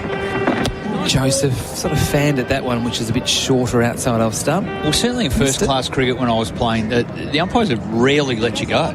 You'd have to have a serious, like an injury, or you cut yourself, or something's happened that you go, I need to get some treatment here. To change clothes, I don't like that. Line bowls to Shamar Joseph, who's tucked up, just playing it forward of square leg, getting a single and getting himself into double figures. He's up to 10. 7 for 189. Like we saw the farcical situation where we had a drinks break in the middle session. 2 overs later, there was a change of gloves, a drink and a towel for the batsman. We did. I mean, that's just... I don't know what the instructions are for the umpires, but surely the umpires should be saying, get off. You've just had your drink. And that's happened in games that I've played in as well. In first class, no, you're off. Cut it out. We've got 20 minutes to the lunch break, or whatever it would be. Line around the wicket, bowling to Alzari Joseph, who defends off the front foot back to the bowler. Well, all I can say is it's trickled down into junior cricket now. We can umpiring a junior cricket game, even if there's a drinks break coming up. They're changing clothes? They're having showers? We're at least getting drinks on the field. Really? Line here bowls Alzari Joseph at short. It's whacked away over square leg. Goodbye, cricket ball. That's a big 6. Lyon just dragging it a little short, and Alzari Joseph got into position to play that really early, swinging the ball over square leg. We got deep in the crease and went low to high. He was not trying to keep it down. Despite the fact he's hitting into the breeze, he went for it and cleared it by miles. Almost hit it into the party stand there. So Nathan Lyon being hit from multiple 6s in back-to-back innings doesn't happen very often. Shamar went after him in Barbados, and here he's conceded 3 6s already. Line bowls here to Joseph, Alzari Joseph, who's backing across defending. 2 from King and now 1 from Alzari. That is the over. So we've had 2 since the resumption. Already 10 runs. The West Indies trailed by just 91 on the Tyre Power scoreboard.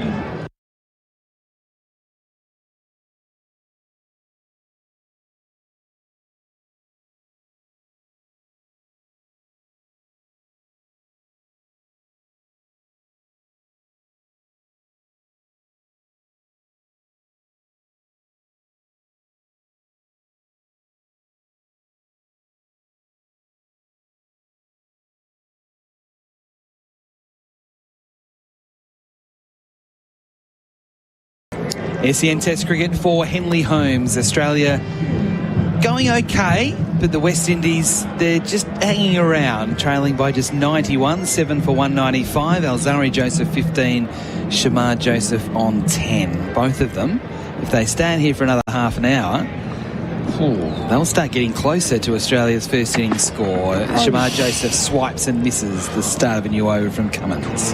That was just above bail height as he's tried the pull shot. There are 3 men out on the leg side. They definitely respect Shamar to put that amount out on the fence straight away after what he did at Kensington Oval and what he did also during the Australian summer. Yeah, respect, or they just feel like he's going to go for it regardless. So just put the fielder back and maybe he'll test hold the out. patience. Yeah. And already after the tea break, he's come out and said, I'll go back to what I was doing last week.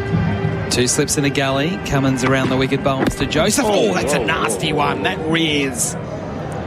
And he wanted to play the hook shot, but it just came too quickly at him. And that got big on Shamar. Yep. That would have unnerved him. Well, Pat thought, if you want to pull one in the top of the stumps, here's one you can really get into. And it was quicker and right back at him. Right at him. He'd squared up. Hit him on the glove. And right in front of his throat. That was a really nasty delivery. It hit his gloves before he realised that he was trying to play a pull shot.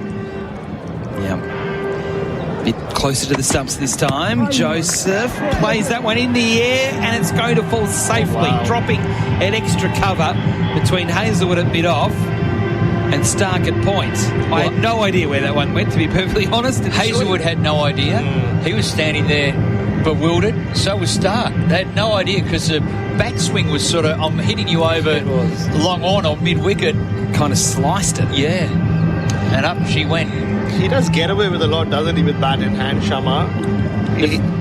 I mean, I guess it's just the way he bats. You know why he does? The field spread. Because the field spread, so that it drops into space a lot in the circle because they put him out.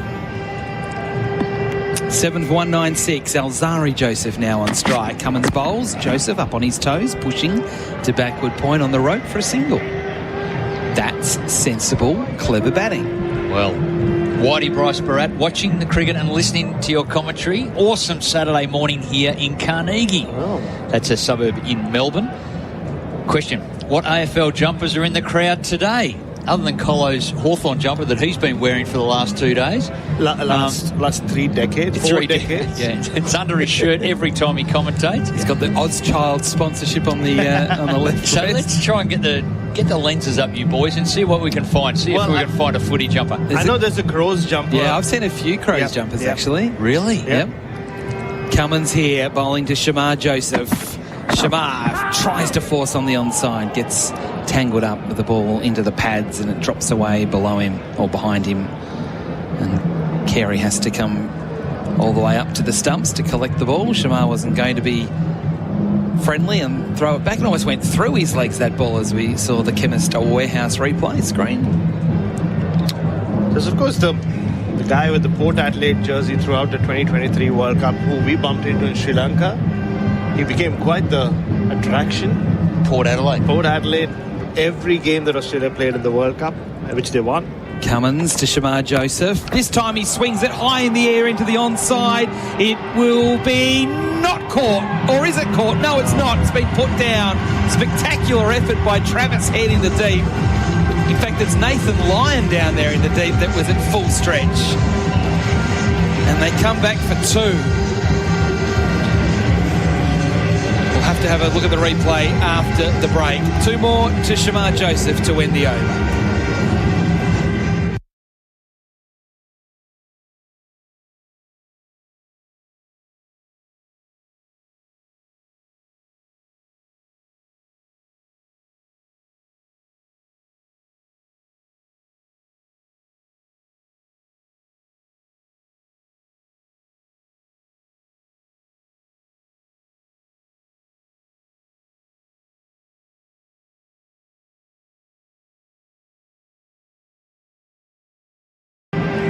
SEN Test cricket for the Henley Breakthrough Collection, billed for just $227,900. We've just had a look at the Chemist Warehouse replay screen. I have to apologise to Nathan Lyon. That's not really a drop catch.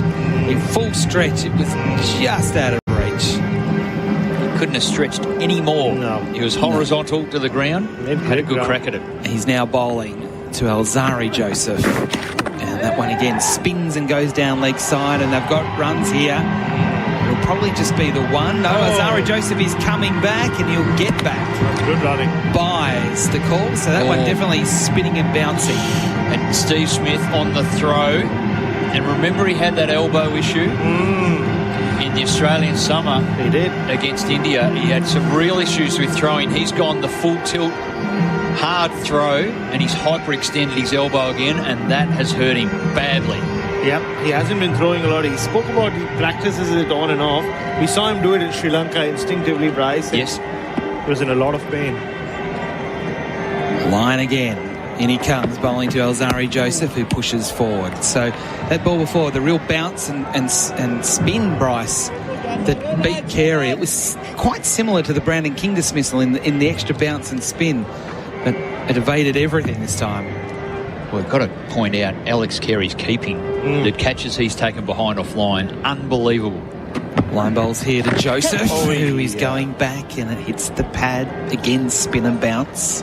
Big turn and bounce down leg side. It's clipped the glove, then hit his hip, and he's still taken it cleanly. And an inside edge between bat, pad, and stumps, everything clean as anything. His work behind the stumps is elite. Line again bowling. Joseph nudging it on the bounce into Travis Head and bat pad. And it's no real surprise when I've seen him every morning of everyday cricket that he's ever turned up. He is working so hard with Andre Borovic. It is second to none, his work ethic and appetite for excellence. Line again bowling. Alzari Joseph smashing it over Lyon's head, and it crashes into the fence below the side screen.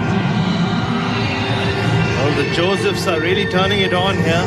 Sharma not very convincing, but Alzari 6 in the previous over. This was just slapped back straight over Nathan Lyon's head, so that the figure, the number of runs they trail by, dropping very rapidly in the early 80s now. What's the response from Lyon? Last ball of the over. In he comes. He bowls. Alzari Joseph forward.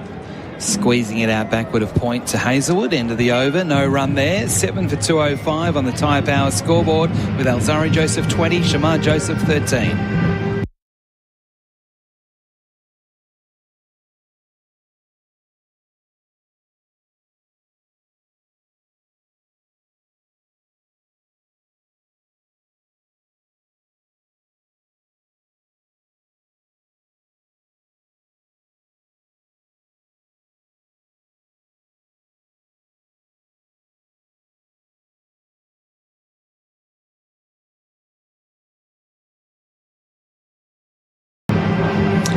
SEN Test Cricket for Henley Holmes, Adam White, Bharat Sundaresan, and also Bryce McGain with you. Pat Cummins is going to continue.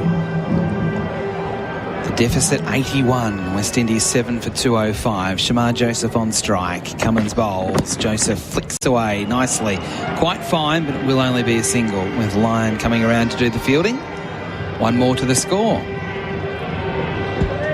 Well, statisticians will be wondering what's the highest partnership between two batters with the same surname, if you're not Singh or Khan or one of those common ones. Adam Collins on the job. Marsh. Oh, yeah. War. Oh, I think the Marsh. No, they can't be related. They can't be related Oh, either. right. Yeah. These guys are related. They're cousins. No, they're not.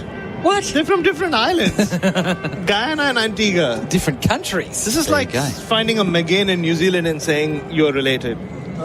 I mean, you might have a McGain in New Zealand. Just saying.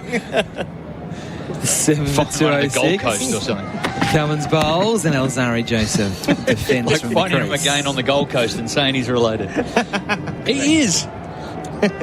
Speaking of Gold Coast, Steve is listening to us This is good. from the athlete village for the Gold Coast Marathon. This is huge. Half marathon on today. Should be a cracker, loud and crystal clear on the SEN app. Thanks, Steve. Good luck with that. Look, tons of people go up there. I know someone, Joey Pictataro, that's going up there to running that this weekend. Yeah. Tiana Atkinson, a Victorian cricketer, is up there. Oh. She's a Mornington cricketer originally as well, as am I. She's gone up there for the marathon. So lots of the cricketers and summer sporting people look to avoid the colder winters in Melbourne and go up north and run a marathon. Why not? 7 for 206. Cummins again wider on the crease, and Alzari Joseph tries to swing it away on the onside and misses. Trying the pull shot with a ball that was just short enough to pull, but probably didn't get up as much as what Alzari thought.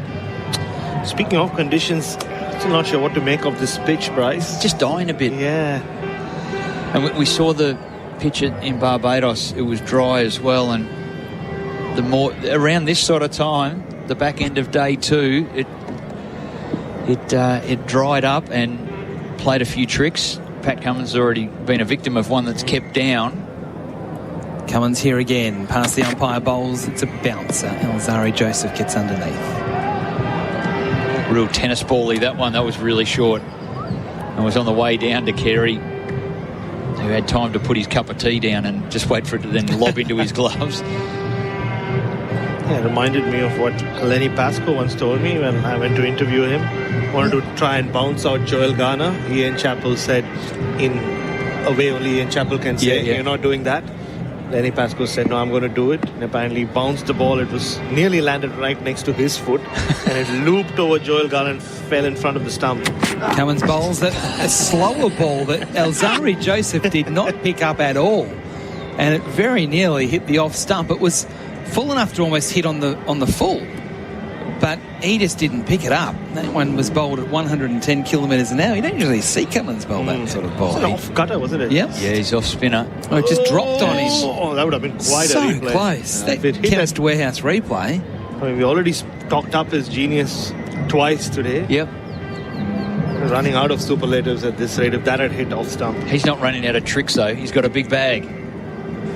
Cummins here bowls to Joseph. Swings it away in the air. That's gone too. Stark on the fence at square leg, watches it sail over his head, and he has to go and retrieve it from the gutter. This is terrific batting here from Alzari Joseph. End of the over, he's up to 26. Shamar Joseph on 14.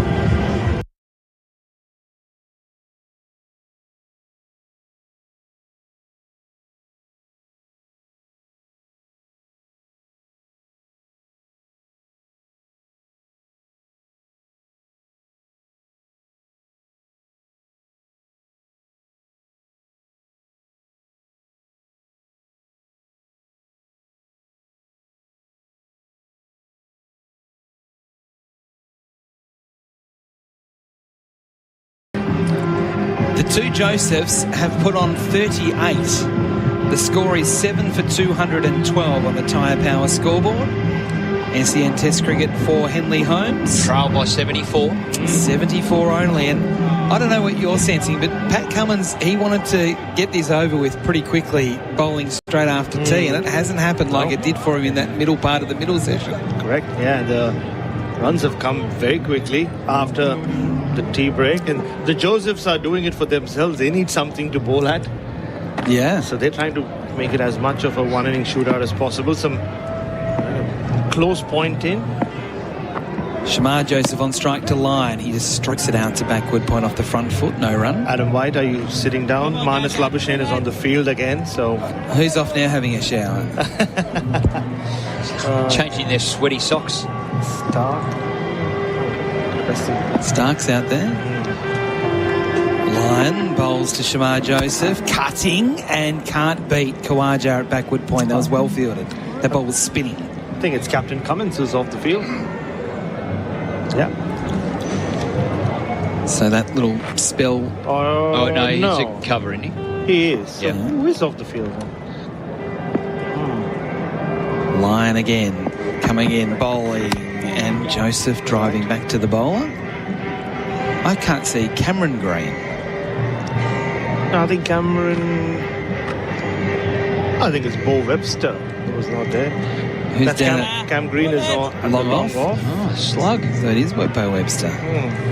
Lyon bowling to Joseph. Swings this one down on one knee, and that's gone into the grandstand. Oh, Shamar, that is something special. That has gone so far.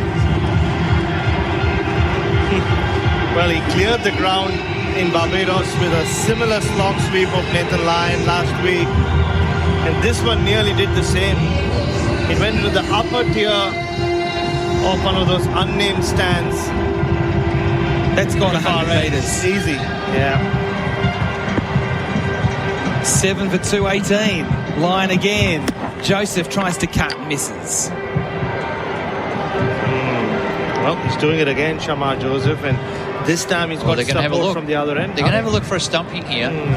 Just checking whether he's lifting his back foot as he placed it back. There's a polite inquiry by Carey. They've reluctantly gone upstairs and what's your gut feeling? No one's too wound up about it. Nah. They're all turned around and looking at the big screen. They just hope. It almost feels like they're a little frustrated, the Australians. Yeah. So it's one of the ones where it's just the back foot there, and does it lift up on the timing of Carey? Just tapping the ball off. Oh, hold on. Oh, no. Oh, very close. This is close. Is there a spike on the ground? I think the bails just didn't get dislodged in time. I think they're still not out of their groove. But I think by the time they drop out of their groove, it looks like the back foot is much closer than we thought it was. I'll tell you what, it was very clever from Alex Carey. 7 for 218. That'll be waved away. But Zing bails, you never know. He could have been in trouble. Shamar Joseph on 20. Has the decision been posted? I think they're really thinking about this. Here it comes. Not out to be the right call, but it was tight. A hovering foot behind the crease, but hovering. All right, still pending the decision, so they're taking their own sweet time. Umpire Menon in there. Yep. He's feeling the pressure from the first test. All of a sudden, Shamar Joseph is watching a little bit closer up at the screen. Wow. Your heart rate's gone up. He wants to look at it from a different angle.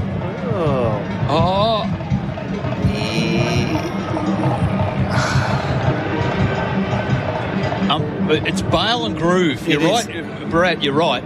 The tap went on, and it just took a little while for the bail to hop out of the groove. Yeah, maybe he just needed to do it. Maybe the tap needed to be a little firmer because it just took that extra half a second to move out of the groove. Are they coming together here? I think Lyon and Co seem more interested than they were a minute or so ago. Are they looking at the other bail? Well, no, both come off the groove.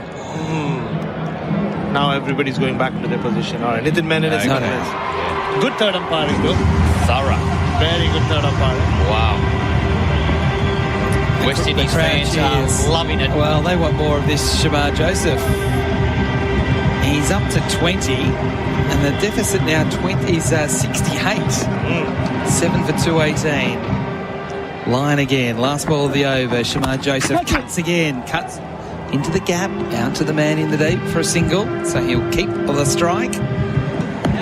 As drinks come out for Alzari Joseph. Well, no, near a drinks break, but that's what's happening. 7 for 219.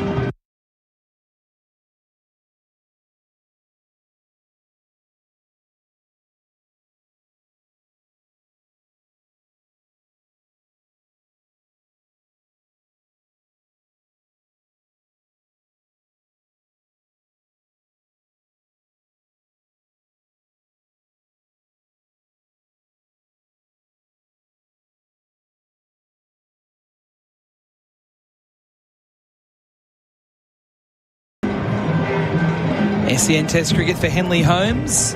The deficit 67. So with the score 7 for 219, that's 34 runs in 25 minutes since the resumption. Another session that they've started well, the West Indies. Yeah, that's right. The problem is once they get a wicket now, Australia, Seals and Phillip are walking wickets. Pat Cummins again around the wicket. 2 slips in a gully to Shamar Joseph. Down leg side. He tries to hook it away and misses. Well, it looks like Pat Cummins is just going to keep feeding him with these short balls and just expect him to top edge one of these. Which is, yeah, a few times he has swung at it wildly. It's just missed the stumps barely. I wouldn't be surprised if he bowls that off-cutter he did to Alzari in the previous over to Shamar now. Completely deceived him. So 2 sixes to Alzari Joseph, 1 to Shamar Joseph. But Shamar's 6 was worth 2 sixes that went that far. Yeah, left-hander. Cummins to Shamar Joseph. It is the slower ball and it's been picked, and he just turned it around the corner and took a single. Very responsible batting. 7 for 220 now. Just got the length wrong. It was a bit too short, so it kind of sat up, and Shamar was expecting it as well, clearly. Maybe Bryce. Yeah. Thought he would go for it. So both Josephs have played a role here. Alzari, the senior batter, and between the two, the more accomplished of tail-enders. It's more frustration for Australia. They had to contend with this in the afternoon. Pat Cummins broke the back with the wicket of Hope, and then the 2 followed soon after. Can they do it again? Cummins now bowls to Alzari Joseph, who looks like a proper batsman defending that ball. So they came together at 7 for 174. So this partnership now worth 46 at a run rate of 4.45 runs and over. So it's a bit like we were talking about before. They're going at a reasonable pace, but because they hit all these big sixes, you feel they're going quicker than what they actually are. And they've shown a lot more responsibility than what you would expect. Yes. Or we expect from them. Only 1 slip in a gully now for Alzari Joseph. 3 out on the hook. Cummins bowls. It's full outside off stump, and Alzari Joseph doesn't get tempted. He leaves it alone. More good signs. It feels like for West Indies, the bowlers take the wickets, the bowlers score the runs. The batters make up the numbers and drop catches. And missed runouts. Yeah, true. Having said that, Brandon King did play well enough to get that 75. Batted very, very responsibly. Cummins to Joseph. Alzari Joseph, he just prods it on the offside and takes the run. It was there, so he took it. And this is what happens. A few lusty blows in the field spread, and there's all of a sudden there's these singles to be had. At least at the moment, the 2 Josephs are taking them when they're on offer. They're doing it well. They're not falling into any trap. There are some obvious traps being set by Pat Cummins. Yep. Even with the short ball to Shamar Joseph. And I wonder if it's time to enforce Operation Mop Up, bring Mitchell Stark in, so that he can go really full. Yeah. Well, there's an extra one out on the hook shot now, if you like. Deep fine leg, deep backward square, deep forward square, a mid-wicket and a long on. It is a stacked onside field. Cummins around the wicket to the left-handed Shamar Joseph. 4 on the fence on the onside. Slower bouncer, maybe? Shamar Joseph on 22. Last ball of the over. Cummins bowls. Joseph flicks it fine, probably off the pad, down towards the rope. It's gone for 4. Leg buys, but they'll take them any way they can get them at the moment, the West Indies. The deficit now 61, 7 for 225 at the end of the over. Alzari Joseph on 27, Shamar Joseph on 22. SEN Test Cricket for Henley Holmes. After the break, you'll hear from our man, Andrew Mason.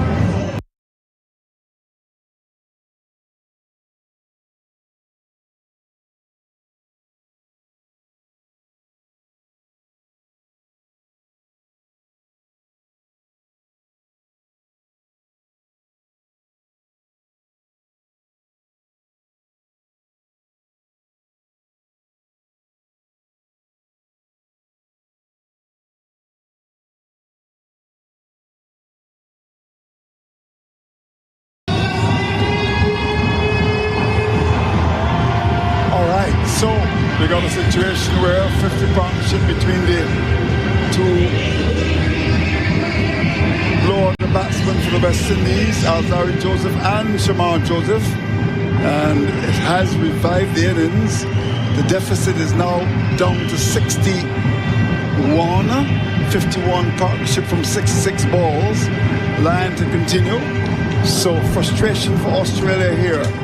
Alzari Joseph has been very responsible with his batting, and the other Joseph has been measured. Here is the delivery, which is on the line of the middle stump.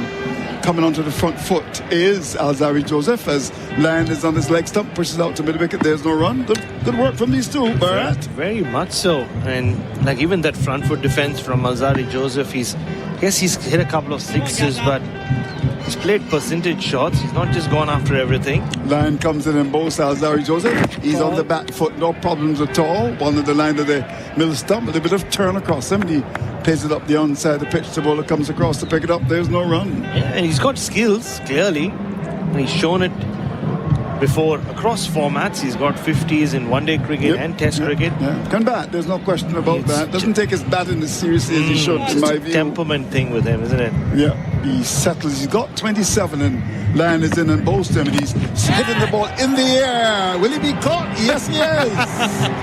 We put boat mode on him, as we would say in the Caribbean. A ball given some air, hit the ball down the throat of the fielder down at long on. So Alzari Joseph departs 225 for the loss of 8. Well, in Australia they say putting the markers on someone, and we certainly did that on Alzari Joseph. He was looking really good. He defended the first two deliveries very solidly and said, no, I'm in here for the long haul. All it took was for Nathan Lyon to give the third ball a little more air, and he got sucked into it.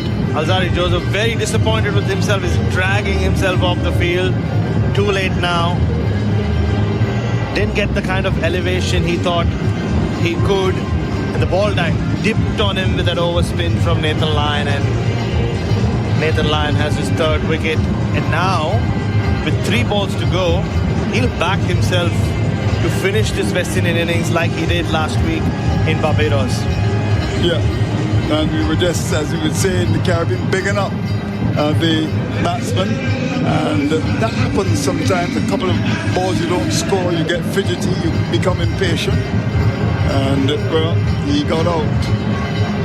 Well, there's a saying that patience is bitter but its fruits are sweet, and he must know that if he can just stick around for a while, as we said, a couple of deliveries just coming onto the front foot, and then cleverly lands through that one up, and he went for it and was caught on it long on by Green and the Australian supporters here in the Spice Isle. They are very happy.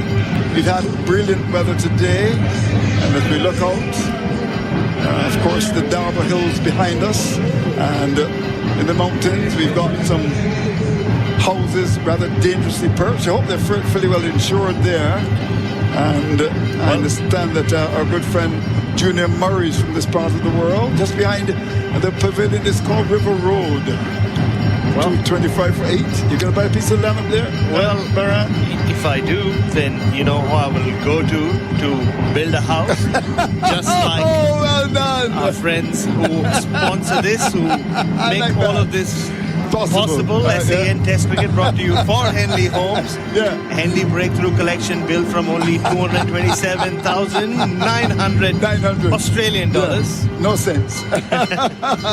So Anderson Phillip comes out to do battle, the man from Trinidad and Tobago. Well, hasn't got a double-figure score in the last 3 years in first-class cricket, but has a Test high score of 43. He's in now. Lyon bowls him, and he's forward and plays it rather capable into the onside down towards that mid-wicket. As we'd expect, Lyon is on the hunt. He's got a slip. There's a leg slip and forward short leg waiting. There is, and what West Indies want is for Phillip to just defend the next 2 balls. Let Shamar do what he's doing at the other end. Here's Lyon, comes in and bowls him, and he's forward again. No challenges at all with that. Giving a bit of air, just coming onto the front foot, pushing out towards mid-wicket. Forward short leg comes across to pick it up, and there is no run. 225 for 8. 1 to come in the over. Can he survive here? We shall see. He settles, he taps about rather heavily, and waits on Lyon, who decides to just push the mid-off back a bit. That's all part of the psychology. As he comes in again to bowl to Phillip, and to this delivery, Phillip is forward, plays it rather well. The off-break turns across him, but he plays it out to forward short leg to end a successful over, an over in which Alzari Joseph departed. 8 for 225 is the latest score in St. George's.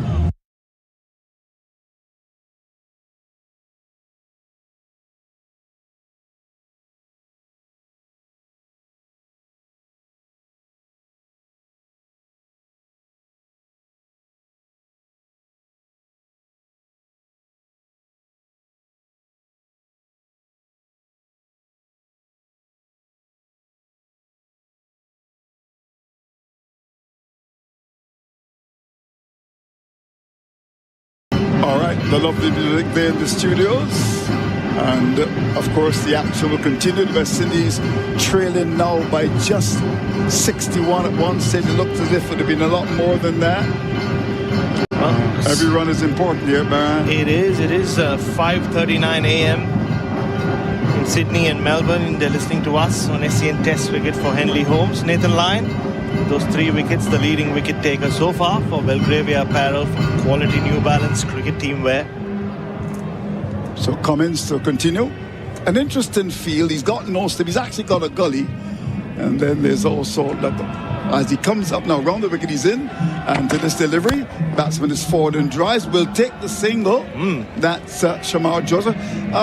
Was hesitated slightly, wasn't quite sure it went down to long off, but he decides to expose Phillip for 5 balls. I suppose he's trusting his ability to keep it out. So the run is taken to 26 for loss of 8.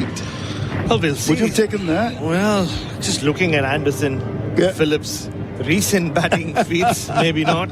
When you're up against Well, it reminded me in Barbados when Justin Graves was batting with Alzari Joseph. The very first ball, he hit a ball down to mid-off very hard, and Joseph got run out off the very first ball. I couldn't understand it at all. He did, yeah. And now Manas is going into a very short leg gully. Yeah. So don't know about the wisdom really of taking the single off the first ball, but we shall see. He goes to 23 with that. Here's Cummins looking to get a wicket as he comes in and bowls to Phillip into this delivery. He's coming right across the stumps and plays it rather well. Up the onside of the pitch, there's no run. Of course, he comes from the country that Brian Lara is from, so he should know a thing or two about batting. I don't think that's how it works, Andrew. I know. 226. I wish for your sake that's how. Well, some inspirational he should come. Well, I think he's slightly better than Tony Gray. Remember the good old Tony Gray? But he can just get inspired by the assistant bowling coach Ravi Rampal. Okay, who could handle a ball. Yeah, indeed. He could more than handle a bat. Here's Cummins on his way again to bowl to Anderson Phillip into this delivery. Short, banged in over his back down the leg side, taken by the keeper. So some aggression from the Australian captain that was banged in.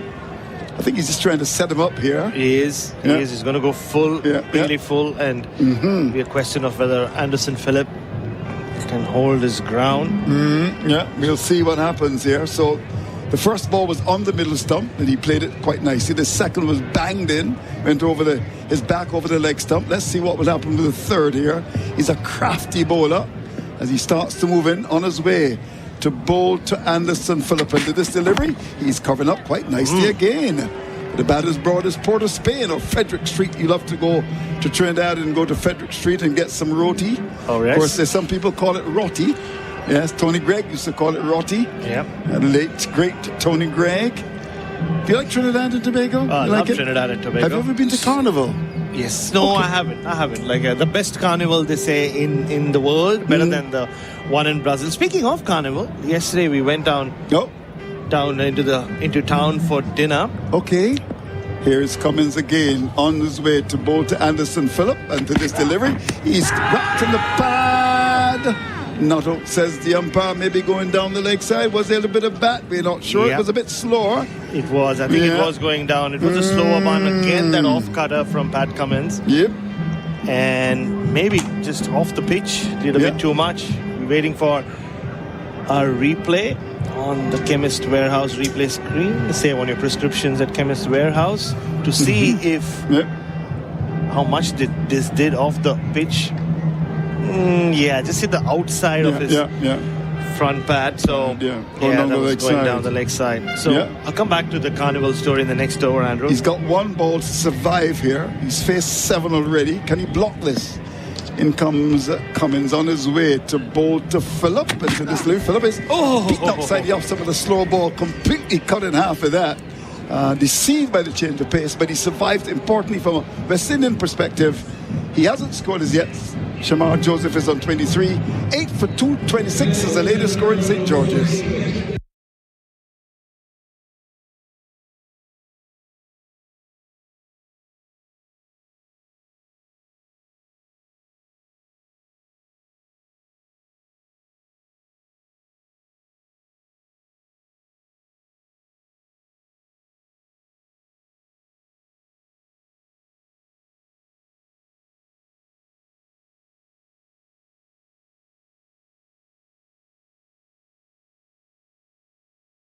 So 8 for 226, and Lyon to continue his probe from the River Road end. He's picked up 3 for 59 from 14 overs. He'll bowl to Shamar Joseph, who certainly gave him a whack or two in Bridgetown, Barbados, at the Regent's Mecca Kensington Oval. Now, here we go. We've lost the sunshine. Let's hope it's just temporarily. In he comes from round the wicket. Lyon to bowl to Shamar Joseph, who's off the back foot. It's a ball into the pitch. Bounces down to backward point. There's no run. You were telling us about somewhere you went yesterday. I did. So once I was done with dinner, and obviously I had to go in the other direction to everyone else, and I saw there was a big crowd not too far from where we were. Here is Lyon, comes in to bowl to Shamar Joseph, who's driving. The ball goes past the keeper down to the boundary. It will get there just about now. By signal by the umpire. Big drive. Went past the keeper carry and went away behind him for 4. Buys. These runs are important. 230 for the loss of 8. Yeah, I don't think Alex Carey could have done much about it. It kept very low as well, gonna nutmeg them in the end. It went right through his legs, so there's no way he could have got his hands down in time.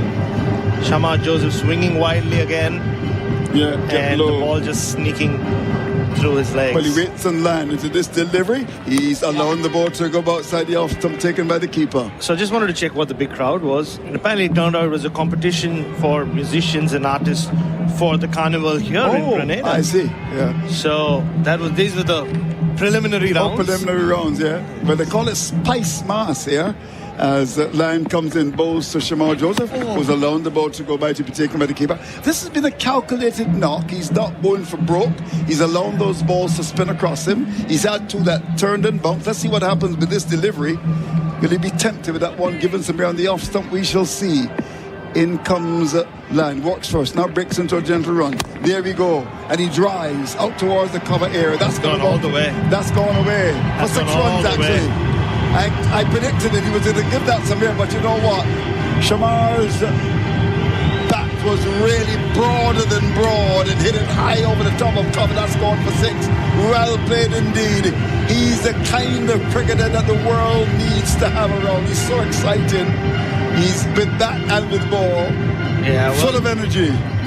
He slog swept Nathan Lyon a couple of times in the last 2 test matches. This one was probably the best shot of the lot. Inside out. He's in now and bowls to Joseph. Joseph is coming forward, pushes into the offside, down to backward point. He can't score. That was a bit quicker. The over comes to an end. Excitement galore here in St. George's. Shamar Joseph was on 29. Phillip hasn't scored as yet. 236 for 8 is the latest score in St. George's.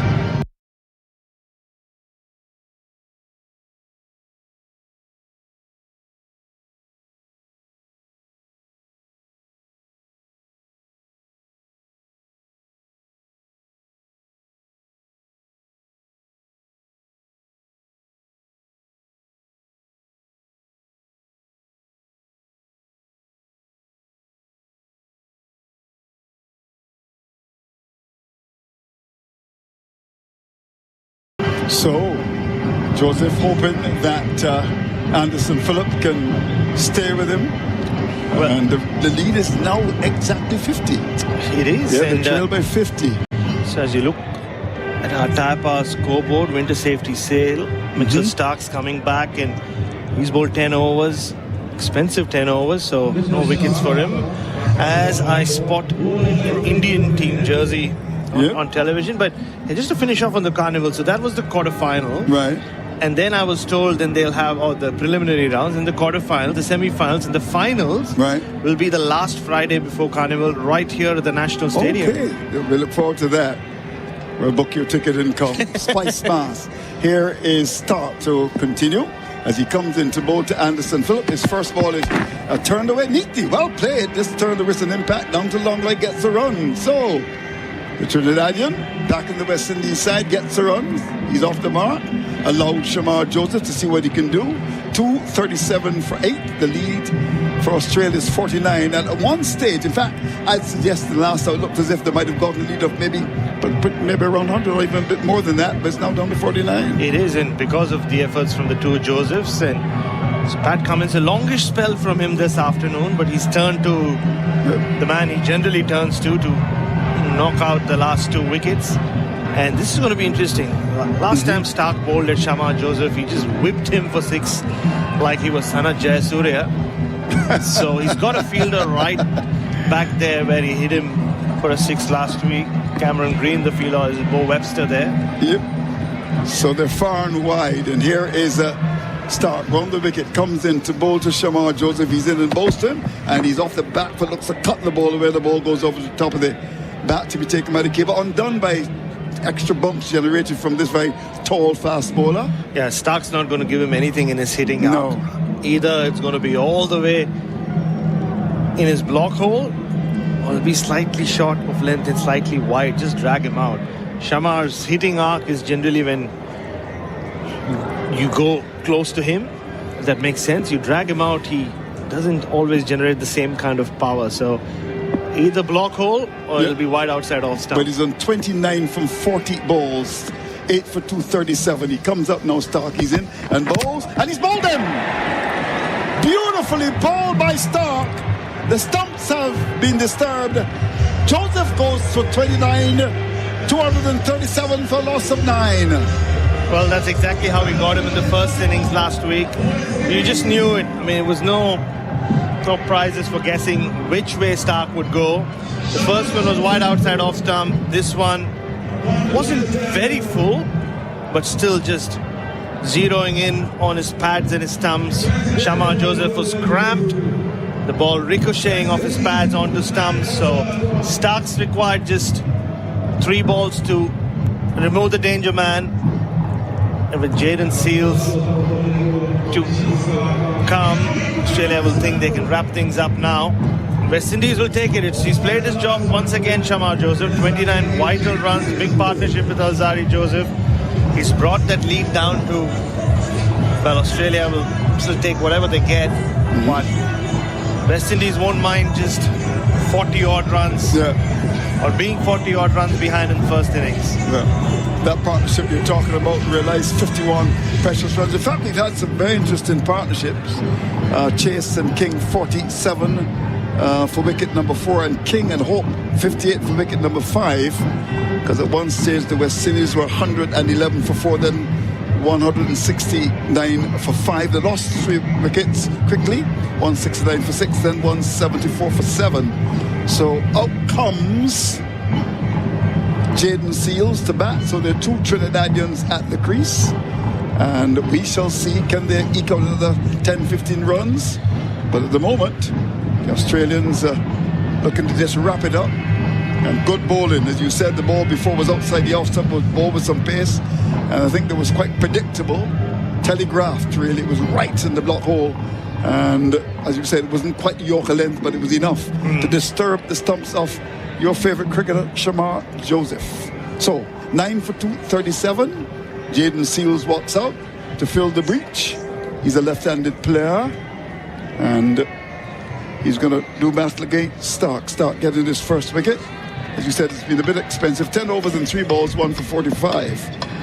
So it's got a slip in the gully. Leg slip is in, forward short leg as well. So he's going around the wicket, Mitchell Stark. So I might still go full with this ball. Jaden Seals has not really looked flash so far in this Test series or during his Test career. Excellent bowler, but not really very handy with the bat. So can he keep out 3 balls? Here's Stark. Round the wicket to bowl to Jaden Seals. Into this delivery, he's got it on top of it. Banged in short, goes up towards mid-off. Extra cover, the captain. Cummins comes across to pick it up, moving to his left. There's no run. And the Tyre Power scoreboard, winter safety sail. Brandon King top scoring with 75. Those contributions from the 2 Josephs have put West Indies in a much better position than what we thought they would be in after they lost those 3 quick wickets. Listening to SEN Test cricket for Henley Holmes, it's nearly 6 a.m. And it could nearly be time for Sam Constas once again to take strike. Here is Stark. Round the wicket, comes and bowls to Jaden Seals, and that's a aggressive bouncer. That one was just in the line of legs. He pulled his head towards point, and the ball flies through to be taken by the keeper. I tell you what, aggression there. Good aggression, and Jaden Seals hasn't really warmed up to the Aussies. No. He's been giving them send-offs, I know. He's been fiery, which has been good to see. But they haven't forgotten that. No. So 1 to come in the over. My prediction is he's going to go for the Yorker here. Yeah, I think he's got him on the back foot, so it's in his mind now. That's part of the psychology. Here we go. Stark again, round the wicket with a shadow alongside him. Goes past the umpire, he's up and bowls. Another bouncer. The batsman ducks. It goes over his back, taken by the keeper. To end a successful over from Stark, and over to which he got the wicket of Shamar Joseph. 9 for 237 is the latest score in St. George's.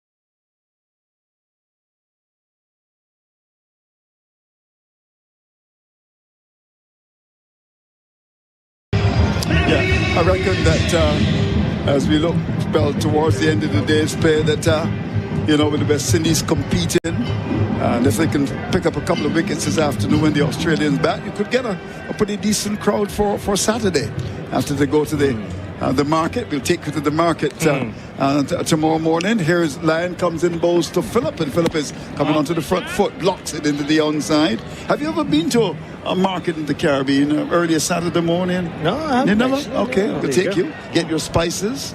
Can buy your big dasheen. They love as you would have seen, they had for lunch lots of plantain and dasheen and sweet potatoes.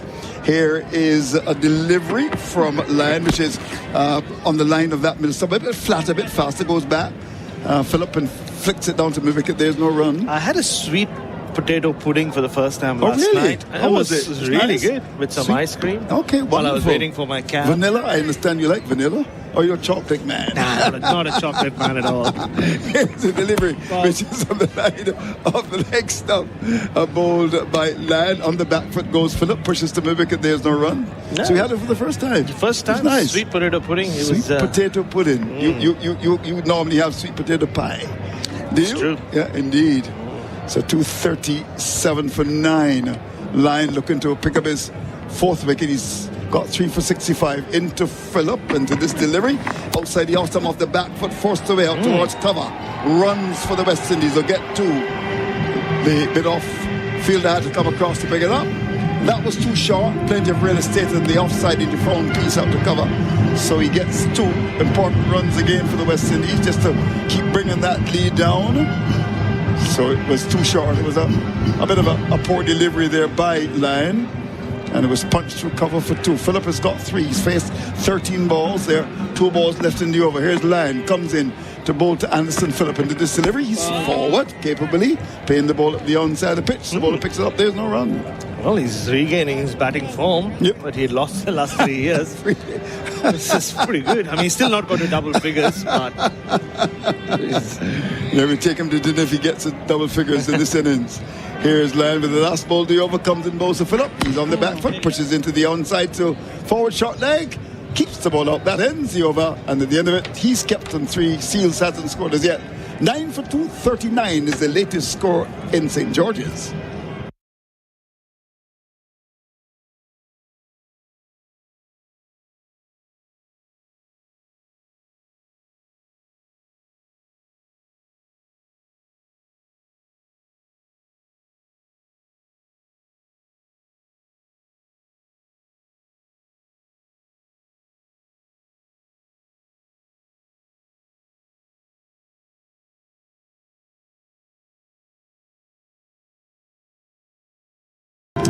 course, you know, here in Grenada, it's Spice Mass, and Barbados Crop Over.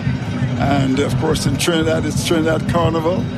You're going to have the Antiguans having their carnival pretty soon. And, they happen just around the July-August period. Spice Mass. Spice Mass, that's what it's called, yeah. I love the sound of that. Yeah. I like crop over, but Spice Mass. Yeah, sounds nice, eh? Nicer. So we shall see. So here we go. It's going to be start to continue. Look at the wrap it up now as he comes into bowl to the left-handed Jaden Seals. He's up to the wicket, he's in and bowls, and Seals is flicking the ball quite nicely out towards that backward square for one. We'll get a second. These are important runs for the West Indies. Back for the second, was on his legs, he clipped it in the air, but safely through that square leg area. Back for the second, so he's off the mark. 9 for 241, Bharat. Very important runs, and this is very impressive from Jaden Seals. He was really not enjoying the short stuff from Mitchell Stark in the previous over, but he held his own. Right. He was getting stared at. Stark had a few words for him. The young man is keeping his end of the bargain, so he's off the mark now. But the first ball was full. Let's see what it'll produce here. Here's Stark as he comes in to bowl to Jaden Seals. So he's getting a ball down the leg side. Was unlucky not to have got some bat under that. Had he gotten bat, you never know, it might have gone down to find it was full, and the keeper came across to take it. So 9 for 241. Looking forward to dinner this evening as well. Oh, How yes. did you find that place? Do you tend to find these little holes all over the place? I just speak to every person that moves or doesn't move. Andrew Mason. What's the name of the place again tonight? Dexter's. I understand it's old-fashioned, but the food is good. We shall see. It's in someone's house. It's somebody's house. Dexter's house. Dexter's house. Dexter's place. Here is Stark comes in and bowls, and there's the batsman covering up. There was a good delivery on the off stump, but he got across the stumps. Jaden Seals, who says he's working in his bat and pushes down towards cover. There's no run. So we got that reservation for the night. Dexter's house. I think it's in the Grenada area. So we look forward to that. 41 for 9. You had a posh time at the Cliff in Barbados, didn't you? Oh, yeah, it was a bit too posh for me. Oh yeah, lots of food and drink. I really had a couple of wine glasses there. Yeah, it was lovely, absolutely lovely. One of the top restaurants in Barbados. We are in the Spice Isle. We're watching a champion bowler. We're watching Stark as he comes in to bowl to Jaden Seals. He's in and bowls to Seals, and Seals is back, and the ball is on and off. Some hits it into the pitch and just rolls where Silly Point would be, and there's no run. And Jaden Seals looked very happy with himself. Was just punched the air. So, and this is he's Mitchell Stark steaming in. He has nearly 146 kph an hour every delivery in this over, and Jaden Seals is somehow at number 11, keeping him out. It's, what is it, 6 a.m. now in Australia, listening to us on SEN Test Wicket for Henley Homes for the Henley Breakthrough Collection, built from only 227,000 and 900. There you got that right. So 2 balls left in the over. Here is Stark as he comes in again. Look at him really wrap it up now as he's in and bowls to Seals, and Seals is getting the ball pitched right up. Look at the Yorkham, but he got the bottom of the bat. There's a wooden sound coming into a microphone as he played that. It was bang on target, looking to breach the defence, but Seal got his bat down in time. Somehow, some way, he's surviving. Yeah. And Australia trying to wrap this up, but the focus will soon shift onto that top order. Yeah. It's been really the major narrative throughout this tour, the failings of the top order for Australia. Could also be a bit of a funny time too, with about 10-15 overs. They've bowlers full of energy. Here is Stark, comes up now, he's in and bowls to Seals, and Seals is on the back foot, pushes into the offside, will get the single too, goes down to backward point. Gully comes across to pick it up, and it means that they get a single just before the break at drinks break. So the score then 242 for 9. Time for drinks.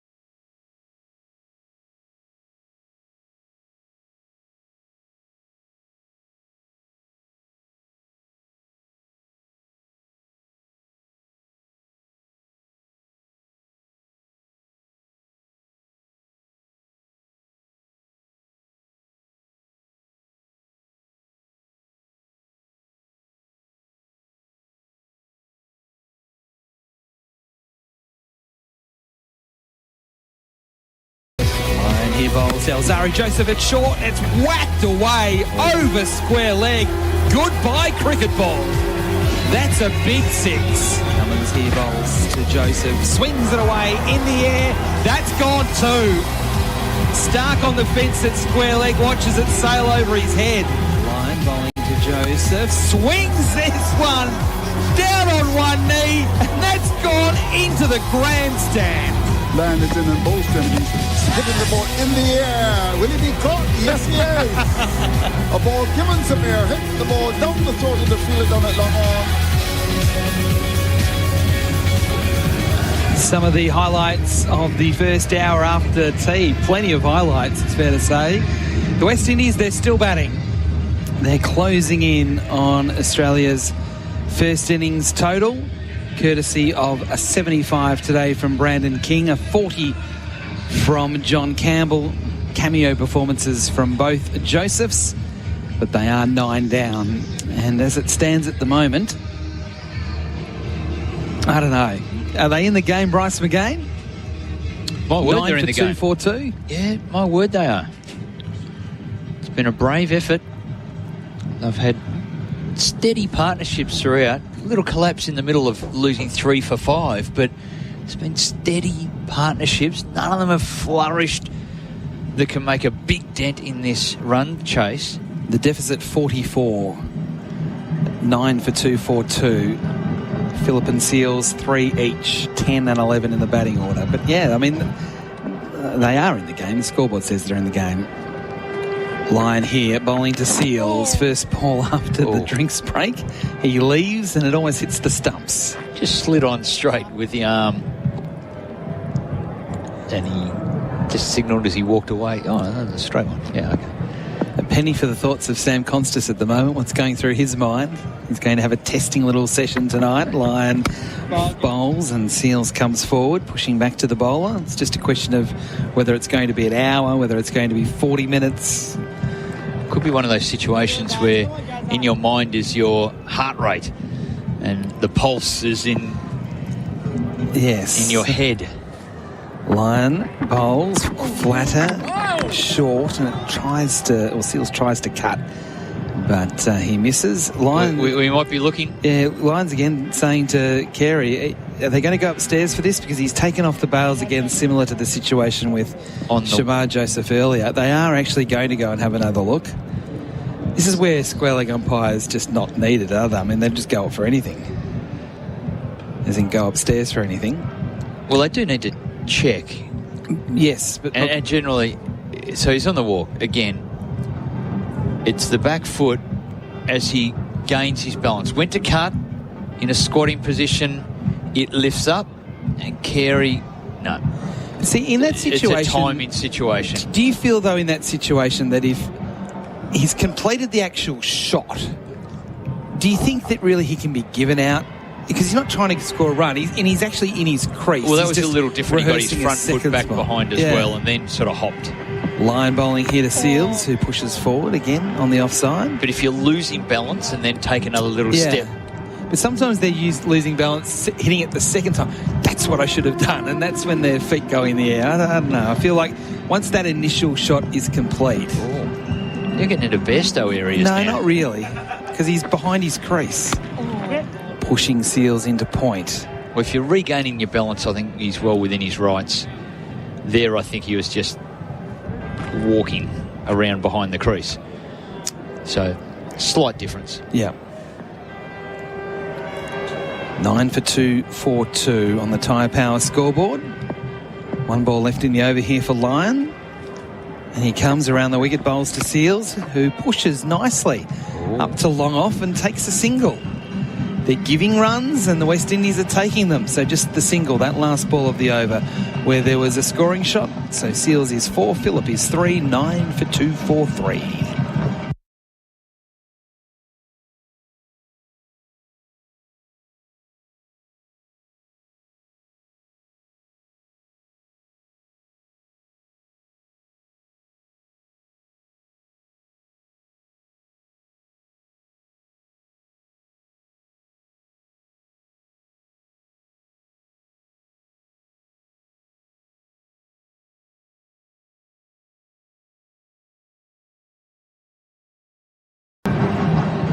2 for 58 in this session from 14 overs, the final session of the day here in Grenada. SEN Test cricket for Henley Holmes, as Mitchell Starc will continue again from the broadcast end as he runs away from us to bowl to Seals on 4, and Seals pushes forward in defence into the covers. A lot of SEN cricket fans are just waking up, particularly on the eastern seaboard of Australia, about 10 past 6 in Queensland and New South Wales, and also Victoria, Tasmania as well. It's been a good day of Test cricket. The West Indies have put up a real fight. King making 75 and Campbell 40, and 2 in the top order putting in some valuable contributions, and there's been some entertaining batting around that as well, as Starc comes in again to bowl to Seals, who is beaten the shape away from the left-hander. Carey taking it low down behind the stumps. 243 in 66 overs, so there's still 26.4 overs scheduled for the day.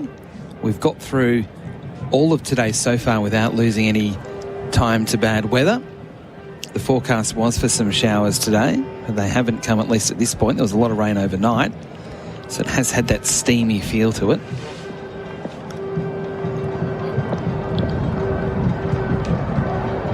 .43 the deficit. 1 wicket to get. Starc bowls closer to the stumps, and Seals up on his toes, trying to get forward as much as possible.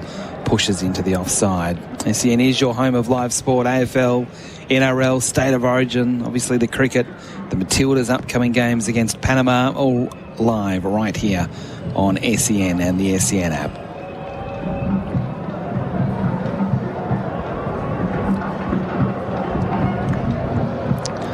Talked about there being no rain, Bryce, as I peer over to the hills next to the ground. There's some clouds building, much like yesterday. Starc again bowls to Seals. Oh, that's a nasty one. That hits him on the body, trying to duck out of the way. So you could hear the grimace from Seals himself then, as that ball bowled at 140 kilometres an hour hit him on the body. Shakes his head now, has a chat to his mate at the other end. That hit him on the right bicep, looking at the Chemist Warehouse replay screen, and then probably then bounced up into his neck region.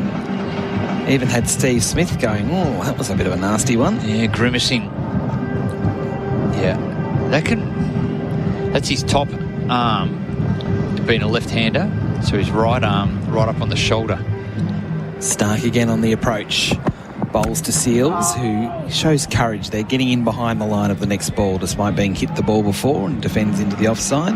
What a stupid thing that was for me to talk about there being no intervention to weather. As soon as I've said that, the ground staff have got the covers in their hands, they've got the waterproofs on, they're ready for some action. You're the only one to mention it all day, and you've brought it in. Well, in fairness, Andrew Mason said it was going to rain for most of the day. Well, he could be right. He could be right still. Deficit 43. 1 ball left in this over from Mitchell Starc. Still quite bright. I'm going to see a quick change to the field. Late decision from Cummins. He's going to put men out square on either side of the wicket for Seals. I'm not sure Seals is capable of playing shots to those parts of the ground. He's got a forward defence, it looks like. One slip and a gully in a bat pad. Starc, bowls, Seals, jams out a Yorker. Somehow, he did it. Signature Starc, wasn't it? He did. End of the over, 9 for 243. That's on the Tyre Power scoreboard. Winter safety sale.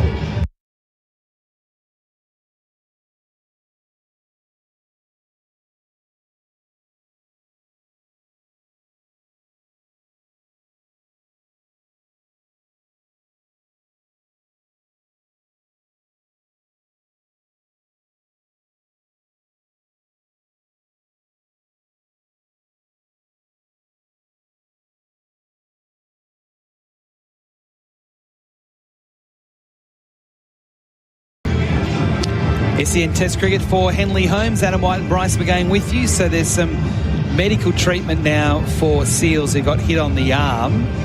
Mitchell Starc certainly had plenty to say to Jayden Seals as well after he called for the medical treatment.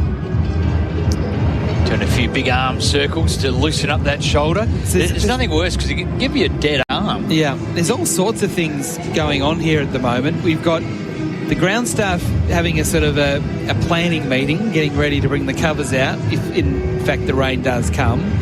Seals is getting some treatment to his arm. During the drinks break, Sam Constas was getting some treatment done to his lower back.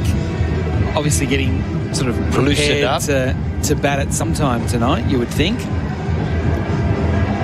There's plenty going on. And decisions to be made. Okay, so Seals is ready. He's at the non-strikers then. Phillip on strike. Line to bowl around the wicket.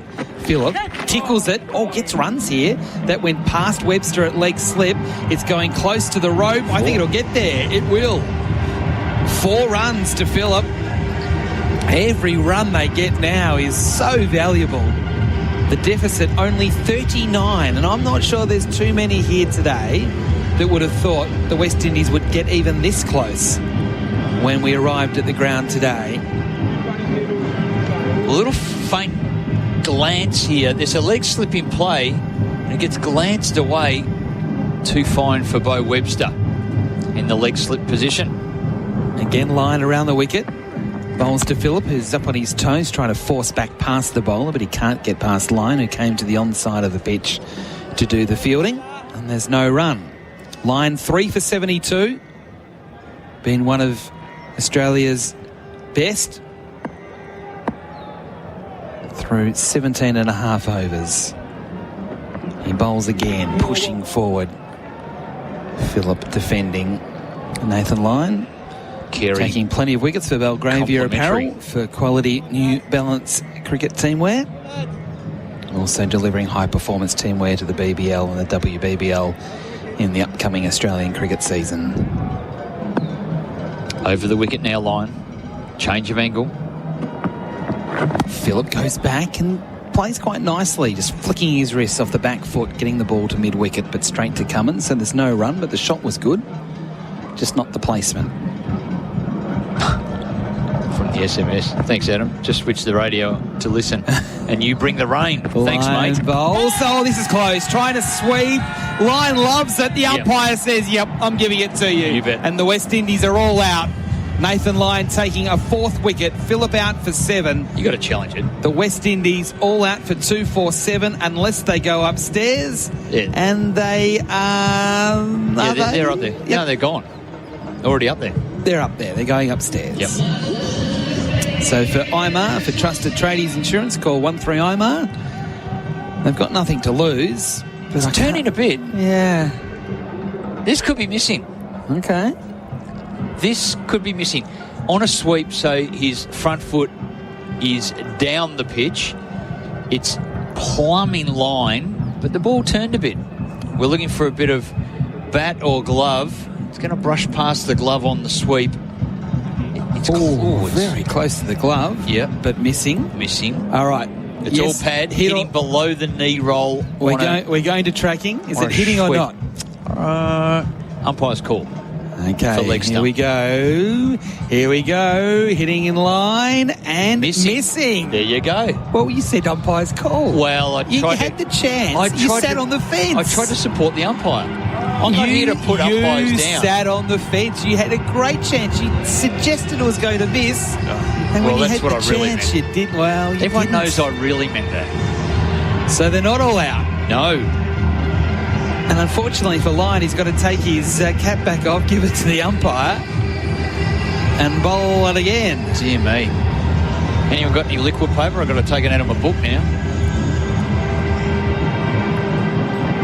So, this late partnership, the 10th wicket partnership of 10, continues. Lyon bowls, last ball of the over, and Phillip off the back foot plays to mid-wicket. They stay out there longer. Reset. They reset, they do. 9 for 247 on the Tyre Power scoreboard.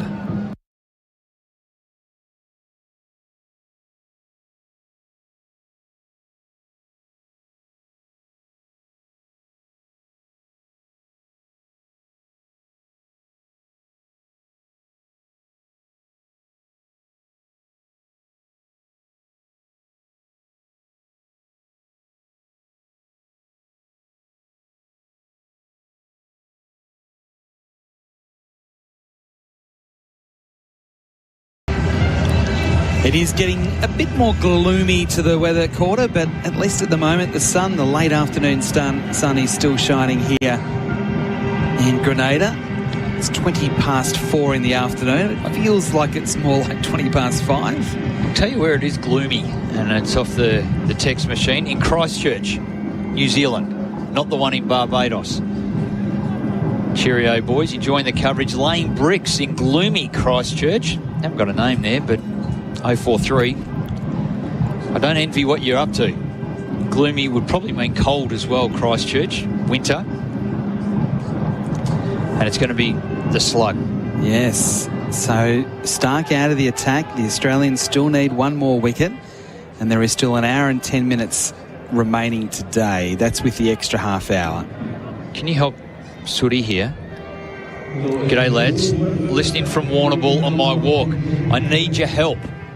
Egg and bacon roll or chips and gravy or a pie with sauce or steamed dimmies at junior footy this morning. Oh, geez, I'd take the whole lot. As Webster bowls here and Seals pushes forward to cover, and there's no run. Got some options. Pie and sauce, steamed dimmies. It's making me feel really chips hungry. And gravy or egg and bacon roll in the morning. He's doing his morning walk in Warrnambool. It's going to be cold. It's got to be 3 degrees there.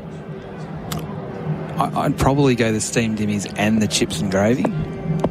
Chips and gravy early morning? Well, as long as it's sort of after 9. Yeah. After 9. 9 for 247. Around the wicket, Webster bowls. Seals cuts, chomps it straight down into the ground. It spits out to point, no run.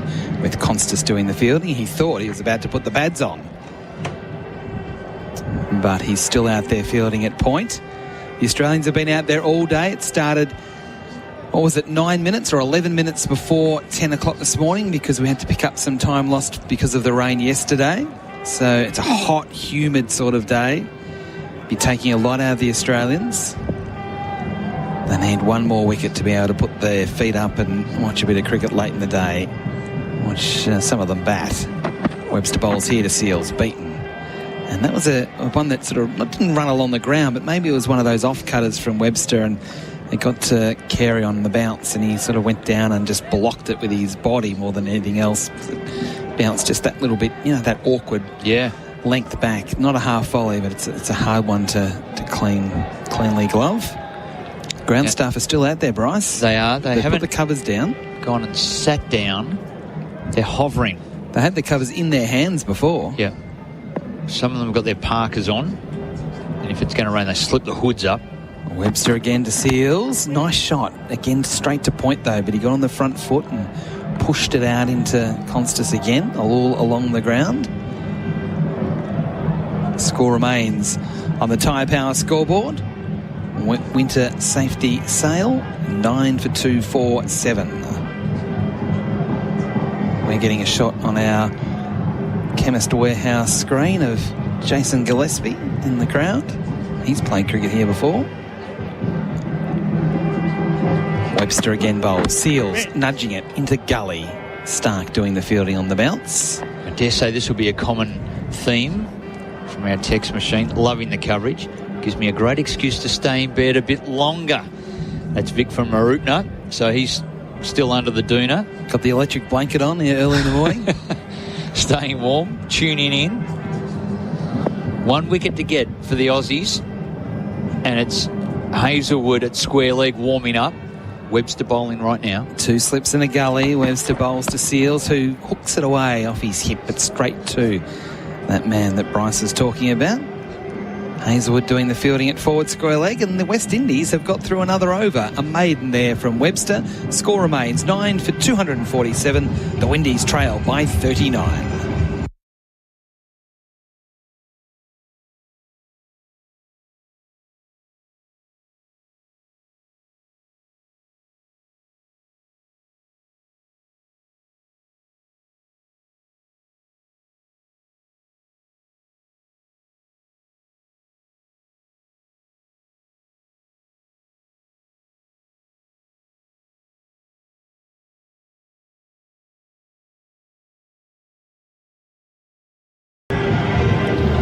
So Nathan Lyon will go here. I was like you, Bryce. I thought it might have been Hazelwood, but Lyon's going to get another over here to bowl to Phillip. He thought he had his 4th wicket in the previous over before it was overturned by the 3rd umpire. So he bowls now from the river end. And Phillip nudges it again past leg slip. Out into the deep. Khawaja comes in and does the fielding. Might be one of the first balls he's fielded all day, Osman Khawaja. He hides himself, doesn't he? Does a very good job. He goes to the spots. 9 for 2 for 8, deficit 38. Phillip up to 8. Where the ball does not go. I'm not sure he enjoys fielding, Khawaja. I think cricket's purely a batting game. Well, that's exactly what it is. Lyon here bowling with a bat pad and a slip. And Seals muscles it down the ground to long on. Stark does the fielding, and there's a single only. Good observation coming through on the text 0433 98 11 16. Smith is fielding at slip for the spin of Lyon, but just not for the fast bowlers. So his finger mustn't be too bad if he can do that. Lyon bowls again, this time to Phillip, who pushes back to the bowler in defence. Cole, the curator, out cutting the greens for a busy Saturday. G'day, Cole. That must be at the golf course, cutting the greens. Yep. Yep. Lyon again bowls, and that one bounces a bit more than Phillip thought. He was about to go into a big sort of hook shot and then kind of got himself in a bit of a tangle and let it hit him on the body. No, our apologies, Vic. Vic from Marupna is a female. So maybe short for Victoria, or common mistake. Lyon bowls, and there's runs here. Probably just the single to Anderson. Sorry, Vic. Anderson Phillip out into the deep. That is 250. So 3 singles in that over. The deficit 36. And another milestone ticked off there for the West Indies. 88 balls for their 50. 9 for 250 the score. 1 ball left in the over here, and Lyon was about to bowl, but Seals wasn't ready. So the audio was local audio. Just you could hear it. You could hear that audio in Barbados. It's that loud. Lyon bowls to Seals, who pushes back to the bowler. End of the over. 70 gone, 9 for 250. They keep hanging around the West Indies. The deficit 36.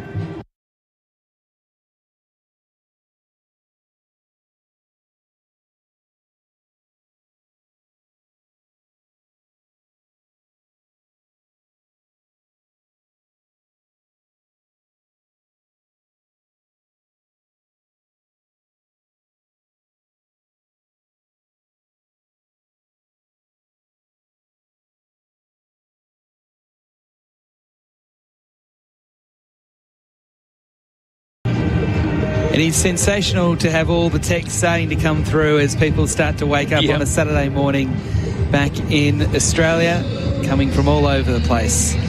Brisbane, Marupna, Morwell. There's plenty coming through from Gippsland, which is great to see. Pete from Doreen wanting to know whether the Pigeon's okay, back for the next test. Well, the Pigeon went into concussion protocols, so he was unavailable to be here for test 2. I'm hoping he might be ready to go in test 3. 9 for 250. And the other thing that's quite noticeable, Bryce, I reckon there's more locals here today than Australians. In the unnamed stand. Yep. It's a big crowd over there. Hazelwood is into the attack, replacing Webster after just 1 over, and the first ball beats the edge as Phillip tried to go back to a ball he probably should have gone forward to. Hazelwood 2 for 43, got 2 early wickets. Looked like he was going to rip right through them. First wicket was a really good caught and bowled. The second wicket was a caught and bowled. Pat Cummins, one of the best catches, I think one of the best caught and bowls you'll see in a long time, just for athleticism more than anything else. Yeah, look it up if you're lying in bed and you're just getting up. It's one to check out. It's a beauty. Lyon has also bowled very well today as Hazelwood bowls outside off stump and it's left alone. So the second catch, it was an inside edge onto the pad. Cardi, it ballooned up on the onside. There was no bat pad, and Cummins in his follow-through was able to change direction and go from left to right across the pitch and then dive full stretch and take it just above the turf with his right hand and skinned his elbows in the process. And for only, I think it's either the 8th or the 9th time in Test cricket, the first 2 wickets to fall were caught and bowled. Josh Hazlewood got the first one. Brathwaite out for a duck in his 100th Test. He'll get another chance in the second dig, but that was the first one. Hazlewood bowls here, and defending is Phillip away on the onside. So they're doing well here. They're just hanging around, which is annoying the Australians. But at the same point, I reckon that Constas and Khawaja are barracking for the West Indies here. They don't want to be batting tonight, especially with the threat of rain and all that sort of thing. Although that threat seems to have passed. Curators are sat back down. They have. Hoods are off the rain jackets. Oh, Mick, you've woken up to a beauty, haven't you? Loving the call. Listening to you guys while watching highlights from the Pies' great win last night. Good on you, Mick. And Josh Hazlewood ambles in again, bowls to Phillip, who shoulders arms outside off stump, through to Carey, no runs. So we've still got 2 slips and a gully for Phillip. Now, I think Barrett was saying that Phillip's never got to double figures in first-class cricket. In 3 years, he hasn't, in first-class cricket. We've got a man on our Chemist Warehouse screen at the moment walking up and down the grandstand with a bottle of water on his head, and it's not moving. He's got a really flat head and good balance. Now he's walking backwards. Oh, it's like a moonwalk. Hazlewood again, closer to the stumps. Bowls edge, and no, not carrying. That's outstanding work, though, by Webster to dive full stretch to his right, low down to stop it going through. It would have gone for 4. That was really well done on the bounce. He didn't glove it cleanly or catch it cleanly on the bounce, but was still able to make sure it didn't go through. He's one of the best in there. He's so good. One of the, showing it at international level now, but at Sheffield Shield cricket, domestic cricket, he's been outstanding for years. Last ball of the over, Hazlewood bowls. It's outside off stump, and it has Phillip leaving alone. So he is 9 off 31. Seals 5 off 29. The West Indies still going. 9 for 250, 71 overs complete. We'll take a break, and Bharat Sundaresan, here we into the calling chair next.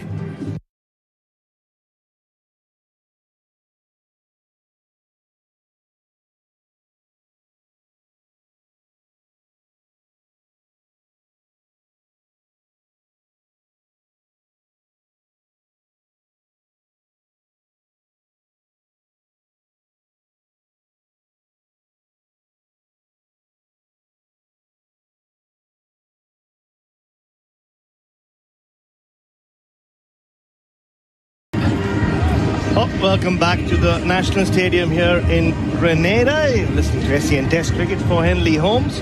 My name is Bharat Sundaresan, and Australia have finally turned to their trump card.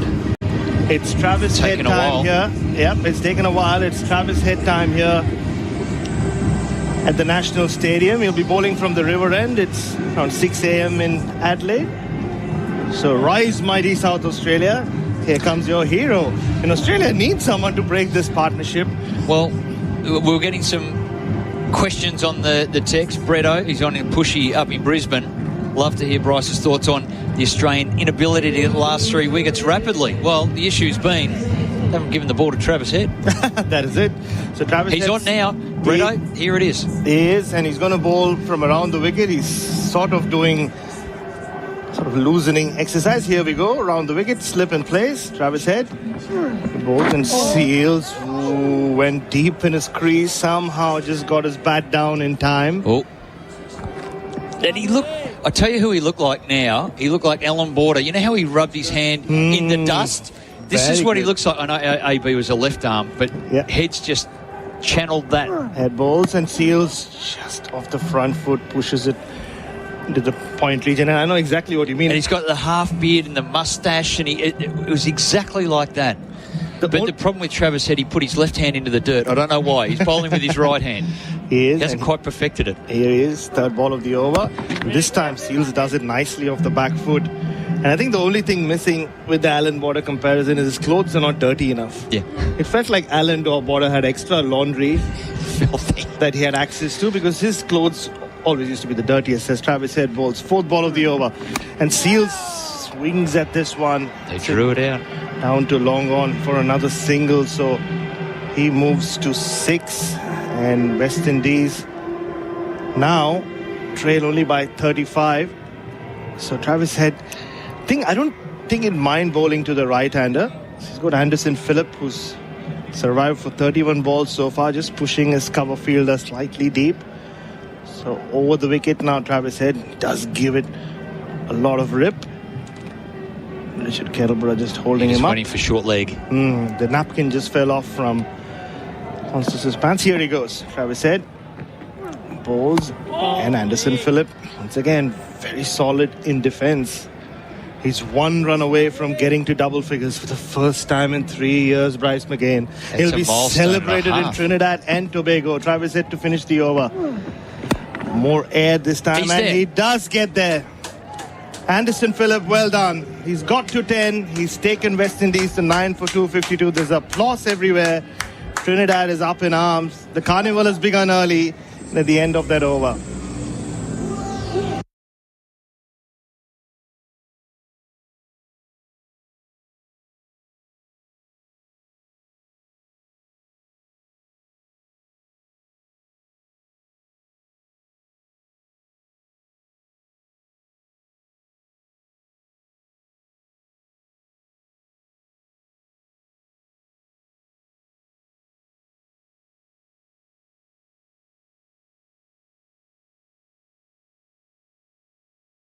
The good news here in Grenada is the ground staff now, all of them have gone back to their resting positions.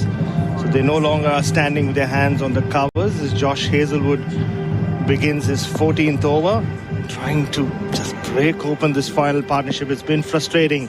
Hazlewood runs in and bowls in a short ball. Nicely ducked under by Anderson Phillip, who's now batting on 10. And you wonder, I spoke about this in my last stint, Bryce. With Australia waking up, it felt like it would be that time again, the spotlight on Constis and Khawaja and Cam Green. That has been the larger narrative of this tour so far. The inability to get out of that first 10-20 overs for the top 3.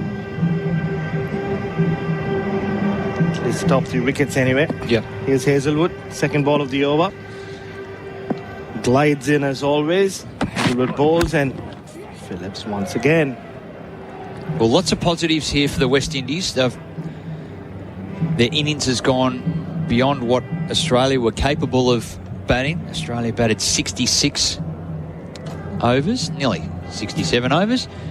They're up to 72 overs now, so they're out batting the time. Australia scoring a little bit quicker. So that's a positive.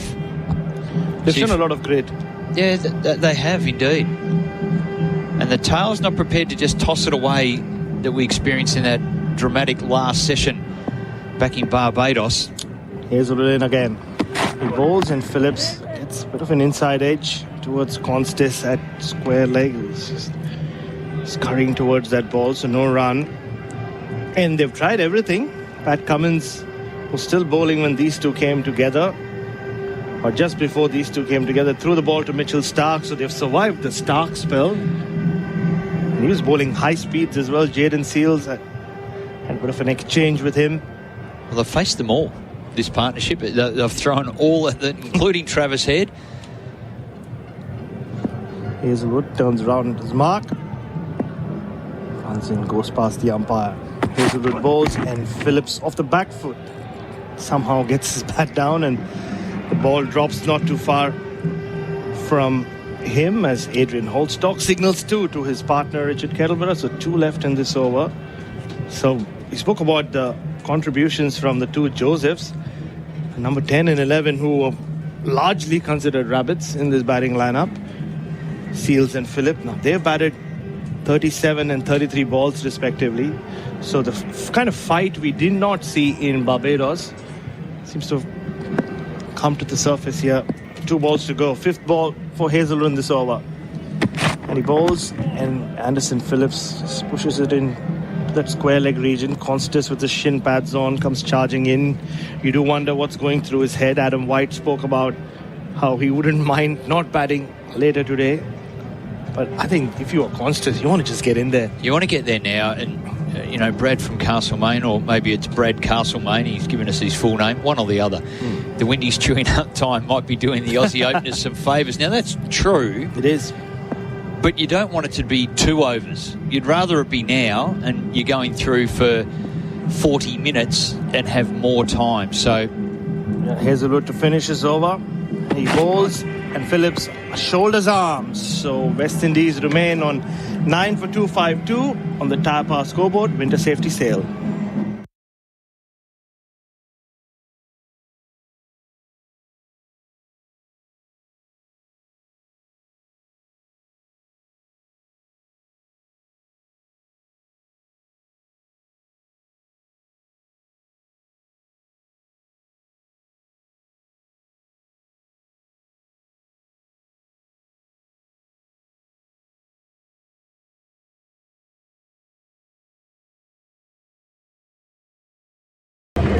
Well, it's that time of the day here in Grenada where some fans are balancing bottles on their head.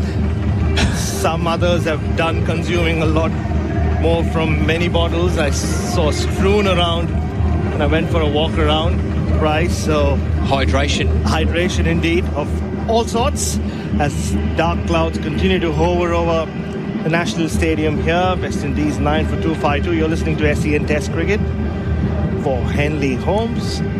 Travis Head is going to continue.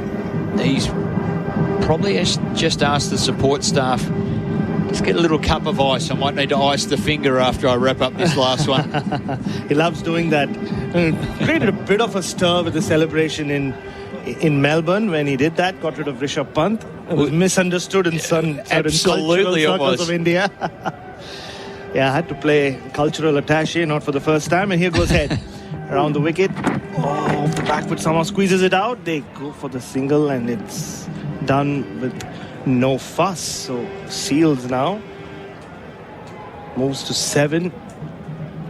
West Indies 9 for 253 on the tyre power scoreboard. Winter safety sail. So the trail by 33. As Anderson Phillip just straps his glove on. Head back from over the wicket. That is the end of the innings. Well, not for the first time. Travis Head just comes on. He did it. He has he? Oh, Anderson Phillip is not convinced. No. So he's appealed for cotton bowl. Well, Richard Kettleborough just asking the Aussies to hang on. He's asked for the ball. So they will go upstairs for this. Well, Seals is the one at the non-strikers end, Bharat, that's gone, no, that bounced. He pointed to the ground and said, no, that bounced. They had a cheeky little conversation between the two of them because he had to dive across in front of him to take the catch. So Seals was looking right at his feet where the ball was caught. Nobody's really sure because the Australians are just milling around. Travis Head having a chat with Jaden Seals, trying to convince him, no, It's got gloomy. Yeah, it has gotten very gloomy. Will this day end the way... Oh, there you go. Well, Gee. And I can understand as a bowler you think you've caught it, but I reckon this has got a bit of the grass in front. Do we disturb some grass? I think, you know what, that penultimate frame might go against Travis Head.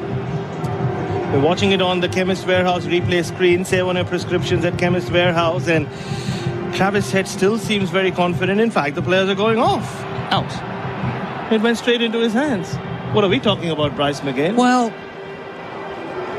It did look... It can be deceptive because of the camera angle. So that is the end of the West Indian innings. So they have finally been bowled out for 253. Travis Head, go put that finger in ice. He's done the job. He's needed just 8 balls to finish the over. So an innings that started with 2 cotton bowls has ended with a cotton bowl. Just looking at that replay again. Anderson Phillip just tried to push that down the ground, was aerial, and a very nice catch in the end from Travis Head. So some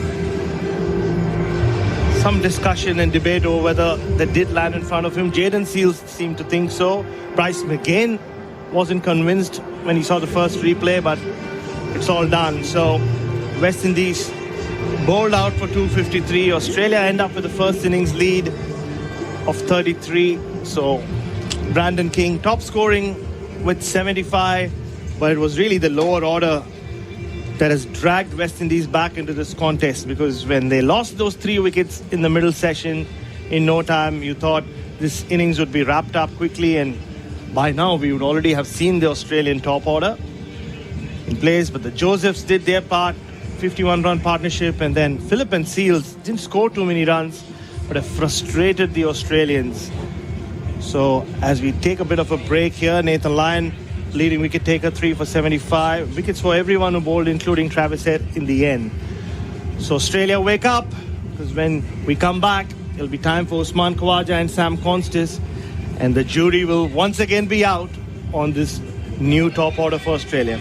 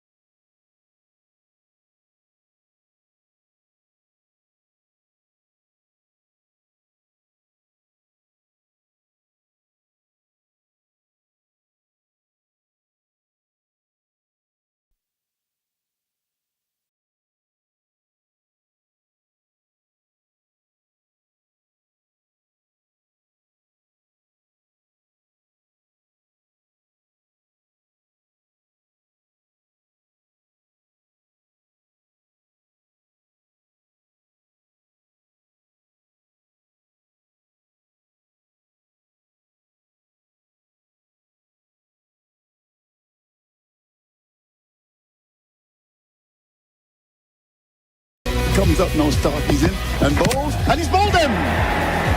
Beautifully bowled by Stark. The stumps have been disturbed. Joseph goes for 29. Head back from over the wicket. And that is the end of the innings. Well, not for the first time. Travis Head just comes on. He did it. He has, hasn't he? Oh, Anderson Phillip is not convinced. No. Travis Head still seems very confident. In fact, the players are going, it went straight into his hands. So that is the end of the West Indian innings. So they have finally been bowled out for 253. Yes, so all out for 253, as Barrett, who was to my right, said. A lead of 33. And this could be a pretty interesting little session before the close of the second day. You don't want to bat at this time of the evening. So two things. One, Australia will be hoping that the two can just work it around. No loss of any wickets. On the other hand, the West Indies are hoping to get one or two this evening. They are. And Bryce McGain, I must say, has kept himself very amused with what's happening out there in the middle. Bryce, I leave it to you. Yeah. Are they doing well? No. Okay. The problem is not necessarily the catching, although that's average. Yeah. They can't hit slips catches. Oh, my golly. So Darren Sammy's throwing the ball everywhere. Yeah. And There we go. Anyway, they're set up. It's been a schmozzle. It's genuine village stuff. Yeah, there was a point with 6 attempts at slip catching In a row, yeah. Either went over someone's head or on the bounce, or 2 were so wide that it went towards backward point. But the fast bowlers, meanwhile, though, the 2 Josephs and Seals, they've gone through their warm-ups. They're keeping an eye on the slip continent as well and going, oh my God, is that what we're bowling to? Now they're bowling at the stumps. They're going for LBWs and bold. That's all they've got. They know that the edges aren't going to get caught. Yeah. How many catches have they dropped so far this season? So 8 or 9? 9, yeah. Oh, yeah. 9. I think Hope needs some practice as well. Yeah. So it's a situation where the West Indies were able in the end to get 253. First of all, Bryce, your impressions of the pitch on the second day? How's it going? I thought it's played pretty well. Yep. Okay, pretty well. I was a little concerned early on. When we arrived this morning, really humid, sticky conditions. Overnight rain, outfield wet, steamy, and it was going to swing. And it did for a little while. But at 2 for 64, at that point before Campbell went out, it was looking okay. Then there was a couple of partnerships, and all the way through the innings there's been a partnership. There was a break there where they lost 5, 6 and 7. They lost 3 for 5, and that was a real stumbling point. It looked like Australia were just going to roll through them. We'd expect that with this type of attack, but they had to keep rotating them around, fight at the bottom end. 253 is a good effort. The important part of that, they batted 73 overs, and they haven't really looked like doing that, but they showed resilience and grit. Good by the West Indies. That lead that Australia have has been whittled down. What is it in the end? 33. Right. Yeah. Valuable runs. We know that as you step into a second innings, but it could have been a whole lot worse. Yeah. In fact, a big difference between 33 and 133. In fact, one stage the West Indies were 7 for 174. It's been a good effort on their part to get as close as they did. And it's going to be an interesting little period. Social media is going wild, though. In fact, I was just checking about the last dismissal. And they're suggesting that 1 or 2 other angles should have been shown. Were you satisfied with what you saw of the catch? Yeah, look, I think they're limited with angles. They don't have any side-on angles here. The side-on cameras are fixed, and they're fixed on the line only. The line of stumpings and run-outs. Right. They don't have a side-on camera angle that could follow the ball for the... And it's happened a few times through the series, so it's left them a bit vulnerable. So all we have is a front-on angle. But they should have one, shouldn't they? Invest in... Or is it that expensive? Tell me, you should know. Oh, look, I don't know the broadcasting budget, but it's difficult to do it with the camera angle from high. I see. Looking at it. I think it's reasonable to say that was a clean catch. Before we reviewed anything, it would be quite clear for both umpires to say that's caught. There's enough evidence that that's a clean catch. So I think it'll be okay. Yeah, So I think so. hopefully it's not upsetting the 10 stations that we have locally tuning in. We don't want to upset anybody. No. Or stopping any of the others who want to join us. Exactly. The 11th and 12th and 13th. We'll end up with 15, I reckon, by the time we're done at the third test. Yeah. Keep working on it. So Sam Constas has rushed onto the field, Elise Perry style, as he always does. Usman Khawaja has walked slowly behind him and taken his position at the non-striker's end. All right, gentlemen, here we go. How many overs left in the day? Can someone tell me? Well, it doesn't matter. Okay, because doesn't matter. It's just time now. It's time, you're Yeah, right. to 5:30. Yeah. So 5:30. So we shall see. 35 minutes. So Australia, sit there with your notepads and your pens. You can mark off the top order. Take it. Maybe start with this first 35 minutes. So Constas settles and waits, and we're just about ready for the action. It's going to be Jaden Seals, who batted for quite a long time. In fact, his 7 runs from 34 balls. He comes up with the first delivery, he's in and bowls to Constas, and Constas is back to a good delivery on the off stump. Ball that comes back at him, plays the ball up towards that mid-off area. There's no run. So this is an important period here. The West Indies looking for a couple of scalps. The Australians hoping that these two, very experienced Khawaja and the young buck, will just see it out and come back tomorrow. Hope that conditions are good and build on that slender but important lead of 33. Yeah, I bumped into Sam Constas this morning. In fact, he bumped into me. He walked up to me, and I wasn't sure. Like, he looked so tense in the last few days. Okay. It was good to see. He just walked up and had a very brief chat this morning.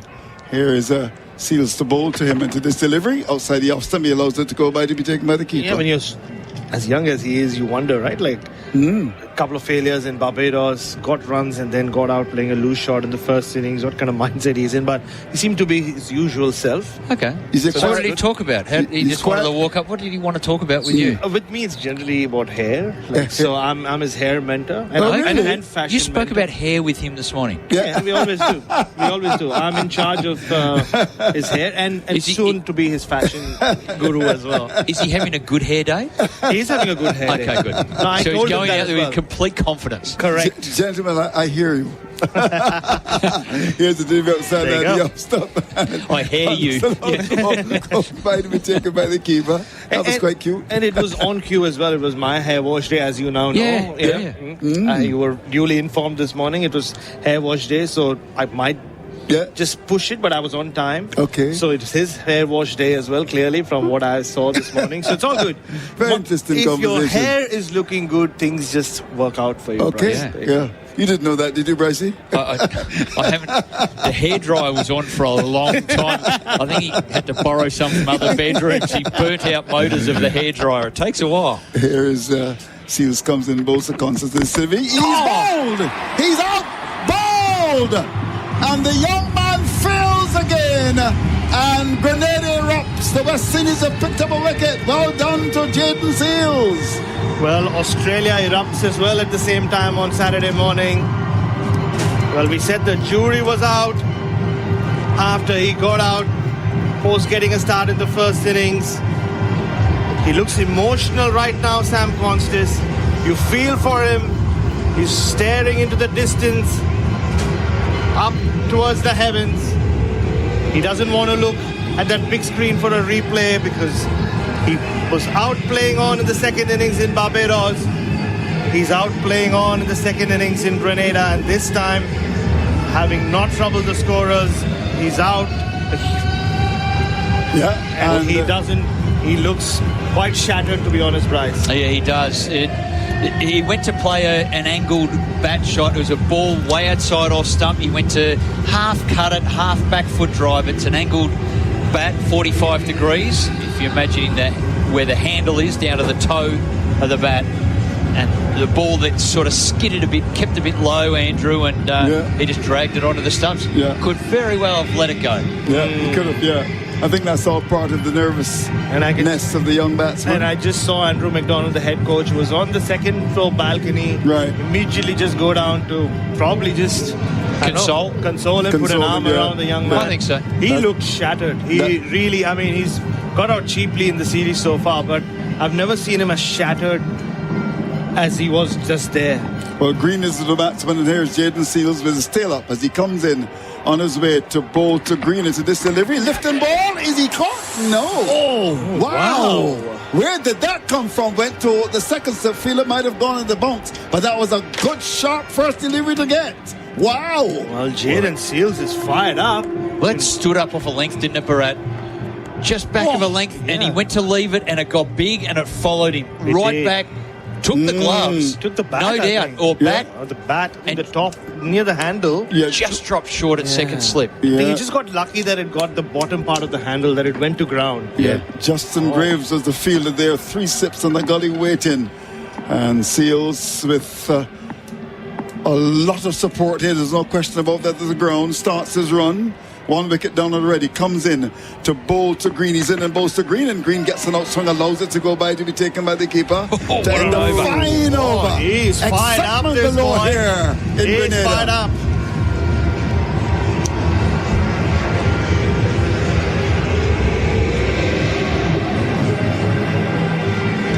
Gee, what a great effort with Seals. Fired up in the over, gets the wicket, the breakthrough, and the West Indies are absolutely humming at the moment. The crowd, they are excited. They're on their feet. The bands are playing around. It is genuinely, the energy is all with the West Indies. The way they were able to withstand the tail and fight it out, to withstand the pressure that Australia were putting on them. And now they've got an early wicket and they are away. And he just charged down the pitch after that last delivery. Jaden Seals in his follow-through. Had a couple of words with Cam Green.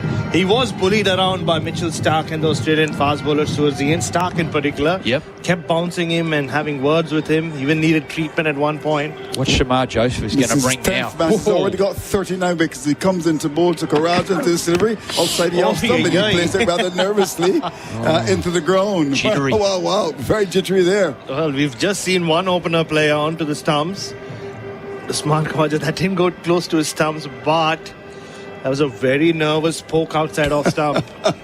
Well described. Just squared up, hop in the air and poke the hands out.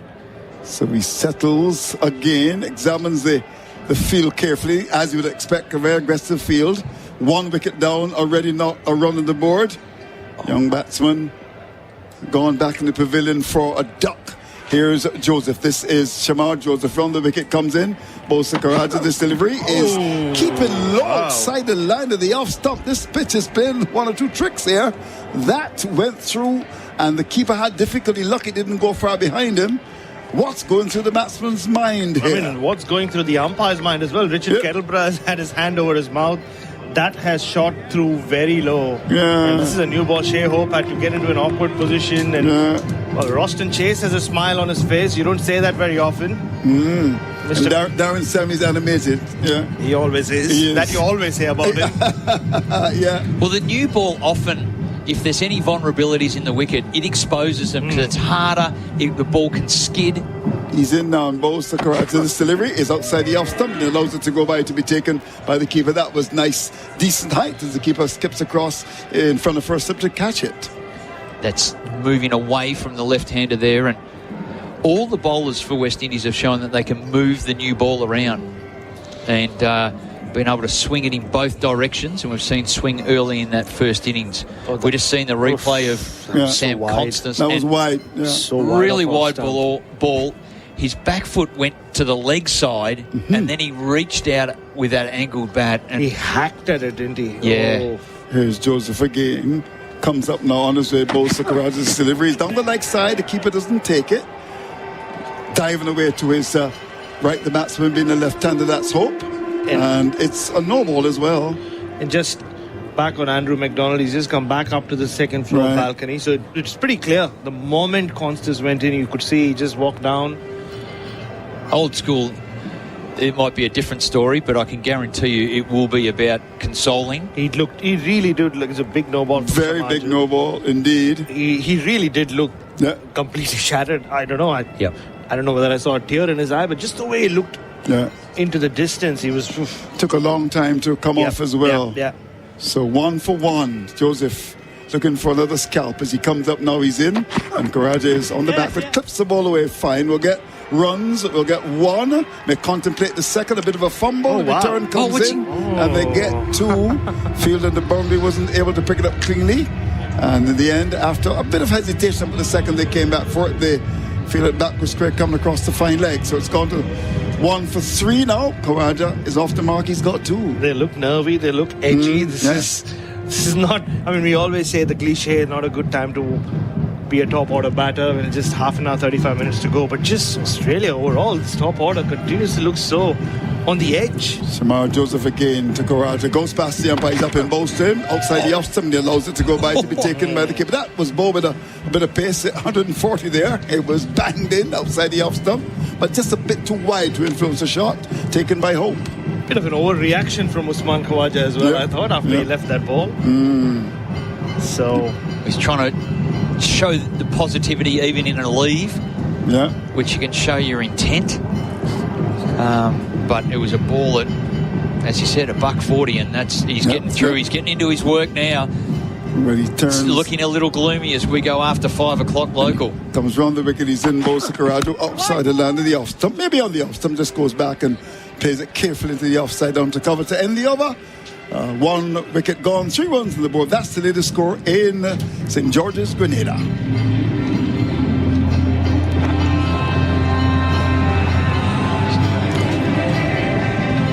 So some feedback on the text. Yeah, look, it has.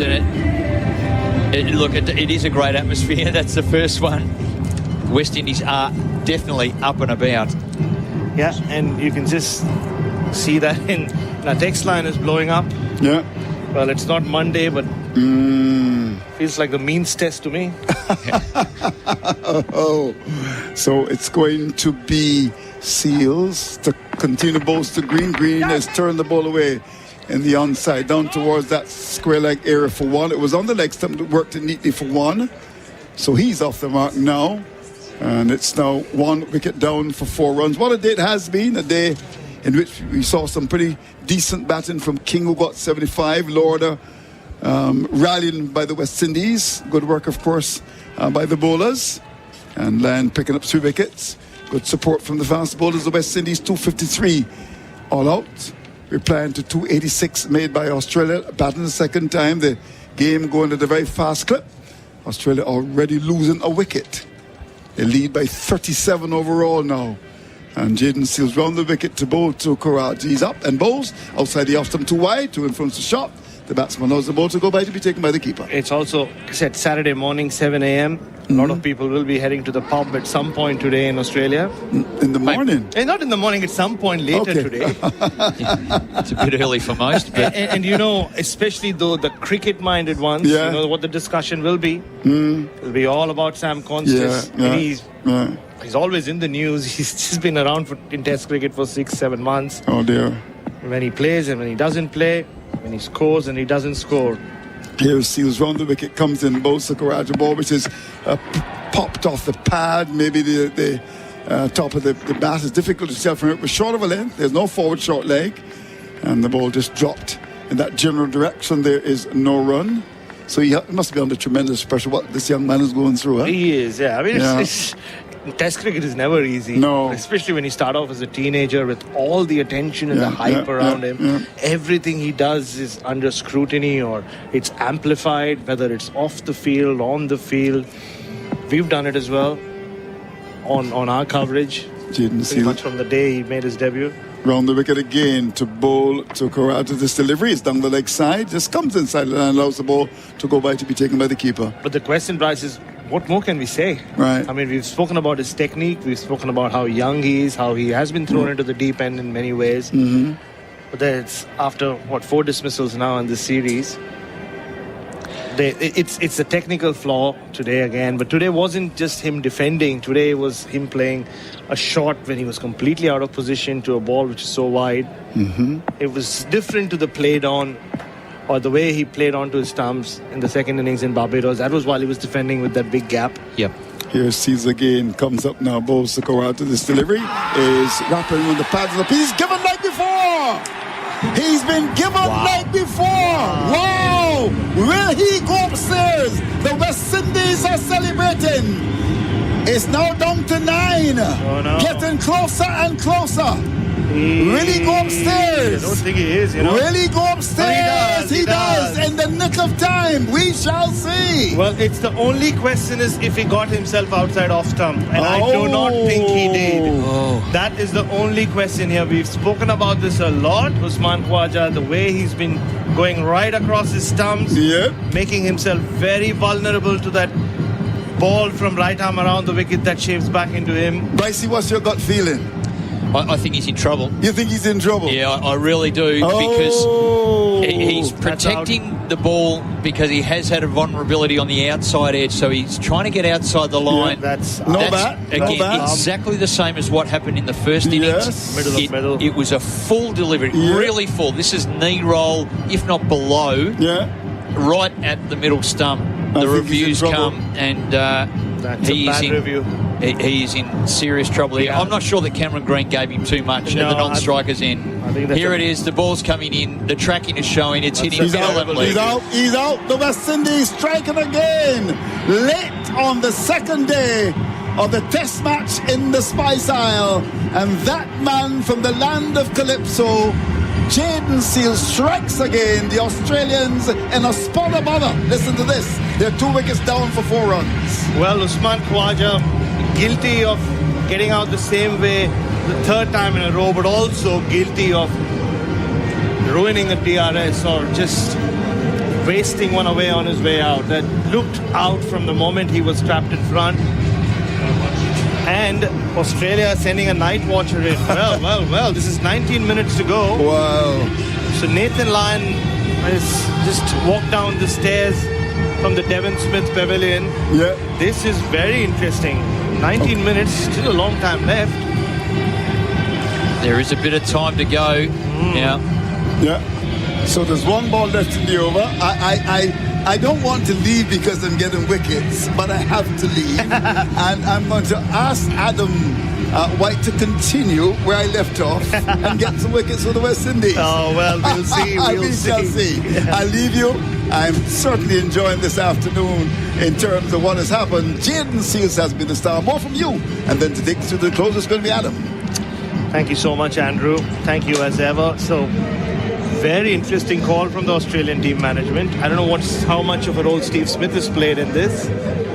Well, the way it does happen is that they ask the batter and they say, do you want a night watchman? And clearly they've given it a nod. Steve Smith has said, yes, I'd like a night watchman. And they've deemed 15 minutes, well, whatever it is now, a little bit more than that, 18 minutes, to say he can get us through to stumps in 18 minutes. And that's Nathan Lyon going out there to join Cameron Green, who probably saw that as a plum dismissal, Whitey, and Usman, on his own urging, reviewed it. Jaden Seals, last ball of the over. First one to Nathan Lyon. It's outside off stump and Lyon leaves. So that is the end of the over. Australia 2 for 4, a lead of 37. And there's no problems with the light for this last 17 minutes of play, because the sun is shining, and at the moment it's shining on the West Indies. The lead is 37, and the top order, both openers, back in the shed. West Indies having a very good day too. Wow, indeed. And top order blues yet again. This is becoming quite a worry, a massive worry for Australia. We saw this at Lords, and they said, well, it was the conditions, and it was not easy against Rabada and co. Barbados, the conditions were not easy.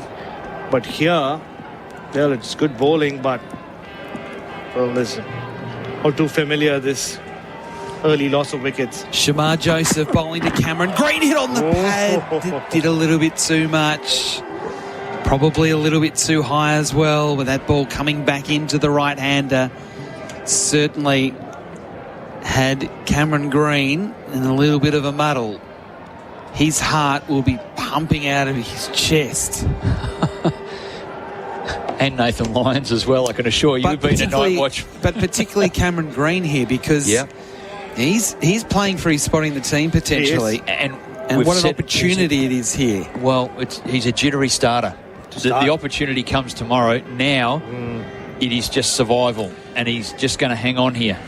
And that is when he's often at his worst, when he's just batting for survival. That's right, but this is his time to stand up, Cameron Green. This really is his time to stand up. It's a great opportunity. 3 slips in a gully. Shamar Joseph bowls. Green leaves. That ball leaves the right-hander in the air. And you wonder, does Marnus Labuschagne come back into contention for Jamaica? I mean, Sam Constas. But again, where do they bring him in? Do they bring him in as opener if they do? Or do they take a bigger call with Cam Green if he fails here? Well, the selectors, the coach is urged for patience. The patience is starting to wear a little bit thin. Green waits. He's on 1. Shamar Joseph bowls. Green back and across, defending full face of the bat, back to the bowler along the ground. And while we speak a lot about the 2 youngsters in this lineup, Constas and Cam Green, that question that has hovered over Usman Khawaja since the home summer, does he have a problem against seam bowling? I'm asked it point blank to him in an interview in Barbados before the series. He said no, and he obviously was going to say no, but he also did just say that. What about the 100 I made against Riley Meredith in Tasmania? And Joseph again comes in past the umpire, bowls. It's outside off stump. Green leaves again. The ball gets to the keeper on the bounce. And also the fact that he'd been the highest run getter for Australia in the last 2 World Test Championship cycles. Yep. But I think, in a way, you can argue, how much does that count for? It has to be current form, and the fact that he's been out LBW from that around the wicket angle in 3 straight innings.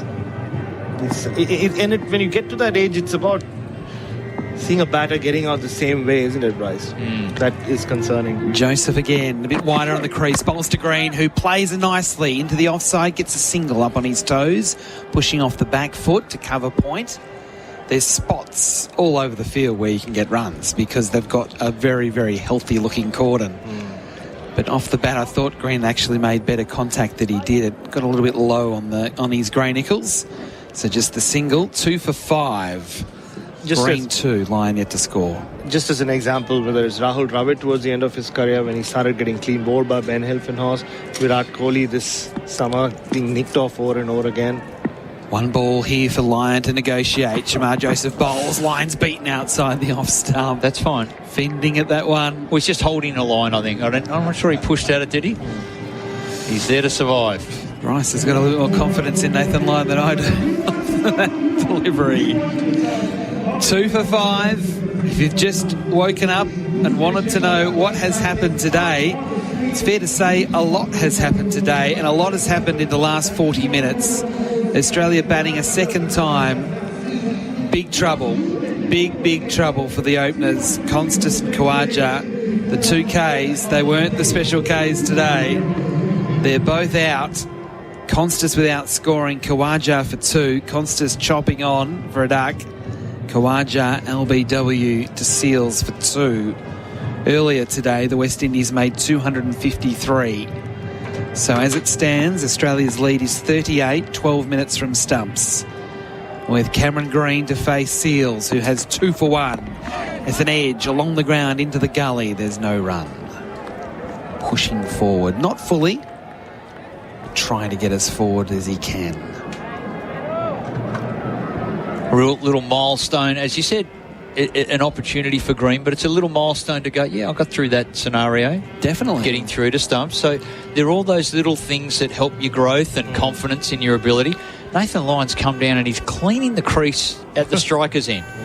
He is chewing time here. He's doing everything that he can that a night watchman needs to. What he does need to do is get on strike. Seals again on the way. Past the umpire, bowls to Green, who's beaten by a beauty. Pushing forward, just missing the outside edge as it swung away from the bat through to the keeper. That was very, very close to the edge. How about this spell from Jayden Seals? Yes, Constas failed and Usman Khawaja failed, but after the hammering he took from the Australian fast bowlers, he's charged up. He's really feeling it. You can see it in his body language. ball after ball. He's letting the Aussies know they're in for a fight. He's come with his gloves on. Superb delivery. Pitched up, late movement away. Swing it was. Pitched and went even further. Seals again. Bowls to Green, who clips it fine. Down towards fine leg. He'll get 4 for it. That'll give Green some confidence. 10 minutes now till stumps. Green to 6. Australia 2 for 9. Seals getting that one wrong. That's exactly how he got off the mark at number 3. His first innings there at Lord's. When Rabada gave him a gift down the pads, he just clipped it for 4, and we thought, well, there you go. Cam Green made to bat at number 3. 2 balls later, he was out. And he's not made number 3 his own since. The 6th innings there. Halfway through the over, Jaden Seals. In the late afternoon sunshine, he bowls to Green, who leaves. Tightish. Could probably leave that on length as much as anything. It was not going to hit the stumps. Well, just texts are blowing up here. Everybody waking up to what's happened here in Grenada. 0433 98 11 16. Someone says, no name here. I don't think it's an overstatement to say that the opening few rounds of the 25-26 Sheffield Shield will be the most important and keenly watched. Good for the Sheffield Shield. Oh, our favourite competition, Brad. Yes, it is. 2 for 9. The nursery of champions. Green taps away at the crease. Now hunches over. Seals bowls up on his toes. Green punches into point. No run. He doesn't really need to be playing at that shot, Cameron Green. He's got to playing at that ball. He's got out to that shot a couple of times. Yes, he probably can just leave that alone, I would have thought. 1 ball left in the over. 9 minutes of play remaining. Don't forget, after play, the new ball. Barat and I will go through all the issues and the news of the day, the highlights, an interview with one of the Australian players after play. The new ball, thanks to Cobram Estate. Seals, last ball of the over, bowls to Green, who pushes forward with confidence, this time defending up to mid-off. He's got through the over, has Cameron Green. 2 for 9. Green 6, Lyon yet to score. Kawaja out, Constas out. And they've got the night watchman out there, Nathan Lyon, trying to protect Smith, Head and Co. with 8 minutes to go. So I reckon 2 overs. It really should be 3, but I think it'll be 2. Action-packed day of Test cricket. As Andrew Mason comes in to finish things off here with me. He just took 2 wickets and he's back. He wants more. Yeah, I do. Yes, indeed. And looking forward to Alzari Joseph. Interesting that they've gone to Alzari here and not continued with Shamar. Yeah, a bit surprised by that. But he's done pretty well. Bowled well in the first innings. Still 8 minutes to go, but they keep tinkering with the field. So definitely only 2 overs left until stumps. We've got through the whole day without any rain. Look at that field. 4 slips and a gully, forward shot, leg gully. This is amazing to see. Alzari Joseph runs away from us, bowls to Lyon, shapes away, Lyon leaves. Through to the keeper, Shea Hope. Dot ball. Importantly, not an X in the book. Yeah, I was rather impressed with the batting of some of the West Indians today. Even the last pair didn't give the hands away. You know, and that's a good sign. I thought King batted well today, and the lower order rallied because at one stage it was 174 for 7, and to have reached the eventual score was a good effort. 5 slips and a leg gully and a bat pad. Alzari Joseph past the umpire, bowls to Lyon, who tucks it away on the bounce to bat pad. No run. Carty under the helmet. Yeah, Lyon can defend. I've seen him several occasions doing that. He's a capable little batsman. Like so can pull sometimes as well. And it's important he doesn't get out. You don't want to lose 3 wickets, even although it's a night watchman. And the West Indies have come back into this match. And it's going to be a very interesting little period with another 5 or so minutes to go. And first session tomorrow as well. Absolutely. Lyon waits. Alzari Joseph on the runway. In he comes. He bowls. Lyon beaten outside off stump again. shape away. Lyon putting out the bat, trying to defend from the crease. Watching it go past the outside edge. So we're up in the stands here at the same end where the players and officials are watching. As we look over to the right-hand side, the Junior Murray and the Royal Lewis stand and the unnamed stand. There's a lot of locals that have turned up today. There's also Andrew. the Devon Smith Pavilion as well. Yeah, But there's quite a lot of locals that are here today. I It's great. expect a pretty decent crowd tomorrow. I expect it tomorrow. Well, it's game on. Yeah, I think so. Lyon waits again. Joseph delivers. Lyon clipping. Nice shot through wideish mid-on. That's like Mark Waugh, the way he's played that one. Out towards the rope. Now, it won't quite get there. They've run Sue, and they're happy with that because Lyon, playing his role, wants to stay on strike and protect Cameron Green. Yeah, the length was right for Lyon. It was pitched up. He did a lovely drive through the onside. Haven't gotten a pretty aggressive delivery the ball before. Based on that, I expect Joseph to maybe go with a short delivery now. He's got a ring of feelers in that slip area, in addition to the leg gully and the forward short leg as well. So I expect him to be aggressive for the last 2 balls of this over. Still the 5 slips. And a leg gully and a bat pad. Elzari Joseph. In he comes. Bowls. Lyon hit on the body. Turned his back on that. Green's going to call him through for a single line at the non-striker's end. Rushes through. He gets there. The ball goes way out into open play. Miles away from any fielder. But they won't take the run, the extra run, because Lyon will not keep the strike. Green only has to get through one more ball. But the problem here is that Nathan Lyon is hurt. Yeah. And hurt quite badly. Now, it could also be a bit of gamesmanship to make sure that there's maybe not another over. We're having a look at the Chemist Warehouse replay, and it's hit him on the bicep as he tried to get away from the short ball. He turned his back on it, and it just let it hit him. Now, clearly here, Lyon, it wouldn't have tickled, but he'll try and take as much time as he can. So this might be the last ball of the day. I think so, Yeah, but it's been a good effort on the part of the West Indies to have picked up 2 wickets. The West Indians aren't happy here that Lyon's taking the time, and the umpire is surrounded by the West Indians saying, come on. Come on. Well, let's hope he's okay. Now, he's looking at his hand, but I'd like to see another replay. I thought it hit him high up on the arm. Yeah, I thought so as well. He might start smirking in a minute. It's trying to show them where the ball actually hit him. They're looking at his wrist. Did it hit him in the wrist? Didn't look so to me when I saw I thought it hit him up near the shoulder. So these are precious. 3 minutes to go, 1 ball left. Yeah, now he's holding his bicep. Yeah. So whether he's lost feeling down his arm. I'll have to. Well, no one will really We want know. to try and stick it out here because we want to send another night watchman. He's now getting more treatment to higher up on his arm. There is 2 minutes to go. Now the umpire's coming across and saying, come on. What are we doing here? Yeah, but while this is happening, we're getting a chance to see the replay of the dismissal of the young man who really must be in trouble. I mean, it was a wide ball, it was a nervous shot, and it dragged the ball onto his stumps. And this is now the 3rd time, if my memory serves me right, that Khawaja has been dismissed leg before the series. Yep. That's the problem he's got to solve. Yep. All of it around the wicket, coming back into the left-hander. So Lyon's still getting treatment here. The umpire's watching very closely.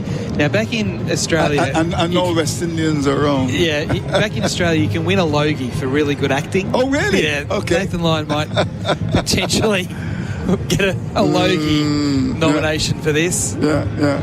He's being strapped up. He's now... The umpire is having a chat to him, Richard Kettleborough. I think he knows that he might be putting on a little bit here. It's a bit of an anticlimax. We wanted at least another over. So It's now 5:29 local time. So this may be the last. So Lyon can come out here and Green can get through one more ball and it'll probably be stumps. Yeah. But what an absorbing second day. Absolutely. We need this to be like football where they can put injury time on so we don't lose this time. But as it currently stands, it's 2 for 12. Although nowadays in football there's a lot of injury time. In fact, some matches you see 13 and 14 minutes. So wow. Yeah, so Lions eating out 4 or 5 minutes here of time. It's 5.5 overs on the scoreboard. Right. So this could Green be the last on ball. strike. Then, I think it's going to be. No? Yep. Okay. And so that ball did hit on the bicep as we thought. Right. And he was getting treatment on his wrist. Well, there you go. I tell you, it's now 5:30, so this is going to be the last ball. Nathan Lyon, he's done his job. He's also probably won a Logie. All right, Alzari Joseph at the top of his mark. He's on his way. Past the umpire, bowls to Green, his shoulders, arms, into the keeper's gloves. And that, ladies and gentlemen, is that. Yep. That is stumps. Thanks to Lyon. Nathan Lyon has done his job.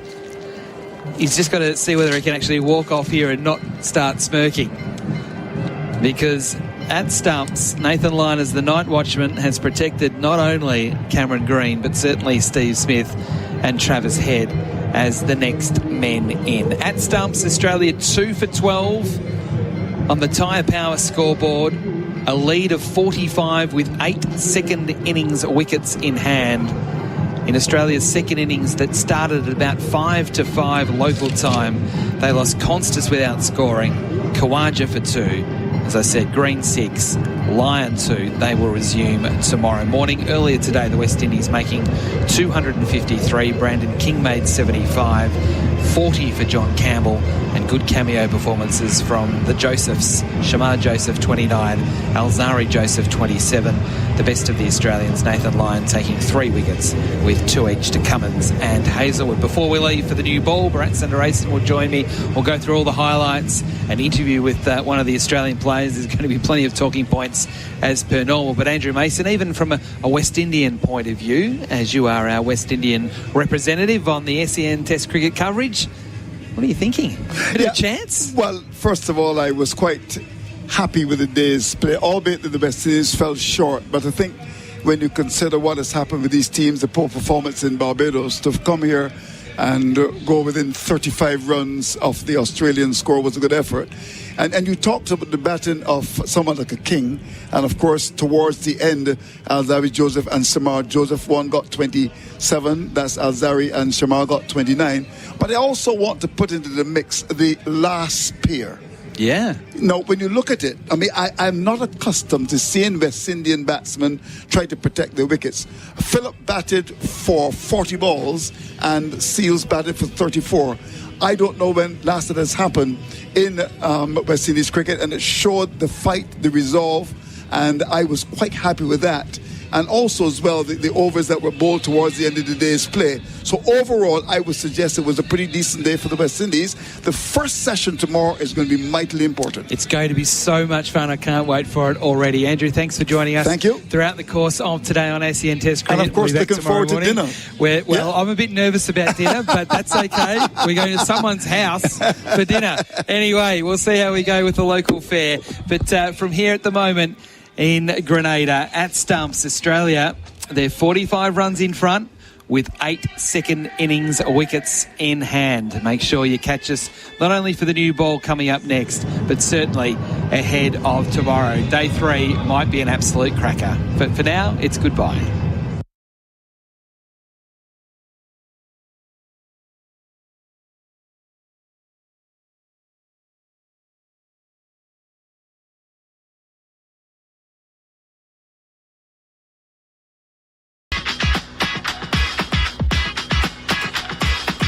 Cobram Estate, Australia's most awarded extra virgin olive oil. Grown, harvested and first cold pressed in northern Victoria. On SEN Cricket, this is the new ball.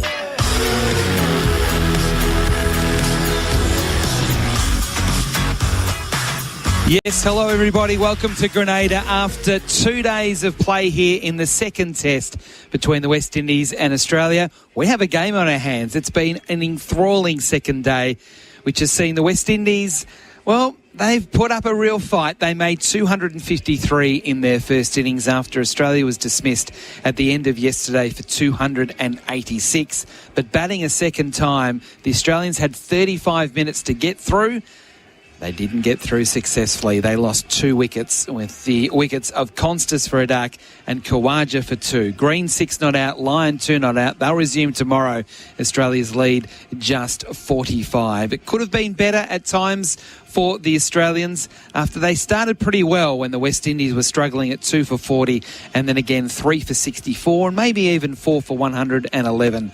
But valuable contributions that sort of, well, they supported the efforts of Brandon King, who made 75 from just 108 balls, including 3 sixes and 8 fours. He was the mainstay, but with 40 from John Campbell opening the batting, 21 from Shea Hope, 29 from Shamar Joseph and 27 from Alzari Joseph, they're able to somehow get their way to 253, dismissed in the 74th over.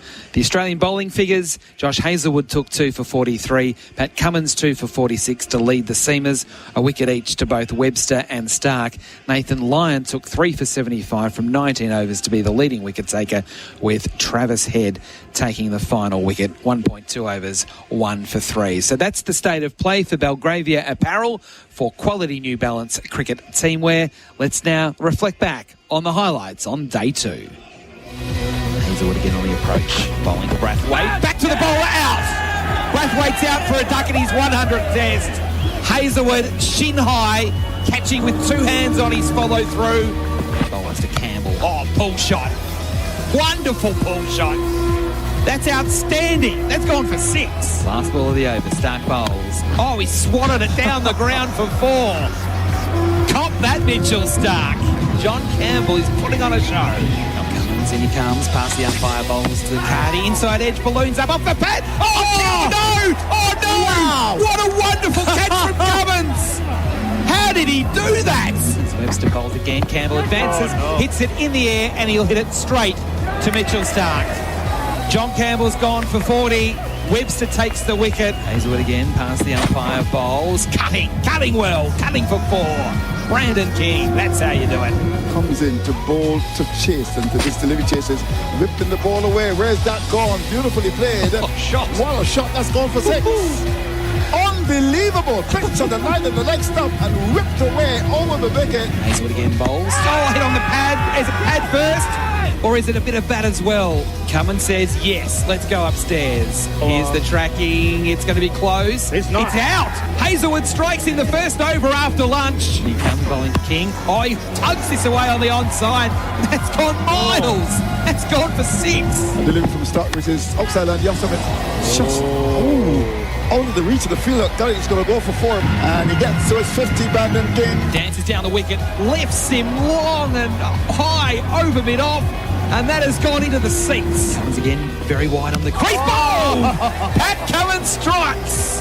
Wow. Hope out for 21.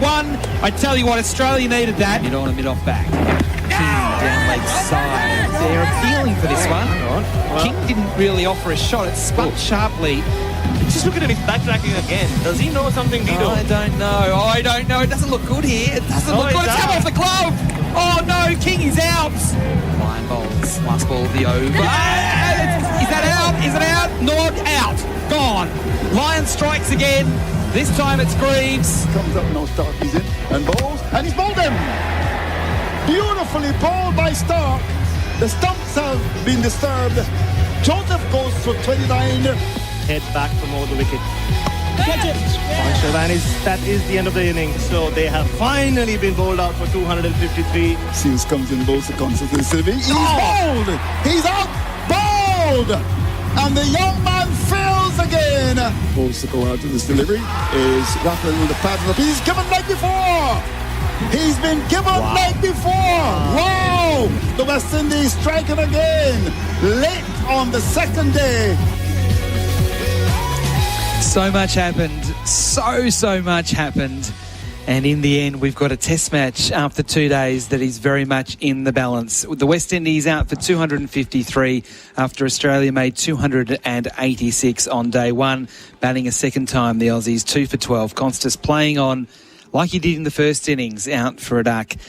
Khawaja out for 2. Green 6 not out, Lyon 2 not out. Seals with both wickets. We're going to take a break. On the new ball for Cobram Estate Premium Australian Extra Virgin Olive Oil. We've had the state of play for Belgravia Apparel in partnership with New Balance, delivering high performance teamwear to the BBL and the WBBL. To make sense of it will be Bharat Sundaresan, who has been down talking to the Australians. He'll join us after the break.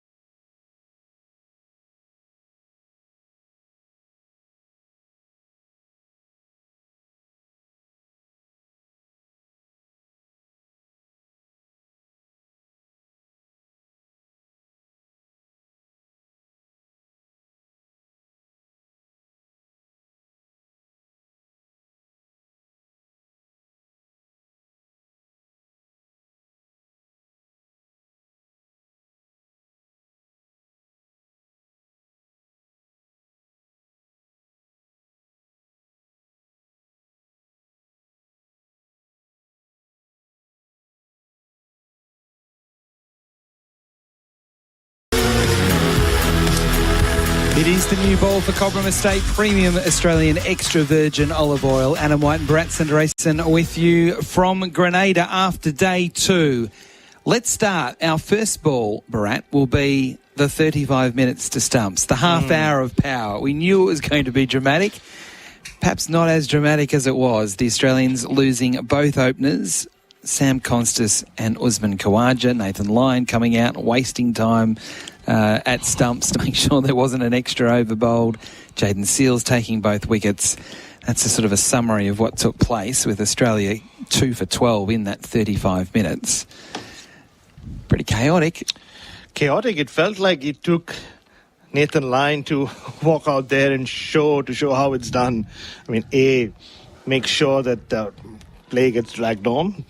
I'm sure he did cop a painful blow, and we were not too far from him as he walked off. He still seemed to be grimacing, but it took 7 or 8 minutes clearly. I think he's going to get a logie for his efforts. Yeah, that was good. It was good acting. Yeah, very well done. I mean, on a day he took 3 wickets, and it was a bizarre day till that point, but I don't know, you just saw it coming.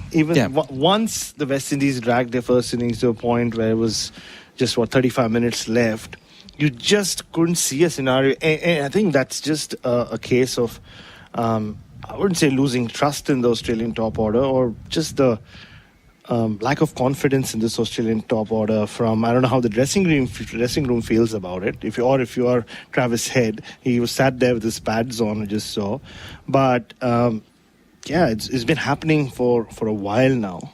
And if you just leave out the Constas outlier of an innings at the MCG, even there he didn't get a go and get a big 100, but that was the only time they had a partnership, right? Khawaja and Sam Constas. Apart from that, it's in conditions, leave out the 2 test matches in Sri Lanka. Australia have just not got off to a start. No, they haven't. We'll park the Sam Constas discussion until after the break, but just as a general feel, and probably more the Usman Khawaja discussion. I mean, we've been saying the same things now for nearly 2 weeks because they keep getting out similarly. Certainly keep getting out cheaply, although Uzi had 1 reasonable innings at Kensington Oval. But it's the way that he's getting out. And what's happening now is that the opposition, they know that the top order are fragile. So even the way the West Indies tail were able to push it out. So rather than it being a 90-minute, it's a bit more relaxed, we'll try and get to 50 without loss at stumps, to be able to push it out to make it a 35-minute little burst, that gives a lot more energy to the bowlers for the West Indies because they know they've only got 35 minutes. They know the Australians don't want to be out there. So it was quite good the way they were able to push it out to put more pressure on the Australians. Oh, very much so. And full credit to them. And how about that spell from Jaden Seals? He looked like he could have got a couple more wickets as well. He had Cam Green in all sorts of trouble. Just that one ball that drifted down leg side and he clipped him for 4. But he beat the bat a lot. And that ball that rose at Cameron Green caught the handle of his bat, just fell short of the slip region. But from an Australian perspective, I don't know what the bigger concern is, really. Is it Sam Constas or Usman Khawaja? It's kind of changing, isn't it, a bit? It is. I mean, or it's at least balancing up. It is. Cam Green we can park till tomorrow because he's still out there. But with Khawaja and Constas, and the fact that one is 19, one is 38, so, one is double the age of the other, one is half the age of the other. In the near future anyway, in the immediate future, I don't know who is the bigger concern. And maybe we start with Usman Khawaja. Well, throughout the home summer, the one ball that really troubled him, and many times he got out too, was that ball which just holds its line from around the wicket from a right armer, where he was just reaching out. He's on the hop quite often, so he placed back. I mean, he used to have that forward press for the large parts of his career when he was scoring runs. It feels like the forward press is gone. He was never a big front foot strider. He was never a Bo Webster who gets a big stride out and defends it right in front under his nose. But he's always been someone who plays it late or plays it off from his crease. But he seems to have lost that forward press, or he doesn't kind of maybe pick the length the way he used to. So often what was happening was he was getting into that hop and then reaching out at deliveries which are on fifth stump. And that's how he got out in both innings at Lord's. And he comes here, he gets a very similar nick, this drop by Roston Chase, and then you can see he clearly has started moving a lot more further across in his setup, in his trigger, which means that he's so susceptible to the LBW. The moment the ball just jags in, like it did over there in Barbados, like it did yesterday, like it did again today. And today was probably the most disappointing of the lot because it was a really full ball. And it was hitting middle stump. He reviewed it and that was a last second review. It was as well. desperation. Andrew Mason was counting it down beautifully, and Cam Green probably pushed him into it. And it was a bad review. It was a really bad review. When you see the ball hitting middle stump, it's never a good review. But I think it's just the positions he's getting into. And then what do you do? I mean, you're right. I mean, now you know how bowlers are going to bowl at him. But this is the problem, Bharat. They now know, bowlers around the world now know what they've got to do. So Khawaja's got to respond to this. It's not like he's just getting himself out playing a sloppy shot. This is a technical flaw that has been found out by the opposition, and this isn't in the plans for the Australian selectors. Khawaja was the one that was meant to go on to the Ashes as the mainstay at the top, and they had to find someone to bat with Khawaja. Yeah. Now the conversations, as I said, it's balancing up that, okay, Constas is another conundrum, which we'll get to shortly, but in a way this is a bigger issue because they need a very good, experienced opener to take on England in the Ashes. He's the anchor. That's right, he's the is. anchor. So... And not to forget, he started opening the batting regularly only 3.5 years ago, after he came back during the last Ashes. And once David Warner left, and there were periods where he'd become the senior opener, when David Warner was having his issues against Broad and co, or even after that. But then by the time Warner went, it was a case of who will partner Khawaja. And yes, I mean, he did get runs during that period. And yes, he did get runs in Sri Lanka in very different conditions. But yeah, and the issue is, and I used this comparison earlier, whether it's Rahul Dravid or Ricky Ponting towards the end of his career, Virat Kohli very recently, is when you are in your late 30s, when you are at that stage of your career where you can sort of see the finish line, can you at that point make big technical changes? And that's what it'll require. I mean, he'll need a technical alteration for sure, whether it means he's saying more side on or whether he's doing something else to not become so susceptible, to not be so vulnerable to that ball coming back in, and get trapped in front. So the three players you mentioned, Dravid, Ponting, and also Kohli, towards the end of their careers, they kept getting out the same way. Yeah. Because it was so ingrained the way they played, and when they couldn't play it the way they wanted to play, the end came quickly, probably a lot quicker than we all expected on at least Ponting and also Dravid. So yeah, it's a worry because I don't think anyone has the answer now. What do the selectors do? Yeah, exactly. I mean, we've spoken a lot about Constas, and we will speak about him like we always do. And okay, maybe he's not ready. Go back to the more the ones tried and tested ones in Marcus Harris or Cam Bancroft, or bring in someone like Henry Hunt or Jake Weatherall, or bring back Nathan McSweeney. But that is for Constas. What do you do with Usman Khawaja? Because I don't think Marcus Harris and Cam Bancroft have the level of test experience to replace him. You are looking at them still as someone who can partner Usman Khawaja. Are you looking for a completely new opening partnership? Well, I think now you're starting to look at Bancroft or Harris as the senior opener with a younger opener as well. So I don't know. I don't think there is an answer. We'll take a break, come back with more. It is the new ball for Cobram Estate Premium Australian Extra Virgin Olive Oil, and we will talk about Constas, but probably go from a different angle. Back with more after this.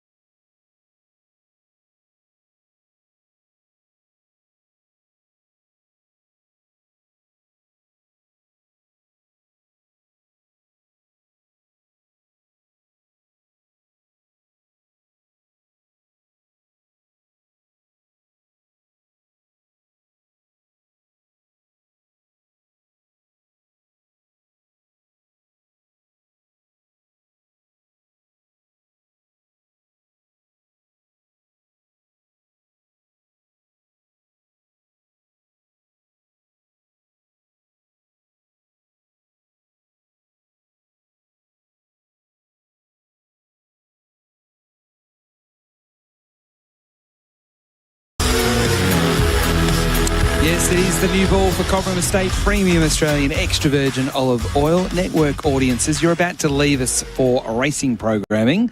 But for everyone else, you can continue listening to the new ball on SEN Fanatic and the SEN app. So join us there after this next segment. Just on Sam Constas, we'll continue the discussion after the break, just with where he's at mentally at the moment. You can't help but feel for the kid playing on in both innings. He got going a little bit in innings one. Today, feet all over the place, chops on. If you're in good form, that doesn't go back onto the stumps, and he has a bit of a heart moment and then gets going again. But you talked about when he left the field, he cut a forlorn shattered. figure. He was so shattered. He was just looking. I mean, for the first time since his Test debut, he looked like a 19-year-old. He looked like a 19-year-old who just had the worst day in school. And yeah, look, he played on in the second innings, like you said, in Barbados, but that was different. That was him trying to defend or push from a defensive position. Today was just a terrible shot. It was a nervous shot. It was just a hack at a ball which is so wide of off stump, and that it came back quite a bit to hit his stumps. So, and we've known that he's had that issue against the incoming ball, but today was just a bad shot. And, well, he played a not very clever shot in the first innings as well when he chased the wide one after Khawaja had got out the previous over. All right, how they handle him, we'll discuss that next.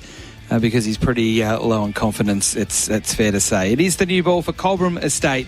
More balls to come right after this from Grenada. It is Australia and it is the West Indies.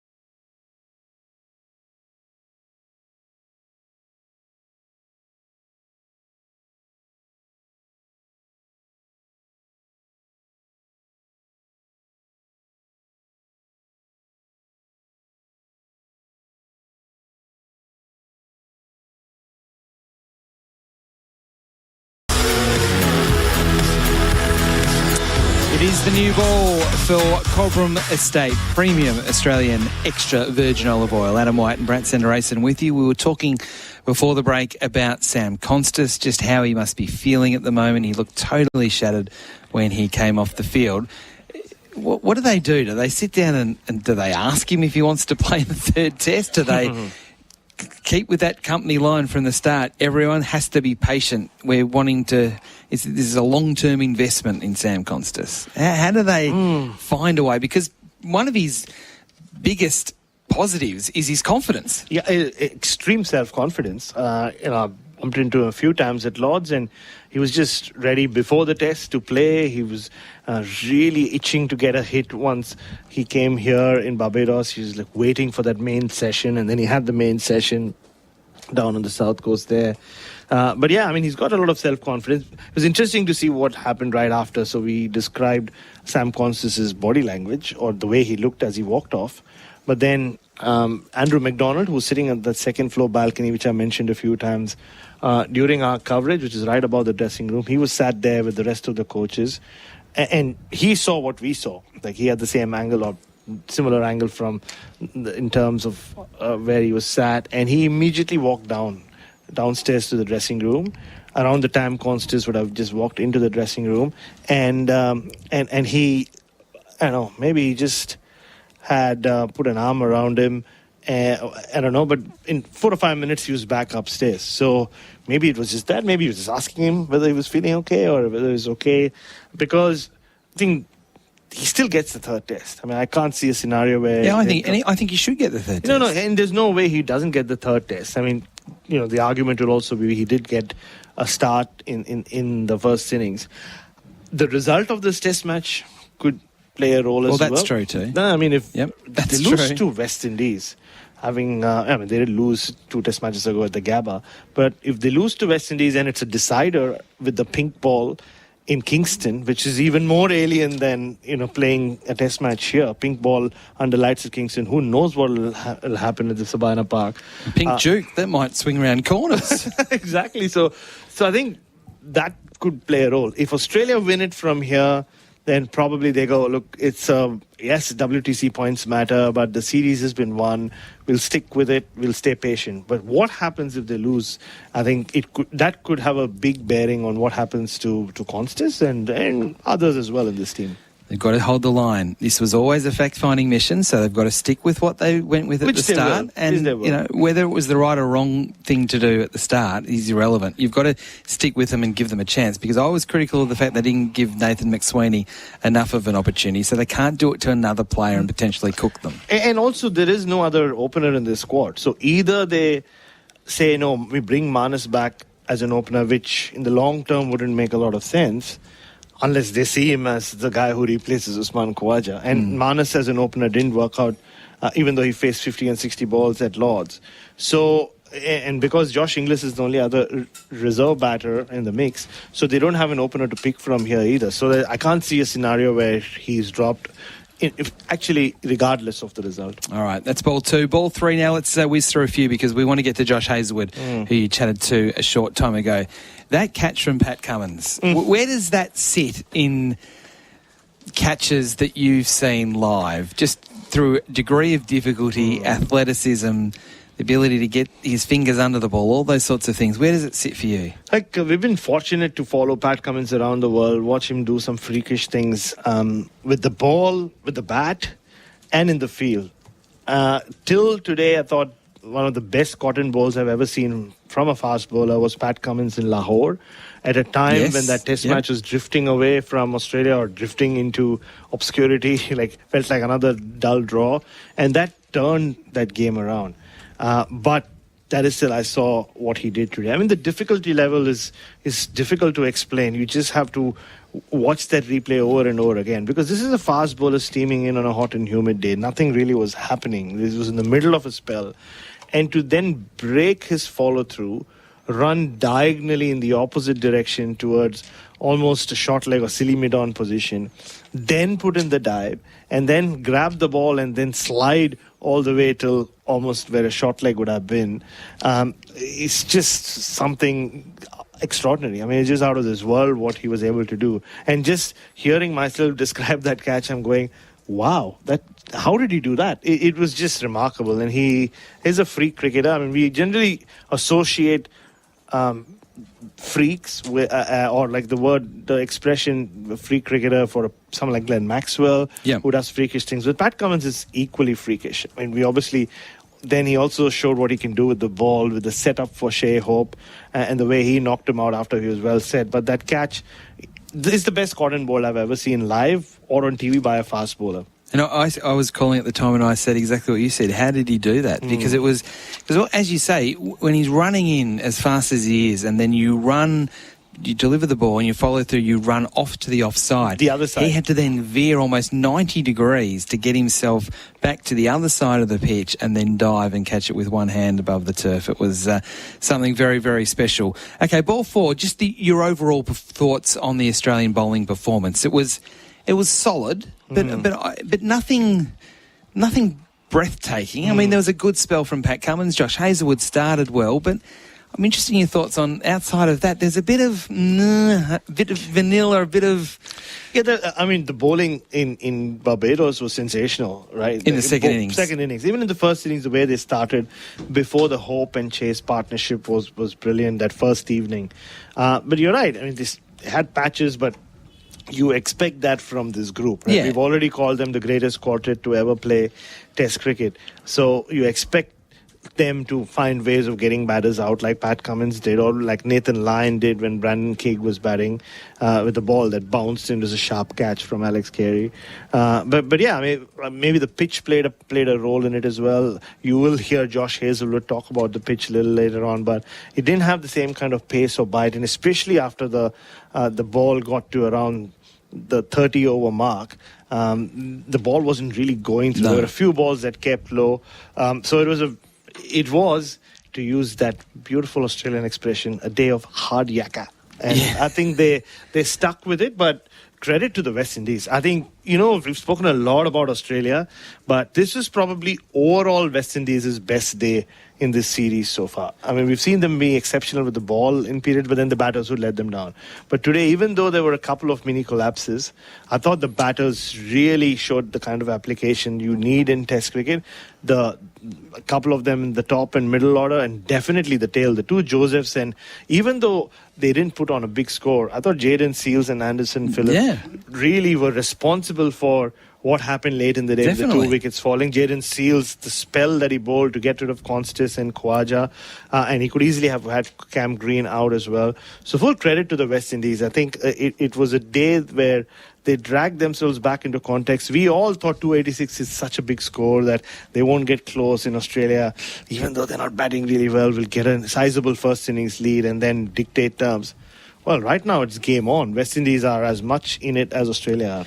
So that takes us to ball 5, which was the West Indian batting display. And it was led by a man that we know as a white ball player, probably a T20 player in Brandon King, but he faced over 100 balls, got 75.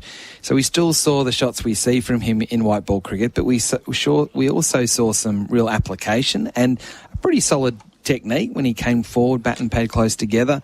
John Campbell, terrible out, but outside of that out, he did pretty well to get to 40 as well in pretty quick time against the bowlers when they were at their best.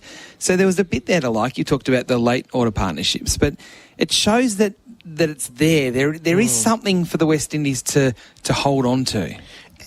King in particular, he walks out to bat right after that amazing cotton bowl that we just described of Pat Cummins of KC Carty, and Pat Cummins was all over him. He was all over. He barely laid bat on ball in that spell.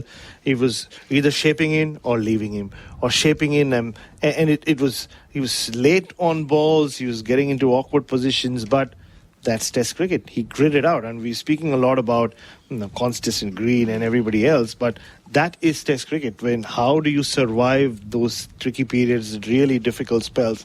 And when it's someone like Pat Cummins, you really need to be on top of your game. It wasn't pretty, it was ugly, but he got through it, and then he started playing some really positive shots. The cut shots, the three of them, two of Josh Hazlewood and the Richie Richardson style uppercut from off Mitchell Starc really stood out. And then after the break, he never let Nathan Lyon settle. He hit him over his head just before the lunch break, then hit him for 2 sixes over the straight field, over long off, or long on. And I thought it was just really good test match batting, where he didn't change his, you often hear, right, he's just playing his game. He's playing his natural game. Brandon King did play his natural game, but after he'd earned the right to play his natural game. And I thought that was very good to see from him. A little disappointed that he didn't get 100 because he looked well on target for that. Again, that's where you credit Pat Cummins for breaking that partnership, getting rid of Shea Hope. And then the Josephs, Shamar. Even what he did just before the tea break, the fact that he said, okay, I'm going to see out this period of play. He was 9 of 16. This after he smashed 44 of 22 last week. So he said, I'm going to wait it out because Alzari was showing some application at the other end as well. And the fact that Alzari Joseph hooked Pat Cummins for 6 and Shamar Joseph, as he seems to do, hit Nathan Lyon for a 6 over deep mid wicket and then also inside out over the cover region was really good. But even then, once they come back from the break and Alzari Joseph is dismissed, holding out of Nathan Lyon, you thought Australia will polish off the tail and they'll get a good chunk of time to bat tonight. But they just dragged it out and made it much more uncomfortable for the Australian top order with just 35 minutes in there, nothing really to gain.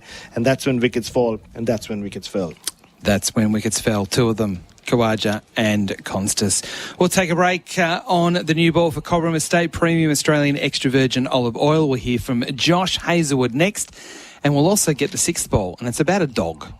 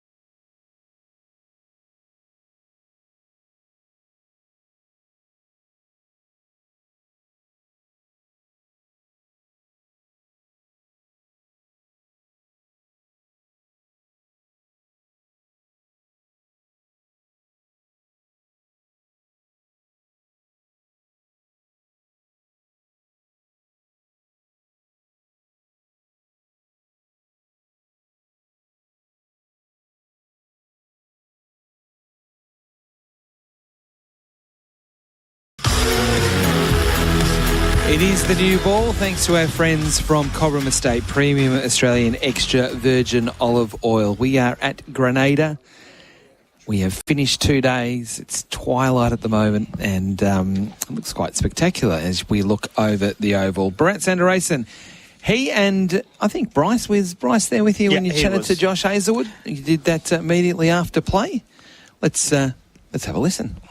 Josh Hazlewood, thank you so much for seeing the SEN Test cricket. Bizarre kind of day. Like, you had patches where you got wickets, but there's a couple of annoying partnerships as well. Yeah, I think we bowled pretty well all day, really. Probably just that ball went quite soft towards the end, and their tail wagged probably because of that reason. I still think we bowled well at the end. The wicket just got quite slow, the ball got soft. So I guess that's the key when we bat, is to try and get through that hard new ball, and then I think we've seen that probably the whole series. Middle orders have sort of got the majority of the runs, so it might be the same again. And just like, how different is this surface to what we saw last week, where by day 3 the top was coming off? It's a funny one. It's probably slower in general. I think tomorrow, and by the end of tomorrow, I think it could be really hard to bat. I think the pace isn't quite as good as potentially Barbados. There's certainly some cracks out there, and I think they'll just only get better and bigger and bigger. So, it could be interesting tomorrow and the next day. West Indies batting showed a fair bit of resilience. Brandon King in his second test.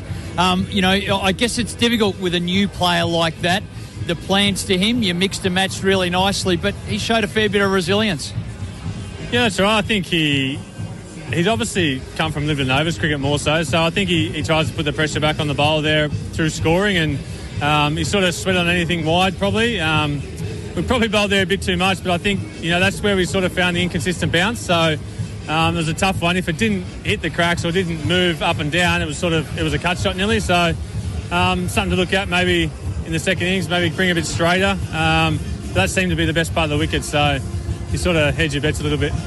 Did you find it a little bit frustrating out there as a bowling unit that our expert at body language, Bharat, was sort of saying, well, they look a little frustrated. We weren't too short. Let's ask you, how tough was it? Definitely the conditions are tough. The heat is a lot harder than Barbados, a lot hotter. Probably less breeze, more humidity. So it was one of the tougher days out there in the field. I think just probably the tail wagged a little bit, but there's some pretty good players down there, to be honest. Both the Joseph boys are good batters, so we've got to respect that and come with some plans, which I think we've pretty much got down pat. They had to work harder for their runs than other games, so slowly working them out. And just finally, one quick one on Sam Foster. It is Test cricket, it's hard. He's a 19-year-old. He looked a little shattered at the end after getting out. Just a word on that. Obviously it's tough. He's only early on in his career. He's a great player. I mean, every time I bowl to him, he's looked very good, and he looks better each and every time I bowl to him. So hope the runs come soon. Tough situation again today. He's facing, we've seen throughout the series that the new ball's the hardest time to bat. So in saying that, he's an opener as well, so he's got to get used to that. But I think he'll be fine. He'll learn from it. He's quite a quick learner, so I think he'll gain it from the experience. Thanks, Josh. Hopefully you get to put your feet up tomorrow. No worries. Thanks. Cheers, guys. There you go, Josh Hazlewood with Bharat Sanderson and also Bryce McGain reflecting on day 2 here at Grenada, where we see a situation where Australia, I don't think they are in front. Their lead is currently sitting at 45 with 8 second innings wickets in hand. What do you reckon, Brad? Who's in front? I think, honestly, it's on par. I don't think anybody's in front right now. West Indies will be elated with the position that they're in after where they were when they, 7 for 170 odd. I think Australia were ahead by 115 at that point. To then get to within 33 runs of Australia's total of 286 in their first innings, and then to knock out the 2 openers cheaply yet again. They'll take it. I mean, they would have preferred one more wicket tonight. It's hard because the reason I asked the question is, we want it to be a competitive series and all that sort of thing. And I think it's pretty clear it's not going to go into a 5th day, but I think it's probably still going to go into a 4th day. Yeah. But it's more the fact that the wicket's getting harder to bat on. So that is a real consideration. That a little bit like what you're saying in Barbados, anything over 170, 180 is going to be hard to get. However, with the way the West Indies go about things, if they bat aggressively, and I know it's sort of low percentages, that you kind of can't write them off. You can't, especially if the pitch doesn't break up completely like it did last week. Just listening to Josh Hazlewood there, he just told us about how he expects batting to become very difficult by the end of tomorrow, at the end of day 3. So, firstly, Australia will hope Cam Green and Steve Smith, when he gets his chance, get in and don't leave it to head Webster Carey again. I mean, it's come off so far. They've been fortunate that those 3 guys have bailed them out over and over again, but it's not going to happen all the time. And you don't want to leave the West Indies anything less than 200, like you said, to chase down, because they've now shown the kind of application that is needed here. And also they've put overs under the Australian bowlers' feet on a very humid day. And that's my point. I think what they've done is the West Indies, from their performance in Barbados, and what they've shown here is we've got to give them a little bit more respect, and probably they're a bit better than we thought going in, because they bowled very well in Barbados, bowled well again here. But everyone's done a little bit outside of probably Craig Brathwaite. But, we've seen Greaves get runs and look good. We've seen Hope get runs in the first test and did okay again today. This time it was a chance for a couple of others to get some runs with King, obviously, and Campbell. So it just shows that I reckon the Australians will be sitting back tonight thinking, I think we've got it under control, but I don't think they know they've got it under control. No way they know that they have it under control, because all those things have to come right for them. And tomorrow, I think they'll be hoping that it's Cam Green's day more than anyone else. Okay, we have this Constis thing, we have a Khawaja thing, but let's not add Cam Green into it. If tomorrow he gets the score, at least they know number 3 is not a concern, at least for now. So they can just focus on the opener. But if he fails again tomorrow, or gets a low score, or anything under 30, I think they're in big trouble. And then, obviously, hopefully, Steve Smith doesn't play the kind of shot he did in the first innings. Now, I'm looking now out on the ground. There are 2 dogs out on the field. Just chilling, just having the time of their life. They came out together, walked out together like an opening pair, and they rolled around with each other. Now they're just chilling. And when play was on today, when they were out on the field, this happened. And there's a dog on the field. There is a dog on the field. And the dog who... It's not a pig on the field like there was that day at the SCG. That's right. But there is a dog. And nobody's noticed the dog. I need to do my Sandy Roberts voice. There is a dog at extra cover. And he was at extra cover for quite some time. A black dog.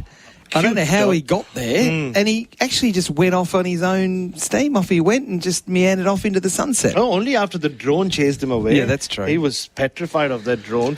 Steve Smith tried it. He didn't care. Pat Cummins tried it. He didn't care. Clearly, he didn't care much about the Australian cricketers, so no respect shown to them.